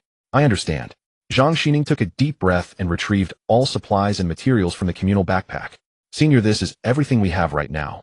I know you boarded the vehicle precisely for these resources, but since the most valuable items were kept in Li Dawei's personal pack, the communal stash is actually quite modest. Please don't hold it against me." Xiao Yun observed Zhang Xining's nervousness, then calmly claimed half the materials and supplies from the pack. "That's enough. Take the rest back." Off. Not only Zhang Xining, but everyone else in the carriage stared in stunned silence. "He's taking only half. What? Do you think I've taken too little? If I'd taken it all, how would any of you survive the night?" Then from his own pack, Xiao Yun produced 4 Type 92 pistols and 2 assault rifles, retrieved earlier by Su Qingwei and her team from the shooting club. "Here, take these firearms and ammunition. Don't refuse. With Li Dawei dead, your group has lost its combat capability. Without weapons, none of you will live past tonight." This sequence of actions left everyone aboard speechless. They had assumed Xiao Yun's decision to take only half the supplies was already an extraordinary act of mercy. After all, he'd clearly boarded with the intention of claiming everything. Who could have imagined that this senior expert wouldn't only refrain from seizing it all, but would even hand back several firearms? Truly righteous. "Thank you, senior. Thank you so much." Zhang Xining and Zhou Min accepted the weapons with radiant gratitude, bowing repeatedly. "Enough. Handle the rest yourselves. I'm leaving now." "Wait." Zhang Xining suddenly called out to Xiao Yun. Xiao Yun turned puzzled. What is it? Is there something else? Senior, may I add you as a friend? A friend, of course. Xiao Yun opened his interface and added Zhang Xining. Upon seeing the name displayed on screen, Zhang Xining gasped in disbelief. So, you're Xiao Yun, the owner of the Wanhua Pavilion. What a... The entire carriage erupted in astonished murmurs. No wonder Li Dawei fell to a single punch. He was struck down by Xiao Yun, the undisputed top-ranked cultivator. Truly worthy of 2 district-wide announcements. His strength is terrifying. Not only powerful, but undeniably handsome. Seeing fervent admiration begin to gleam in their eyes, Xiao Yun withdrew without hesitation. I'm departing now. May you all endure, and may our paths cross again one day. Up. As they watched Xiao Yun's retreating figure fade into the distance, his parting words settled deep within their hearts, igniting renewed resolve for the future. Voting concluded. Zhang Xining elected new owner of the dog-class vehicle. Owner privileges activated. I'm back. What's going on here? Upon returning to the Wanhua Pavilion, Xiao Yun immediately noticed the girls aboard, each holding a firearm, idly testing its weight and balance. Brother Xiao Yun's back. Look at me. Am I cool? Wang Mingming cradled an assault rifle, grinning ear to ear. Cool. Absolutely. Incredibly cool. Unbelievably cool. Xiao Yun delivered his trademark perfunctory praise trio, then approached Su Qingwei to inquire about their haul from the club. Su Qingwei signaled to Chun Mian that departure could commence, then turned to Xiao Yun. For details on the spoils, you'll want to ask someone else. Someone else? Who? Why me, of course. Feier. Xiao Yun turned, and there stood Lin Feier behind him, lips pouted. Is something wrong? Of course not. Go ahead and tell me. Then let's discuss it in my office. Still under the envious gazes of the others, Lin Feier tugged Xiao Yun into what she called her office. Bang! Sigh. Looks like they won't emerge before nightfall. Wang Mingming sighed softly and redirected her gaze. During our raid on the shooting club, we secured nearly 50 firearms of assorted types. Most numerous among them were 30 Black Iron Tier superior assault rifles. The remainder included shotguns, pistols, and automatic rifles, along with thousands of rounds of compatible ammunition. Inside the partitioned chamber, Lin Feier lay nestled in Xiao Yun's arms, reciting the mission's findings with solemn precision. Beyond firearms and ammo, we recovered 5 protective vests and a quantity of steel ingots, all stored in the communal backpack. 1 vest is reserved for you. The rest were distributed by Su Qingwei to Wang Mingming, Jiang Li, and others who disembarked with us. Additionally, from the 4 slain individuals, we acquired provisions and a Black Iron Tier mid-grade cleaver, handed to Lu Yu. That concludes my full report. End of briefing. Not bad. Lin Feier waited a beat, then tilted her head upward. Just 1 compliment. That's all. Xiao Yun gazed down at her upturned face, gently pinching the tip of her nose. 1 compliment isn't enough. Shall I lavish you with more? Lin Feier swatted his hand away and attempted to sit up, only to be effortlessly drawn back into his embrace. With his cultivation-tempered physique, escape was impossible. I'm not angry. I simply need to leave now. What reason would I have to linger? Watching her frosty expression, Xiao Yun found her utterly adorable, and ceasing his teasing, pressed a soft kiss to her forehead. There, no more anger. Let me share some good news. What good news? A single kiss dissolved all resentment. Lin Feier's ire vanished instantly. She now rested quietly beside Xiao Yun, cheeks flushed, transformed utterly from moments before. Here, take a look yourself. Xiao Yun handed her the synthesized fragment. S-rank Ascension card fragment. Description: a shard imbued with arcane energy. 10 fragments coalesce into 1 S-rank Ascension card. When activated, it elevates any talent below S-rank by 1 tier. Lin Feier's breathing quickened as she read the interface. Well, isn't that splendid news? Oh Xiao Yun, I adore you beyond measure. Smack. Overwhelmed with joy, Lin Feier planted a firm, exuberant kiss upon Xiao Yun's lips. With this, once I gather 9 more fragments, I'll ascend to S-rank talent. We'll address that later. Xiao Yun slipped the fragment back into his pack, then rolled atop Lin Feier, locking eyes with her, his lips curving into a slow, knowing smile. Right now, something far more important demands our attention. Lin Feier, it's freezing. I feel like I'm about to freeze solid. What thick clothes? I don't need to wear those. I feel really hot right now. Do you think I'm about to awaken my talent? Really? Then I should try it too.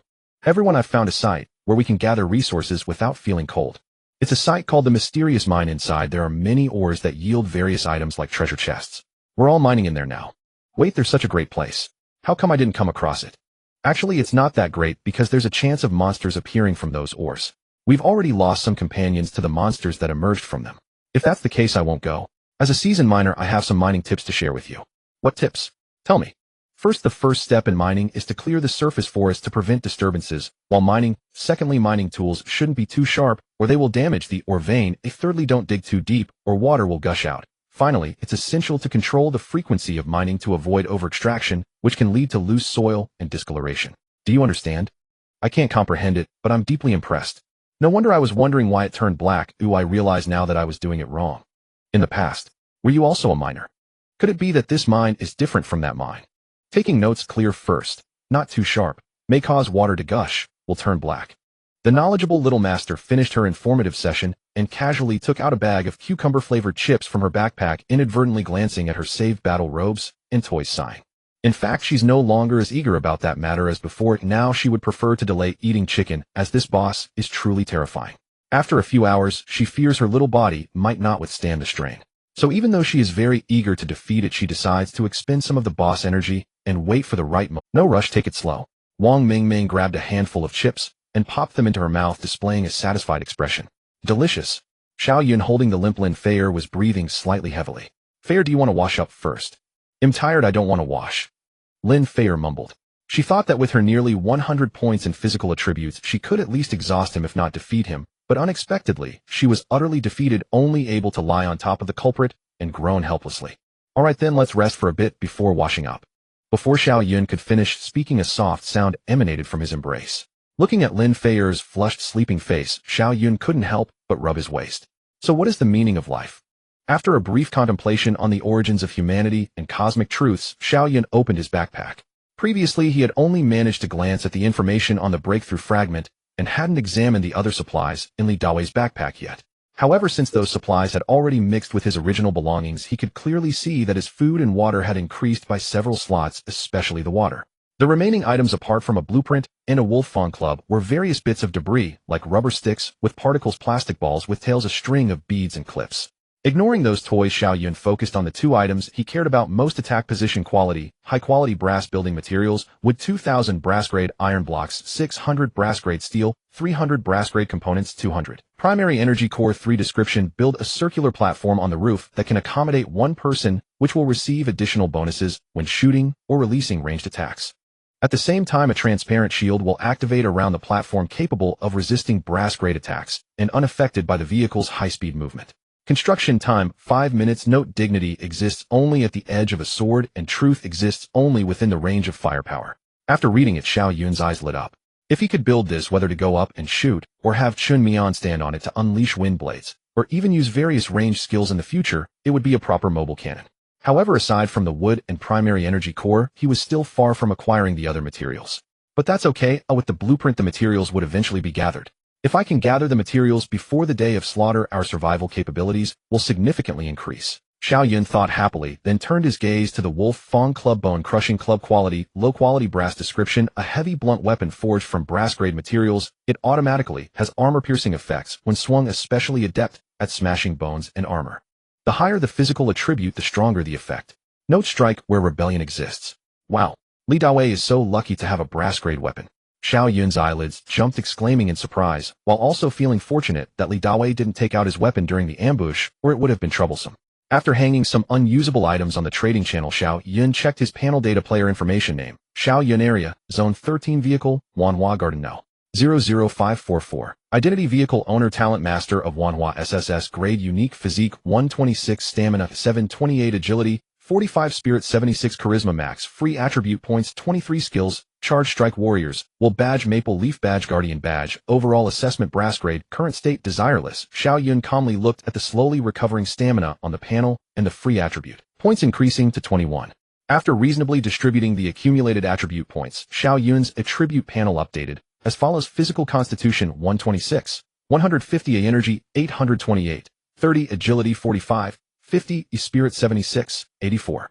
After completing all this, Xiao Yun couldn't help but yawn. After glancing at the time on the panel, he adjusted his sleeping position, placed his hand where it should be, and closed his eyes. Bang! Damn it, what the hell is that cursed bird? Lu Xianhua, who had just finished a mission at the station, slammed the table in displeasure, while the 3 female slaves beside him carefully attended to his injured arm. The incident began when Lu Xianhua, after eliminating the monsters in the station, called the people in the vehicle to come down and collect the material rewards. At first, everything was normal, but suddenly a red monster bird appeared out of nowhere and attacked the back of his head.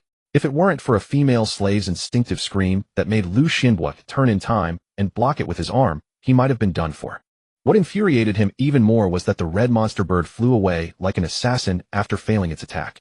Lu Xianhua certainly wouldn't let it go and chased after it, but after turning a corner, he found that the monster bird had mysteriously vanished. Thus, filled with rage, Lu Xianhua erupted in anger in the vehicle. Of course, under the service of the 3 female slaves, his anger was eventually vented in some manner. Listening to the sounds of grumbling and huffing behind her, Qin Yu remained unfazed.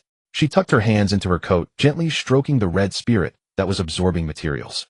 Indeed, the monster bird that attacked Lu Xianhua was her pet, the red spirit. The red spirit curled up in Qin Yu's arms the size of a palm, with feathers resembling burning coals warm to the touch. Qin Yu lightly ran her fingertips down the little creature's neck, maintaining an expressionless face, while replaying the earlier attack in her mind. It was perilous, but worth it.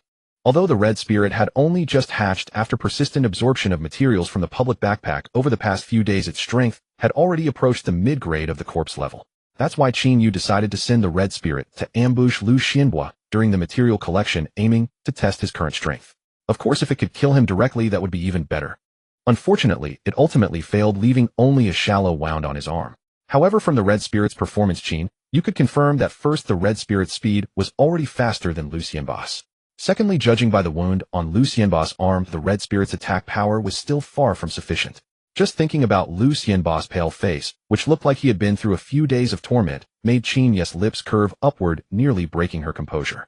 Patting the red spirit's head, Qin Yu silently thought, "Soon, Lu Xianhua, very soon I will be able to completely rid myself of you." The filthy sounds from the rear compartment continued.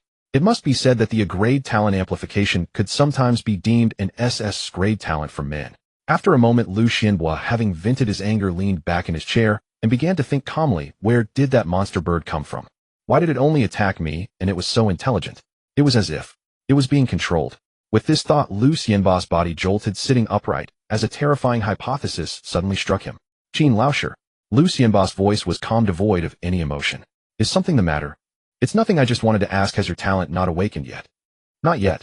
Qin Yu's heart trembled at his words, but her tone remained unchanged, although her hand hidden beneath her coat tightened slightly. "I see, then I wonder how much longer it will take to awaken.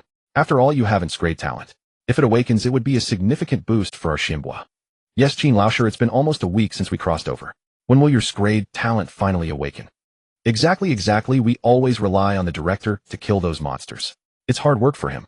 The 3 fully tamed female teachers also questioned Qin Yu at this moment. "Is that so?" Qin Yu listened to their words, sneering, then turned to Lu Xianhua, speaking deliberately. "Director, do you really want to ask if my talent has awakened or not?" "Of course, what else could it be?"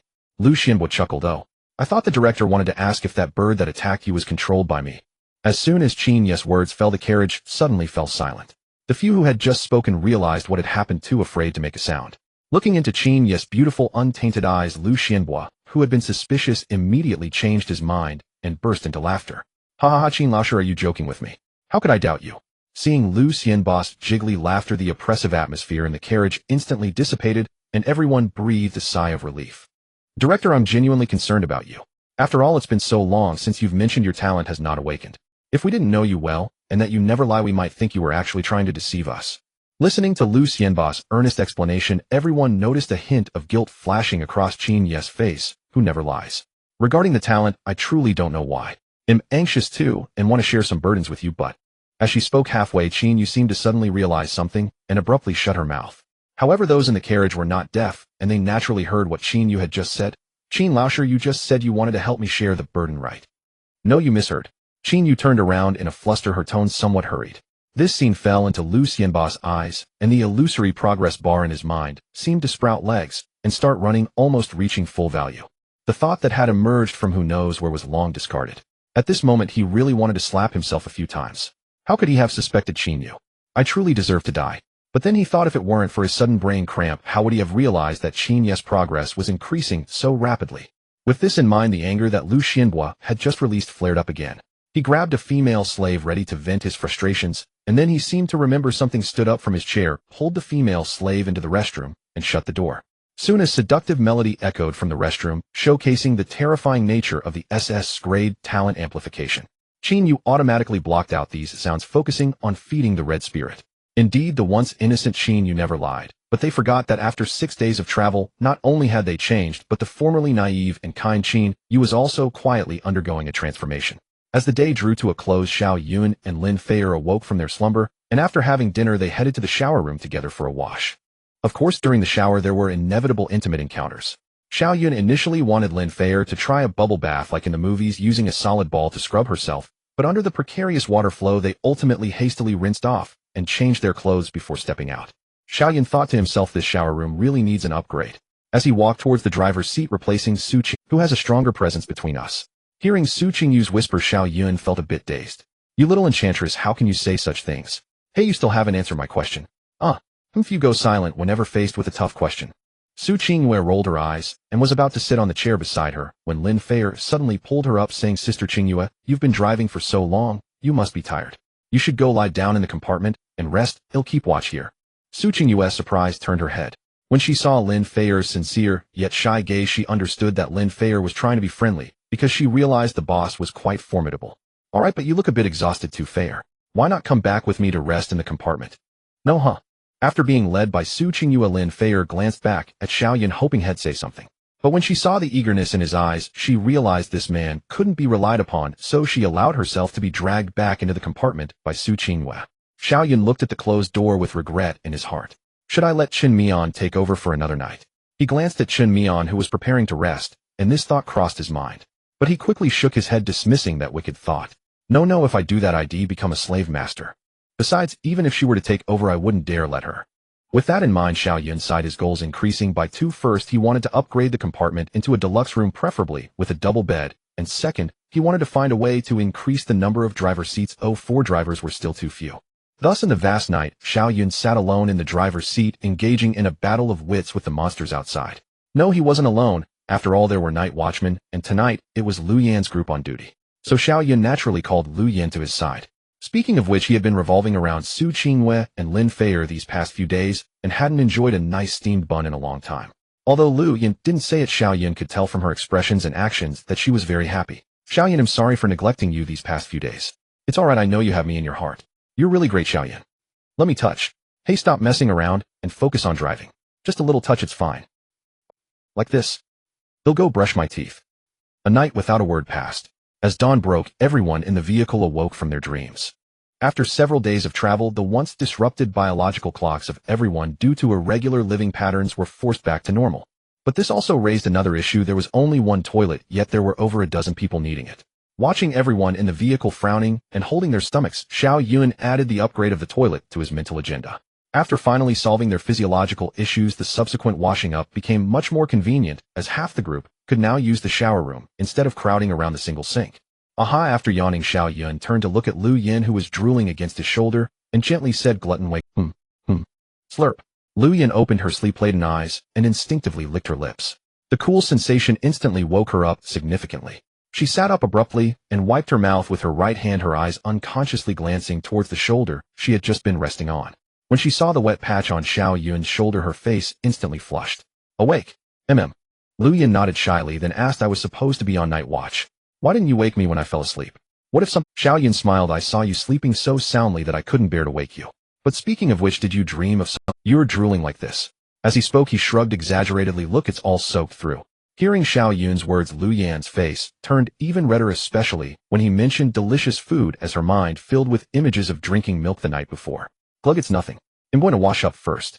Lu Yan nervously swallowed, and then hurriedly got up and ran to the toilet. Watching her flustered figure, Xiao Yun leaned back in his chair, barely able to contain his grin. After Lu Yan splashed her face at the sink, she cooled down a bit and couldn't help but curl her lips at her reflection. At that moment, she overheard a few girls chatting beside her while brushing their teeth. Did you know? Last night, I dreamed of holding a giant popsicle and slurping it. Oh my, it was so delicious. Oh, now that you mention it, I seem to have dreamt of something similar, slurping away. What a coincidence. But why did we suddenly dream about eating popsicles? Could it be that we're craving them? Maybe after all, people tend to suddenly want popsicles in winter. Listening to their nonchalant conversation, the blush on Lu Yan's face resurfaced. She quickly turned on the tap to calm herself down. Xiao Yun, why is your face so red? It's nothing, just feeling a bit warm. A splash of water will help. Oh, I'm glad you're fine. Hearing her, the girls beside her didn't think much of it, and left the toilet after rinsing their mouths. Seeing this, Lu Yan breathed a sigh of relief and splashed cold water on her face before returning to the drive. After breakfast, the two good friends came out of the compartment chatting and laughing. They glanced at Xiao Yun and his companion Lu Yan, exchanging a knowing smile. Alright, let me take over. Lin Feier walked over to the driver's seat, replacing Xiao Yun. Okay, I'll catch up on some sleep. With that, Xiao Yun headed toward the restroom to relieve himself. Seeing him go, Lin Feier turned to Lu Yin beside her and said, Yin Yin, you don't seem well rested either. Why don't you take a break in the compartment? Oh. Lu Yin looked at her friend in surprise, a bit at a loss. What do you mean? Just go? Thus, whether urged by Lin Feier or acting on her own accord, Lu Yin stepped into the compartment before Xiao Yun. When Xiao Yun entered the compartment and saw Lu Yin there, he was momentarily taken aback. Xiao Yun, you don't overthink it, I'm just here to rest. Seeing her flushed face, Xiao Yun chuckled, lying back on the bed and patting the empty space beside him. Why are you still standing there? Get on the bed. Okay. Lu Yin slowly moved to the edge of the bed. She intended to lie down facing away, but was suddenly turned over by a pair of strong arms behind her. Why are you lying so far away? Are you afraid of falling off? Xiao Yun wrapped his arms around Lu Yin's waist and whispered in her ear. Lu Yin lowered her gaze, unable to meet his eyes. All right, feeling the warmth of his body pressing against her chest, Xiao Yun gently patted her back and said softly, just sleep peacefully. Do you think I'm a beast? I need rest too. Upon hearing this, Lu Yin finally raised her eyes, looking at the face so close to hers. Her tense body gradually relaxed. Lu Yin closed her eyes, no longer tense, comfortably lying in Xiao Yun's reassuring embrace. Soon her breathing became slow and steady. Hey, you fell asleep faster than I did. Xiao Yun chuckled softly, closing his eyes. Driver Xiao Yun, your vehicle has entered the off state. Time since off 14 minutes. Please be cautious. After an indeterminate amount of time, Xiao Yun seemed to hear the words, off state. Off. Xiao Yun instantly opened his eyes, accessed the panel, and after seeing the information and the current time, curiously opened the team channel. Xiao Yun, the vehicle has been off for a total of 14 minutes. What's going on? Does it really turn off during the day? Su Qingyue, I'm not sure of the exact reason, but we saw a black iron-grade material chest by the roadside and thought to take it back. So Feier stopped the vehicle, but when we tried to start it again after retrieving the chest, it just wouldn't start. So that's how it is. Xiao Yun murmured. Xiao Yun, as long as everyone is fine. By the way, Qingyue, I just checked, and we're running low on fuel. Can you take a bucket of gasoline from the public backpack and put it in the Wanhua Pavilion's fuel tank? We've been driving for quite a while without refueling. Su Qingyue got it. Soon Xiao Yun saw the fuel level of the Wanhua Pavilion rise by 50, reaching 72. Wang Mingming, Xiao Yun, how about you step out? I want to open the chest. Xiao Yun, it's fine if you don't take a hit this time, just go ahead. Wang Mingming, alright. Black iron grade material chest opened. Obtained the following materials with 300 black iron grade iron block, 220 brass grade iron block, 30 brass grade steel, 20 primary energy core 2. Opening this time triggered the enhanced gathering effect, doubling the materials. Actual gain with 600 black iron grade iron block, 440 brass grade iron block, 60 brass grade steel, 40 primary energy core 4. Wow, such good luck. Xiao Yun stared at the information on the panel, his eyes nearly popping out. A black iron grade material chest actually yielded this many brass grade materials. Wang Mingming, Xiao Yun, hurry and praise me. Xiao Yun, Mingming is amazing. Driver Xiao Yun, your vehicle has been restarted. Please evacuate this area as soon as possible. Before long, 14 minutes had passed. Feeling the vehicle restart, Xiao Yun closed the panel, buried his head among the cushions, and surrounded by a strong scent, closed his eyes. Passengers of the Wanhua Pavilion, please be advised that the vehicle will arrive at the next stop in 10 minutes. During the following time, they passed a regular stop, where the monsters encountered were surprisingly the long-unseen shadow creatures. After defeating them, Xiao Yun temporarily did not fuse the 9 shadow stones obtained into a shadow ring, but instead synthesized a new ring, which was ultimately given to Lin Feier after discussion. In addition to the shadow stones, there were also plenty of basic supplies and materials at the stop, including some brass-grade materials. This made Xiao Yun realize that as he progressed, brass-grade items might gradually become more common. After returning to the vehicle, Xiao Yun took stock of the materials in his backpack and decided to build another restroom on the vehicle. This decision received unanimous approval from everyone on board, and after the restroom was completed, the space at the back of the compartment became saturated. Thus, Xiao Yun included the second expansion of the Wanhua Pavilion in his upgrade list. By nightfall, under Su Qingyu's driving, the vehicle hardly felt any bumps or collisions. They slept soundly until dawn. After a busy day, Lu Yin only managed to have a couple of bites of chicken and did not take the final step with Xiao Yun. After finishing her milk, she emerged from the compartment and pushed Lin Feier in, blushing as she returned to her seat. Thus the long night was left to Lin Feier and Xiao Yun. Area Channel District 13, it's over. Last night, the vehicle suddenly turned off, and half the people on board died. With 1 day left until the day of slaughter, what should we do? Bro, I can only say that being alive now is already quite good. Today we came across a wrecked vehicle on the road covered in blood, but the bodies were nowhere to be found. They were probably taken away by monsters. We had no choice but to suppress our grief and dismantle that vehicle for materials. What a painful dismantling. Ew, I fear your mouth has twisted from smiling. I consider this inheriting their wishes, replacing them in this world to survive. Why do I feel like so many more people have died these past few days than before? Indeed, some people who were active before have recently gone silent. I think it might be related to the outside temperature dropping to minus 40 or 50 degrees combined with the vehicle turning off and the overall rise in monster quality. Not only has the quality risen, but the types have also increased with all sorts of creatures like wandering corpses, decayed corpses, and mutant zombies appearing one after another. However, speaking of the increased danger, there is one good aspect: the rewards obtained are greater. Yes, compared to when we first arrived, we have already transformed significantly. I just wonder if we can survive the slaughter day the day after tomorrow. Sigh. Xiao Yun turned off the panel side and said, "What's wrong? Why so glum so early in the morning?" Lin Feier extended her arm from the blanket, wrapping it around Xiao Yun's neck and pulling herself closer. Feeling her soft snake-like body, Xiao Yun hugged her waist and glanced at her beautiful face, so close to him, his mood lifting. It's nothing, just saw the information in the area channel and felt a bit worried. After all, the slaughter day is approaching. Upon hearing this, Lin Feier, her thigh resting on Xiao Yun's body beneath the blanket, spoke in a husky and charming voice, "Don't worry. We've been chatting with Teacher Qin these past few days. Her crimson spirit is almost at the elite level and can definitely protect herself." Xiao Yun nodded, suddenly flipping Lin Feier under him, his warm breath brushing against her face. "Feier, I remember I mentioned before that a man's temper in the morning can be quite intense. And so what?" Lin Feier smiled seductively, her thigh brushing against his heated body. "I've also said that if the temper is high, then cooling it down is the way to go. Hey, you little enchantress. Honestly, can it be quiet for just one morning?" At the back of the carriage, Su Qinghue said irritably to the two people in front of her, "Have the sheets been changed?" "Changed? That's fine, don't disturb me while I sleep. They'll come out myself when we reach the station." Bang! Looking at the closed door, Xiao Yun awkwardly glanced at Lin Feier beside him, only to see her smiling, and he asked with some confusion, "Feier, what are you laughing at?" Lin Feier pointed at Xiao Yun's chest and said meaningfully, "Even though we've crossed into this world and gained extraordinary powers, we are still human, and our physiological functions remain unchanged, such as a certain relative. So that's it." After Lin Feier's hint, Xiao Yun punched his right fist into his left hand, suddenly realizing, no wonder she's in such a bad mood this morning. It turns out Aunt Flo has arrived.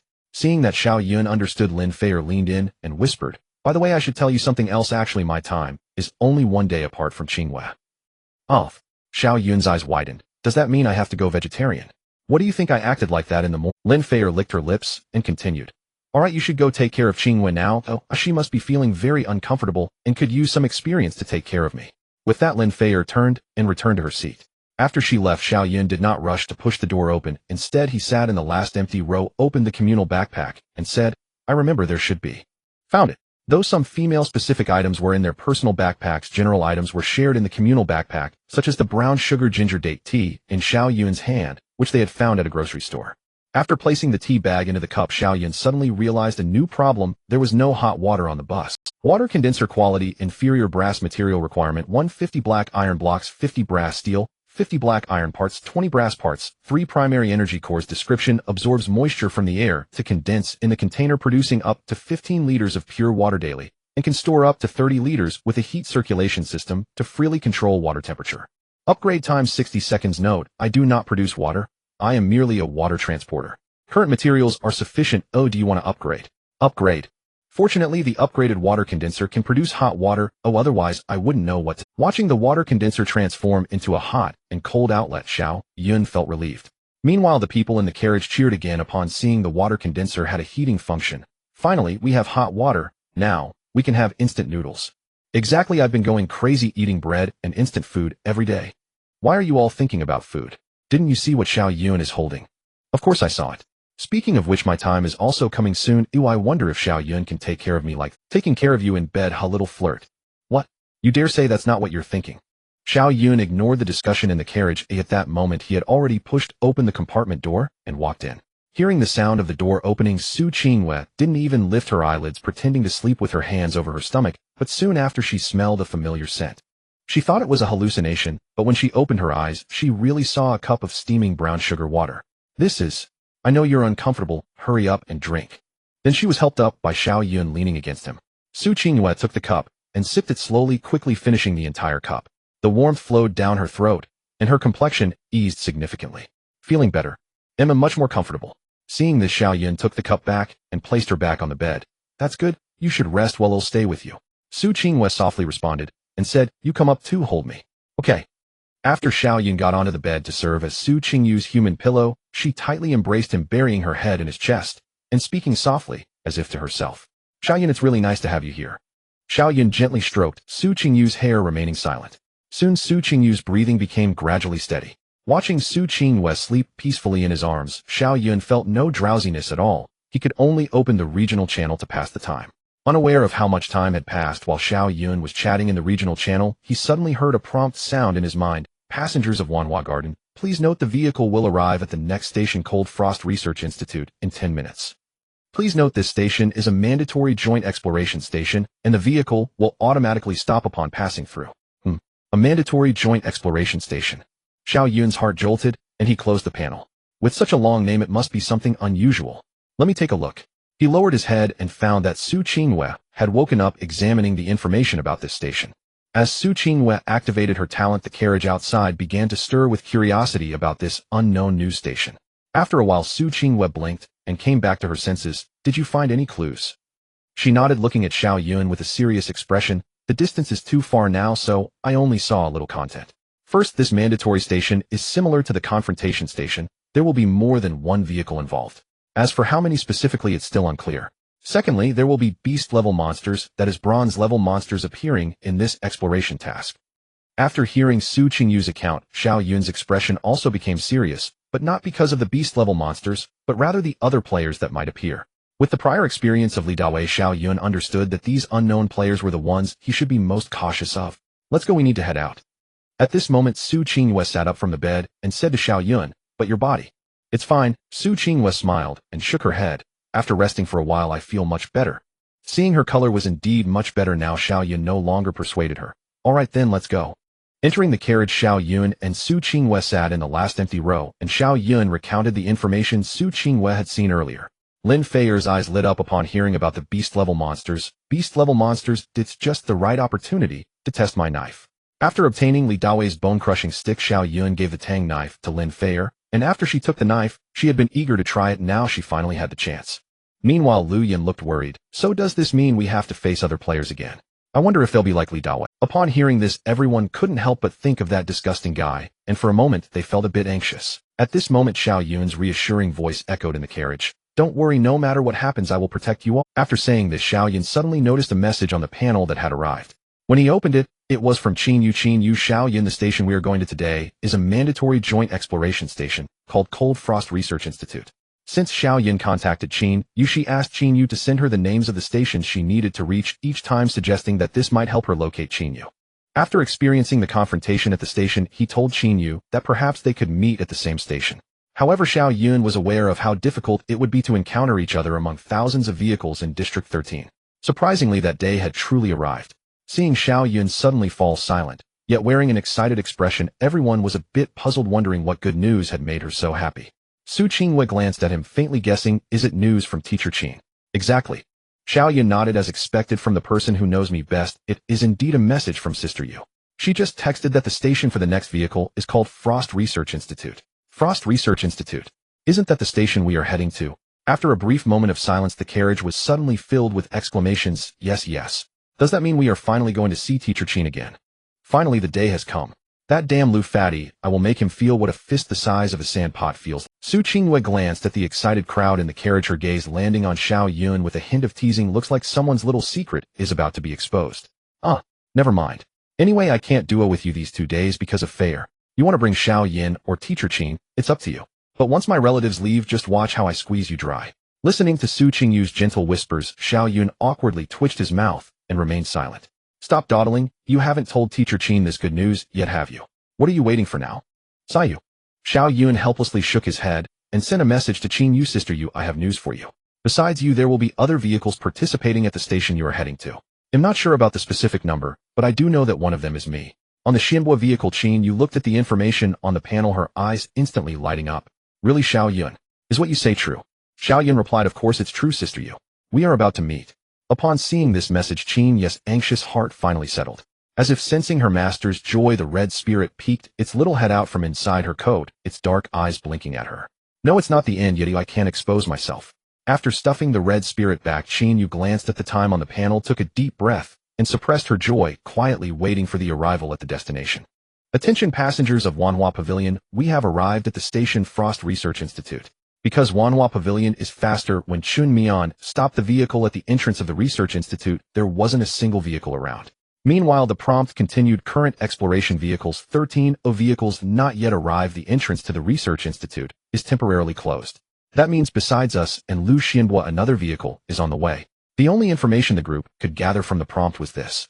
At this moment, it's time for our most reliable Qingwei Jie to make her appearance. The self-proclaimed atmosphere group's leader Wang Mengming turned to Su Qingwei with a smile while sitting in her chair. Yes. Qingwei Jie's talent is much stronger than these ambiguous prompts. As everyone looked forward, Su Qingwei gazed through the car window at the completely silver-white building outside, her eyes shining with brilliance. This research institute has a total of 5 floors, each containing a considerable number of monsters and treasure chests. The average quality of those monsters is above the corpse level. Moreover, it seems that there is something special on the 5th floor of the research institute, but I can't see clearly what it is yet. Overall, this research institute is a place where risks and rewards coexist. Listening to Su Qingyue's introduction, everyone gained a certain understanding of the dangers of the research institute. At that moment, Xiao Yun suddenly heard the roar of an engine in his ear. He quickly turned his head and indeed saw 2 vehicles with similar shapes and sizes rushing towards them. They are coming. Following the reminder, everyone turned their heads in succession, watching as the 2 vehicles stopped not far from them. That vehicle on the right is the Xianhua. Su Qingyu's voice timely rang out, pointing out Lu Xianhua's position. Attention passengers of Xianhua, we have arrived at the station Frost Research Institute. Under the enforced rules, the Xianhua gradually stopped in front of the Research Institute. As he looked at the 2 vehicles outside, Lu Xianhua's expression was serious. He had not expected to encounter such a multi-vehicle station on his first experience with a mandatory station. More importantly, as Lu Xianhua looked at the vehicle that was clearly different from his, and the one next to it, a trace of solemnity flashed in his eyes. This vehicle, is that Wanhua Pavilion? Unlike the worries and solemnity in the eyes of others, Qin Ye's eyes were filled with uncontrollable excitement and joy. Soon we can. Current number of vehicles, 33A exploration vehicles have arrived. Announcing the exploration rules for Frost Research Institute. Rule 1. Each vehicle is limited to 4 players entering the Research Institute. Players are prohibited from conflict before exploration begins. Rule 2. The Research Institute has a total of 5 floors and players must explore all 5 floors before. Rule 3. Except for the first floor, the elevators to the upper floors can only be opened with special access cards. The access cards for each floor are hidden somewhere in the corresponding floor. Once found, passage is allowed, and there is no restriction on the number of people using the elevator. Rule 4. The exploration time limit for the Research Institute is 2 hours. If the exploration is not completed within the specified time, all exploration personnel will be eliminated. Rule 5. During the exploration period, vehicles are in a forced shutdown state. At this time, monster tracking is paused, and it will resume only when the vehicle is restarted. Additionally, vehicles are protected by the station during the shutdown period and will not be attacked by monsters. The rules have been read. Please confirm the exploration list as soon as possible. After the prompt sound faded, Lu Xianhua planned to disembark with the 3 male teachers in his previous arrangement. At that moment, he saw Qin Yu standing up voluntarily and saying to him, "Director, count me in." Lu Xianhua looked at Qin Yu in surprise, then, as if realizing something, he asked, "You, are you saying?" "That's right," Qin Yu nodded. "My talent has awakened. Oh, I can fight now." "Ha, great, that's wonderful." Hearing this, Lu Xianhua was immediately overjoyed and replaced one of the male teachers with Qin Yu in the team. "Let's go get off." "Be careful, Director." "Well, wait for your return." Under the reluctant gazes of the female subordinates on the vehicle, Lu Xianhua was the first to disembark, followed closely by the 2 male teachers, and finally the calm Qin Yu. With Xiao Qin joining us, we are sure to return with a full load from this trip to the Research Institute. Looking at Lu Xianhua's joyful demeanor, Qin Ye's gaze shifted to the vehicle, with the protective railing, the corners of her mouth curving slightly. "Yes, I think so too." At the same time, players from the other 2 vehicles also disembarked simultaneously. Due to their focus on the distinctive vehicle, Lu Xianhua immediately shifted his gaze over, and when he saw the man getting out, he suddenly felt an inexplicable sense of familiarity, yet he couldn't recall where he had seen him before until he noticed the 3 girls following behind him, his pupils suddenly contracting. "That's Su Qingyue, Lin Feier, and Lu Yan, aren't they?" Lu Xianhua suddenly realized, turning to look at the man who was smiling at him, his face gradually breaking into a greedy smile. "Finally, we meet again, my dear student Xiao Yun." "Oh, Qingyue, am I not mistaken? Is that our dear director?"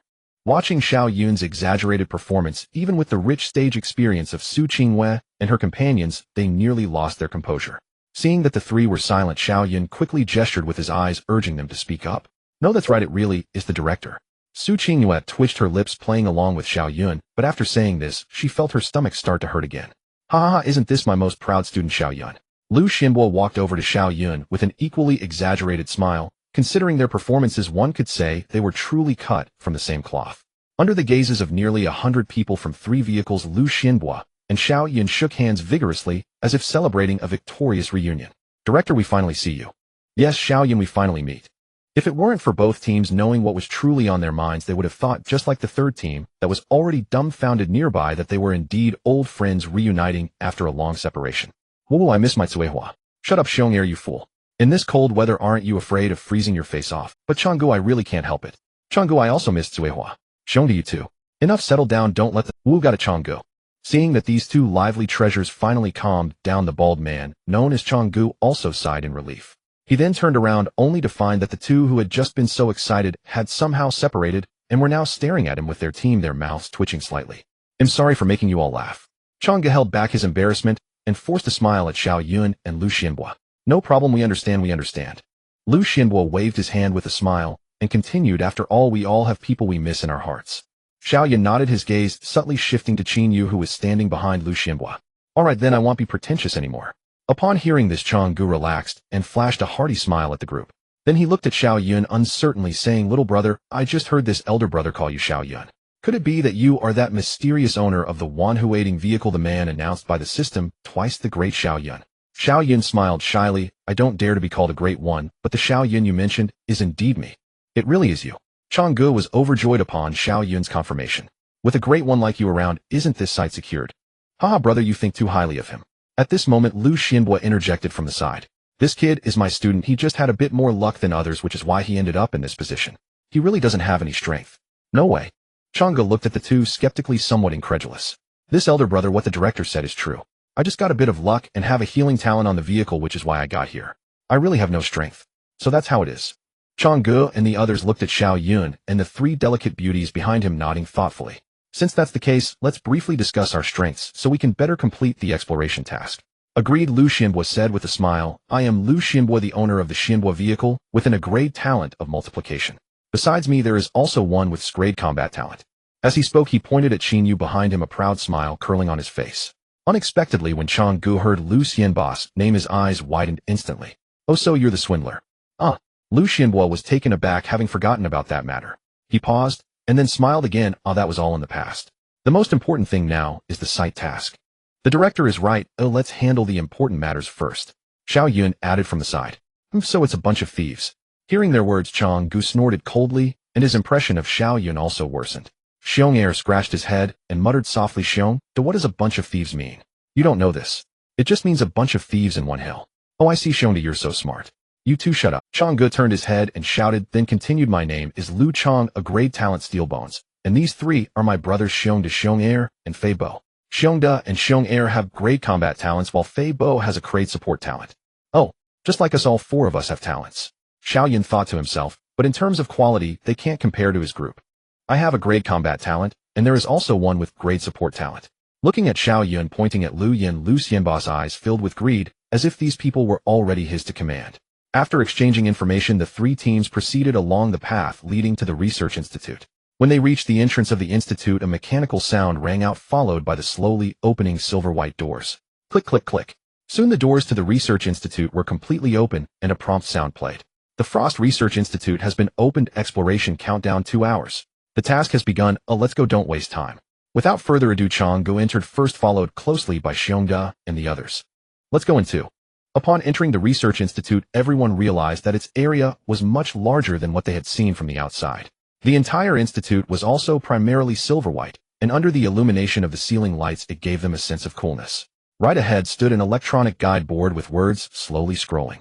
Frost Research Institute, Floor 1, Reception Hall, Sample Storage Area, Security Room, Cafeteria. They were currently in the reception hall, while the other 3 areas were located on the left and right sides of the hall.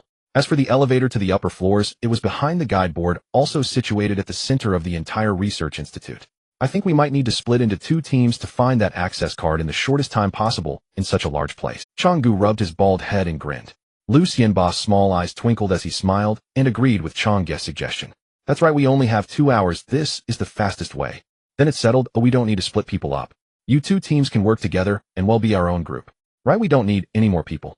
Lu Xianbo was nearly bursting with joy upon hearing this. He quickly nodded, fearing someone would object. Okay, let's split up like this, then we will go. Director, let's go right. At this moment Qin Yu suddenly interjected, speaking to Lu Xianbo. Okay, then we will go right. Caught up in joy, Lu Xianbo didn't think much and chose the right path following Qin Yu's words. Xiong de Xiong air, Fei Bo, we will go left. Chang Gu didn't say much. Before leaving he added Lu Xianbo, Xiao Yun, and the others into a group. If either side finds the access card, just let us know in the group. No problem. Looking at the four leaving, Lu Xianbo could no longer suppress the smile on his face as he turned to Xiao Yun, or rather to the three Su Qingyue behind him. Qingyue, if you encounter any danger later you can hide behind me, the director can protect you. Director, go for it. Yes, that's it, crush it. Director, hurry up, the monster is coming. Indeed, with a grade talent you're too strong. Wait a minute. After struggling to defeat a high-grade zombie, Lu Xianbo finally couldn't help but gasped for air and turned to look at the eagerly shouting Xiao Yun behind him. Xiao Yun, what are you doing? Me. I'm cheering you on, director. Xiao Yun blinked innocently and said, but you're in a grade talent, why aren't you helping fight instead of cheering me on? But director, didn't you say that when we encounter danger we should hide behind you and you would protect us? Xiao Yun still pretended to be naive, looking back at Su Qingyue and the others. Qingyue, the director said that just now, right? Yes, director, you did say that. After meeting Xiao Yun's gaze and seeing Lu Xianbo's bruised body, the three of them thought through the most difficult things in their lives before managing to hold back and said calmly, Lu Xianbo was at a loss for words, wanting to cry, but having no tears, so that's how it is. Originally, he suggested that Su Qingyue and the others hide behind him to showcase his strength in front of them, so that they would admire him and lay the foundation for winning them over later. But he didn't expect that they would interpret it as him facing these dangers alone. If it were any other time, Lu Xianbo wouldn't have said anything, or it would have only highlighted his strength. However, this research institute was different from the sites he encountered before. Here the monsters attacked with high-grade zombies, which was the limit he could handle. After killing 3 of them, he was already covered in wounds, so he took the opportunity to ask during the brief pause after killing, only to realize that it was his misunderstanding. What I meant was for Qingyue and those without talent to hide behind me, not for you to hide as well. And you, Qingyue, why are you just watching? Lu Xianbo suppressed his anger and calmly spoke to the others. Seeing that Lu Xianbo had been pushed to his limit, Xiao Yun exchanged glances with the others and decided to end this farce. Indeed, dragging this out is a waste of time. What did you say? Lu Xianbo looked at Xiao Yun, who seemed to have transformed, and felt an inexplicable pang in his heart. It's nothing, director. Didn't you say to let me fight with Sister Yu? Xiao Yun chuckled lightly. By the way, I haven't seen your chi spirit yet, Sister Yu. Director, have you seen it? Chi spirit? What is that? Lu Xianbo felt increasingly uneasy. What exactly are you talking about? Chirp, chirp. At that moment a bird's call suddenly sounded, and then a fiery red little figure whizzed out from beside Qin Yu, flapping its wings as it circled around her, before finally landing on her shoulder. It was indeed Qin Yu's pet, the Inferno bird Chi spirit. Isn't that the beast that attacked me? How? Lu Xianbo stared at the little red bird in shock, then looked at Qin Yu as if finally understanding something. Qin Yu, you have been playing me, haven't you? You and Xiao Yun have been toying with me this whole time. His tone held no question, but was filled with certainty. At that moment the 2 male teachers standing beside Qin Yu felt as if they had eaten something bitter, thinking this was just a routine sight task, but unexpectedly it turned out like this. They glanced between Lu Xianbo and Qin Yu, suddenly feeling a sense of doom. Congratulations, you got it right.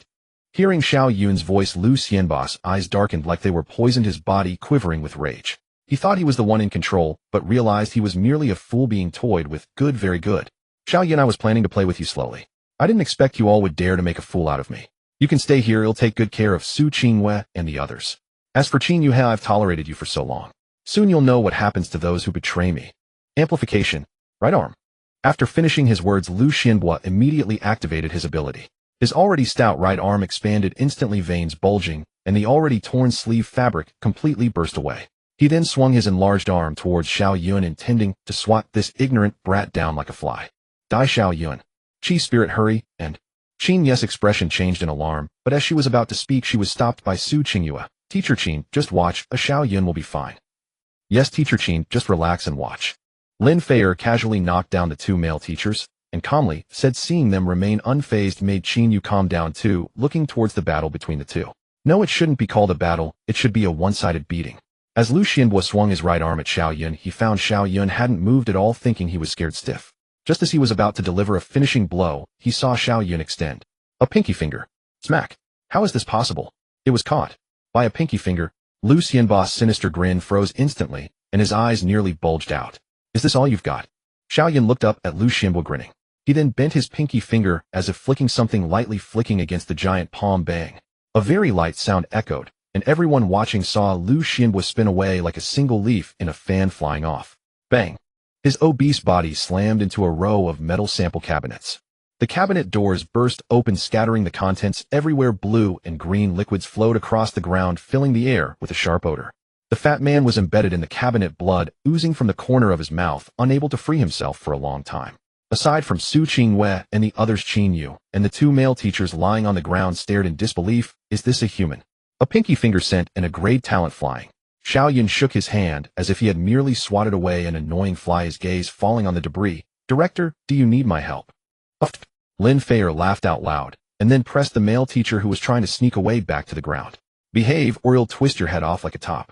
The male teacher immediately lay flat, not daring to breathe heavily. In the ruins, Lu Xianbo finally pulled himself out of the metal cabinet looking like a half-eaten rotten winter melon. Impossible. This can't be happening. Lu Xianbo supported himself against the cabinet, his voice wavering. How could you be so strong? You only have a grade talent, don't you? You're lying to me. Yes, that's right. Xiao Yun nodded, looking completely at ease. Otherwise, if I had said from the start that I had grade talent, would you have been so easily hooked? Would you have allowed Sister Yu to contact me? You. Lu Xianbo was so angry he felt black before his eyes, his chest churning, almost fainting on the spot. Xiao Yun, I'm going to kill you. After a hysterical roar, Lu Xianbo completely went mad. Amplification. Full body. Lu Xianbo's amplification ability consumes energy, and the more he amplifies at once, the more energy it consumes. His energy attribute was not high, so normally, he could only amplify his arms at most. This time he transformed from a regular person to a Hulk in nothing but underwear. Although he didn't know how strong he would become, it was clear that he couldn't maintain this state for long. However, he wouldn't need to, as Lu Xianbo was still adapting to his newfound strength. When Su Qingyu's voice timely rang out, Xiao Yun, Lu Xianbo's physical attribute, has increased to 210 points, 3 times what it was before, but he can only maintain it for a minute, so be careful. A minute is enough for me to tear you apart. With thundering footsteps, the inflated Lu Xianbo charged towards Xiao Yun, grinning menacingly, as he swung his exaggeratedly swollen right arm down at Xiao Yun. In a critical moment, Xiao Yun sidestepped this heavy punch, and then swung the suddenly appearing bone shard club down sharply on his back. Crack. Up. Lu Xianbo, with a broken spine, collapsed to the ground, the intense pain causing him to revert to his original size. Seeing Lu Xianbo now in nothing but his underwear and looking like a dead dog, Xiao Yun kicked him over and stepped on his chest. Director, do you have anything else to say? Cough cough. Xiao Yun, please spare me, I'm your teacher. Lu Xianbo begged Xiao Yun with a pained expression, and Xiao Yun turned to Qin Yu. Sister Yu, it's up to you now. Qin Yu was taken aback for a moment, then nodded. Xiao Yun, please step aside. Okay. After Xiao Yun stepped away, a glimmer of light flashed in Lu Xianbo's eyes. Qin Yu, I knew you were kind. Save me, save me. Chi spirit. However, Lu Xianbo's pleas for mercy received no response, instead receiving a roasted chicken meal. The Chi spirit flew to Lu Xianbo's side and spat a mouthful of flames at his groin. Instantly, a burnt smell wafted from beneath him. Lu Xianbo was first taken aback, then his eyes bulged, his face twisting in agony, and he let out a scream that was anything but human. Ah! The Chi spirit flapped its little wings and flew back to Qin Yu's shoulder, tilting its little head, its black eyes filled with a sense of accomplishment. Qin Yu raised her hand to stroke the Chi spirit, finally letting out half of the pent-up frustration she had held. Lu Xianbo rolled around on the ground in pain, but with a broken spine, he couldn't muster strength in his waist, twisting like a maggot scalded by boiling water, still begging for mercy. Qin Yu. Little Qin. I was wrong. I was really wrong. Save me. Make it stop. Qin Yu looked at the tear-streaked fat face, her expression cold. Now you know you're wrong.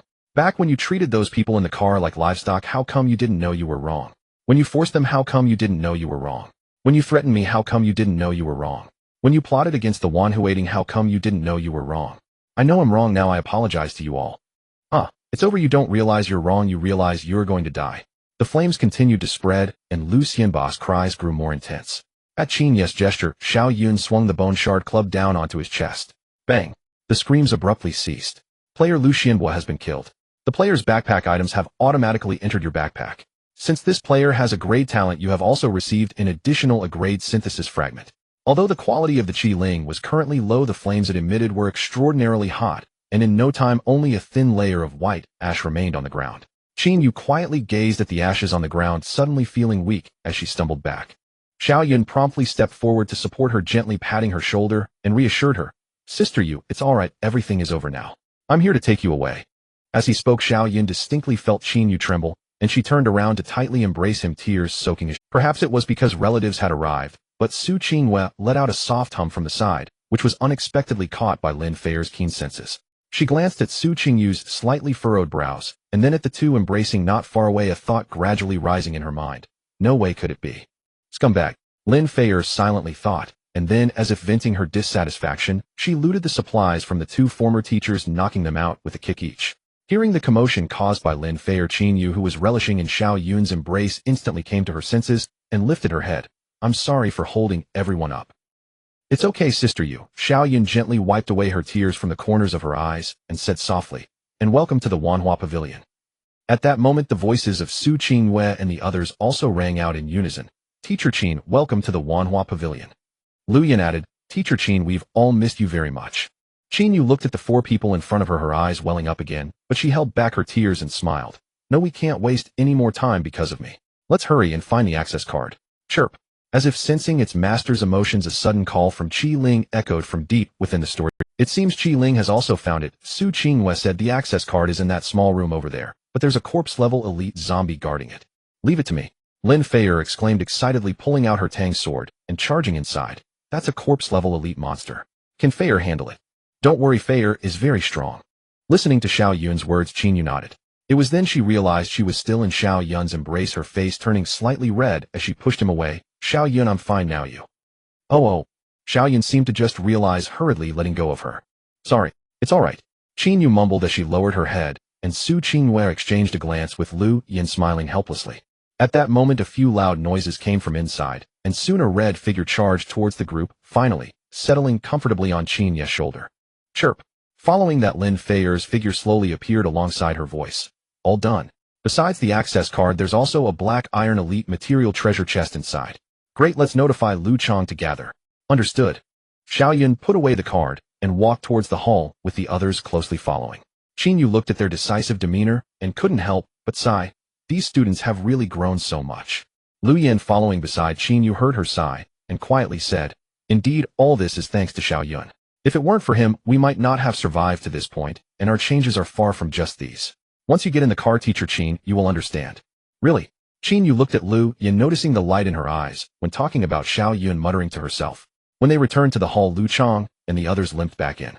Brother Chang, are you alright? We're fine. We just accidentally bumped into something on the way back. It was not from being attacked by monsters. Brother Chang, we were just beaten up by the monsters. Xiong, just shut up. That's good. We found the access card, let's head upstairs. Seeing Fei Bo covering Xiong's mouth tightly, Lu Chang looked embarrassed, while Xiao Yun couldn't help but smile, slightly shaking the access card. It seems that merchant wasn't wrong, your luck is indeed remarkable, Lu Chang said, seeing them well dressed and thinking they hadn't encountered any danger. By the way, what about that merchant director and his two sidekicks? They haven't died, have they? Lu Xianhua had no good feelings towards them, so he casually asked when he saw they were not here, but unexpectedly Xiao Yun nodded. Yes, they are dead. I killed them. What? Lu Chang and the three fools behind him widened their eyes in disbelief, staring at Xiao Yun. You. Stop guessing. Just know that he's dead and you don't need to know anything else. Xiao Yun smiled, not giving them time to be shocked, raising his hand to swipe the temporary access card at the elevator sensor area. The silvery elevator door immediately emitted a soft sound. Then a silvery space large enough for 20 people to stand in appeared before them. Let's go, it's time to head upstairs. With Xiao Yun's order, he entered the elevator first, followed by Lin Feier, Su Qingyue, and the others, and finally Lu Chang and his group, who realized that Xiao Yun was indeed a big shot. As the elevator door closed, and after pressing the upward button, the elevator began to ascend slowly. At that moment, Lu Chang swallowed hard and nervously said to Xiao Yun, "Be big shot, I previously failed to recognize your greatness and offended you. This is the treasure chest we found on the first floor, please accept it, Great One." Seeing him so scared that his legs were trembling, Xiao Yun shook his head helplessly. "Put the chest away, oh, I won't kill you." Upon hearing this, Lu Chang felt a sense of joy. "I'm alive." However, he didn't take the chest back, but continued, "Thank you for not killing us, Great One. However, I know that with our strength, we definitely can't get through this challenge, so we want to stay beside you during the upcoming exploration. This treasure chest will be our protection fee. Of course, we won't ask for any exploration rewards afterward, and after the task is completed, I will also pay some materials as a reward. Is that acceptable?" What he said is true, you can agree to him. Su Qingyu's message reached Xiao Yun's interface, and after seeing it, Xiao Yun nodded, accepted the treasure chest, and agreed to Lu Chang's proposal. "Good, then just follow behind us." Lu Chang was instantly overjoyed, his voice trembling, while the three fools seemed to have realized something, and followed Lu Chang in saying, "Thank you, Great One." At that moment, the elevator slowly came to a stop, and with a ding sound, the elevator doors opened, revealing an electronic guideboard that read, Hanshuang Research Institute, second floor laboratory pharmacy room. The access card for this level is in the third laboratory on the left, guarded by a corpse-level elite zombie. In the first, second, and fifth rooms of the potion lab on the right, there is a special potion, and each room contains a superior corpse-level zombie. By the way, there is a treasure chest in the laboratory located in the innermost room. Got it. Done. On to the next level. This level's monsters are a new breed called sound fork zombies, which can emit sound waves that affect one's mind. Moreover, the access card is guarded by a beast-level inferior sound fork zombie, so be careful. Understood. Done. On to the next level. In less than half an hour, everyone found themselves in the elevator heading to the 5th floor. As the elevator slowly ascended, Lu Chang, who was at the back with his 3 foolish brothers, exchanged looks, each expression more vivid than the last. Shock, numbness, existential doubt, and finally a sense of relief and gratitude. Brother Chang, at first, I didn't understand why you gave our box to Boss Xiao and provided them with materials. Now I finally get it. A boss is indeed a boss. Yes, Brother Chang, it's fortunate you had the foresight. Otherwise, we would never have made it to this 5th level even if we... Looking at the messages sent by a few people on the panel, Lu Chang replied, as long as you know, it's better to stay behind the boss honestly than anything else. Got it, Brother Chang. Turning off the panel, Lu Chang recalled the events of the journey, summarized in one phrase: the boss is unreasonable. With the ability to know all information and an invincible cheat that doesn't adhere to any rules, what more can be said? Just give it to you. From the 2nd floor to the 4th floor, the entire process was seamless, with Su Qingwei reporting, while Xiao Yun and Lin Feier scouted the area like an assembly line in a factory. Even the sound fork zombies on the 3rd level, which could attack the mind, and the armored zombies on the 4th level, which were tough and strong, were merely cold materials in front of them. The 4 of them only did one thing throughout the process, exclaiming in astonishment. It wasn't that they didn't want to say anything else, but that only this word could express their shock. Could I ask you a question? After pondering for a long time, Lu Chang finally couldn't help but ask Xiao Yun what question. Xiao Yun turned back. I want to ask, are you using cheats to play this survival game? Why does it feel like we're not playing the same game? Seeing Lu Chang's expression of existential doubt, Xiao Yun smiled and replied, of course we are playing the same survival game. I just haven't turned it off. Understood. Not turning it off means not starting it right. Lu Chang murmured to himself and stopped talking. With nearly an hour left, the group finally arrived at the last level of the research institute. Hiss, it's indeed colder than the 4th level.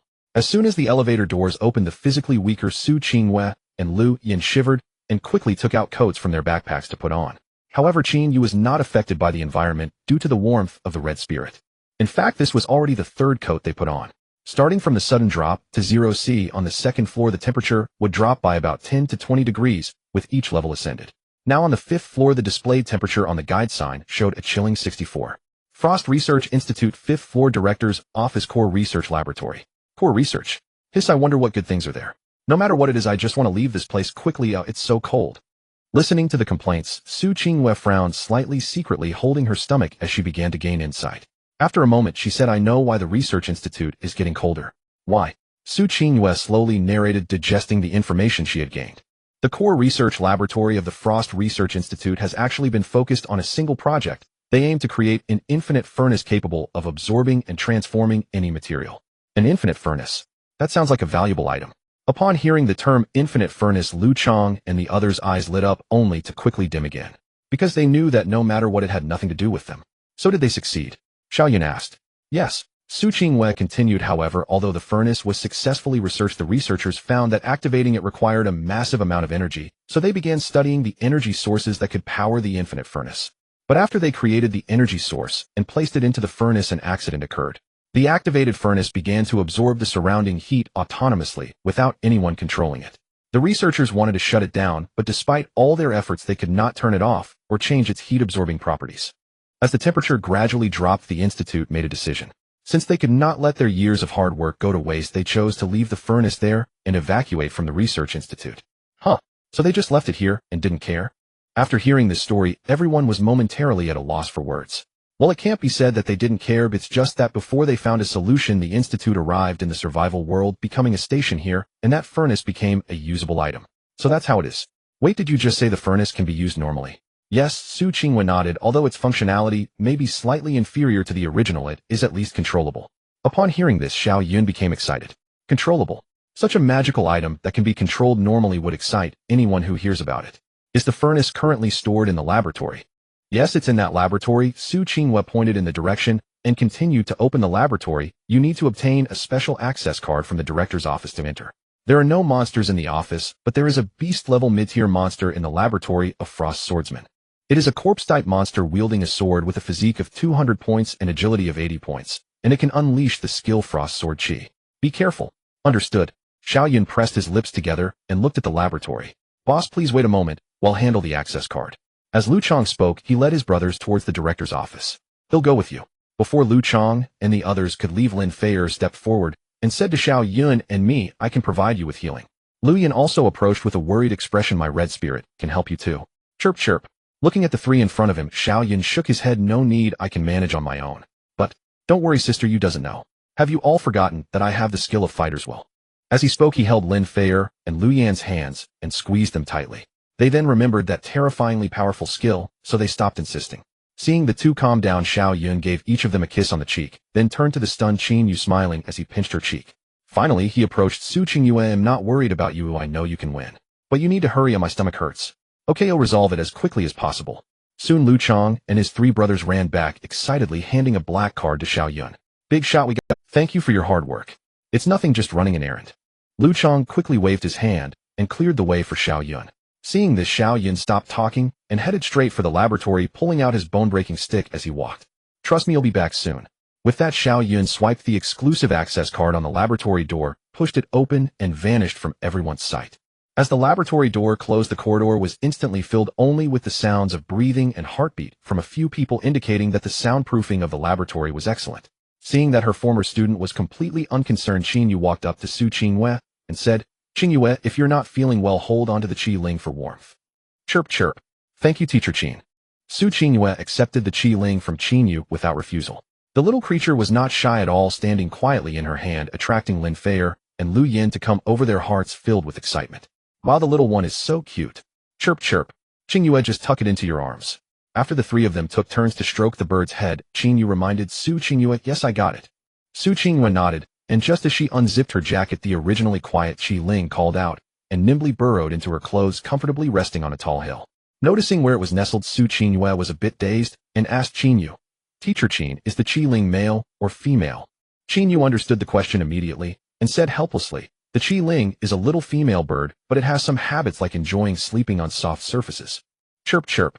Just as she finished speaking, a chirp came from inside her clothes. Su Qingyue was both amused and exasperated, gently patting her chest to quiet the little bird. However, after the Qi Ling curled up in her embrace, Su Qingyue felt a warm and cozy sensation.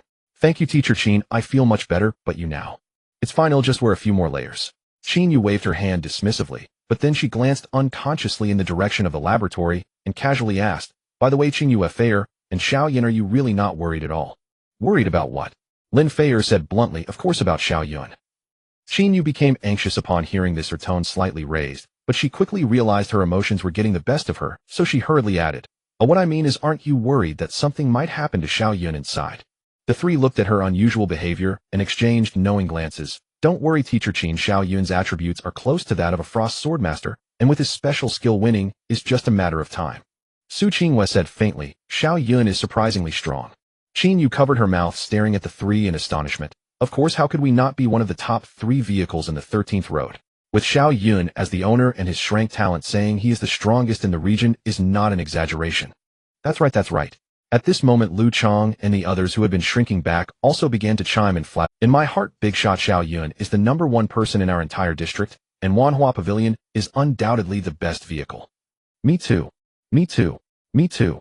Well, I guess you all have good taste. Lu Chong's words made Lin Feier very pleased, so she rolled her eyes and asked them a question. So, Brother Chong, who do you think is Xiao Yun's girlfriend among the 4 of us? This. Despite the temperature being -60 degrees, Lu Chong instantly broke out in a cold sweat upon hearing this question, wondering how to respond. I think it must be Sister Feier because you are the strongest. Just when Lu Chong was at a loss, the clever Xiong Air. Hearing this, Lu Chong's heart surged with joy. Yes, isn't this question just about saying whoever is asked? However, just as he was about to agree, the others started arguing. No, I think it's Sister Qingyue because she has support. No, it must be Sister Lu Yan because she has great reasoning. Oh no. Lu Chong looked up at Lin Feier, who seemed to be smiling slyly, and then at the gazes of Su Qingyue and the others, feeling more sweat on his forehead. Now your brothers have each chosen one. I guess you're not planning to say Teacher Qin, right? That way it's one vote each and no one is offended, right? Lu Chong indeed thought this way earlier, but now he had a bold idea. No, I think all four of you are the big shots. As soon as this was said, the corridor fell silent. The three who had been arguing suddenly brightened up upon hearing their brother's answer, like a student nearing their exams who struggles with a difficult question, but after some guidance suddenly finds the correct solution.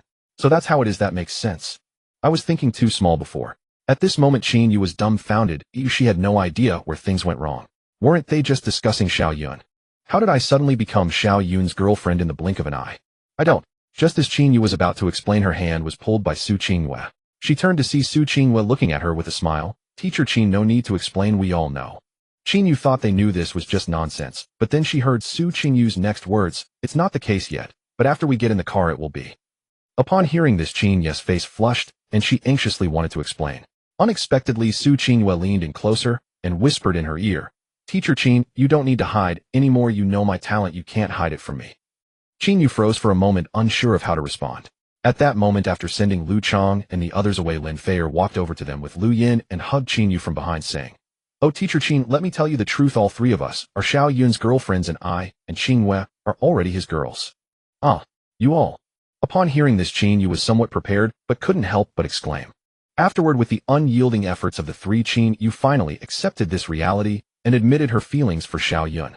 As the four chatted more and more, their relationship with Qin Yu no longer felt like that of teacher and student, but rather had transformed into close friends and comrades in arms. Su Qinghua and Lin Feier even began imparting duo Q strategies to Lu Yin and Qin Yu, and as the two grew warmer, the temperature around them seemed to rise a bit. Finally, after imparting all of Xiao Yun's martial arts routines and strategies to Qin Yu and Lu Yin, a sudden sound of a door opening echoed in the corridor without warning. As Xiao Yun stepped into the laboratory, the air struck his nose with a biting chill. He knew that the temperature here was several degrees lower than in the corridor due to the infinite furnace. Closing the door, he scanned the lab illuminated by overhead lights and clearly saw an array of high-tech devices with silver operation tables extending in rows, complete with robotic arms and display screens. However, not a single one was usable to him. Moreover, and most crucially, the infinite furnace was not located here, but judging by the temperature change, it must be somewhere in the lab. Thus Xiao Yun began to walk deeper into the laboratory, the sound of thud-thud echoing around him. Sure enough, at the very back of this core laboratory, he saw a completely silver-black door, its edges glowing with faint blue light, adorned with a lock identical to the one on the outer door. Xiao Yun raised an eyebrow and pulled out the access card from his pocket, swiping it against the door. Beep. With a sound, the door suddenly lit up with intertwining blue and green lights, and then the heavy metal door slowly slid open to both sides. A wave of even more bone-chilling cold rushed at him, causing Xiao Yun to exhale a white mist as he couldn't help but curse, it's so damn cold. The space behind the door was much larger than the laboratory outside, but compared to the various high-tech devices outside, this place was almost empty. Looking around, aside from a solitary operation table in the center, there was hardly anything else. On the operation table rested a furnace about 1 meter tall. The furnace was not large, primarily dark silver in color, and covered in intricate and peculiar patterns that seemed to pulsate with life, occasionally glowing faintly. Found it. Upon seeing it for the first time, Xiao Yun confirmed that this was indeed his target, the infinite furnace. However, since the furnace was here, it indicated that the Frost Sword Master must also be nearby. Just as this thought flashed through Xiao Yun's mind, a chilling, killing intent made the hairs on his neck stand on end. It was fast. Too fast. Xiao Yun had no time to turn around, and could only rely on his agility to roll to the side. Whoosh! A blade of pure white sword energy sliced through the spot where he had been standing, leaving a long scar on the floor. Xiao Yun flipped over and knelt on one knee, gripping the bone crusher firmly in front of him, looking up at the source of the ambush. Similar to the corpse-like monsters he had encountered before, the Frost Sword Master was tall and had a grotesque face, but the only difference was that it wielded a pale blue longsword. Its very presence exuded an overwhelming pressure. Roar! The Frost Sword Master gave no chance for Xiao Yun to catch his breath, charging forward with a step, trailing a line of ice behind it, slashing diagonally, with its longsword sending a chill through the air. Xiao Yun advanced instead of retreating, swinging the bone crusher for a strike. Bang! The impact of the sword and the club caused his wrist to tingle. Xiao Yun sank slightly on his feet, involuntarily taking 2 steps back. This is the power of a physique with 200 points. It's indeed formidable.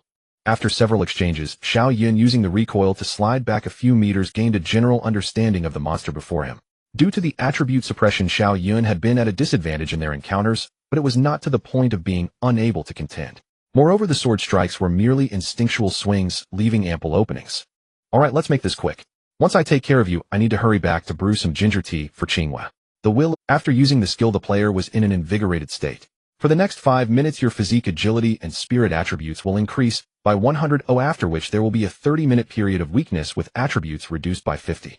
The moment the skill was activated, a wild yet incredibly smooth power surged through Xiao Yun's limbs, his vision suddenly becoming clear, and the chilling fog in the surrounding air seemed to slow down. The Frost Sword Master seemed to sense this sudden change, pausing slightly, its eerie blue eyes flashing with an instinctive wariness. In the next second, it raised its sword sharply, gathering the surrounding cold mist frantically to the sword's edge, the blade instantly bursting forth with a forest white light. This was its skill, Frost Sword Chi. The sword light howled as it slashed forward like a crescent moon, cutting through half the space, freezing the air in its wake. The power was immense, but for Xiao Yun now it posed no threat. The sword energy was fast, and just as it was about to strike Xiao Yun, he stepped aside, his body seeming to teleport to the right. Perfect dodge. Without pausing, Xiao Yun charged straight to the side of the Frost Sword Master, seizing the opportunity of its skill cooldown to unleash a flurry of painful strikes. Take this blow. Bang, bang, bang. The Frost Sword Master was utterly defenseless, knocked back, and leaving an imprint on the wall before crashing to the ground. Just as it attempted to rise, Xiao Yun surged forward again, raising the Bone Crusher and unleashing the skill charge strike. Now take my final blow. Bang. With a loud explosion, the Frost Sword Master's head and upper body were completely shattered by the strike. Ice armor, bone fragments, and blood mist exploded, instantly freezing into ice debris at the extremely low temperature. Huff. Xiao Yun exhaled deeply, canceling the will of the fighter. Since the duration had not reached 5 minutes, the weakness period lasted only a little over 10 minutes. At this moment, beside the corpse of the Frost Sword Master, a yellow chest slowly appeared. A bronze medium-grade treasure chest. Xiao Yun felt a surge of joy. Aside from finding a bronze low-grade material chest on the 4th floor, this was his second bronze-grade treasure. Not bad. Xiao Yun's eyes lit up as he directly stored the chest in his backpack. He then looked down at the corpse on the ground, or rather at the sword beside the corpse, the pale blue longsword previously wielded by the Frost Sword Master. I wonder if this can be used. Xiao Yun bent down to pick up the sword, and the panel information popped up. Frost Longsword. Quality bronze medium. Description: the accompanying sword of the Frost Sword Master infused with potent frost power. When swung, it carries a chilling effect that slows down the enemy. Exclusive skill: Frost Sword Chi. Condenses the frost power into a crescent shape and releases it, causing minor damage and freezing the target. During the freeze time, the target is in a vulnerable state, and the higher the target's quality, the shorter the freeze time. Cooldown 10 minutes. Note: a good sword. A good sword. It truly is a good weapon. After storing the Bone Crusher and Frost Longsword in his backpack, Xiao Yun glanced at the damaged corpse on the ground, his tone sincere. Thank you very much, angel investor, for sacrificing yourself to bring me this sword. Ooh, I will remember you forever. Then Xiao Yun turned his gaze to the operation table and walked over slowly. Infinite Furnace. Quality special. Description: a miraculous creation from another world resembling an alchemical furnace, possessing the power to absorb and transform substances. However, due to its uncontrollable nature, it was abandoned. After being transformed by the survival world, its power was weakened, becoming a usable item.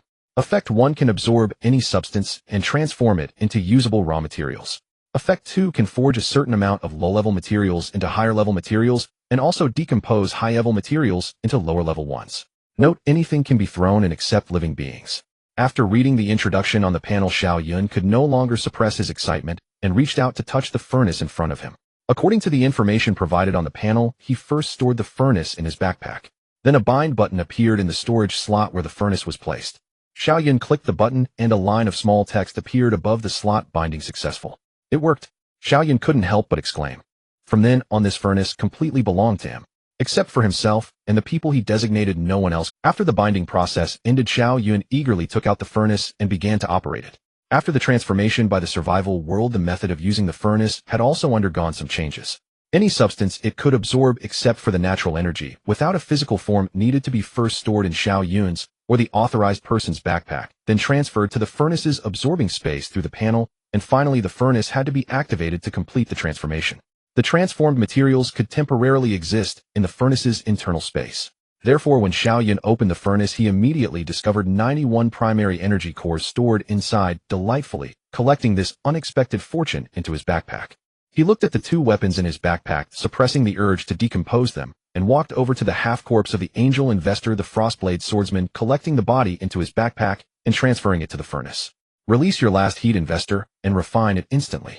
With a slightly sorrowful voice, the half-corpse of the Frostblade Swordsman instantly vanished in the furnace, replaced by a ball of ice blue liquid. Blood of Frost. Quality medium brass.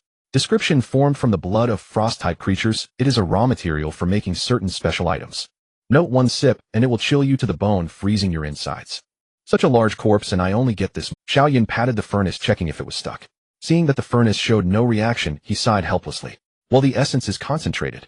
After processing the corpse, Xiao Yun turned his gaze to the operation table, where the furnace had been placed, intending to collect it into his backpack for refinement, but to his surprise he failed. Unwillingly, Xiao Yun immediately took out the frost blade and swung it at the operation table. Clang! A sound of metal clashing echoed, and Xiao Yun stepped back, finding that only a white mark was left on the table. What the heck's so hard? After Xiao Yun, still doubtful, struck a few more times, he found that the operation table remained unmoved, only gaining a few more white marks, and he decisively chose to stop, heading towards the adjacent laboratory. Returning to the core laboratory, Xiao Yun tried hacking at some high-tech items, but unsurprisingly he couldn't break them. Thus he began searching for items in the laboratory that could be stored in his backpack. He indeed found a few small gadgets on the experimental table. Xiao Yun didn't understand what they were, but he didn't need to know, just tossing them into the furnace, which ultimately transformed into some platinum-level materials. So these are platinum-level materials. No wonder I couldn't break them. Looking at the materials in the furnace, Xiao Yun was overjoyed and muttered as he walked towards the laboratory door. Click! Just after finishing class, Su Qingwei and her 3 companions turned their heads to see Xiao Yun walking over with a beaming smile. Before they could say anything, a prompt sound echoed in their minds. Congratulations, player, for completing the exploration task in 49 minutes and 53 seconds. Rewards will be distributed based on player contributions. Bear Ridge's combined contribution ranks 3rd, rewarding the passenger of this vehicle with 1 to all attributes and 3 free attribute points. First Wave's combined contribution ranks 2nd, rewarding the passenger of this vehicle with 3 to all attribute values and 5 free attribute points. Wanhua Pavilion's combined contribution ranks 1st, rewarding the passenger of this vehicle with 5 to all attribute values and 10 free attribute points. Rewards have been distributed. The Research Institute will close in 30 minutes. Please leave within the stipulated time. As the prompt finished, Xiao Yun reached the group and said nothing, directly sending them the information about the Infinite. While they were checking the information, Xiao Yun casually shared his plan. Alright, there are less than 30 minutes left. Everyone start moving. Collect as much as you can. Received. Except for Su Qingyue, the other 3 immediately rushed to other parts of the Research Institute, starting to look for useful items to store in their backpacks. Meanwhile, Su Qingyue took the elevator downstairs, preparing to call for help. Xiao Yun followed her, planning to refine the corpses of those monsters downstairs. At that moment, Lu Chang and his 3 companions unexpectedly appeared, entering the elevator with them. Inside the elevator, Lu Chang flattered Xiao Yun, saying, "Boss, can I add you as a friend?" "Sure." After adding friends, Xiao Yun got off the elevator on the 4th floor, while Lu Chang and Su Qingyu's group continued down to the car. Soon girls led by Wang Mengmeng and Chun Mian stormed into the Research Institute, beginning a frenzied sweep. Shattered armor. Quality low brass. Description: armor condensed from the shells of shell zombies, capable of withstanding 3 attacks of the same level. Note: fragile item. Tuning fork, throat bone. Quality low brass. Description: the throat bone of a tuning fork zombie, shattering it will release a 3-second sustained mental attack. Note: the final farewell. Toxic blood. Quality premium black iron. Description: formed from the blood of corrosive creatures, it is a raw material for making certain special items. Note: drinking it will not cause mutation. Except for the useless drowned corpses, the remaining monster bodies, when thrown into the furnace, transformed into their most useful belongings. At this moment, Xiao Yun and the girls who came to sweep were gathered in the 1st floor hall. After nearly 20 minutes of searching, they had collected all movable items in the Research Institute into their backpacks, satisfying their pillaging urges. Xiao Yun, everyone is here. Good, Fair, you take everyone back to the car first. I will go with Sister Yu to check the first wave. After counting the number of people, Xiao Yun spoke to Lin Feier beside him. Okay. Lin Feier nodded, leading everyone towards Wanhua Pavilion. Sister Yu, let's go. Xiao Yun said, reaching out to pull Qin Yu while smiling at her.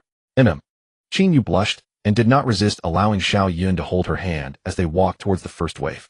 At this moment, her mind was filled with various experiences taught to her by Su Qingyue and Lin Feier, without realizing anything unusual. Until the red spirit on her shoulder let out a cry, Qin Yu finally came to her senses, noticing that they were already at the door of the first wave, with a faint bloody smell wafting from inside. How could this happen? Qin Yu opened the car door and walked into the compartment, instantly stunned by the scene before her, for she saw that everyone in the car was dead. Xiao Yun hurriedly supported the swaying Qin Yu, placing her in the passenger seat that was free of blood, then returned to the compartment to investigate the cause of their deaths. Soon Xiao Yun returned to Qin Yu's side, glancing at her pale face.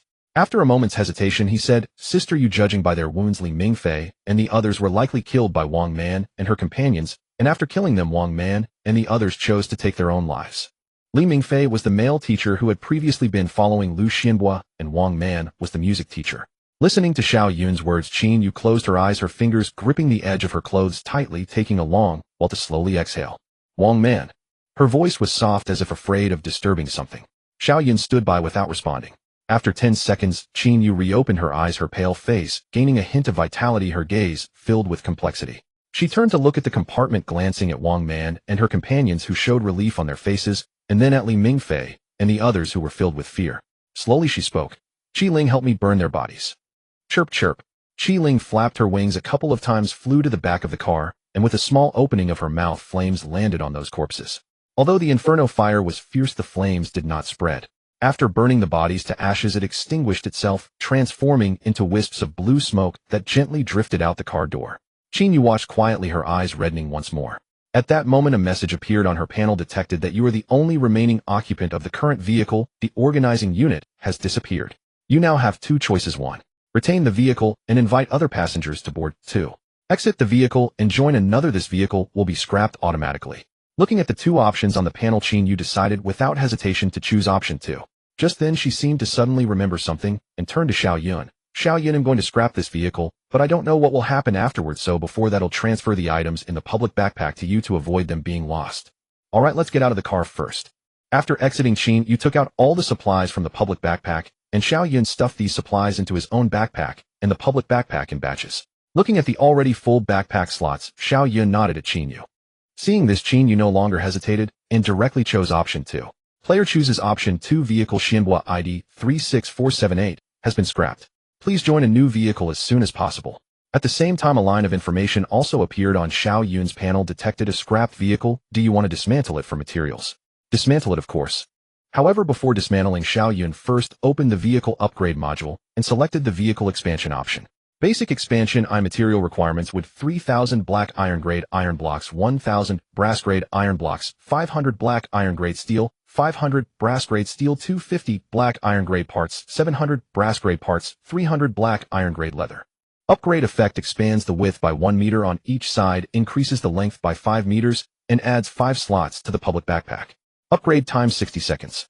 Current materials are sufficient. Do you want to upgrade? Upgrade. A white light engulfed the Wanhua garden, and soon after 60 seconds, it visibly expanded several times. The panel data showed that the current length of the Wanhua garden was 18 meters, and the width was 5 meters. It was now nearly twice the initial size.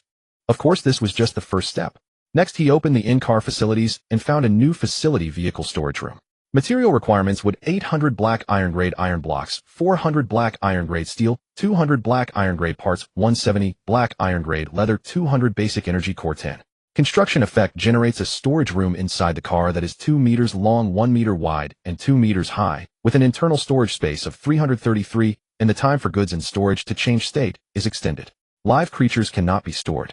Additionally, items in the storage room are protected by spatial stability effects, unaffected by vehicle bumps. Construction time 60 seconds. Current materials are sufficient. Do you want to construct? Construct. After casually selecting a place, Xiao Yun began the construction.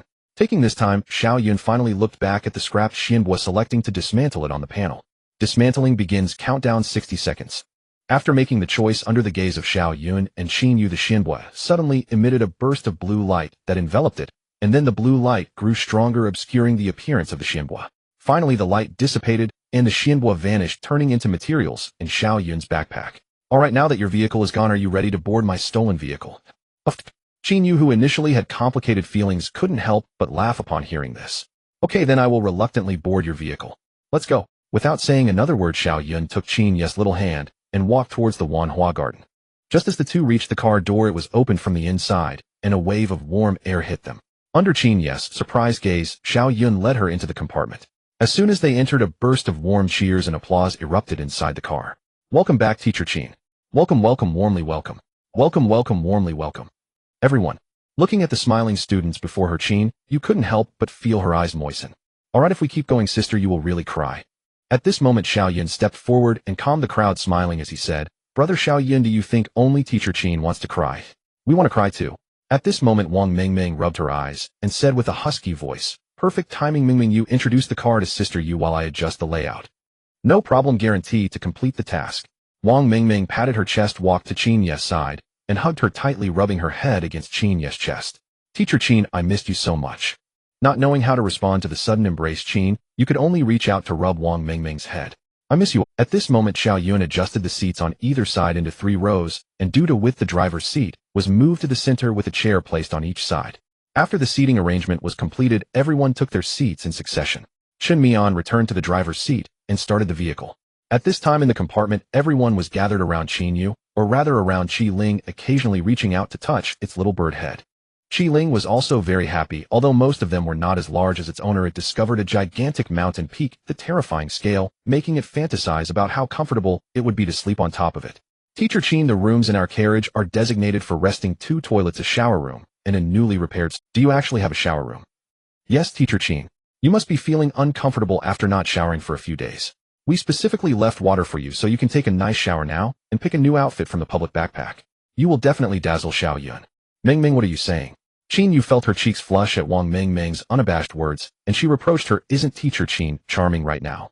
Zhao Lingling pretended to be angry, but was actually helping, saying, we all saw it just now. Xiao Yun's eyes were practically glued to Teacher Qin. That's right. Exactly. We all saw it. The surrounding people began to cheer, and seeing Qin Ye's face grow redder, Xiao Yun, who was arranging the layout, couldn't sit still anymore. He cleared his throat, speaking in a helpless tone. All right, you Jia, just got home. Do you all want to scare her away? The crowd finally quieted down when they saw Xiao Yun speak. This moment also made Qin Yu realize Xiao Yun's standing in their hearts. By the way, Xiao Yun spoke again. Now you can put all the items you collected at the Research Institute into the... After saying that, Xiao Yun took out the infinite furnace from his backpack and placed it in the center of the carriage. Wow, Xiao Yun, is this the infinite furnace you mentioned? That's right. Xiao Yun nodded and smiled. Borrowing the words of a great magician, this is the moment to witness a miracle. He then transferred all the items from the public backpack that were brought back from the Research Institute into the furnace and began the conversion. After the conversion was complete, Xiao Yun discovered that the materials formed from these items were not all platinum grade, some were even gold or silver grade. Moreover, he found that among these converted materials, while the silver grade materials were still ordinary iron blocks, and steel, the gold and platinum grade materials had not separated into ordinary materials like iron or steel, but had transformed into entirely new materials: yellow crystal stone and yellow spirit stone, platinum crystal stone and platinum spirit stone. Yellow crystal stone. Quality gold grade. Description: a key material for manufacturing or upgrading gold grade items. Yellow spirit stone. Quality gold grade. Description: a key material for assisting in manufacturing or upgrading gold grade items. The uses of platinum crystal stone and platinum spirit stone are the same. This also made Xiao Yun realize that materials above silver grade might transform into special substances like yellow crystal stone and yellow spirit stone. However, it's still too early to say. Even if yellow crystal stone cannot continue to be decomposed, silver grade materials still can. After converting all the silver grade materials into black iron grade and brass grade, along with the materials decomposed from the previous wave, the number of materials, he had reached a terrifying figure. Current materials: wood 33000, black iron grade iron block 25000, black iron grade steel 20000, black iron grade glass 10000, black iron grade leather 10000, black iron grade parts 30000, brass grade iron block 7820, brass grade steel 5840, brass grade glass 4370, brass grade leather 3330, brass grade parts 5550, yellow crystal stone 200, yellow spirit stone 190, platinum crystal stone 120, platinum spirit stone 100, primary energy core 372. My gosh, so many materials. Both the storage room and the backpack are full. This is really a windfall. What is this yellow crystal stone? Not only Xiao Yun, but everyone was focused on the changes in the backpack. Seeing the materials packed inside, they couldn't help but scream with excitement, except for Qin Yu. Although she had already boarded the Wanhua Pavilion, she was not yet a passenger of Wanhua Pavilion, so she could not see the changes in the public backpack. However, she was not in a hurry, because the moment she boarded the Wanhua Pavilion carriage, a message popped up on the panel stating that as long as she stayed on the Wanhua Pavilion for 12 continuous hours, she would automatically become a passenger. Amidst the crowd's excited voices, Xiao Yun took out 5 chests of different colors from the backpack. It's not over yet, Meng Meng. In Commander 9527 reporting. Executing the opening box mission. Yes, Commander. After a round of inexplicable exchanges, Wang Mingming rubbed her hands and walked up to the chests. During this trip to the Research Institute, Xiao Yun obtained 5 chests, including 2 black iron top grade, 2 brass low grade, and 1 brass middle grade. Wang Mingming opened the black iron chest first. Black iron top grade chest opened, obtained the following items. Large cleaver 1. Crimson heart fruit 3. Black Iron Grade Skill Scroll 1. Ice Cold National Seller 14. Black Iron Top Grade Material Chest opened obtained the following materials. Brass Low Grade Chest opened obtained the following items. Surging Staff 1. Vitality Fruit 3. Crimson Heart Fruit 5. Blue Spirit Fruit 4. Brass Grade Skill Scroll 1. Brass Low Grade Material Chest opened obtained the following materials. This time opening triggered the Enhanced Collection effect, doubling the materials. Actual obtained. Brass Middle Grade Chest opened obtained the following items. Brass Grade Random Blueprint 1. Blue Spirit Fruit 7. Flying Cloud Fruit 6. D-Class Breakthrough Card Fragment 1. Frost Longbow 1. Before long Wang Meng Meng opened all 5 chests, regrettably only one brass low-grade material chest triggered the Enhanced Collection talent. After gathering the items from the chest, Xiao Yun counted the contents. First was that D-Class Breakthrough Card Fragment, which functioned like the previous S-Class and A-Class, needing 10 pieces to be useful. Next were the fruits that could increase attributes, in addition to the 3 types seen before. Another new fruit was obtained this time. Flying Cloud Fruit. Description: a blue fruit that tastes good. After eating it can increase agility by 5 points. Note: a rare good fruit. Agility attribute increase. Not bad. After reading the description, Xiao Yun did not rush to divide it, but continued to look at the remaining items. To Xiao Yun's surprise, aside from the Black Iron Top Grade Large Cleaver, the other 2 weapons turned out to be Brass Middle Grade. Surging Staff. Quality: Brass Middle Grade. Description: a green staff infused with wind elemental power. When releasing wind-type skills, energy consumption is reduced by 10 and power increases by 10. Restriction: this weapon can only be used by players with wind affinity. Note: also can be used as a stick in critical. Frost Longbow. Quality: Brass Middle Grade. Description: the weapon of a frost archer infused with strong frost power. Pulling the bowstring generates an energy arrow which inflicts damage and a slowing effect upon hit. Note: don't think about using your foot to pull it. Finally, there are 2 skill scrolls. Fireball. Quality: Black Iron Top Grade. Description: consumes a bit of energy to condense a powerful fireball in the palm. Higher damage when released by fire affinity. Cooldown time 2 minutes. Note: be careful of friendly fire when releasing. Tiger Roar. Quality: Brass Top Grade. Description: emits a tiger roar, stunning the target for 1 second when hitting within 10 meters. When the mental attribute difference is too great, the higher the mental attribute, the longer the stun time, up to 3 seconds. Cooldown time 5 minutes. Note: a shake of the tiger's body. Sister, you can the Red Spirit learn skills? Yes, apart from being unable to use weapons, the Red Spirit is no different from players. As long as it can learn, then Sister, you will leave this Fireball skill scroll and this Frost Longbow to you. For me, but I. Qin Yu stared at the 2 items in disbelief. Of course. Xiao Yun pushed the items forward again, smiling as he said, Sister, you are now one of us, and have S-level talent, so these items are most suitable for you. Don't decline. Well, okay. Looking at Xiao Yun's gaze, Qin Yu nodded and accepted the 2 rewards. Next, Xiao Yun handed a machete to Lu Yu and gave the replaced Black Iron Mid-Grade Knife to Lu Ye's other friend, while the staff was given to Chun Mian, who was driving along with 5 Qingling fruits. Then Xiao Yun gave Lin Feier 5 Red Heart fruits and 3 Flying Cloud fruits along with the Bone-Shattering Stick, and gave in Ku Ku an Energy Fruit, leaving the other 2 for Su Qingwei and Lu Yan in the compartment. The remaining fruits and the Tiger Roar were kept by Xiao Yun. After distributing the rewards, Xiao Yun ate fruits while opening the last blueprint. Brass Puppet. Quality: Brass Mid-Grade. Description: a low-level puppet that can follow simple commands from its binder. It moves clumsily and cannot be upgraded. Material consumption: Brass Grade Iron Block 200, Brass Grade Steel 100, Brass Grade Parts 120, Primary Energy Core 1, Construction times 60 seconds. Note: chosen worker. Can it accept simple commands?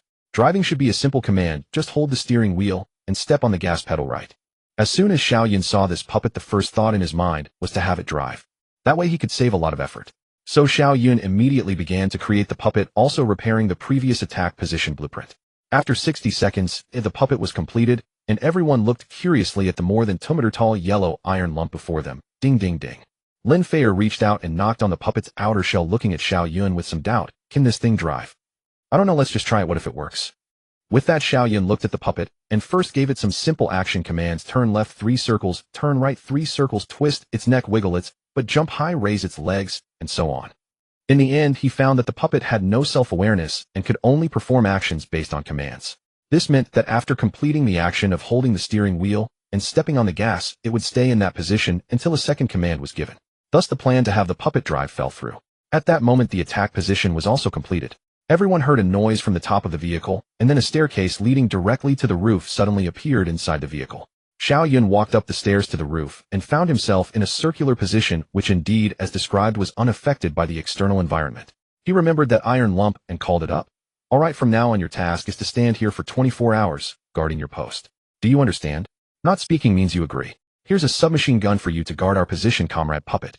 The brass puppet remained silent, receiving the submachine gun and standing motionless at the position.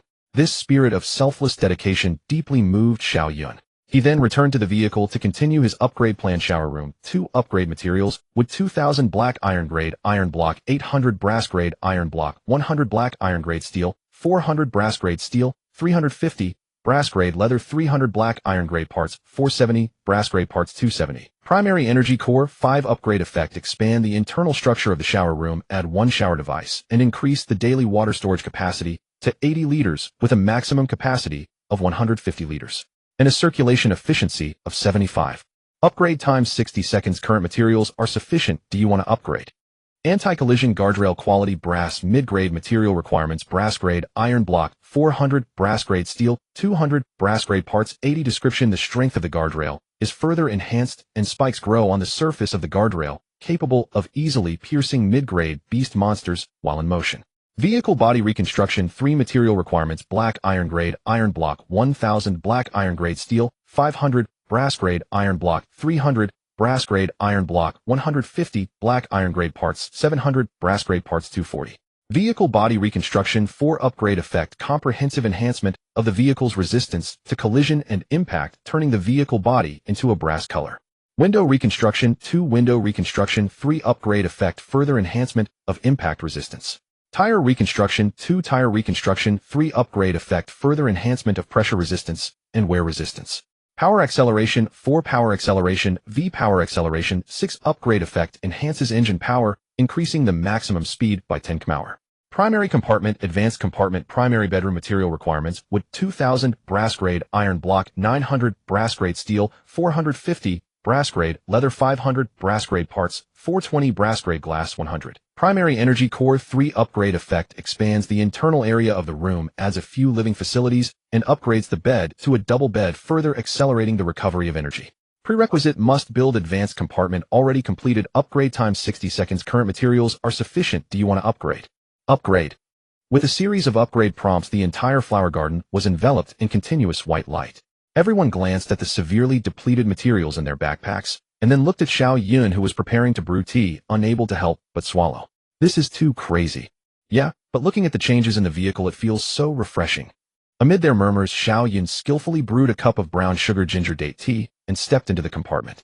At this time, Lu Yin was chatting with Su Qinghua. When she saw Xiao Yun carrying a cup walking in, she stood up, and Xiao Yun sat at the head of the bed. Just like in the morning, he fed her water, then handed the energy fruit to the two of them. How are you feeling now? Much better. That's good. Xiao Yun ruffled her hair, telling her to rest well, but unexpectedly, Su Qinghua suddenly asked, I saw you spent more than half of the materials all at once. Did you build 2 more rooms? Why do you ask that? Xiao Yun paused, raised his eyes to look at Su Qinghua, and replied with a smile. Because the compartment is currently occupied by me. If you don't build another room, how will you play games with Xiao Yun at night? Lu Yin, sitting beside them, turned red upon hearing Su Qingyu's words. Qinghua, you really understand me best. Xiao Yun shook his head. I did build another room, and it's right next door, plus I upgraded it to a bedroom. Then why are you still here? Don't you see that Xiao Yun is already impatient? I'm not. Lu Yin blushed and hurriedly stood up. I won't leave. I still need to take care of you. Su Qinghua looked at her flustered appearance, stretched on the bed. I'm sleepy and going to sleep. You should go take care of the person you need to look after.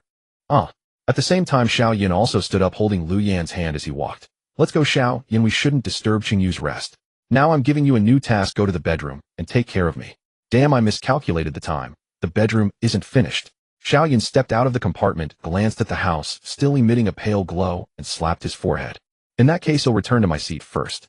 Lu Yin breathed a sigh of relief, and cheeks flushed, added that simple. Xiao Yun snorted softly, reached out, and drew Lu Yin into his arms, and she once again felt the curious potency of the cleansing foam.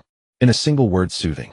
Lu Yin fidgeted twice in his embrace, found she could not break free, and naturally leaned against him, savoring the comfort of her beloved's arms. Seizing the lull, Xiao Yun reconfigured the layout behind the carriage. The compartments and bedroom remained on the right, while the toilet, shower, and storage were placed on the left, leaving just enough space on the right to build another compartment. Without hesitation, he spent materials to erect a new basic compartment in the vacant spot. Meanwhile, in the carriage, a cluster of onlookers whispered among themselves. Looks like the third to come out on top will be Sister Yin. I wonder if she'll be on the rocking car all night.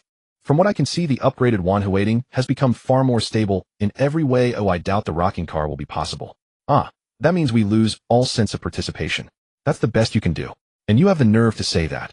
You only dare to imagine, never to act. What did you do? Actually, I secretly used a little toy. At that moment, the last of the pale light in the carriage faded and the basic bedroom's upgrade was at last complete. Ding! Wanhuating's quality has upgraded to bronze lower grade.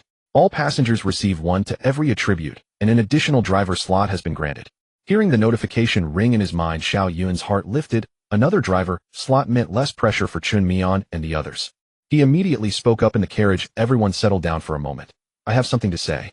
The carriage fell deathly silent. First, just now our Wanhuating officially broke through to bronze. Everyone has been awarded 1 to all attributes. Secondly, we have gained an extra driver slot, and I have decided to give this position to Lu Yan.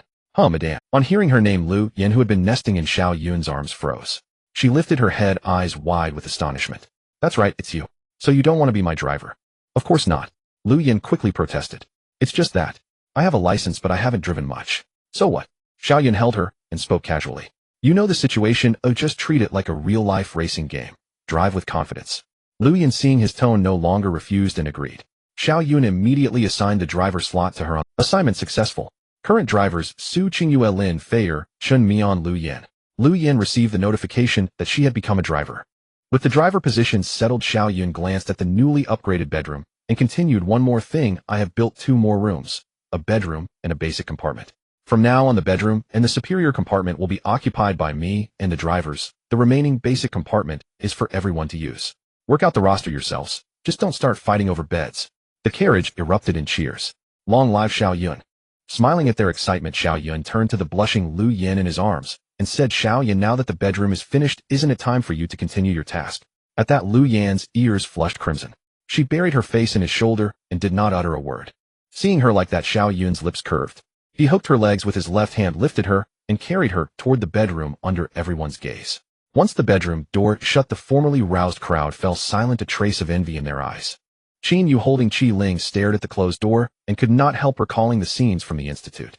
His eyes flicked toward Lin Feier. Their eyes met for a moment. Startled, Qin Yu quickly looked away, feigning the grooming of Qi Ling's feathers. At that moment, his panel pinged with a message. Lin Feier, teacher Qin, remember to review what we studied earlier. Qin Yu's pupils constricted. His hand trembled as he plucked 2 feathers from Qi Ling. Qi Ling let out a painful chirp, trying to rouse a maternal response. Qin Yu regained his composure, hurriedly pocketed the feathers, and awkwardly stroked the creature. Although everything seemed to return to normal, Lin Feier still noticed a faint blush coloring Qin Yu's face. Inside the bedroom, Lu Yan was diligently massaging Xiao Yun, who lay face down on the bed. Is this pressure all right? She asked. A bit harder, he replied. Xiao Yun buried his face in the pillow and uttered a soft moan. Lu Yan knelt astride him, her fingers tracing from his shoulder blades down to the small of his back. Her technique and pressure were perfectly judged. After half an hour had passed, Xiao Yun said, That's enough, Xiao Yan. Let's stop here. After Lu Yan finished with a final flourish, she rose and replied, All right. Lu Yan slid off his back and sat in the vacant spot, wringing out her slightly aching hands. Wow, my whole body feels relaxed. Xiao Yan, I never knew you were this skilled. Xiao Yun rolled onto his back and lay flat on the bed. Actually, Qin taught me these moves back when I was practicing dance. Her massage technique is far superior to mine, Xiao Yun said thoughtfully as he watched the beads of sweat on Lu Yan's brow. Breathing a little heavily at his side, Lu Yan replied, Really? I had no idea. Suddenly, Xiao Yun wore a mischievous grin. He yanked her down onto the bed, then climbed atop her and settled his weight against her. Oh, Lu Yan gasped. She looked up at him. What are you doing? Xiao Yun blurted, Doing it. Then he quickly amended, I also learned a little massage technique and would like to give you one. A massage? She asked. Yes, you look sweaty, you must be tired. Let me help you relax. Seeing his earnest face, Lu Yan nodded shyly, then please go ahead. Very well, technician no. 91, Wei Xiao Yun at your service.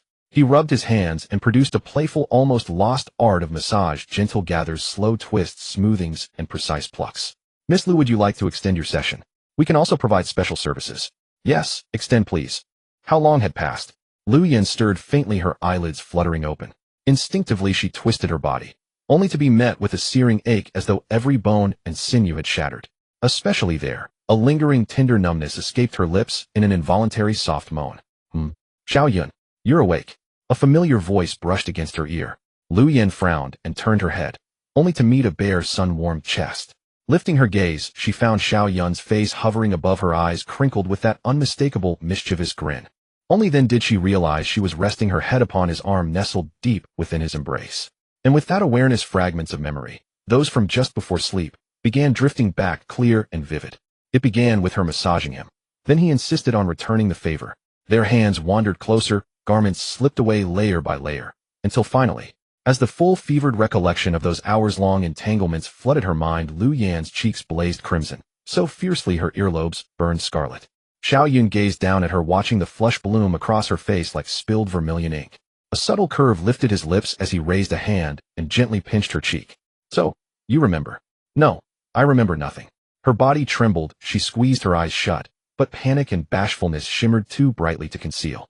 Xiao Yun's eyes gleamed with quiet amusement.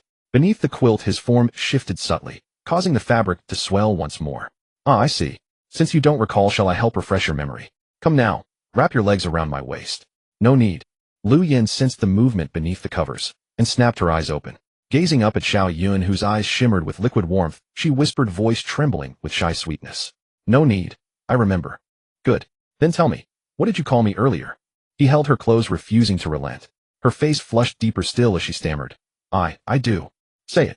What did you call me?" She closed her eyes, drew a slow, steadying breath, and opened them again. Her palm pressed lightly against his heated chest. Leaning in, she breathed into his ears soft as silk. "Dearest brother, beloved husband, darling Baba." The moment the words left her lips, she felt his breath deepen, his heartbeat quicken, until most tellingly that peerless imperial weapon stirred back to life. By the time she recalled the sheer, awe-inspiring terror of that weapon, it was already too late. His lips sealed hers, silencing all protest. The scent and warmth of him melted her resistance entirely, and her body yielded instinctively, arching toward him. After the storm subsided, the imperial weapon, exhausted, spent, retreated into stillness at the foot of Liangzhi Mountain. Watching her dazed, hollow-eyed expression, Xiao Yun rose, dampened a towel at the bedroom sink, and gently wiped her skin clean. As he tended to certain delicate areas, her body quivered faintly, and she murmured, voice ragged and unmoored. "No, I can't, truly I can't. Shoo, no more. No more." His voice dropped low, tender, soothing, as if lulling a child to sleep, while he carefully wiped away every trace of sweat from her glistening skin. The clinging dampness gone, her features softened. She tried to open her eyes, but exhaustion held them shut. All she could manage was a soft, languid hum. Once finished, Xiao Yun tossed the towel aside, climbed back into bed, and gathered the drowsy Lu Yan into his arms, adjusting her gently until she rested in perfect, effortless comfort. Then he opened his interface and pulled up the latest vehicle data. Vehicle name, Wanhuating. ID 00544. Owner Xiao Yun. Capacity 32 passengers. Speed 100 km/h. Fuel level 57. Special modules, racing chip, infinite forge. Upgraded systems, basic expansion, chassis reconstruction, 4-window reconstruction, 3-tire reconstruction, 3 propulsion acceleration, 6 shower unit, crash barrier storage, compartment, offensive platform. Overall quality, bronze tier, lower grade. 100 km/h, already this fast. I wonder if that creature tailing us will ever catch up within its lifetime. Xiao Yun glanced out the window at the sky darkening steadily, then sighed softly. His gaze drifted back to the fuel gauge, and his brow furrowed slightly. "I recall refueling yesterday. The gauge read 72. Yet in just one day it's plummeted this far." Still, he understood the Wanhuating had ascended to bronze tier quality. Its speed, durability, and power had all surged beyond measure. Naturally, fuel consumption had soared accordingly. Surveying the 2 remaining fuel drums in his inventory, Xiao Yun immediately opened the trade channel, scrolled through listings, and exchanged common materials for 5 fresh drums. He then listed surplus supplies, alongside healing serums and berserker elixirs, treasures coveted by other drivers, before logging out of the trade interface. Player profile. Name Xiao Yun. Region Zone 13. Vehicle Wanhuating ID 00544. Role Vehicle Owner. Innate Talent Lord of 10,000 Blossoms, SSS-rank unique. Constitution 212, 5 Crimson Heart Fruits, 12 bonus points. Stamina 2836, 6 bonus points. Agility 71, 3 Flying Cloud Fruits, 6 bonus points. Spirit 156, 6 Azure Spirit Fruits, 12 bonus points. Charm Max. Unallocated attribute points 22. Skills Charge Strike Warriors, Resolve Tiger's Roar. Badges Maple Leaf Badge, Guardian Badge. Overall assessment, bronze tier. Current status, Fatigue, Euphoric. Detected player Lu Yan's emotional resonance has met threshold. Symbiotic cultivation link established. Current depth, Full Bloom. Reward 5 unallocated attribute points. Detected player Wang Fangfang's emotional resonance has met threshold. Symbiotic cultivation link established. Current depth, Bud Stage. Reward 1 unallocated attribute point. Detected player Ernie's emotional resonance has met threshold. Symbiotic cultivation link is stable. After brief reflection, Xiao Yun allocated the points in a 994 split across Constitution, Agility, and Spirit, resulting in final stats Constitution 230, Agility, ID's Spirit 164. The moment he finished, Xiao Yun let out a quiet yawn, just as Lu Yin murmured softly in his arms, her sleepy face nuzzling gently against his chest. Xiao Yun looked down at her serene, slumbering face, lightly traced her delicate nose with a fingertip, then closed his own eyes. Alert vehicle owner Xiao Yun. Current vehicle has entered idle state. Idle duration 25 minutes. Please remain vigilant. Idle state engaged. Xiao Yun jolted awake, instantly leaping from bed, and simultaneously broadcast the idle timestamp across the team channel. Xiao Yun, what's wrong? The commotion roused Lu Yin too. Her eyelids remained heavy, barely parted as she mumbled groggily. Nothing serious, just the vehicle idling. Xiao Yun bent down, kissed her forehead tenderly, then tucked the quilt snugly around her shoulders. Go back to sleep. I'll handle it. I'll come too. She instinctively tried to sit up, yet the moment she moved, her limbs dissolved into weightless jelly, and she sank back onto the mattress, boneless and spent. Xiao Yun nearly laughed aloud at the sight. Enough. No need to force yourself. Your only duty now, but outside. Outside is mine to guard. With that, he opened the door and stepped out. Lu Yin stared at the closing door. Sleepiness evaporated. Frowning at her own leaden limbs, her eyes suddenly lit, sharp, bright, with sudden realization. A soft, verdant glow bloomed in her palm, then slipped gentle and radiant beneath the quilt. Comrade Xiao Huang, I command you to hold your position, pull the trigger, and sweep in circles until the last bullet is... As he issued the command to the brass puppet in his mind, Xiao Yun pushed open the door and entered the carriage. Also appearing with him was Su Qingyue, who had been sleeping in the compartment. As soon as Su Qingyue stepped out, she addressed everyone. I just did a quick sweep, and the monsters surrounding us are mostly of corpse-level quality or higher. Moreover, there are even higher quality monsters approaching from afar, but they do not pose an immediate threat to us. Da-da-da. Meanwhile, Xiao Huang on the roof began a frenzied barrage. Watching the monsters outside fall one after another, Xiao Yun began assigning tasks. Fei Chen Mian, and those with cold weapons, get off the vehicle with me. The others will assist Xiao Huang with firepower suppression. Sister Yu, you stay in the vehicle and shoot with the frost longbow, letting Qi Ling attack freely. Understood.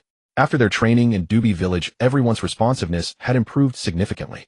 The moment Xiao Yun finished his arrangements, they each drew their weapons and took their positions. Bang! Da-da! Da-da-da! Seeing this, Xiao Yun drew his frost longsword, opened the door, and got out, followed closely by Lin Feier and Chen Mian. Under the firepower suppression from Xiao Huang and the others, the vehicle doors were not surrounded by monsters as they had been last time. They easily got off the vehicle.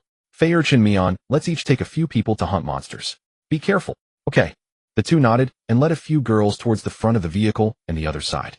Over here, after slaying a monster that came charging at him, Xiao Yun glanced at Lu Yu in front of him and told her not to be nervous and just follow closely behind. Brother Xiao Yun, I can do it. Lu Yu gripped her big saber tightly, her gaze determined as she charged forward, wildly swinging her weapon. Seeing this, Xiao Yun smiled and focused on dealing with the monsters rushing towards him. Frost Sword Chi. Da-da-da. Tiger Roar. Power-up strike. Da-da-da-da.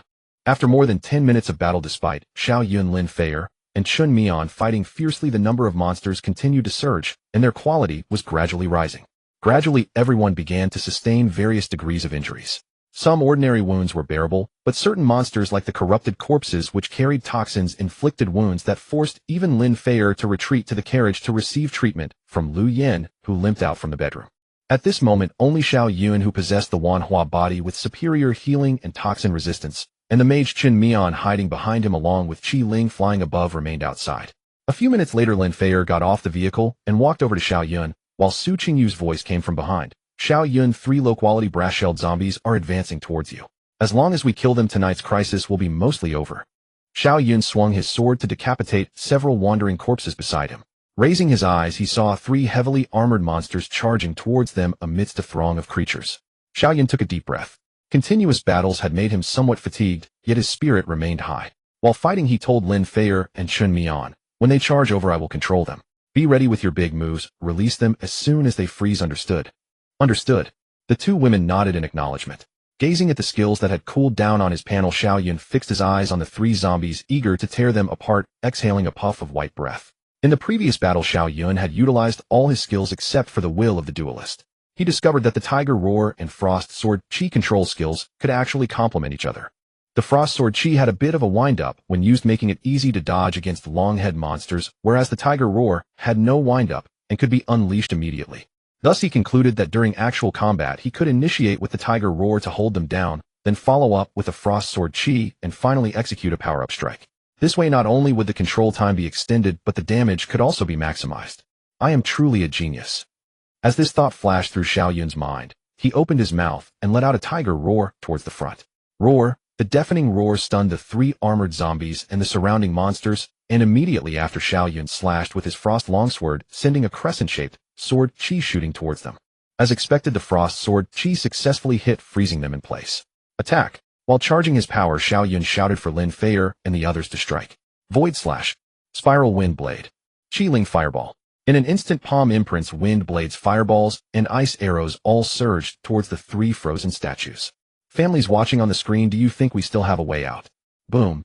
The ice exploded, simultaneously shattering their corpses. Seeing that he no longer needed to intervene, Xiao Yun casually directed his power-up strike at a wandering corpse approaching them. At this moment, there were 3 minutes left until the vehicle rebooted. Looking at the corpses and scattered supplies on the ground, Xiao Yun turned to Lin Feier, whose complexion had turned flushed. Feier used the shadow ring to summon a shadow creature to gather the supplies on the left side and place them at the vehicle door. I will gather those on the right. With that, he activated the shadow ring in his hand, and a shadow creature with crimson eyes crawled out from his shadow and walked off into the distance. Lin Feier followed suit, summoning another shadow creature to walk towards the left. I must say the efficiency of the shadow creatures in gathering supplies was indeed impressive, and their intellect was not low either, far superior to a certain metal lump standing foolishly on the roof. They could truly be called the true labor emperors. At this time, the people in the vehicle also began to get out and pack the supplies into their backpacks. In no time, they cleared the supplies from the ground. With less than 30 seconds remaining until reboot, Xiao Yun and the others returned to the vehicle, closed the door, and quietly awaited the countdown to end. Owner Xiao Yun, your vehicle has restarted. Please evacuate the area quickly. Qingyue drive. Hold on. Su Qingwei skillfully started the engine, shifted gears, and slammed the accelerator to the floor. The upgraded Wanhua Pavilion's performance was unquestionable. With a roar from the engine, the car speedily surged forward, piercing through several monsters, still blocking the front, their bodies crushed beneath the wheels. The monsters attempted to chase, but the 100-mile speed left them in the dust. They could only watch in rage as the vehicle grew further and further away before turning to pounce on the 2 reedied monsters. Shadow creature, huh? Zude. Xiao Yun, why do I always feel like I've forgotten something? After breaking free from the encirclement, Lin Feier turned to look at Xiao Yun, her long brows slightly furrowed, her gaze somewhat bewildered. Now that you mention it, it does seem like I've forgotten something. Xiao Yun scratched his head, and after pondering for a moment, he realized he couldn't recall anything. So he stopped thinking about it, and pulled Lin Feier towards the shower room. Forget it, it's probably not important. Let's just take a shower first. You can shower, but why drag me along? Come on, it'll be cleaner when 2 people wash together. After the shower, Xiao Yun looked at Lin Feier, who was on her period, and Lu Yin, who seemed exhausted from overexertion, and decided to make a small sacrifice for himself. He pushed both of them into the bedroom, and then lay in the middle, letting Lin Feier sleep on his left, and Lu Yin on his right, so he could take care of both of them at the same time. As he thought about it, Xiao Yun stretched his arm, and tightly embraced both of them, feeling the starkly different sensations on either side of his body, and couldn't help but sigh. I'm really considerate. Oomph.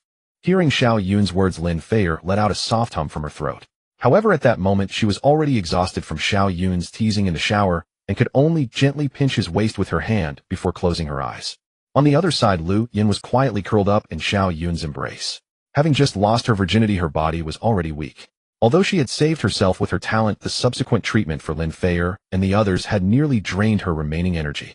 So now she had no strength left, and just wanted to curl up in Xiao Yun's warm embrace and sleep well. Seeing that both of them were gradually breathing steadily, Xiao Yun glanced at their sweet sleeping faces and gently kissed their foreheads before closing his own eyes. Good night. After an unknown amount of time, Xiao Yun suddenly opened his eyes wide from a nightmare.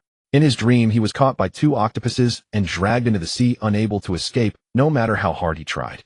Just as he was about to suffocate, he finally woke up. But why couldn't he move? Xiao Yun, puzzled, turned his neck and discovered that he was indeed entangled by 2 octopuses. He saw that Lin Feier and Lu Yin, who were still sound asleep, had each wrapped around half of his body, pressing their soft forms tightly against his chest. Moreover, it seemed that his movements had made them uncomfortable. One of them stretched a hand, and the other kicked a leg, tightening their grip on him, even more, nuzzling their little heads against his shoulder. These 2 enchanting little demons. Feeling the astonishing elasticity and enveloping sensation, Xiao Yun looked at the large bulge in the covers and sighed helplessly. After enduring for about 10 minutes, Xiao Yun noticed some movement on his left. Soon after, he saw Lin Feier groggily open her eyes. Feier, you're awake. Lin Feier instinctively responded, then suddenly realized something, and her face flushed bright red as she hurriedly withdrew her entangled arms and legs. Ouch! What's wrong with you? Lin Feier looked at Xiao Yun with a tense expression as he grimaced slightly. My limbs are numb. Xiao Yun endured the prickling pain in his arms and thighs, slowly moving his limbs. I'm sorry, I didn't mean to. I didn't even know how I... It's all right. Seeing Lin Feier looking flustered, Xiao Yun pulled the corner of his mouth towards the right and said, It's not just you who is like this. At that moment, as if awakened by their noise, Lu Yun also shifted her position and slowly opened her eyes. Xiao Yun, you're awake too. Xiao Yun greeted her as usual. Just like Lin Feier, Lu Yun also realized her current position after responding and hurriedly withdrew her arms and legs, releasing the other half of Xiao Yun's entanglement. Ouch! It's over. Him completely numb.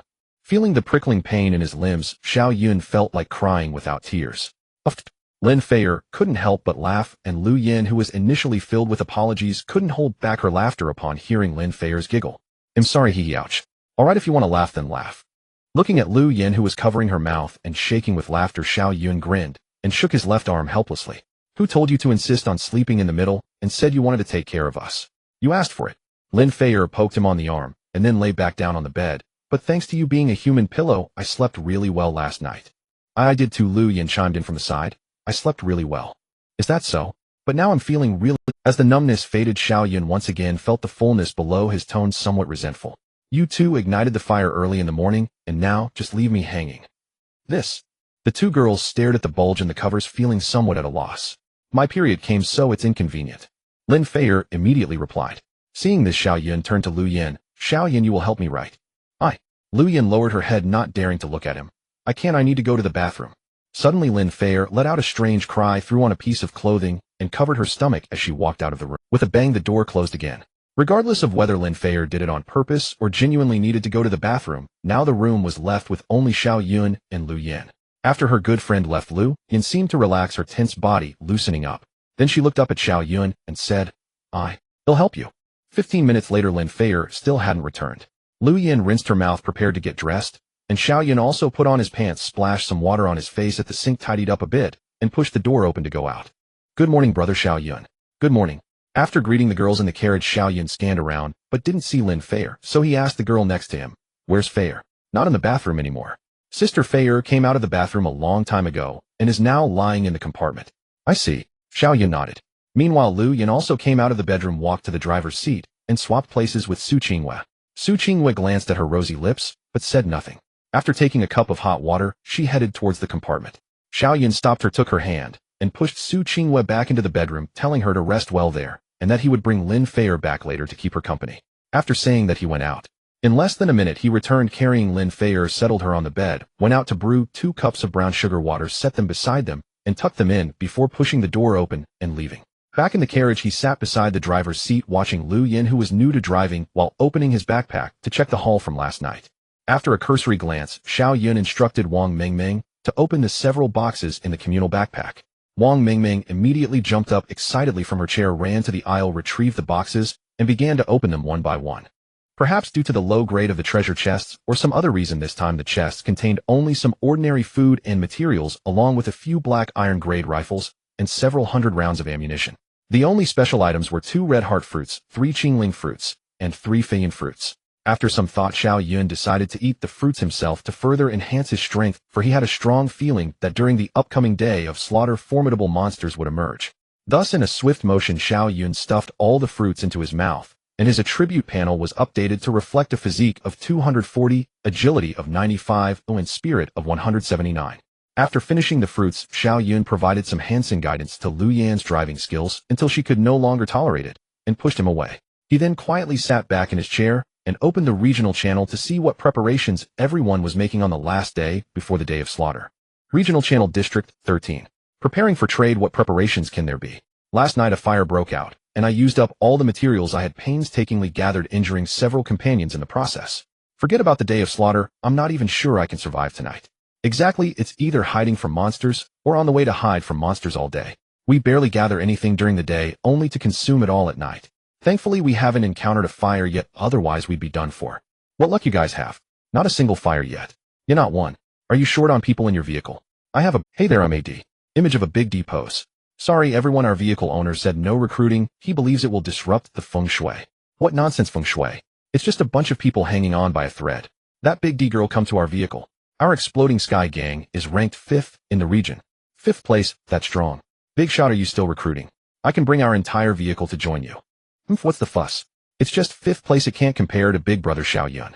Exactly. A regular passenger in Big Brother Xiao Yun's vehicle is stronger than some of you talented. Hey, how do you know that? We encountered Big Brother Xiao at a certain station, I saw it with my own eyes. I'm so envious. Quickly tell us what Big Brother Xiao Yun looks like. Hee, I have the authority to speak on this. Wang Mingming giggled and began to rave in the channel. Big Brother's handsomeness is beyond description. Those so-called Yin ancestors and Yu Yans can't even compare.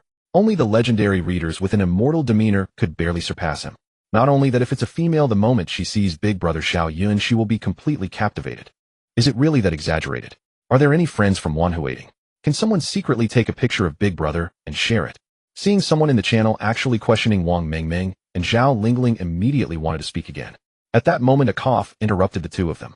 They looked up to see Xiao Yun staring at them helplessly, saying impatiently, "Are you two so idle?" Wang Mingming and Zhao Lingling stuck out their tongues at his words, then closed the panel and became obedient. Seeing this, Xiao Yun shook his head, too lazy to argue with these two live treasures, and continued to browse the information. By the way, speaking of Big Brother, Xiao Yun, our vehicle owner, mentioned that he has started collecting brass-grade materials in the trading channel. His Wanhuating couldn't have already advanced to brass-grade, right? If it were anyone else, I might doubt it, but for Big Brother Xiao Yun, I believe it's possible. 10,086. Forget it, the world of big shots is something we can't fathom. Right now, I just hope to encounter a super resource station today that can help me safely get through tomorrow's day of slaughter. Sigh. I wonder how many of us will be left after tomorrow. As the regional channel mentioned, the strength of vehicles varies greatly. There are many strong ones, but equally many weak ones. For these people, surviving the day of slaughter is indeed very difficult. However, Xiao Yun was not a saint, and did not have much time to spare for strangers. The only thing he could do was to put more materials and supplies on the trading channel at the same price as usual. The rest was up to them. Right now, Xiao Yun only wanted to protect himself and those around him.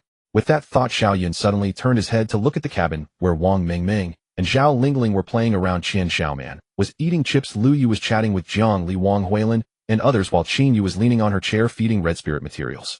After experiencing so much, everyone was no longer the naive students and teachers who once lived in an ivory tower.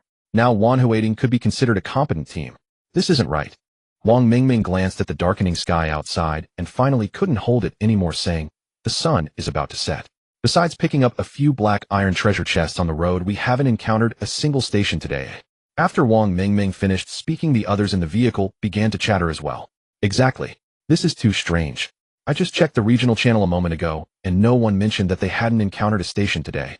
Doesn't that mean we are the only ones experiencing this? I'm wondering if this station appears at night. And Cass' words suddenly silenced the room, and everyone felt a chill run down their spines.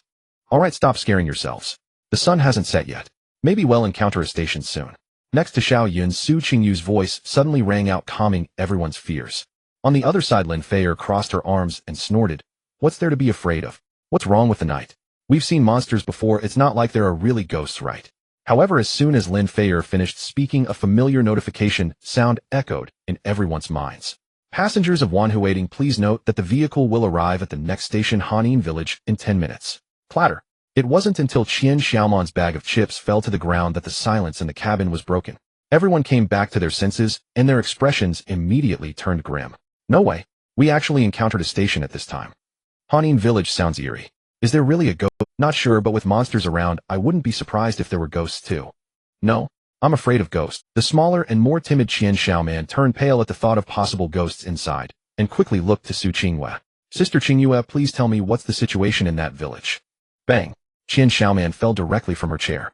Of course, the others were not much better off, as the presence of a ghost, a being so ethereal and elusive, instilled a primal fear within them compared to the tangible monsters. What should we do? There really is a ghost. Yes, but I wonder if it's Nie Xiaoqian or the Black Mountain Old Lady. Huh. Everyone turned to look at Lin Feier, who had just spoken, momentarily at a loss for words. At this moment, Su Qingyue spoke again, explaining the nature of ghosts to everyone. In this world, ghosts are actually a type of spiritual entity. They lack physical attributes, but possess immense mental strength, which means that ordinary bullets and cold weapons are ineffective against them. Only attacks specifically aimed at spiritual entities can work, such as Xiao Yun's Skill Tiger's Roar. Oh, Then don't we have no way to deal with them? Listening to Su Qingyu's words, the expressions on everyone's faces grew even more grim. Qian Xiaoman clung tightly to the legs of her chair, fearing that any moment, now a female ghost would leap out to snatch her away. No, there is a way. Two voices echoed almost simultaneously. Immediately Su Qingyue and Xiao Yun shared a glance, smiling at each other. You go ahead, Xiao Yun said to Su Qingyue. All right. Su Qingyue nodded, turning to the cabin. Although we lack methods to deal with spiritual entities, there are many items in Hanin Village that can counter such entities.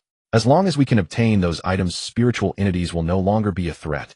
But the problem is, how do we enter the village? Lin Feier looked at Su Qingyue in confusion. We don't have effective countermeasures.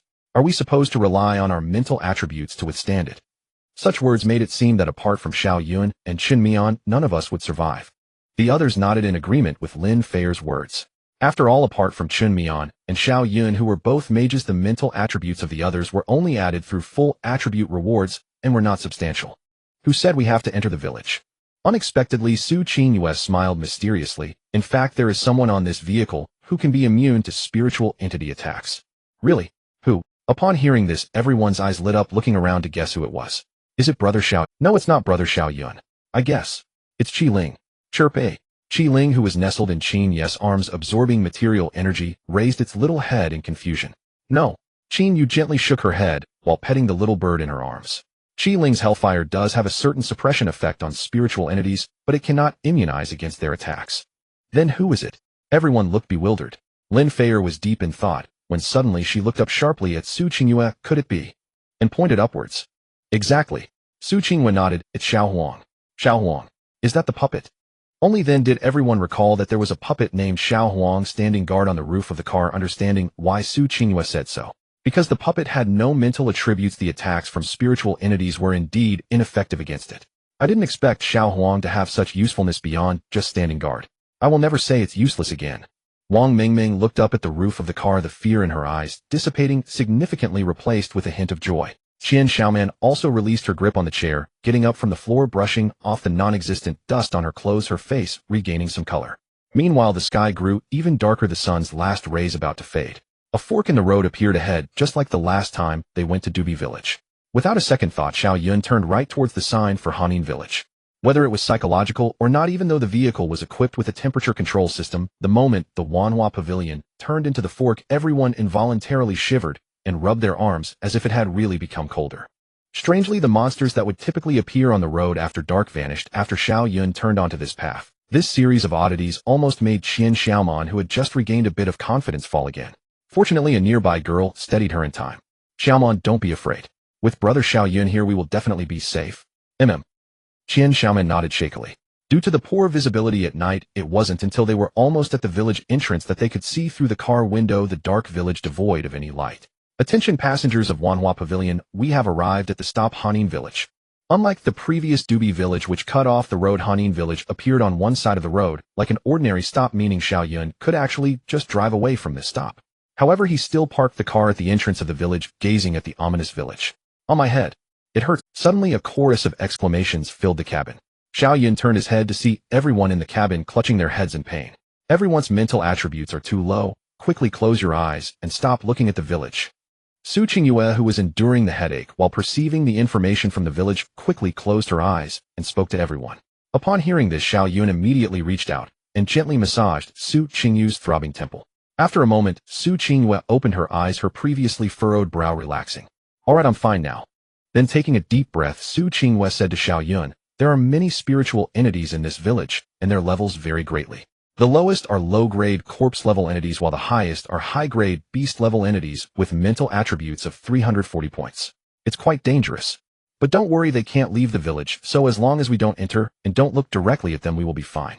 Listening to Su Qingyu's words, everyone finally breathed a sigh of relief, turning away to no longer look in the direction of the village. Also, you can order Xiao Huang to enter the village. I already know the locations of all the supplies in the village. Okay. Xiao Yun nodded, commanding Xiao Huang in his mind to jump down from the roof of the car. Thud. A dull sound echoed outside the car as Xiao Huang had exited the vehicle. Good, now after you let Xiao Huang enter the village, have him turn left and go into the first house he sees. As Su Qingyue spoke, Xiao Yun also synchronized his commands to Xiao Huang in his mind. Left, turn into the village. First house. Arrive. As Xiao Huang pushed the door open, Xiao Yun looked up at Su Qingyue, waiting for the next instruction. Alright, you should now see a ghost standing in front of you. Don't mind it, it's only a low-grade, corpse-level entity. Look for a bag in the room. A bag? Xiao Yun asked uncertainly. Yes, any kind of bag will do, like a plastic bag or a cloth bag. Realizing that he indeed needed to find a bag, Xiao Yun, although puzzled, still complied. Xiao Huang's vision was shared with him, so he easily found a yellow cloth bag in the corner of the room. As for the male ghost who was startled by Xiao Huang, Xiao Yun indeed ignored him, letting him circle around Xiao Huang. Did you find it? If you found it, take the bag and go out, then turn left and go around to the back of the house. There's a qingling fruit tree growing there, put it in the bag. Take 2 steps forward. Do you see that crooked tree? There are 2 qingling fruits growing in its hollow. Now walk straight to the right. The first house you encounter, don't pay attention to the ghost inside, go to the kitchen, where you'll find a qingling fruit in the iron pot on the stove. Do you see that open space ahead? There are several clay jars there containing 6 qingling fruits. Now walk to the left. Do you see the house at the entrance that has ironware displayed? Once inside, ignore the fierce ghost and continue deeper into the house. In the extinguished furnace, pull out the ring-handled knife. It is a brass-grade weapon capable of slaying ghosts. You can try it out on the fierce ghost at the entrance. Give it a test slice. Alright, the fruit in front of you is the last qingling fruit in the village. Pick it and come back. Hurry, that fierce ghost made of brass has spotted you. It has the ability to attack physical entities. Oh, little Huang is no match for it. What? It's chasing so fast. A few minutes later, a heavy thudding sound gradually reached everyone's ears. At the same time, Xiao Yun suddenly shouted, "Cover your ears." Hearing Xiao Yun's urgent voice, everyone dared not hesitate and quickly covered their ears. Just as they did, a piercing scream echoed at the village entrance. Even though they could only hear a faint sound after covering their ears, their brains still throbbed painfully. Fortunately, the scream lasted only a few seconds before stopping, otherwise they might not have been able to hold on. After ordering little Huang to enter the carriage, Xiao Yun glanced at the dark village entrance. He knew that the brass-grade fierce ghost was standing right there, but due to some rule it couldn't leave the village, so it could only stare intently at this side with no way to act. Look at little Huang like this. Those who know will think he went to raid the ghost village, while those who don't know might think he went to raid. At that moment, Wang Mingming turned her head, saw little Huang's appearance, and couldn't help but laugh. Hearing this, everyone else turned to look and began to chuckle. At this, Xiao Yun withdrew his gaze and turned to look at little Huang, who was holding a large knife in his left hand and a cloth bag in his right, his eyes flashing with excitement. After handing the cloth bag to Su Qingyue to count the number of qingling fruits, Xiao Yun held the ring-handled knife and checked its information: spirit, slaying knife quality, medium brass description, forged from brass-grade materials, with added special substances. It can not only cut ordinary monsters, but also inflict damage on spiritual beings. Note: use the knife to slash at the ghost's head. What a good knife. Xiao Yun swung the large knife a few times and found it surprisingly easy to handle, especially during the head-cutting motion, which felt particularly smooth. Alright, stop playing around. Su Qingyue handed him the cloth bag. There are a total of 21 qingling fruits inside. 21. That's quite a lot. The people around looked at the cloth bag and exclaimed, there are indeed many fruits, but how should we divide them? Seemingly sensing Xiao Yun's dilemma, Su Qingyue looked at him and continued, I suggest you and Chun Mian split these fruits. Don't worry about us. Improving your strength is the most important. Right, brother Xiao Yun, it's crucial to build up your and sister Chun Mian's strength first. After Su Qingyue finished speaking, everyone in the carriage unanimously agreed with her suggestion, saying in unison, okay, well, do as you say. Xiao Yun opened the cloth bag and was about to take out some fruits for Chun Mian when he heard her say, Xiao Yun, you don't need to give me these fruits. You should consume them all. Focusing on raising one person's strength is the best choice now. Well, alright. Xiao Yun thought for a moment and felt there was some truth to it, so he no longer hesitated and began to devour the fruits one by one. 189, 239, 259, 309, 359, 389 burp. After swallowing all 21 qingling fruits in one go, Xiao Yun felt a buzzing in his head, as if he had been enlightened in a martial arts novel. His mind became significantly clearer. His spiritual attribute soared, finally stopping at 389 points, just a step away from 400. Now he was no longer afraid of that brass-grade fierce ghost. Xiao Yun stared at the thick, inescapable darkness at the entrance of Han En village, a smirk slowly appearing on his lips. He had just thought that the fierce ghost was formidable, but now he realized, haha, it was just a pathetic little thing. Qingyue, are there any other treasures in the village? No, there's only ghosts left inside. After speaking, Su Qingyue glanced at Xiao Yun, her brows slightly furrowing. Do you want to enter the village? Xiao Yun nodded. You mentioned that the fierce ghost's spiritual attribute was at 340 points. Mine has now surpassed his. Coupled with Tiger Roar and the spirit-slaying knife, he's no longer my opponent. I want to cut him down and see if I can get a treasure chest. Su Qingyue's eyes flashed with brilliance upon hearing this. Finally she nodded. We can't get off the carriage with you, just be careful. Got it. Xiao Yun waved his hand, took the spirit-slaying knife, and got off the carriage. As soon as he landed, a chill unlike any he had felt before washed over him, cold and bone-chilling. Xiao Yun twisted his neck and slowly walked toward the village entrance. At this moment, a figure hidden in the darkness of the entrance gradually came into view, an exceedingly thin figure grinning at him. Xiao Yun was not intimidated at all, standing just one step away from the ghost at the village entrance, twirling the knife in his hand. Little ghost, your grandpa Xiao Yun is here. Have you cleaned your neck? Grandpa is going to cut you. The fierce ghost seemed to understand the meaning behind Xiao Yun's words, and its originally hollow gaze displayed anger. It wanted to pounce, but couldn't leave the village, so it could only open its mouth and let out a piercing scream at Xiao Yun. Ah, damn it. Xiao Yun cursed, lifting the knife in his hand and slashing at the fierce ghost's exposed neck.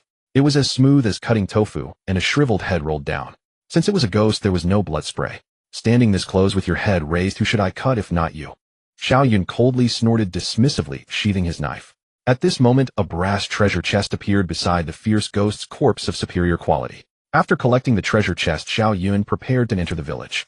He had only taken a few steps when he seemed to suddenly remember something and turned back, looking at the body on the ground, beginning to verify his guess. He stored the fierce ghost's corpse in his backpack and then tossed it into the infinite melting furnace through the panel.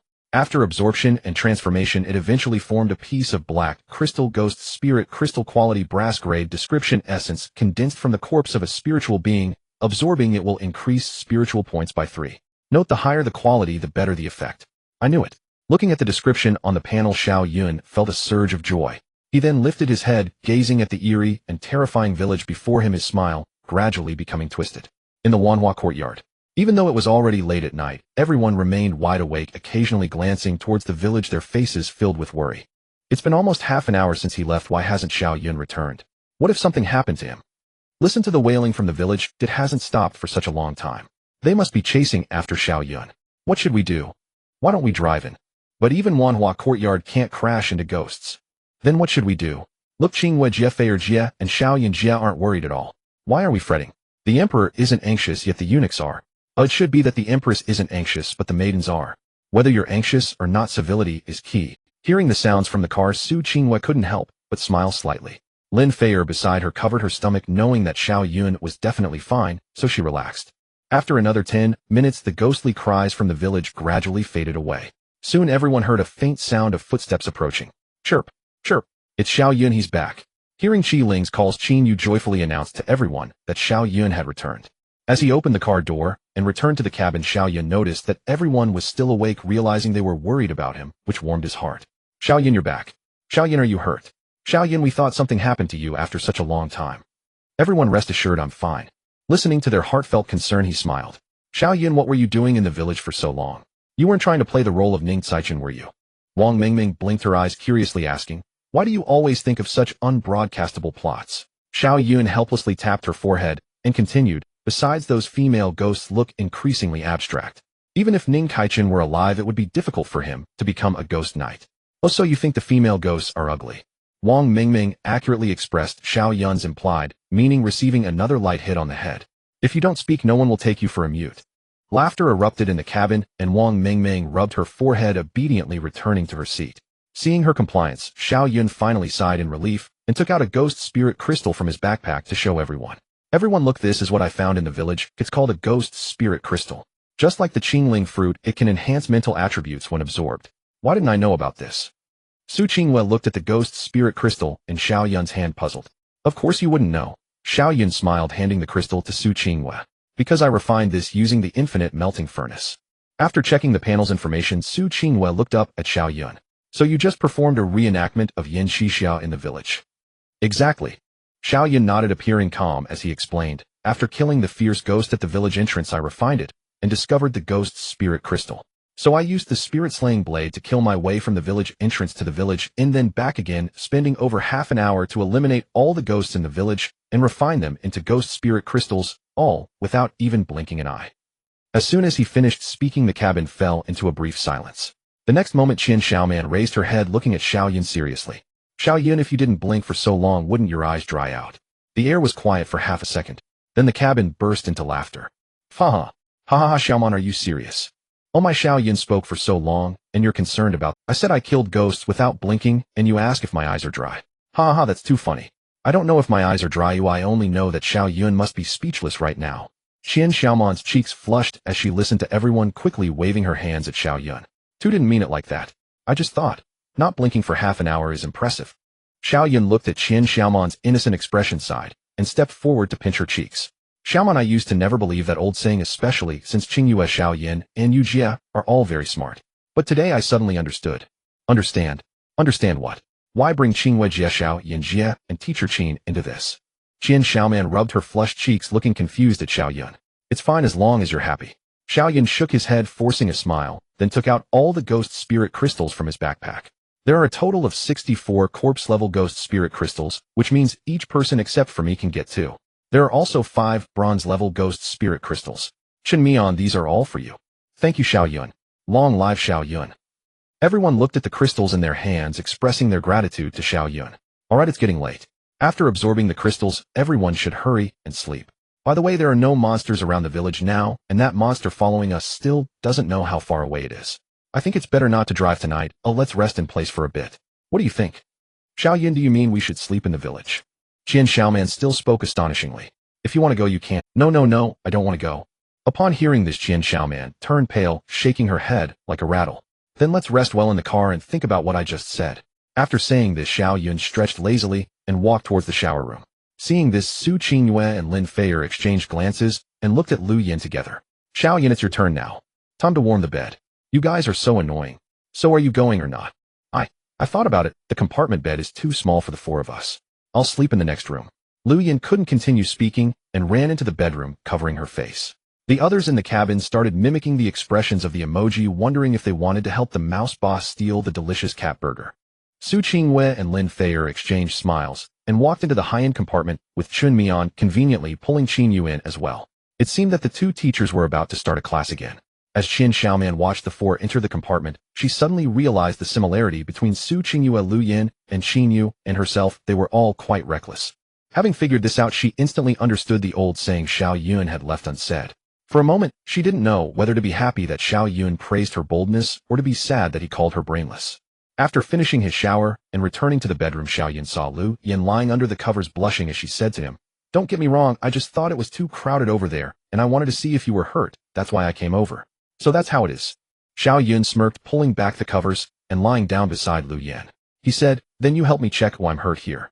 "Indeed, it's a serious injury. Doctor, can you save him?" "There is. I'll help you treat you now." A tranquil night quickly passed, and as the sunlight once again enveloped the earth, casting its rays upon the one waiting parked at the entrance of Hanin village, the group gradually awoke from their slumber. I slept so soundly. Yeah, although it can't compare to a proper bed, at least there were no bumps. And we didn't feel the sway of the vehicle. Why does it sound like you're not happy, but rather a bit regretful? Aren't you the same? Don't think I didn't notice you secretly fiddling with the beans last night. Oh, you little rascal, come here. Watch me use my teasing hand. Hey, stop fighting. This way no one will. Amidst the commotion, 2 doors from the rooms opened simultaneously. Su Qinghua looked at Xiao Yun, who stepped out and greeted her.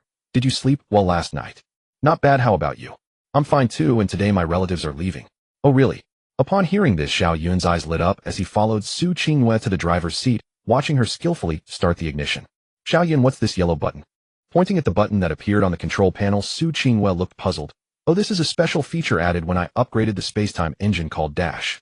Just a press, and the vehicle can instantly dash forward 100 meters with a cooldown time of 12 hours. There's such a skill, but dashing only 100 meters seems a bit short, and the cooldown is quite long. Don't be ungrateful. This skill comes from the chip, and only we have it. Other vehicles don't even have this yet. Besides, a distance of 100 meters is not short, it's enough to help us escape danger when we encounter it. Moreover, as we continue to upgrade the engine, the dash distance and cooldown time will improve further. That's more like it. Sigh. Xiao Yun sighed, shaking his head helplessly while he began to stroke his fine legs.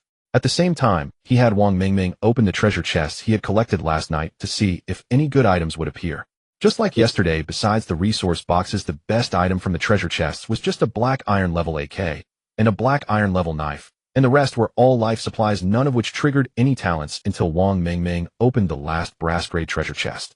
Opened brass grade treasure chest received the following items: brass grade skill scroll 1, HE heart fruit 5, flying cloud fruit 7, spirit gun 1, U grade breakthrough card fragment 1, triggered enhanced gathering effect, doubled the resources.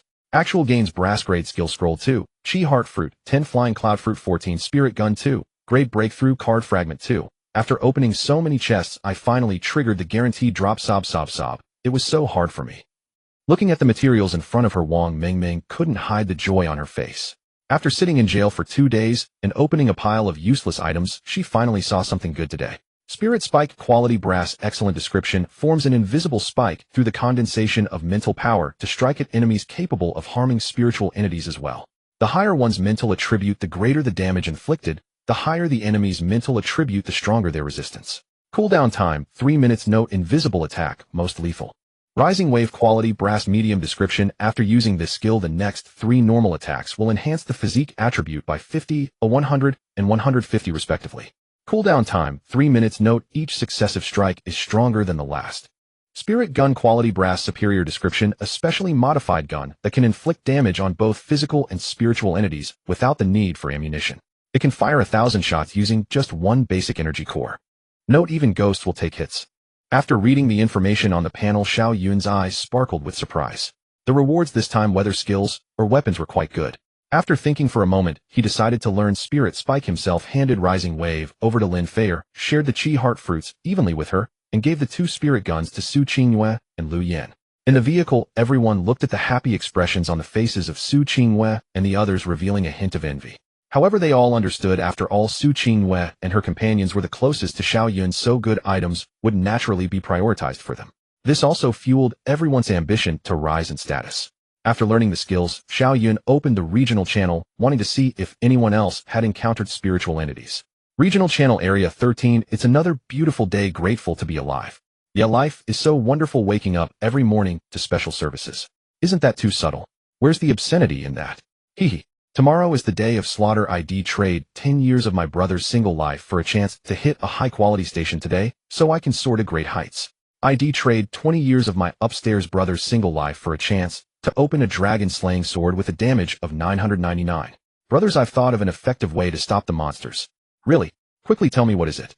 Once upon a time, there was a general with the surname Yu who proposed a famous red and green light tactic. As long as the traffic light turns red, anyone who sees it will stop and be unable to move. So I installed a red light device on our vehicle. At night, it will light up red, and when monsters see the red light, they will stop attacking, making us safe. Dude, are you serious? Of course. And not just the red light tactic, I have other methods too. For example, when monsters surround us, as long as we close one eye, their numbers will immediately halve, thus reducing our pressure by half. If by chance monsters are chasing you, an ordinary person's running speed is about 10 km/h. If you improve your physique and agility, you might be a bit faster, but you still might not outrun the monsters. At this point, I can teach you a method. Just lie down and run on all fours. This way your speed will double, and you'll easily shake off the monsters, escaping danger effortlessly. So how about it? Did you learn something? If it weren't for the imminent day of slaughter, I wouldn't even consider sharing such top-secret techniques. I wish for a pair of eyes that have never seen these words. I feel like my brain has shrunk after reading this. So if I take a cup of 60 water, and then pour you 3 cups, isn't that just 180? That'll burn you a damn stupid things. The audience was ecstatic, having a blast. Stop cursing, stop cursing. You can't even find north with all that cursing. Xiao Yun couldn't hold it in any longer and burst out laughing. The red and green light tactic, closing one eye to have the enemies and lying down to run on all fours. This guy is truly talented. I'm laughing so hard my face hurts. Xiao Yun rubbed his apple cheeks to calm himself down. After searching for so long without seeing anyone discussing spiritual entities, he thought there could only be 2 possibilities. Either they truly hadn't encountered them, or those who had seen them were all dead. Thus, Xiao Yun began to send messages about spiritual entities in the regional channel. Xiao Yun, everyone, I wonder if any of you have encountered ghosts on the highway. I certainly have. Regardless of whether you have seen them or not, I will share some characteristics of ghosts with you. Firstly, ghosts are different from the monsters we usually deal with. They belong to the category of spiritual entities lacking physical attributes and possessing only mental attributes. Although they have a physical form, ordinary attacks cannot harm them or even make contact. Only powerful mental attributes or special skills and weapons can deal with them. What? There are such ghostly beings. Are you trying to fool us, big shot? The person upstairs is in the same boat as that lost one we just saw, right? Why would they deceive you? The big shot has already announced it twice across the region. Is it because of your age or because you don't take showers? Well said. People like this should just get on that vehicle with the signal lights and run with that deity on 4 legs. Xiao Yun, alright, listen to me.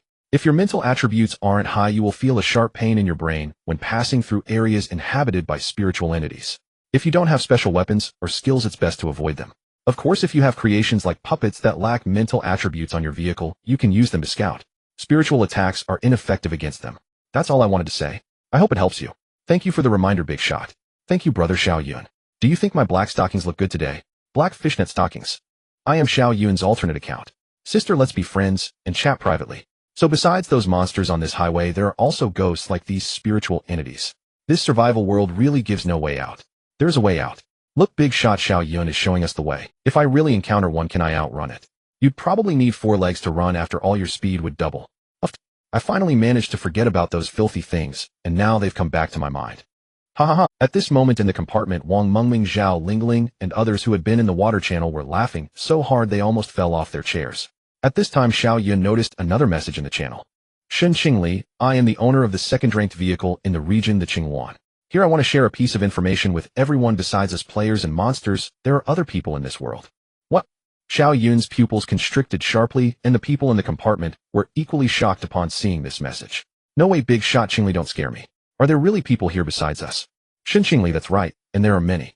That person told me that after the day of slaughter we will enter a new phase, and at that time all sorts of identities will appear in our sight. Oh my goodness. First spiritual entities, and now unknown humans. This survival game is getting more complicated, isn't it? Right now I can't figure out how to survive. Isn't it simple to survive?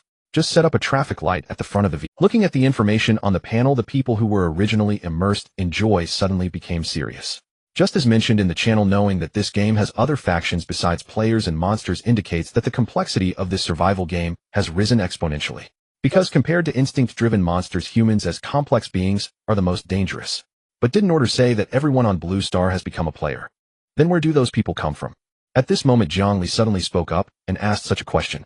Cyrite, since everyone on Blue Star has become a player, then where did these so-called other people in this world come from? They can't just pop out from the cracks in the stones, can they? Just as everyone was puzzled, Xiao Yun thought of a possibility. I guess they are either the indigenous people of this world, or like us have come from other worlds. Other worlds.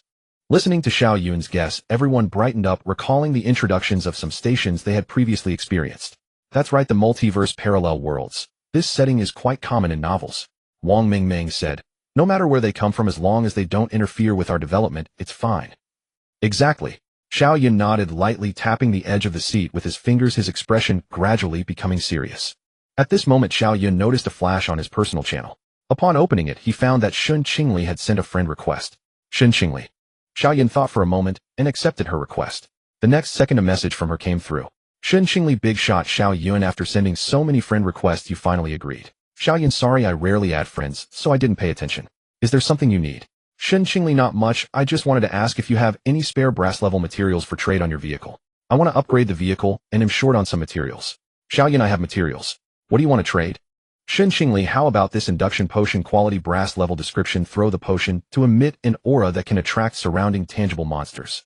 The higher the monster's quality, the shorter the attraction time. A brass level induction potion. Xiao Yun was somewhat tempted. This item belongs to tactical tools, especially since tomorrow is the day of slaughter. At that time, the number of monsters would surge and their quality would increase. If handled properly, a bottle of induction potion could potentially yield a great harvest. Xiao Yun, sure, how many do you need? Shen Qingli, 100 brass level iron blocks, 50 brass level steel materials, 60 brass level parts. Xiao Yun, you need to pay extra. Shen Qingli, how about 2 bottles of induction potions plus some other supplies? Xiao Yun, okay, let's trade. The transaction completion prompt quickly popped up on the panel. Meanwhile, the materials in the public backpack of the Wanhua Pavilion also decreased, replaced by 2 bottles of brass level induction potions and some daily supplies. Shen Qingli, thank you for the supplies, Big Shot. Xiao Yun, it's just a transaction and no need to thank me. If you really want to thank me, take a look at your legs. Shen Qingli, humph, if it were someone else I would have definitely blacklisted them. But for you, Big Shot, black half-body photo. Shen Qingli, how about it? Not worse than the girls in your vehicle, right? Xiao Yun, how do you know? Shen Qingli, hee, I'm your fan. As a fan, I certainly need to know how well my brother is living. I'm really looking forward to the day we can meet. Xiao Yun, really? I'm looking forward to it too. Shen Qingli, then I won't disturb you any longer. Bye. Half-profile photo. Looking at the photo sent by Shen Qingli, Xiao Yun's keen eyes immediately focused on her ample assets. With a beautiful yet cold profile, resembling a female CEO described in novels, Xiao Yun was caught off guard when he heard Su Qingyu's voice. Xiao Yun's body jolted, and he quickly turned his head to see Su Qingyue holding the steering wheel with one hand while the other hand moved away from her lap, wearing a somewhat teasing smile. After emerging from the abandoned gas station, the vehicle Wanhua Pavilion had been refueled, and they had also found 10 barrels of gasoline inside, but aside from that there was little else. After a simple lunch, Xiao Yun took the driver's seat, while the person sitting next to him was now Lu Yin and Xin Yu. For some unknown reason, Xin Yu had been pulled by Lu Yin to sit on Xiao Yun's left. Throughout the journey, seeing their closeness, a hint of shyness appeared on Xin Yu's face, causing her to reminisce about the scene from last night, when Su Qingyue and Lin Feier pulled her into a room for a little gathering. Sister Yu, what's wrong? At this moment, Xiao Yun's voice pulled her back from her memories. Oh, what did you say? Seeing Qin Yu's cheeks flush and her eyes in a fluster, Xiao Yun raised the corners of his mouth slightly, and said, I noticed Sister Yu seems distracted. What are you thinking about? Nothing. I see. Xiao Yun nodded, then changed the subject, glancing at the red spirit in her arms. Sister Yu has the red spirit's attribute broken through to bronze yet. Oh, almost there. Qin Yu looked down at the red spirit that was absorbing the energy from the iron block and smiled. Her current physical attribute is at 94 points. Her agility has already broken through, reaching 103 points, while her mental attribute is the weakest at only 80 points.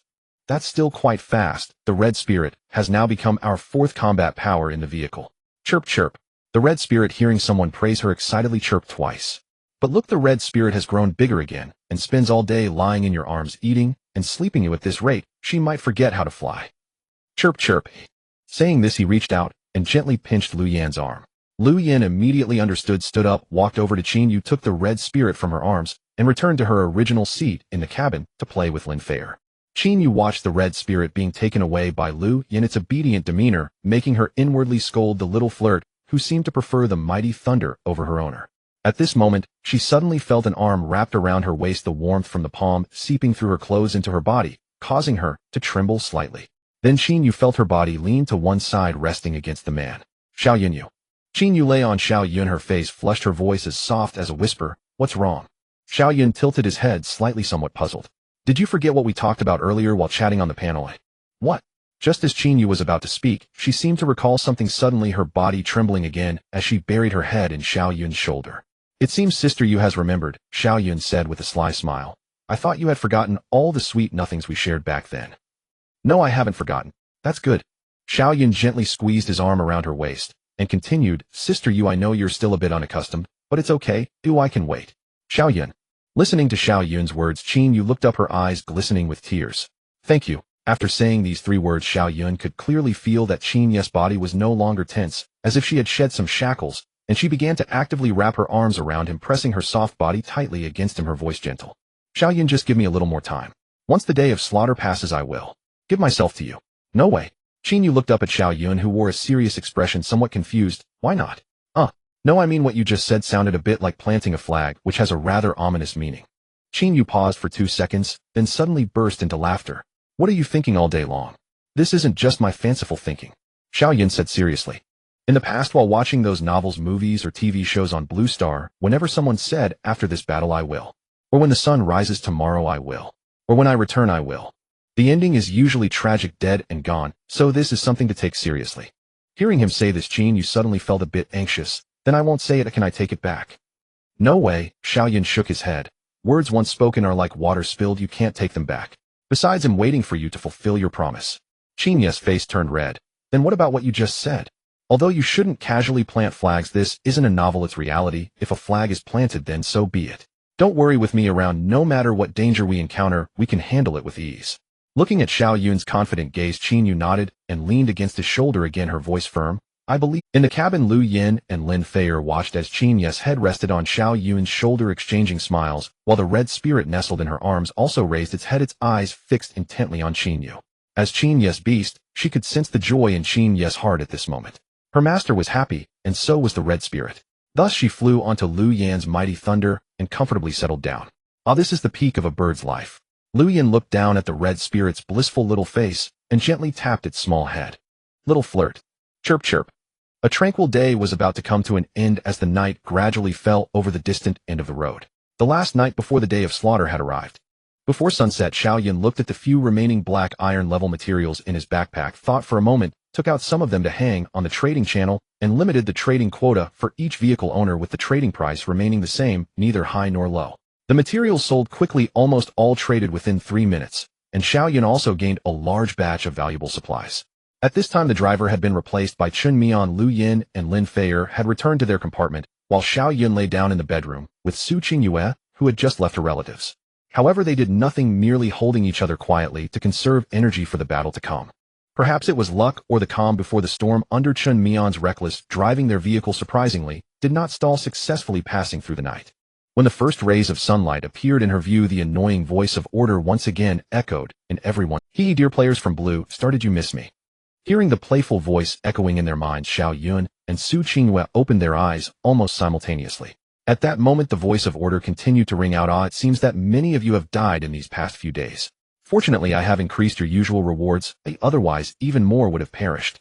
Of course, for those players still alive, you don't need to thank me, because I am benevolent. I can't take it anymore. This order is truly infuriating."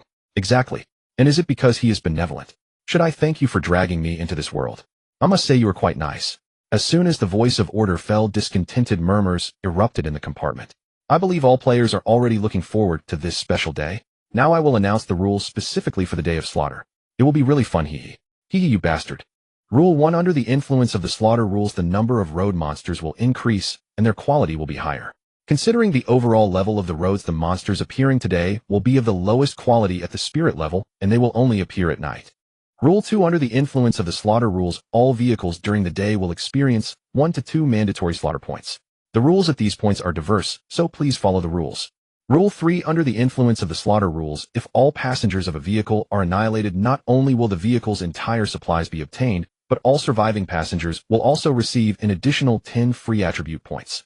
Rule 4. From 6 p.m. to 6 a.m. the next day is the night of slaughter, during which the probability of vehicles stalling will increase. Installed vehicles will attract nearby monsters to converge. During the night of slaughter, a regional slaughter leaderboard based on vehicles will be activated along with a global slaughter leaderboard. For every low-level corpse monster killed by passengers, the corresponding vehicle will earn 1 point. For medium-level corpses, it's 2 points. For high-level corpses, 3 points. For top-tier corpses, 5 points. For low-grade beasts, it's 10 points. For medium-grade beasts, 50 points. For high-grade beasts, 100 points. For top-tier beasts, 500 points. The highest quality spirit level low-tier monster grants 2,000 points. Both leaderboards will be updated every hour. If a vehicle is completely annihilated, it will automatically drop off the leaderboard. After the night of slaughter ends, rewards will be distributed based on the rankings of both leaderboards. Rule 5. At the end of the Day of Slaughter, all surviving players will receive a reward of 10 to all attribute points and 5 to personal bag slots. Well, that concludes all the rules for the Day of Slaughter. How about it? Isn't it interesting? Hee hee. I believe all players are eager to experience the upcoming enjoyable 24 hours, so I won't disturb you further. Have fun, and see you after the Day of Slaughter. As the voice of order faded, the compartment fell silent. Xiao Yun and Su Qingyue quickly dressed and stepped out of the bedroom. Inside the compartment, everyone sat quietly in their seats, each face more serious than the last. When they saw Xiao Yun come out, they merely glanced back and continued to ponder. Why is no one speaking? Are you all too scared? Xiao Yun walked to the middle of the compartment and looked around. We've all heard the rules. They are indeed dangerous, but they are not insurmountable for us. If we must worry, it's only about the unclear mandatory slaughter points and the spirit level monsters at night. The rest is not to be feared. Xiao Yun's words acted like a shot of adrenaline, revitalizing the once dreary compartment. That's right, we are the one who waiting. The best in the region. Exactly. Haven't we already dealt with all sorts of creatures like wandering corpses, rotten corpses, shadow monsters, vengeful spirits, and frost swordsmen? Now it's just that there are slightly more monsters, and they are a bit stronger. What we should be most worried about is not ourselves, but those slower developing vehicles on the road. After all, the rules state that annihilated vehicles grant all passengers 10 free attribute points. I wonder if anyone will be foolish enough to crash into our vehicle. Have you forgotten about those 2 crash barriers? Unless they are truly blind who would provoke us, right? Then let's just remove the barriers. Seeing that everyone was no longer afraid and confidence returned to their eyes, Xiao Yun nodded. Next, what we need to do is not merely survive the Day of Slaughter, but to fully utilize it. We must kill more monsters during the night of slaughter and earn better rewards to maintain our advantage as the first tier. As soon as he finished speaking, Wang Mengmeng stood up excitedly, raising her fist and shouting, "Fight, fight, fight. I will kill, kill, kill. Wan Huiting will definitely win. Wan Huiting will definitely win. Xiao Yun will definitely win." After a few rounds of cheers, the compartment returned to its usual state. Xiao Yun smiled and continued, "All right, everyone, quiet down and listen to me. First, the barriers can be removed, but once removed, they will self-destruct by default. Therefore, the plan to remove the barriers cannot be implemented unless I find a second replacement blueprint. Secondly, after discussion among me, Qingyue, and Feier, I have decided to divide everyone into several small groups based on your usual performance. The first group consists of me, Su, Qingyue Lin Feier Qin Mian and Ku, and Xinyu with me, as the team leader forming the first combat group. The remaining people will be divided into 5 groups with team leaders being Lu Yin, Wang Mingming Lu Yu Shinjejia, and Mi Shuyu. Among them Wang Mingming and Lu Yes group consists of 6 people, while the other 3 groups consist of 5 members each. The members of each group are, and their responsibilities are. Do you all understand? Understood. Why are you two silent? Xiao Yun looked at the dazed Shinjejia and Mi Shuyu and smiled. Oh, I just didn't expect to be chosen. Both were somewhat surprised and filled with excitement and joy. Why were you chosen? You will slowly understand. Xiao Yun said mysteriously to the two, turning to address everyone. All right, from today onward our tasks in the vehicle will be organized according to the groups. Everyone should perform their duties and work together to build a better experience in Wanhuating. Good. After that, Xiao Yun sat beside the driver's seat, while those who had just been grouped began discussing future. Lu Yan's group is the rescue group, consisting of Qian Xiaoman and 3 others. As the healers on the vehicle, their group is characterized by a large amount of healing. Wang Mingming's and Lu Yes groups are combat groups. The strength difference between the 2 groups is not significant, but both consist of those who dare to get out of the vehicle when it stalls. Shinjejia and Mi Shuyu's group is also a combat group, but their strength is slightly weaker compared to the previous 2 groups, so they will also be responsible for some logistical work on the vehicle. As for why these 2 were chosen as team leaders, it is because compared to others their abilities are the strongest, furthermore their looks and figures are also superior. Of course, the ultimate reason is that their strong abilities led to their selection as team leaders. Seeing them chatting enthusiastically, Xiao Yun took a deep breath and opened the regional channel. Is this for real? Can you actually quit this game? I want to quit too. Can you teach me how? Are you looking for death? From what I've seen of the rules, it feels hopeless. It's not that I'm afraid of dying at the hands of monsters, but rather being treated as a mere walking attribute point by others. Are we really going to kill each other over a mere 10 attribute points? Can't we coexist peacefully and fight the monsters together? As a human being, I'm very sorry. I don't have your level of compassion nor your wealth to disregard 10 points of attributes. While I won't attack another vehicle without cause if they strike first, I won't hesitate to retaliate. How can you speak like that? Our Jie Bao is kind-hearted. Who gives you the right to insult her? Exactly, Jie Bao is so kind that she wouldn't even harm an ant. Now you've made her cry, you should apologize to her and compensate us with 1,000 units of bronze-level materials, and then we might forgive you. Hee, I can't be bothered to waste my breath on you brainless fools. If you want my apology and materials, fine. I am the owner of the V8 vehicle ranked 4th in the region. Come on, if I don't turn you into attribute points, I'll quit the game on the spot. I say this rule is like breeding poison. The weak can only be eliminated while the strong can emerge. So for tonight's night of slaughter, little bugs, I'm coming for you. Xiao Yun closed the panel and let out a breath. As expected, just as he had thought, upon learning the rules of the day of slaughter, the atmosphere in the channel instantly polarized. The weak were in extreme panic while the strong began to stir restlessly. For Xiao Yun, he hoped more players could survive, but as the saying goes, if a person does not offend me, I will not offend them. If they offend me, I will surely offend them. If he could get along peacefully with others, that would be best. If not, then he wouldn't hold back from being ruthless. In the next few hours, Wanhuating did not encounter a single vehicle. However, there were people in the regional channel claiming they had encountered other vehicles, and then they fell silent. Some even said they had stumbled upon a mandatory slaughter station, and then they too did not speak again. Everyone understood this unspoken rule. Then someone in the channel said they had encountered a mandatory slaughter vehicle station named Slaughter Arena. Coincidentally, he was not the only one. Other vehicle owners also mentioned they were heading to a station called Slaughter Arena, causing the atmosphere in the channel to tense instantly. Slaughter Arena? By its name, it sounds similar to a deathmatch arena on Blue Star. In the vehicle, those who saw the information in the channel began to discuss. Doesn't that mean that anyone who encounters this arena will surely die? Sounds dangerous. I hope we don't come across this station. Attention passengers of Wanhuating, the vehicle will arrive at the next station, Slaughter Arena, in 10 minutes. Please note this station is a mandatory slaughter station and vehicles will stop automatically upon passing through.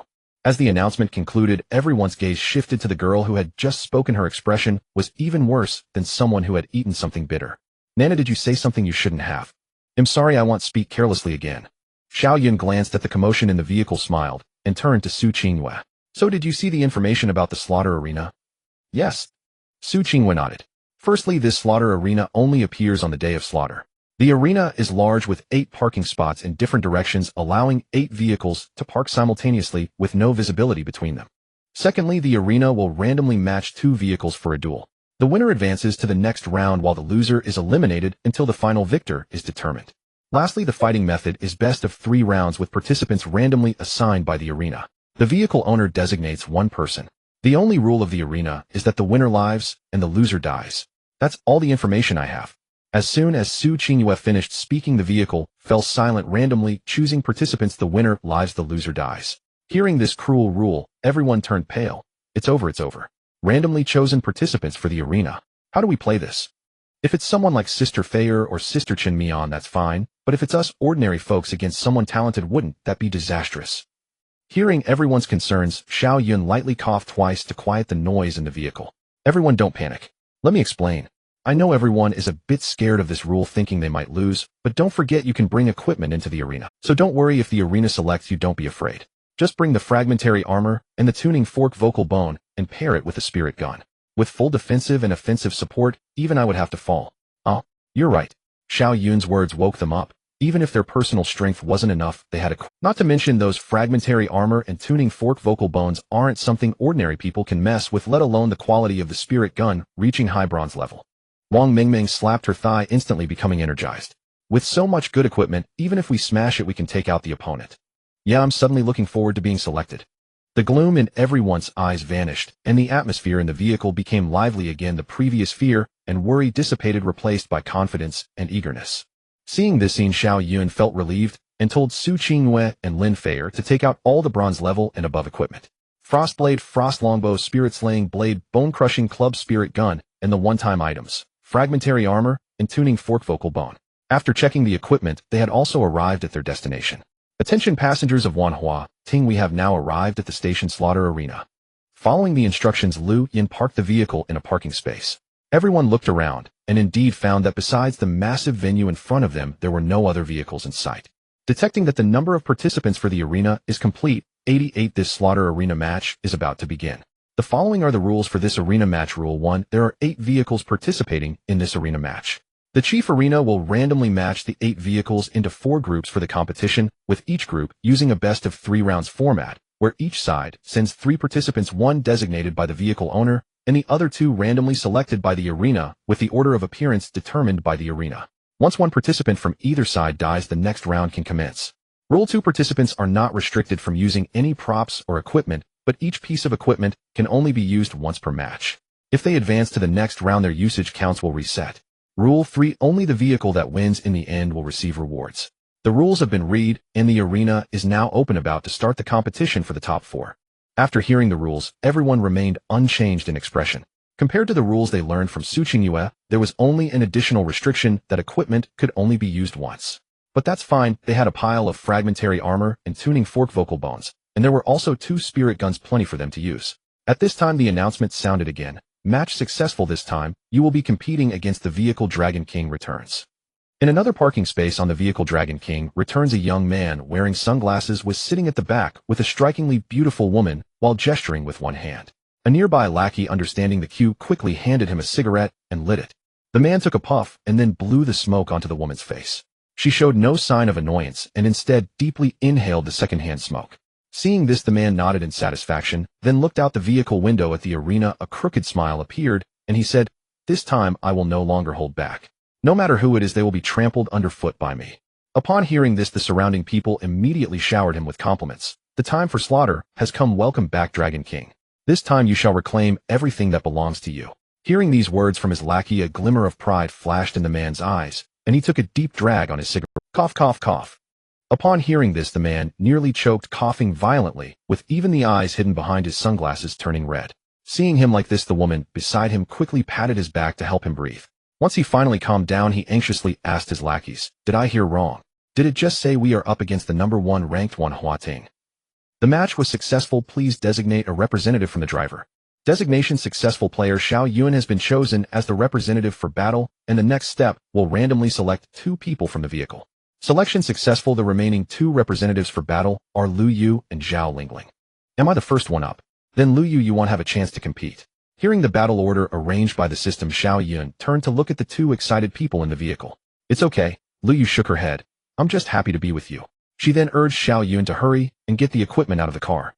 Seeing this, Xiao Yun said nothing more, simply handing a spiritual handgun to each of them along with 2 armor fragments and a tuning fork throat, and distributed a frost blade and a frost bow to them, while he kept the spirit slaying blade for himself. "Let's go get out of the car. Together I've seen that besides the arena there are also spectator seats, and I can help you check your opponent's information." Su Qinghua stood up and said to Xiao Yun, Okay, then everyone else get out of the car too. Let's go meet this Dragon King returns. Yeah, let's get out. The group energetically exited the vehicle and entered a large outdoor venue. Meanwhile, another group appeared from the opposite passage led by someone wearing sunglasses who looked quite arrogant. Upon seeing the group of beautiful girls on the opposite side, Long Aocean's eyes hidden behind his sunglasses widened in surprise. It was only after a subtle reminder from his subordinate that he snapped back to reality, gently coughing before shifting his gaze to the only male among that crowd. So he must be Xiao Yun, haha, the one who waiting really is a group of delicate flowers. Saying this, he raised his left hand in a gesture. Go, and remember, don't underestimate them just because they are girls. After all, they are the #1 ranked vehicles in the rest assured Dragon King, they are just 2 little girls and a pretty boy. Watch us 3 take this round. The 3 grinned maliciously and swaggered towards the arena. Indeed, as the owner and strongest fighter, Long Aocean chose not to participate in the battle, instead sending his subordinates forward. Though he didn't want to admit it in that moment of selection, he was indeed scared, afraid of dying at the hands of Xiao Yun or others.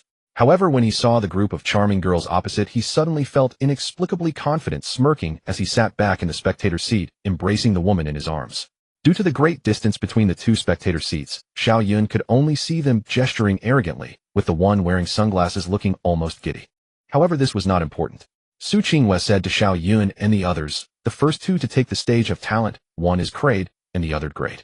Their physical attributes are 70 and 67 points respectively, and they can't withstand a single shot. Also, they are currently thinking of some very disgusting things. Got him going. Both sides are ready. The first match begins. Xiao Yun versus Han, who, looking at the man in front of him, who is even more handsome than Dragon King, Han's eyes flashed with contempt. You are Xiao Yun. I'm curious how you managed to get to first place with that group of delicate girls. You'll find out soon enough. I'm facting tough. Han, who spat disdainfully. Let me tell you, from today onward there can only be one king on this road, and that is our Dragon King. Combatants are in position. The match will start in 3 seconds. 3, 2, 1, start. Die. As the system's voice fell, Han, who charged at Xiao Yun with his knife, but after just a couple of steps, he suddenly felt a sharp pain in his head and lost consciousness. Reacting instinctively, he staggered 2 more steps before collapsing heavily to the ground. Player Han, who has been killed, his backpack items have automatically entered your backpack battle, concluded player Xiao Yun. What? Long Aocean suddenly stood up from his seat, his eyes filled with shock. How is this possible? He clearly didn't do anything. How did Han who die? Could it be that he overexerted himself last night and died suddenly? It can't be that Xiao Yun can kill without a trace. That's too terrifying. Damn it, could it be that those people truly reached first place based on their abilities? Unlike the uncertainty on Long Aocean's side, Xiao Yun appeared relaxed, as if everything was expected. You see, youth is good, just fall asleep. The arena is quite humane, it even dealt with the corpse. After disposing of Han's body, the system's voice rang out again. Second match, Zhao Lingling versus Lu Linmu. Go for it, Lingling. Don't be scared, blow him up with one shot. Amidst the encouragement from the crowd, Zhao Lingling stood up and looked at Xiao Yun, opening her arms. Brother Xiao Yun, won't you give me some encouragement? Xiao Yun did not refuse, stepping forward to give Zhao Lingling a tight hug. Lingling, relax, just treat him as one of the zombies you've killed. Zhao Lingling nodded with a flushed face and turned to walk towards the arena. Lu Linmu on the opposite side, seeing a delicate and weak girl approaching, immediately felt relieved. This little girl looks easy to bully. So he let his imagination run wild and lewdly said, Hee little beauty, seeing you so weak I can't bear to strike. How about I let you die happily, what do you say? Zhao Lingling said nothing, merely watching Lu Linmu's eyes gradually grow cold. Oh, you have quite a temper. That's fine, I'll teach you a lesson later. Combatants are in position. The match will start in 3 seconds. 3, 2, 1, start. With the countdown finished, Lu Linmu activated his talent Willow Tangle, trapping Zhao Lingling's feet. Seeing Zhao Lingling remain motionless, easily captured, Lu Linmu's expression relaxed further as he stepped closer to Zhao Lingling. 20 meters. So little beauty can't move anymore. No worries, I'm coming to save you. Have you heard a phrase that was popular on Blue Star? What did you say? Lu Linmu did not understand what she meant. 10 meters. Let me tell you, that phrase is called nanny. Bang. Lu Linmu was left bewildered. Player Lu Linmu has been killed. His backpack items have automatically entered your backpack. Zhao Lingling shook her somewhat stiff legs, raised her gun to blow off some dust, and said calmly, I'm waiting for the range. What are you waiting for? Due to Wanhua Pavilion winning 2 consecutive rounds, they are declared the winners of this duel, advancing to the next round, while Dragon King returns faces an unfortunate defeat. Please leave the arena within 5 minutes. Hearing the voice from the system, Long Aotian's expression turned as bleak as a frostbitten eggplant, and the corners of his previously crooked mouth twitched back after a few moments. I initially thought this would be my first step to shine, but unexpectedly, it has turned into my Waterloo. Not at all, my Lord Dragon King, the woman beside Long Aotian hastily interjected. You just had a bit of bad luck, but it's alright. As long as you perform well during tonight's slaughter night, you can still become the strongest in the entire region. Yes, my lord, you possess class talent. In my eyes, you are the strongest. It's us little brothers who are unworthy, causing you to lose this battle. The little brothers beside him also comforted him. Listening to their words, Long Ao Tian removed his sunglasses, his eyes rekindling with confidence. That's right, I Long Ao Tian have class talent. How could I be downcast because of such a minor setback? Xian, you are right. Tonight's slaughter rankings are my true stage. Tonight, I will reclaim everything that belongs to me. Let's go, we should head back and burn some paper for old Han and old Lu. Yes, my lord Dragon King. Watching everyone gradually leave, Long Ao Tian suddenly turned around, looking in the opposite direction. He saw Xiao Yun surrounded by a group of beauties whose looks and figures were comparable to Lu Xiaoyun, chatting about something with a gentle smile on his face. Xiao Yun, just you wait. I Long Ao Tian will definitely return. At this moment, Xiao Yun keenly sensed someone staring at him from behind, and he quickly turned his head to see Long Ao Tian leaving without looking back, walking in a low-key manner completely unlike his previous flamboyant entrance. That guy called Long Ao Tian wants to challenge you, Su Qingwei added, but he feels he is not your opponent right now, so he took a peek at you, and after mentally beating himself up, hurriedly left. So this is the kind of Dragon King he is. But to surpass me, he still has 2,000 years to go. Alright, enough lamenting. Let's go out first, there's still a match coming up. Su Qingwei continued, and after everyone adjusted themselves briefly in the carriage, the system's voice, the final 4 matches have been completed. The 4 vehicles advancing in this arena match are Wanhua Pavilion, Flame War, Chariot Mundo Goes Wherever, and Blue Origin. The upcoming semifinals will randomly pair these 4 vehicles, and only the winners of each group can compete for the ultimate victory. Match successful. In this semifinal, you will duel against Blue Origin. Please designate a contestant to designation successful. Player Xiao Yun has been designated as the contestant. Next, 2 more players will be randomly selected from the vehicle. Selection successful. The remaining 2 contestants are Lin Feier and Qin Yu. Arranging the order of combat. The final order of combat will be player Lin Feier, player Qin Yu, player Xiao Yun. Please proceed to the arena. Why did we draw that well? Sister Feier is up next. The opponents are doomed. In the midst of the chatter, Lin Feier picked up her bone-crushing stick while Qin Yu retrieved her frost-long bow, eager. Get out. After disembarking, everyone marched towards another venue. At this point, the participants from Blue Origin had also taken their seats opposite them. Under Su Qingyu's observation, she found that the 3 players on the opposing side were all ordinary people. It seems the vehicle owner knew he couldn't compete with them and casually selected a pawn to participate. After all, he wouldn't feel heartbroken if that pawn were to lose. Seeing this, Su Qingwei reminded Lin Feier and Qin Yu, although the opponents are innocent, the rules are as such: either you die or I die. The only thing you can do is give them a quick end so they don't suffer too much. Understood. The 2 nodded. The announcement came, both sides are ready. The first match begins. Lin Feier versus Zhang Dali. Go Dali. Hey, race a black iron low-grade sword for you. If you lose, don't worry, I will take care of your wife. Don't fret. Yes. Player Zhang Dali has been defeated. The items in the player's backpack have automatically entered your backpack. Battle concluded. Player Lin Feier is victorious. The second match, Qin Yu versus Lu Shan. Go to Shan. Hey, race a black iron low-grade sword. Actually, I think you won't even need it, so I won't give it to you. And if you lose, don't worry, I will take care of your wife. Don't fret. Player Lu Shan has been defeated. The items in the player's backpack have automatically entered your backpack. Battle concluded. Player Qin Yu is victorious. Since Wanhua Pavilion has won 2 consecutive matches, they are declared the winners of this duel, successfully advancing to the final match, while Blue Origin faces an unfortunate defeat. Please leave the arena within 5 minutes. Sigh. Was it really impossible after all? In the crowd, a man with blue hair feigned regret, sighed, glanced at Xiao Yun, and then turned to embrace 2 tearful wives. Ladies, don't cry. I will take good care of you both from now on. Let's go back to the car. Yes, master. No, vehicle owner. The 2 wives nodded tearfully and obediently followed the blue-haired man away. The other passengers also exited the venue. At that moment, a short man looked at his wife with lingering fear and said, Yin Lian, luckily, I was the last one to take the stage, otherwise I might have lost my life too. You probably couldn't escape his clutches either. Hearing this, the woman named Yin Lian glanced at him subtly, then said in a delicate tone, Yeah, I was so scared. De Lang, if anything happens to you, I won't live either. Wu De Lang looked at his beautiful wife with emotion and jumped up to hug her waist. Yin Lian, we will be together for— Yin Lian hugged her husband like a child, her tone filled with love. Yes, De Lang, we will be together forever. After all, this is a task assigned by the master. Upon returning to the car, Wang Mengmeng couldn't help but retch in disgust, then said with a face full of disdain, I used to see things like this only in novels and small films. Back then I thought it was all fake. I never expected it to be based on real cases. How can there be such people in this world? In this world where rules have collapsed, anything can happen. Su Qingwei replied calmly, We just need— While the couple was chatting earlier, Su Qingwei accidentally gleaned some insights into their hearts and saw some keywords in the mind of the woman named Yin Lian, such as inflated pastries, incompetent husband master's task, etc.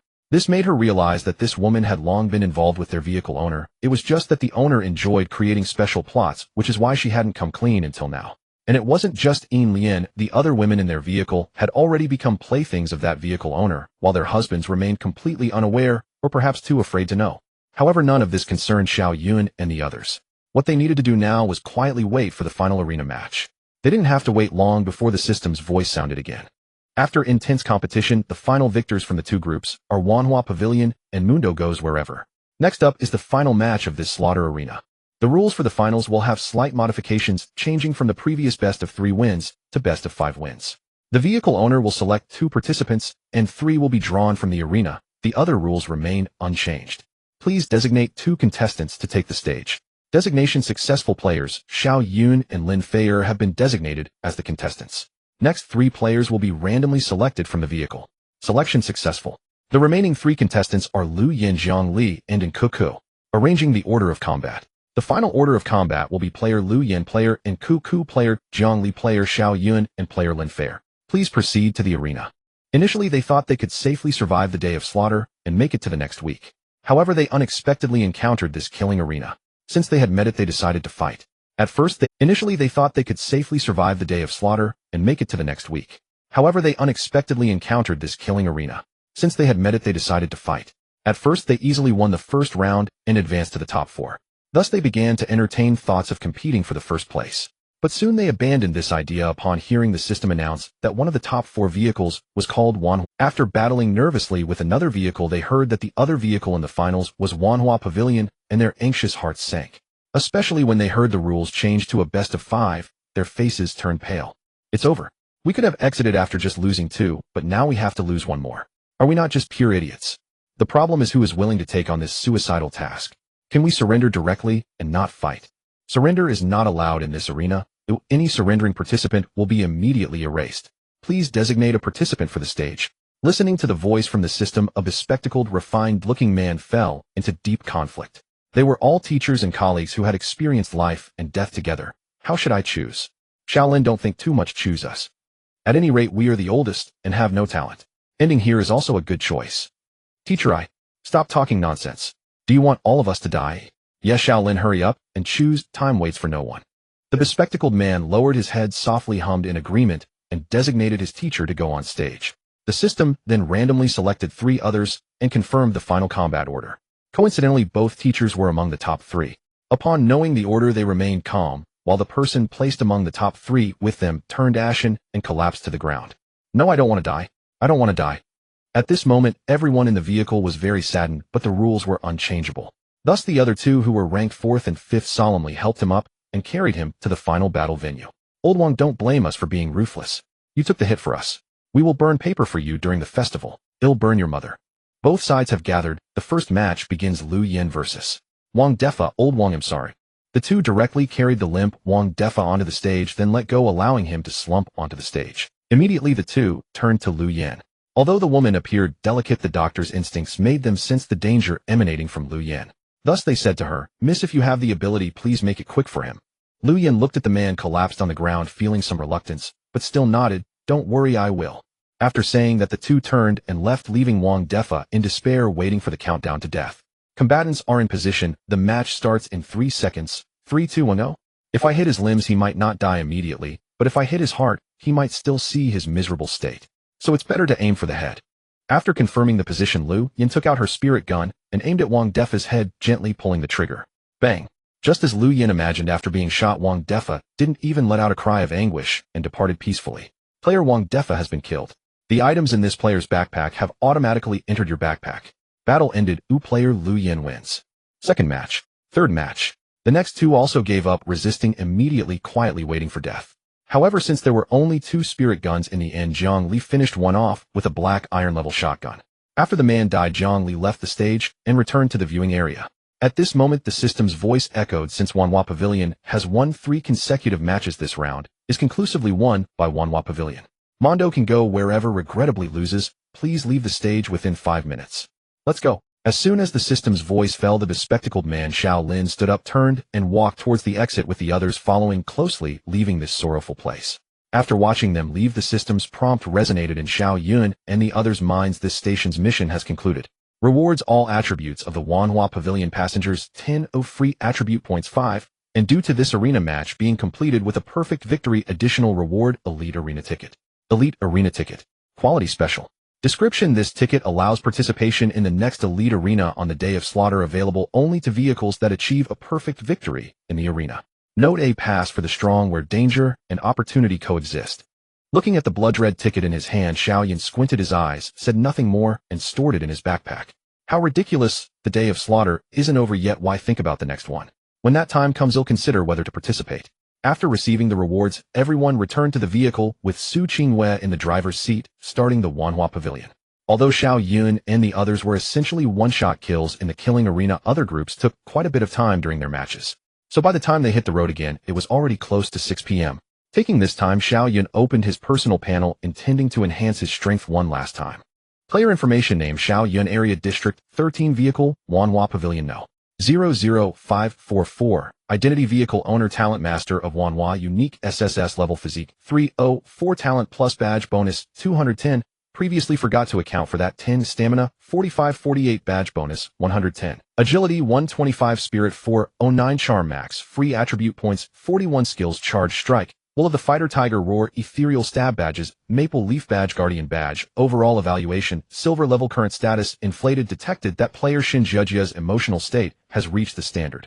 Automatically established a nurturing relationship. Current link: depth. Initial bloom. Reward 2 free attributes. Detected that player Mishuya's emotional state has reached the standard. Automatically established a nurturing relationship. Current link: depth. Initial bloom. Reward 2 free attributes. Detected that player Zhang Xiaoli's emotional state has reached the standard. Automatically established a nurturing. Xiao Yun thought for a moment and decided to allocate 30 points to physique and the remaining 11 points to agility, thus keeping the ratio within 3 times. After the allocation, the physique attribute became 367 points, and the agility attribute became 136 points. Since the spirit attribute has surpassed 400 points, his overall quality has now reached silver level, equivalent to spiritual level, which is why the panel indicates he is somewhat inflated. After so many days of travel, Su Qingyue, through her talent, discovered the relationship between level quality and the attribute panel, taking physique attributes as an example. Using Su Qingyu's innate talent as a reference, the tier divisions leading up to the Faitsue rank are set forth here, and the corresponding monster levels have been added as well. After checking the time, Xiao Yun asked Su Qingwei to pull over by the roadside. Alright, it's getting late. Before the night of slaughter begins, let's have dinner. As soon as he finished speaking, he took out a table from the communal backpack and placed it on the ground along with a few chairs. Seeing this, Su Qingwei skillfully got out of the driver's seat, walked over, and sat by the table. Lin Feier and Lu Yin followed closely, taking their seats around the table, while Qin Yu slowly sat on the last chair. Ever since the cabin had expanded, everyone would stop the vehicle at mealtimes to take out tables and chairs from the communal backpack, chatting and eating together, creating a lively atmosphere. However, while the atmosphere was lively, the food on the table was quite unappetizing. Everyone had either instant meals or instant noodles in front of them. Although the flavors and types were varied, the essence remained unchanged. Besides the main dishes, there were also scattered canned vegetables, grilled sausages, and braised eggs on the table. For someone who hadn't eaten such things in a long time, it would certainly make their mouth water, but for those who had been eating them for nearly 10 days in the cabin, it was hard to stir any appetite. It's either instant noodles or instant meals every day, and sometimes bread. I'm about to throw up. I really miss the old duck vermicelli soup from the school cafeteria. Wang Mingming held a bucket of spicy beef-flavored noodles, looking at the shiny layer of red oil on top, and couldn't help but sigh. As soon as she said this, it instantly triggered everyone's memories. Zhao Lingling bit into a braised egg, her gaze drifting far away. You know what? I used to complain that the cafeteria Annie gave too little vermicelli because she was shaky. Now thinking back, I would kneel in front of her and ask for 10 bowls. I want to eat spicy hot pot, Qin Xiaoman said, clutching her instant rice, her voice soft. I want to add wide noodles, potato slices, crab sticks, luncheon meat, and plenty of cilantro. I want to eat snail noodles. Jiang Li weakly raised her hand. As soon as she finished speaking, several people nearby leaned back in unison. Jiang Li, I advise you to be kind. Jiang Li, feeling aggrieved, shrank her neck. But snail noodles smell really good. Jiang Li, let me correct you, it's called luosafen luo fun. Jiang Li turned around seriously to look at Wang Huilin. Luosafen luo sure fun, I checked it on Baidu Encyclopedia. Luosafen luo fun, I have a cousin from Guangxi. Stop arguing, barbecue is the best. As the two continued to argue, Lu Yu slammed the table, diverting their attention to their shared love for barbecue. When the pork belly sizzles on the iron plate, the oil bubbles up. Dipping it in dry seasoning and wrapping it in lettuce, one bite sends you to heaven. Stop talking, stop talking. Wang Huilin clutched her chest, looking pained. I can't eat as it is, and you talking about it makes it worse. Others were similar, starting to fantasize about the delicious food they had eaten before. Even Su Qingyue and the others were no exception. Seeing them nibbling their lips, Xiao Yun turned to Qin Yu beside him, a hint of nostalgia flashing in his eyes. Speaking of which, Yujie, I really want to eat the food you cook. Qin Yu smiled upon hearing this. If there's a chance in the future, I'll cook for you. You said it. Xiao Yun smiled and continued to speak to everyone. Don't worry, the upgrade system has a kitchen module. After we expand the cabin, next time I'll set it up. By then, everyone can cook for themselves. Really? That's great. Hearing Xiao Yun's words, everyone's eyes lit up. Finally, I can showcase my culinary skills. You better not. I don't want to experience a stomach cleanse again. Nonsense, is it really that exaggerated? I think you're just craving for Nagulin. Nagulin is still much better than dark cuisine. After some banter, the dinner finally concluded. Su Qingyue restarted the vehicle and began driving on the highway. During this time, those vehicles that had encountered Xiao Yun and the others on the slaughter arena were also spreading the terrifying reputation of the Wanhua Pavilion in the regional channel. Some claimed that Xiao Yun could kill without a trace, others that they had heavy firepower weapons, and yet others said that apart from Xiao Yun, all were beautiful women in the Wanhua Pavilion. Although the accounts were chaotic, they unveiled part of the mysterious veil of the Wanhua Pavilion, making everyone more acutely aware of the terrifying power of that top-ranked vehicle. As time passed, the sun gradually sank below the horizon, and darkness began to envelop the highway. When the time on the panel flickered to 6 o'clock, a cold prompt sound suddenly echoed. Night falls, the night of slaughter begins, the regional slaughter leaderboard opens, and the global slaughter leaderboard starts. All players get ready. Roar. As if to celebrate this night, a series of malicious howls suddenly erupted outside the car windows. Immediately after, a group of monsters with various forms rushed towards the vehicle from both sides of the road, wanting to tear apart the iron lump in front of them. However, in front of a vehicle of bronze quality, these corpse-level monsters could only become souls beneath its wheels. Crack, crack, uft, uft, snap, snap. The sounds of bones being crushed and corpses exploding filled the air, strangely providing a sense of relief. Xiao Yun opened the panel and discovered that in less than 5 minutes their points were already nearing 150, and this was without Xiao Yun and the others having to take action, merely from the number of monsters that had died in the vehicle. Since their ammunition supply was limited, Xiao Yun planned to save the ammunition for when they were parked. He then ordered Xiao Huang to leave the position and return to the cabin, speaking to Chun Mian and Xin Yu. Chun Mian, Yujie, take turns to go up and do long-range consumption, but remember not to push yourselves. The night is still long, and we don't need to rush to kill monsters. Got it. After saying this, Chun Mian was the first to climb onto the roof of the vehicle, unleashing skills and talents causing the points to rise significantly faster. At this moment, Su Qingyue, who was driving, suddenly spoke seriously. Xiao Yun, beast-level monsters are beginning to appear ahead, and there are many new types we haven't seen before. Be careful. All right. Xiao Yun nodded, his expression growing serious. He knew that the real crisis was just beginning. Sure enough, as the Wanhua Pavilion continued to delve deeper, various parts began to show wear. Fortunately, Xiao Yun had accumulated enough materials, so whenever there was a repair notification on the panel, it would be addressed immediately. After advancing for an hour, the two slaughter leaderboards finally updated. Regional kill rankings, Zone 13. First place, Wanhua Pavilion owner, Xiao Yun, score 3378. Second place, Qingluan owner Shin Qingli, score 2461. Third place, Kart Racing owner Ren Zhao, score 2230. Fourth place, V8 owner Su Tao, score 2001. 13th place, Bear Mountain Boss owner Lu Chong, score 1583. I knew it, the first place definitely belongs to us. Look, isn't that Brother Chong from the Research Institute? 13th place, oh not bad huh? Kart Racing.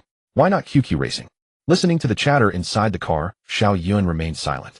The regional leaderboard was nothing to pay attention to. What concerned him most was their current global ranking. Global kill rankings. First place, Dongfeng Express owner Yi Zhengwo, score 5008. Second place, Red Flag Forever owner Su Min, score 4656. Third place, Shield owner John Fury, score 4025. Fourth place, Yamada no Oroki owner Mei Chuan Nei Ku, score 4013. 9-10th place, Wanhua Pavilion owner Xiao Yun, score 3378. 9-10th place, not bad. Xiao Yun compared the scores on the leaderboard and found that he was only about 1,000 points away from the top 3, which was just 2 beast-level elite monsters. We are only 910th. Is the gap that big? Actually, it's not that big. Look, apart from the top 5, the scores for those ranked before 1,000 are all around 3,000, with only a difference of 10 to 20 points between them. Dongfeng Express red flag forever from their names. The passengers of these two vehicles must be elite soldiers from our dragon country, and their initial attributes must be far higher than ordinary college students like us who are 20 years old, but have the bodies of 80-year-olds. Indeed, no matter where you go, soldiers are our most solid line of defense. What kind of luck did that guy who is living well hit to end up in 4th place? After seeing their global ranking of only 910, everyone began to chatter again, wanting to quickly elevate their rankings. At that moment, Su Qingyu's voice rang out again. Everyone be careful, a beast-level elite giant zombie is blocking the road ahead. It stands 3 meters tall with a physical attribute of 399 and a speed attribute of 99. It loves to smash everything in front of it with its fists. Its weakness is the same as other zombies. Just chop its head off. Great, it's a walking 500 points. 399. Xiao Yun, do you still have any red heart fruits? Why not feed it one? After it breaks through to the low-grade spiritual level killing, it will yield 500 points, directly turning into 2,000 points. Seeing their relaxed expressions, Su Qingwen knew they felt secure, because Xiao Yun's spiritual power had reached the silver level, so she continued. Don't celebrate too early. I forgot to tell you that some zombie-type monsters don't have spiritual attributes, and the giant zombie happens to be one of them. Oh, Wang Mingming was dumbfounded upon hearing this. Doesn't that mean Xiao Yun's spiritual attacks won't work on them? That's right. Upon hearing Su Qingyu's confirmation, everyone finally lost hope. So can we crash into it? At this moment, someone weakly asked. With the current strength of Wanhua Pavilion's vehicle, we can probably only push it back. It would be hard to even knock it away. If we want to crash it to death, we are still far from that. Xiao Yun made a fair assessment based on Wanhua Pavilion's current data.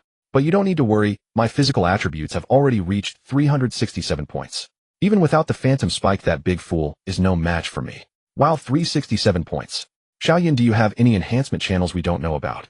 Why do you care about that? As long as Xiao Yun can get stronger, that's enough. That's true. Everyone smiled, no longer worried about the upcoming battle.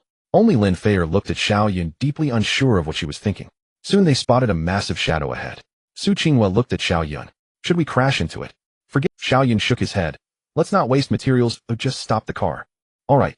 Su Qinghua lightly pressed the brake, stopping less than 100 meters away from the giant zombie. Seeing this, the giant zombie roared angrily and immediately marched toward Wanhua Pavilion, swinging its fists to knock away any monsters in its path. Everyone stay alert, it'll be back soon. After saying that, Xiao Yun grabbed the Frostlong sword and got out of the car, rushing toward the giant zombie against the cold wind. Everyone rolled down the windows, monsters are coming. Lin Feier took out a gun and started shooting at the surrounding monsters. Rat-a-tat-tat. As the gunfire erupted, Xiao Yun engaged in his first confrontation with the giant zombie. No more accurately, it was a one-sided show. After all, although their physical attributes were similar in terms of speed, Xiao Yun could outpace it by 2 streets. Hey big fool, where are you looking? Your punches are way too slow. Cut you down. In just 10 seconds, Xiao Yun left several deep cuts on its body, including its neck. However, it seemed to know that was its weakness, so the defense on its neck was noticeably stronger than elsewhere. Even with all his might, Xiao Yun's sword only made a shallow cut. Naturally, the giant zombie's fists missed Xiao Yun entirely. Roar. The intense pain and anger from not being able to hit the target caused the giant zombie to go berserk, so it grabbed a nearby rotting corpse and began swinging it wildly, trying to use it as a weapon to smash that detestable human. Hehe, you are panicking. After dodging the claws of the rotting corpse, Xiao Yun slowly raised the Frostlong sword, his eyes gradually turning cold. It's time to end this. Frostlong sword chi. A crescent-shaped sword chi shot straight toward the enraged giant zombie, freezing its movements. As it was immobilized, Xiao Yun switched his weapon to the more suitable spirit-slicing blade, gathering strength as he swung toward the zombie's neck. Crack! The giant zombie's head shattered into ice shards, and once its body was freed from the freeze, it swayed a few times before crashing heavily to the ground. 500 points in the bag. After collecting the treasure chest on the ground, Su Qinghua drove up next to Xiao Yun, while the others continued shooting at the monsters outside the car windows. Get in the car. Once back in the vehicle, Wanhua Pavilion shot out like an arrow, quickly breaking through the encirclement and moving forward. Captain Mengming opened the chest. Yes, Captain. Xiao Yun opened a brass elite treasure chest, obtained the following items. Red Heart Fruit 9. Energy Fruit 9. Flying Cloud Fruit 9. Blue Spirit Fruit 9. 4 nines, it's a bomb. Looking at the fruits in front of him, Xiao Yun only took 4 red heart fruits and 4 flying cloud fruits, giving the rest to Su Qinghua and the others. After consuming the red heart fruit, Xiao Yun's physical attribute soared from 367 to 409, officially stepping into the silver level. Wow, is this the worth of the Night of Slaughter? Previously rare beast-level monsters are now everywhere on the road, as if they are free, and my vehicle is about to fall apart. TCH, what is this? Our vehicle was just dismantled by a 3-meter-tall zombie, yet we're still fine. Seriously, you can still survive without a vehicle. You are really impressive. Why are you silent? Enjoying life, I suppose. By the way, have you seen the updated leaderboard? Awakens has successfully entered the top 10 in the global slaughter ranking. Master Xiao Yun is incredible. 5 hours, over 20,000 points. The master has truly transformed into a killing machine. At this rate, I think it's very likely that he will reach the global #1 before the night of slaughter ends. If he really becomes #1, how impressive would that be for our District 13? Qian Xiaoman turned off the panel, her face filled with excitement, saying, #1. Xiao Yun glanced at the points of the currently top-ranked vehicle Hongqi Yongzhu, which had 26237 points. After looking at his own score of 20736, he felt there might be a chance. In these 5 hours under Su Qingyu's guidance, they had killed many monsters of high beast-level quality or above. However, the highest was only a peak beast-level monster, and they hadn't encountered any spirit-level monsters. Even so, their points were increasing rapidly, and they had smoothly entered the global top 10. If only we could kill a few spirit-level monsters, just one would give us 2,000 points. It wouldn't take long to surpass them. Xiao Yun, look ahead. At that moment, Su Qingyu's voice pulled him back from his thoughts. He quickly focused his gaze ahead and discovered a fork in the road. From the surface, the two forks, one to the left and one to the right, seemed indistinguishable, both crowded with monsters, and there were no signposts nearby. Thus Xiao Yun turned his head, wanting to hear Su Qingyu's suggestion. At this time, the information Su Qingyue received about the two paths was as follows: left fork monsters are present on the road suspected to have beast level or above monsters. Right fork monsters are present on the road suspected to contain a special segment danger. After conveying this information to Xiao Yun, he pondered slightly and decided to head right. He wanted to see what this so-called special segment really was. After turning right, everything on the road was still similar to before, with a continuous stream of monsters attacking the vehicle. Meanwhile, Chun Mian and Qin Yu had also consumed considerable energy due to earlier intense attacks, and they were now lying in the bedroom to recover. The roof of the vehicle was currently being guarded by our dual-gun Xiao Huang. It wasn't until Su Qingyue drove for about another half hour that everyone gradually noticed a fork in the road again. However, unlike a normal road, this fork was an endless tunnel. At the same time, a prompt sounded in everyone's minds: ding. Special segment of the Night of Slaughter discovered. Slaughter Tunnel. Entering the tunnel can trigger special events. Slaughter Tunnel special event. Hearing these words, everyone in the vehicle instinctively held their breath. Su Qingyue turned to Xiao Yun, her brow slightly furrowed.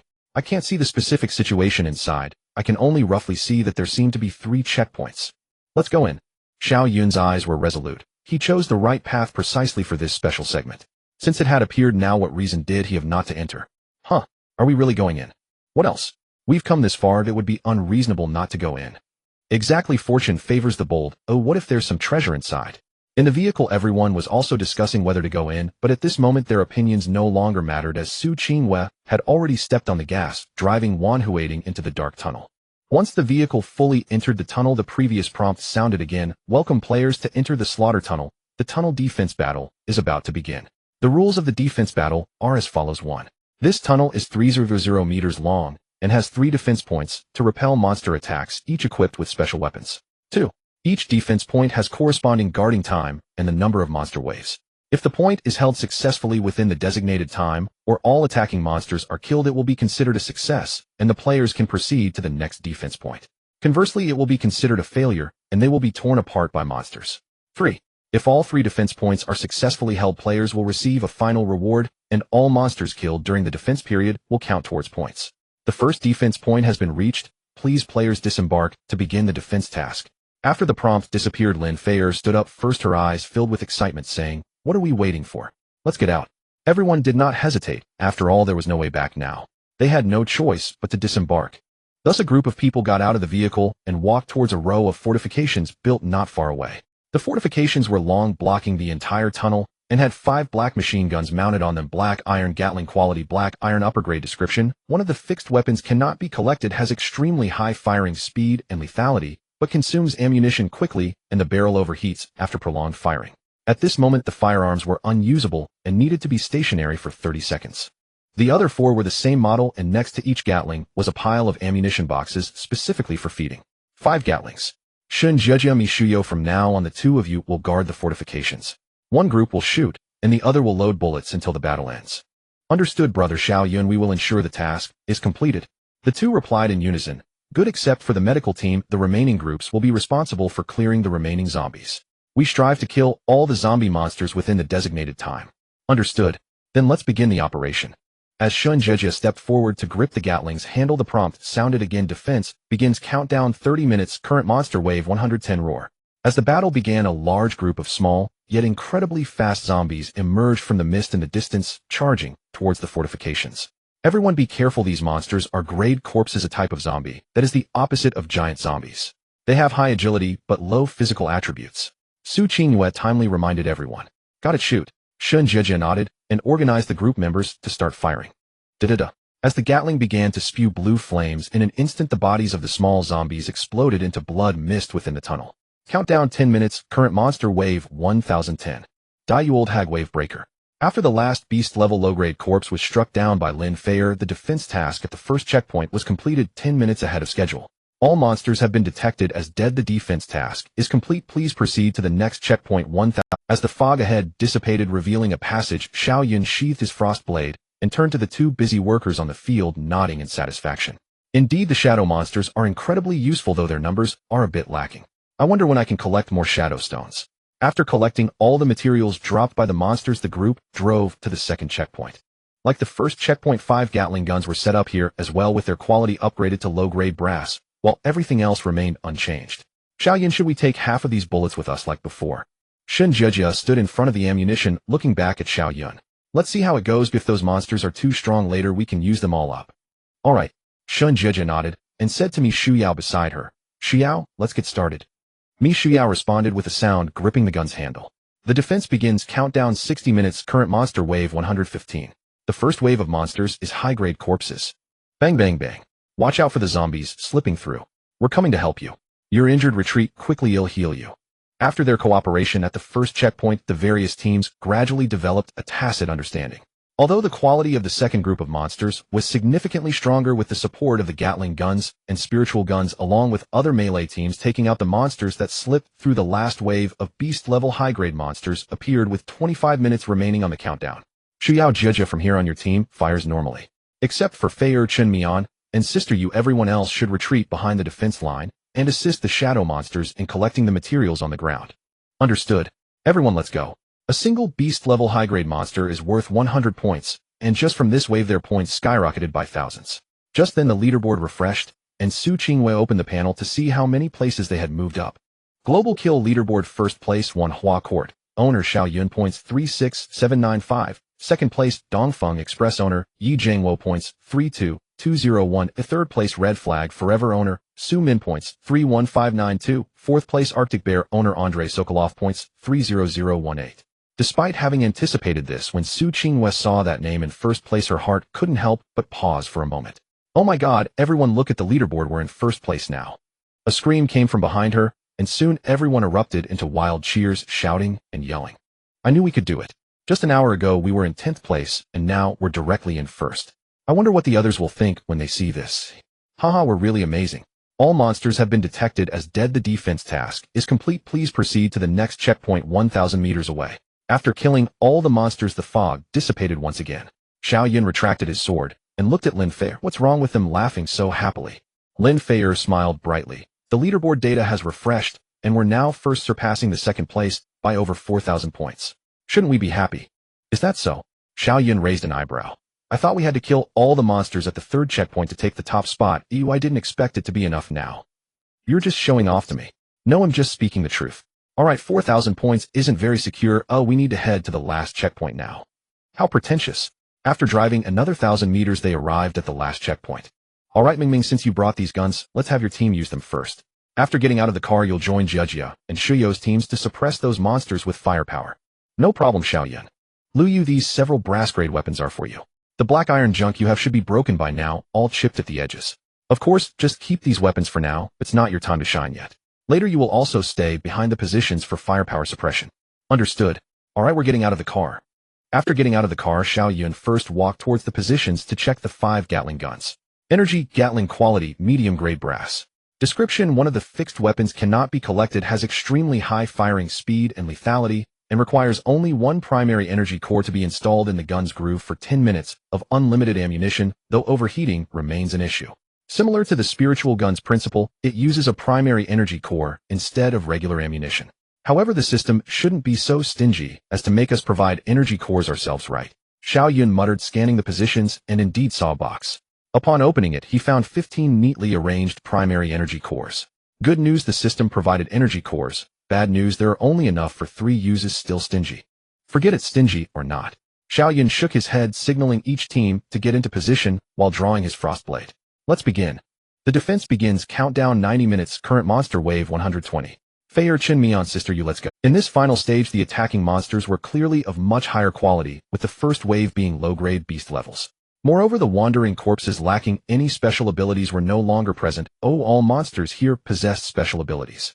Not only that, but various monsters also displayed simple cooperation. For instance, the strong defensive shell zombies would take the front line for damage absorption, while giant zombies would throw smaller zombies at them, making this stage exceptionally difficult. Countdown 30 minutes, current monster wave 1820. After 50 minutes have passed, Shin Jiejia and the others had already replaced their ammunition with the energy cores from Wanhua Court, firing furiously, but the effect was minimal as the monsters had reached high-grade beast levels. Frostblade Chi, Void Slash, Chi-Ling Fireball, Spiral Wind Blade. After a series of bombardments, the 18th wave of monsters was successfully exterminated. Just as they planned to take a short break during the monster respawn time, a sudden shout echoed in their ears. Quick dodge. Although they didn't know what happened, they immediately moved aside. At the same time, 2 crescent-shaped sword energies shot through the fog towards the spot they had just occupied, leaving behind 2 intersecting sword marks and frozen ground. Frostblade Chi. Could it be? Xiao Yun's pupils contracted as he turned to look at the fog. Watch out, those are frost arrows. Shattered armor. Xiao Yun threw the shattered armor in front of him. After 3 arrows passed, the shattered armor automatically dissipated. At that moment, several figures slowly emerged from the fog.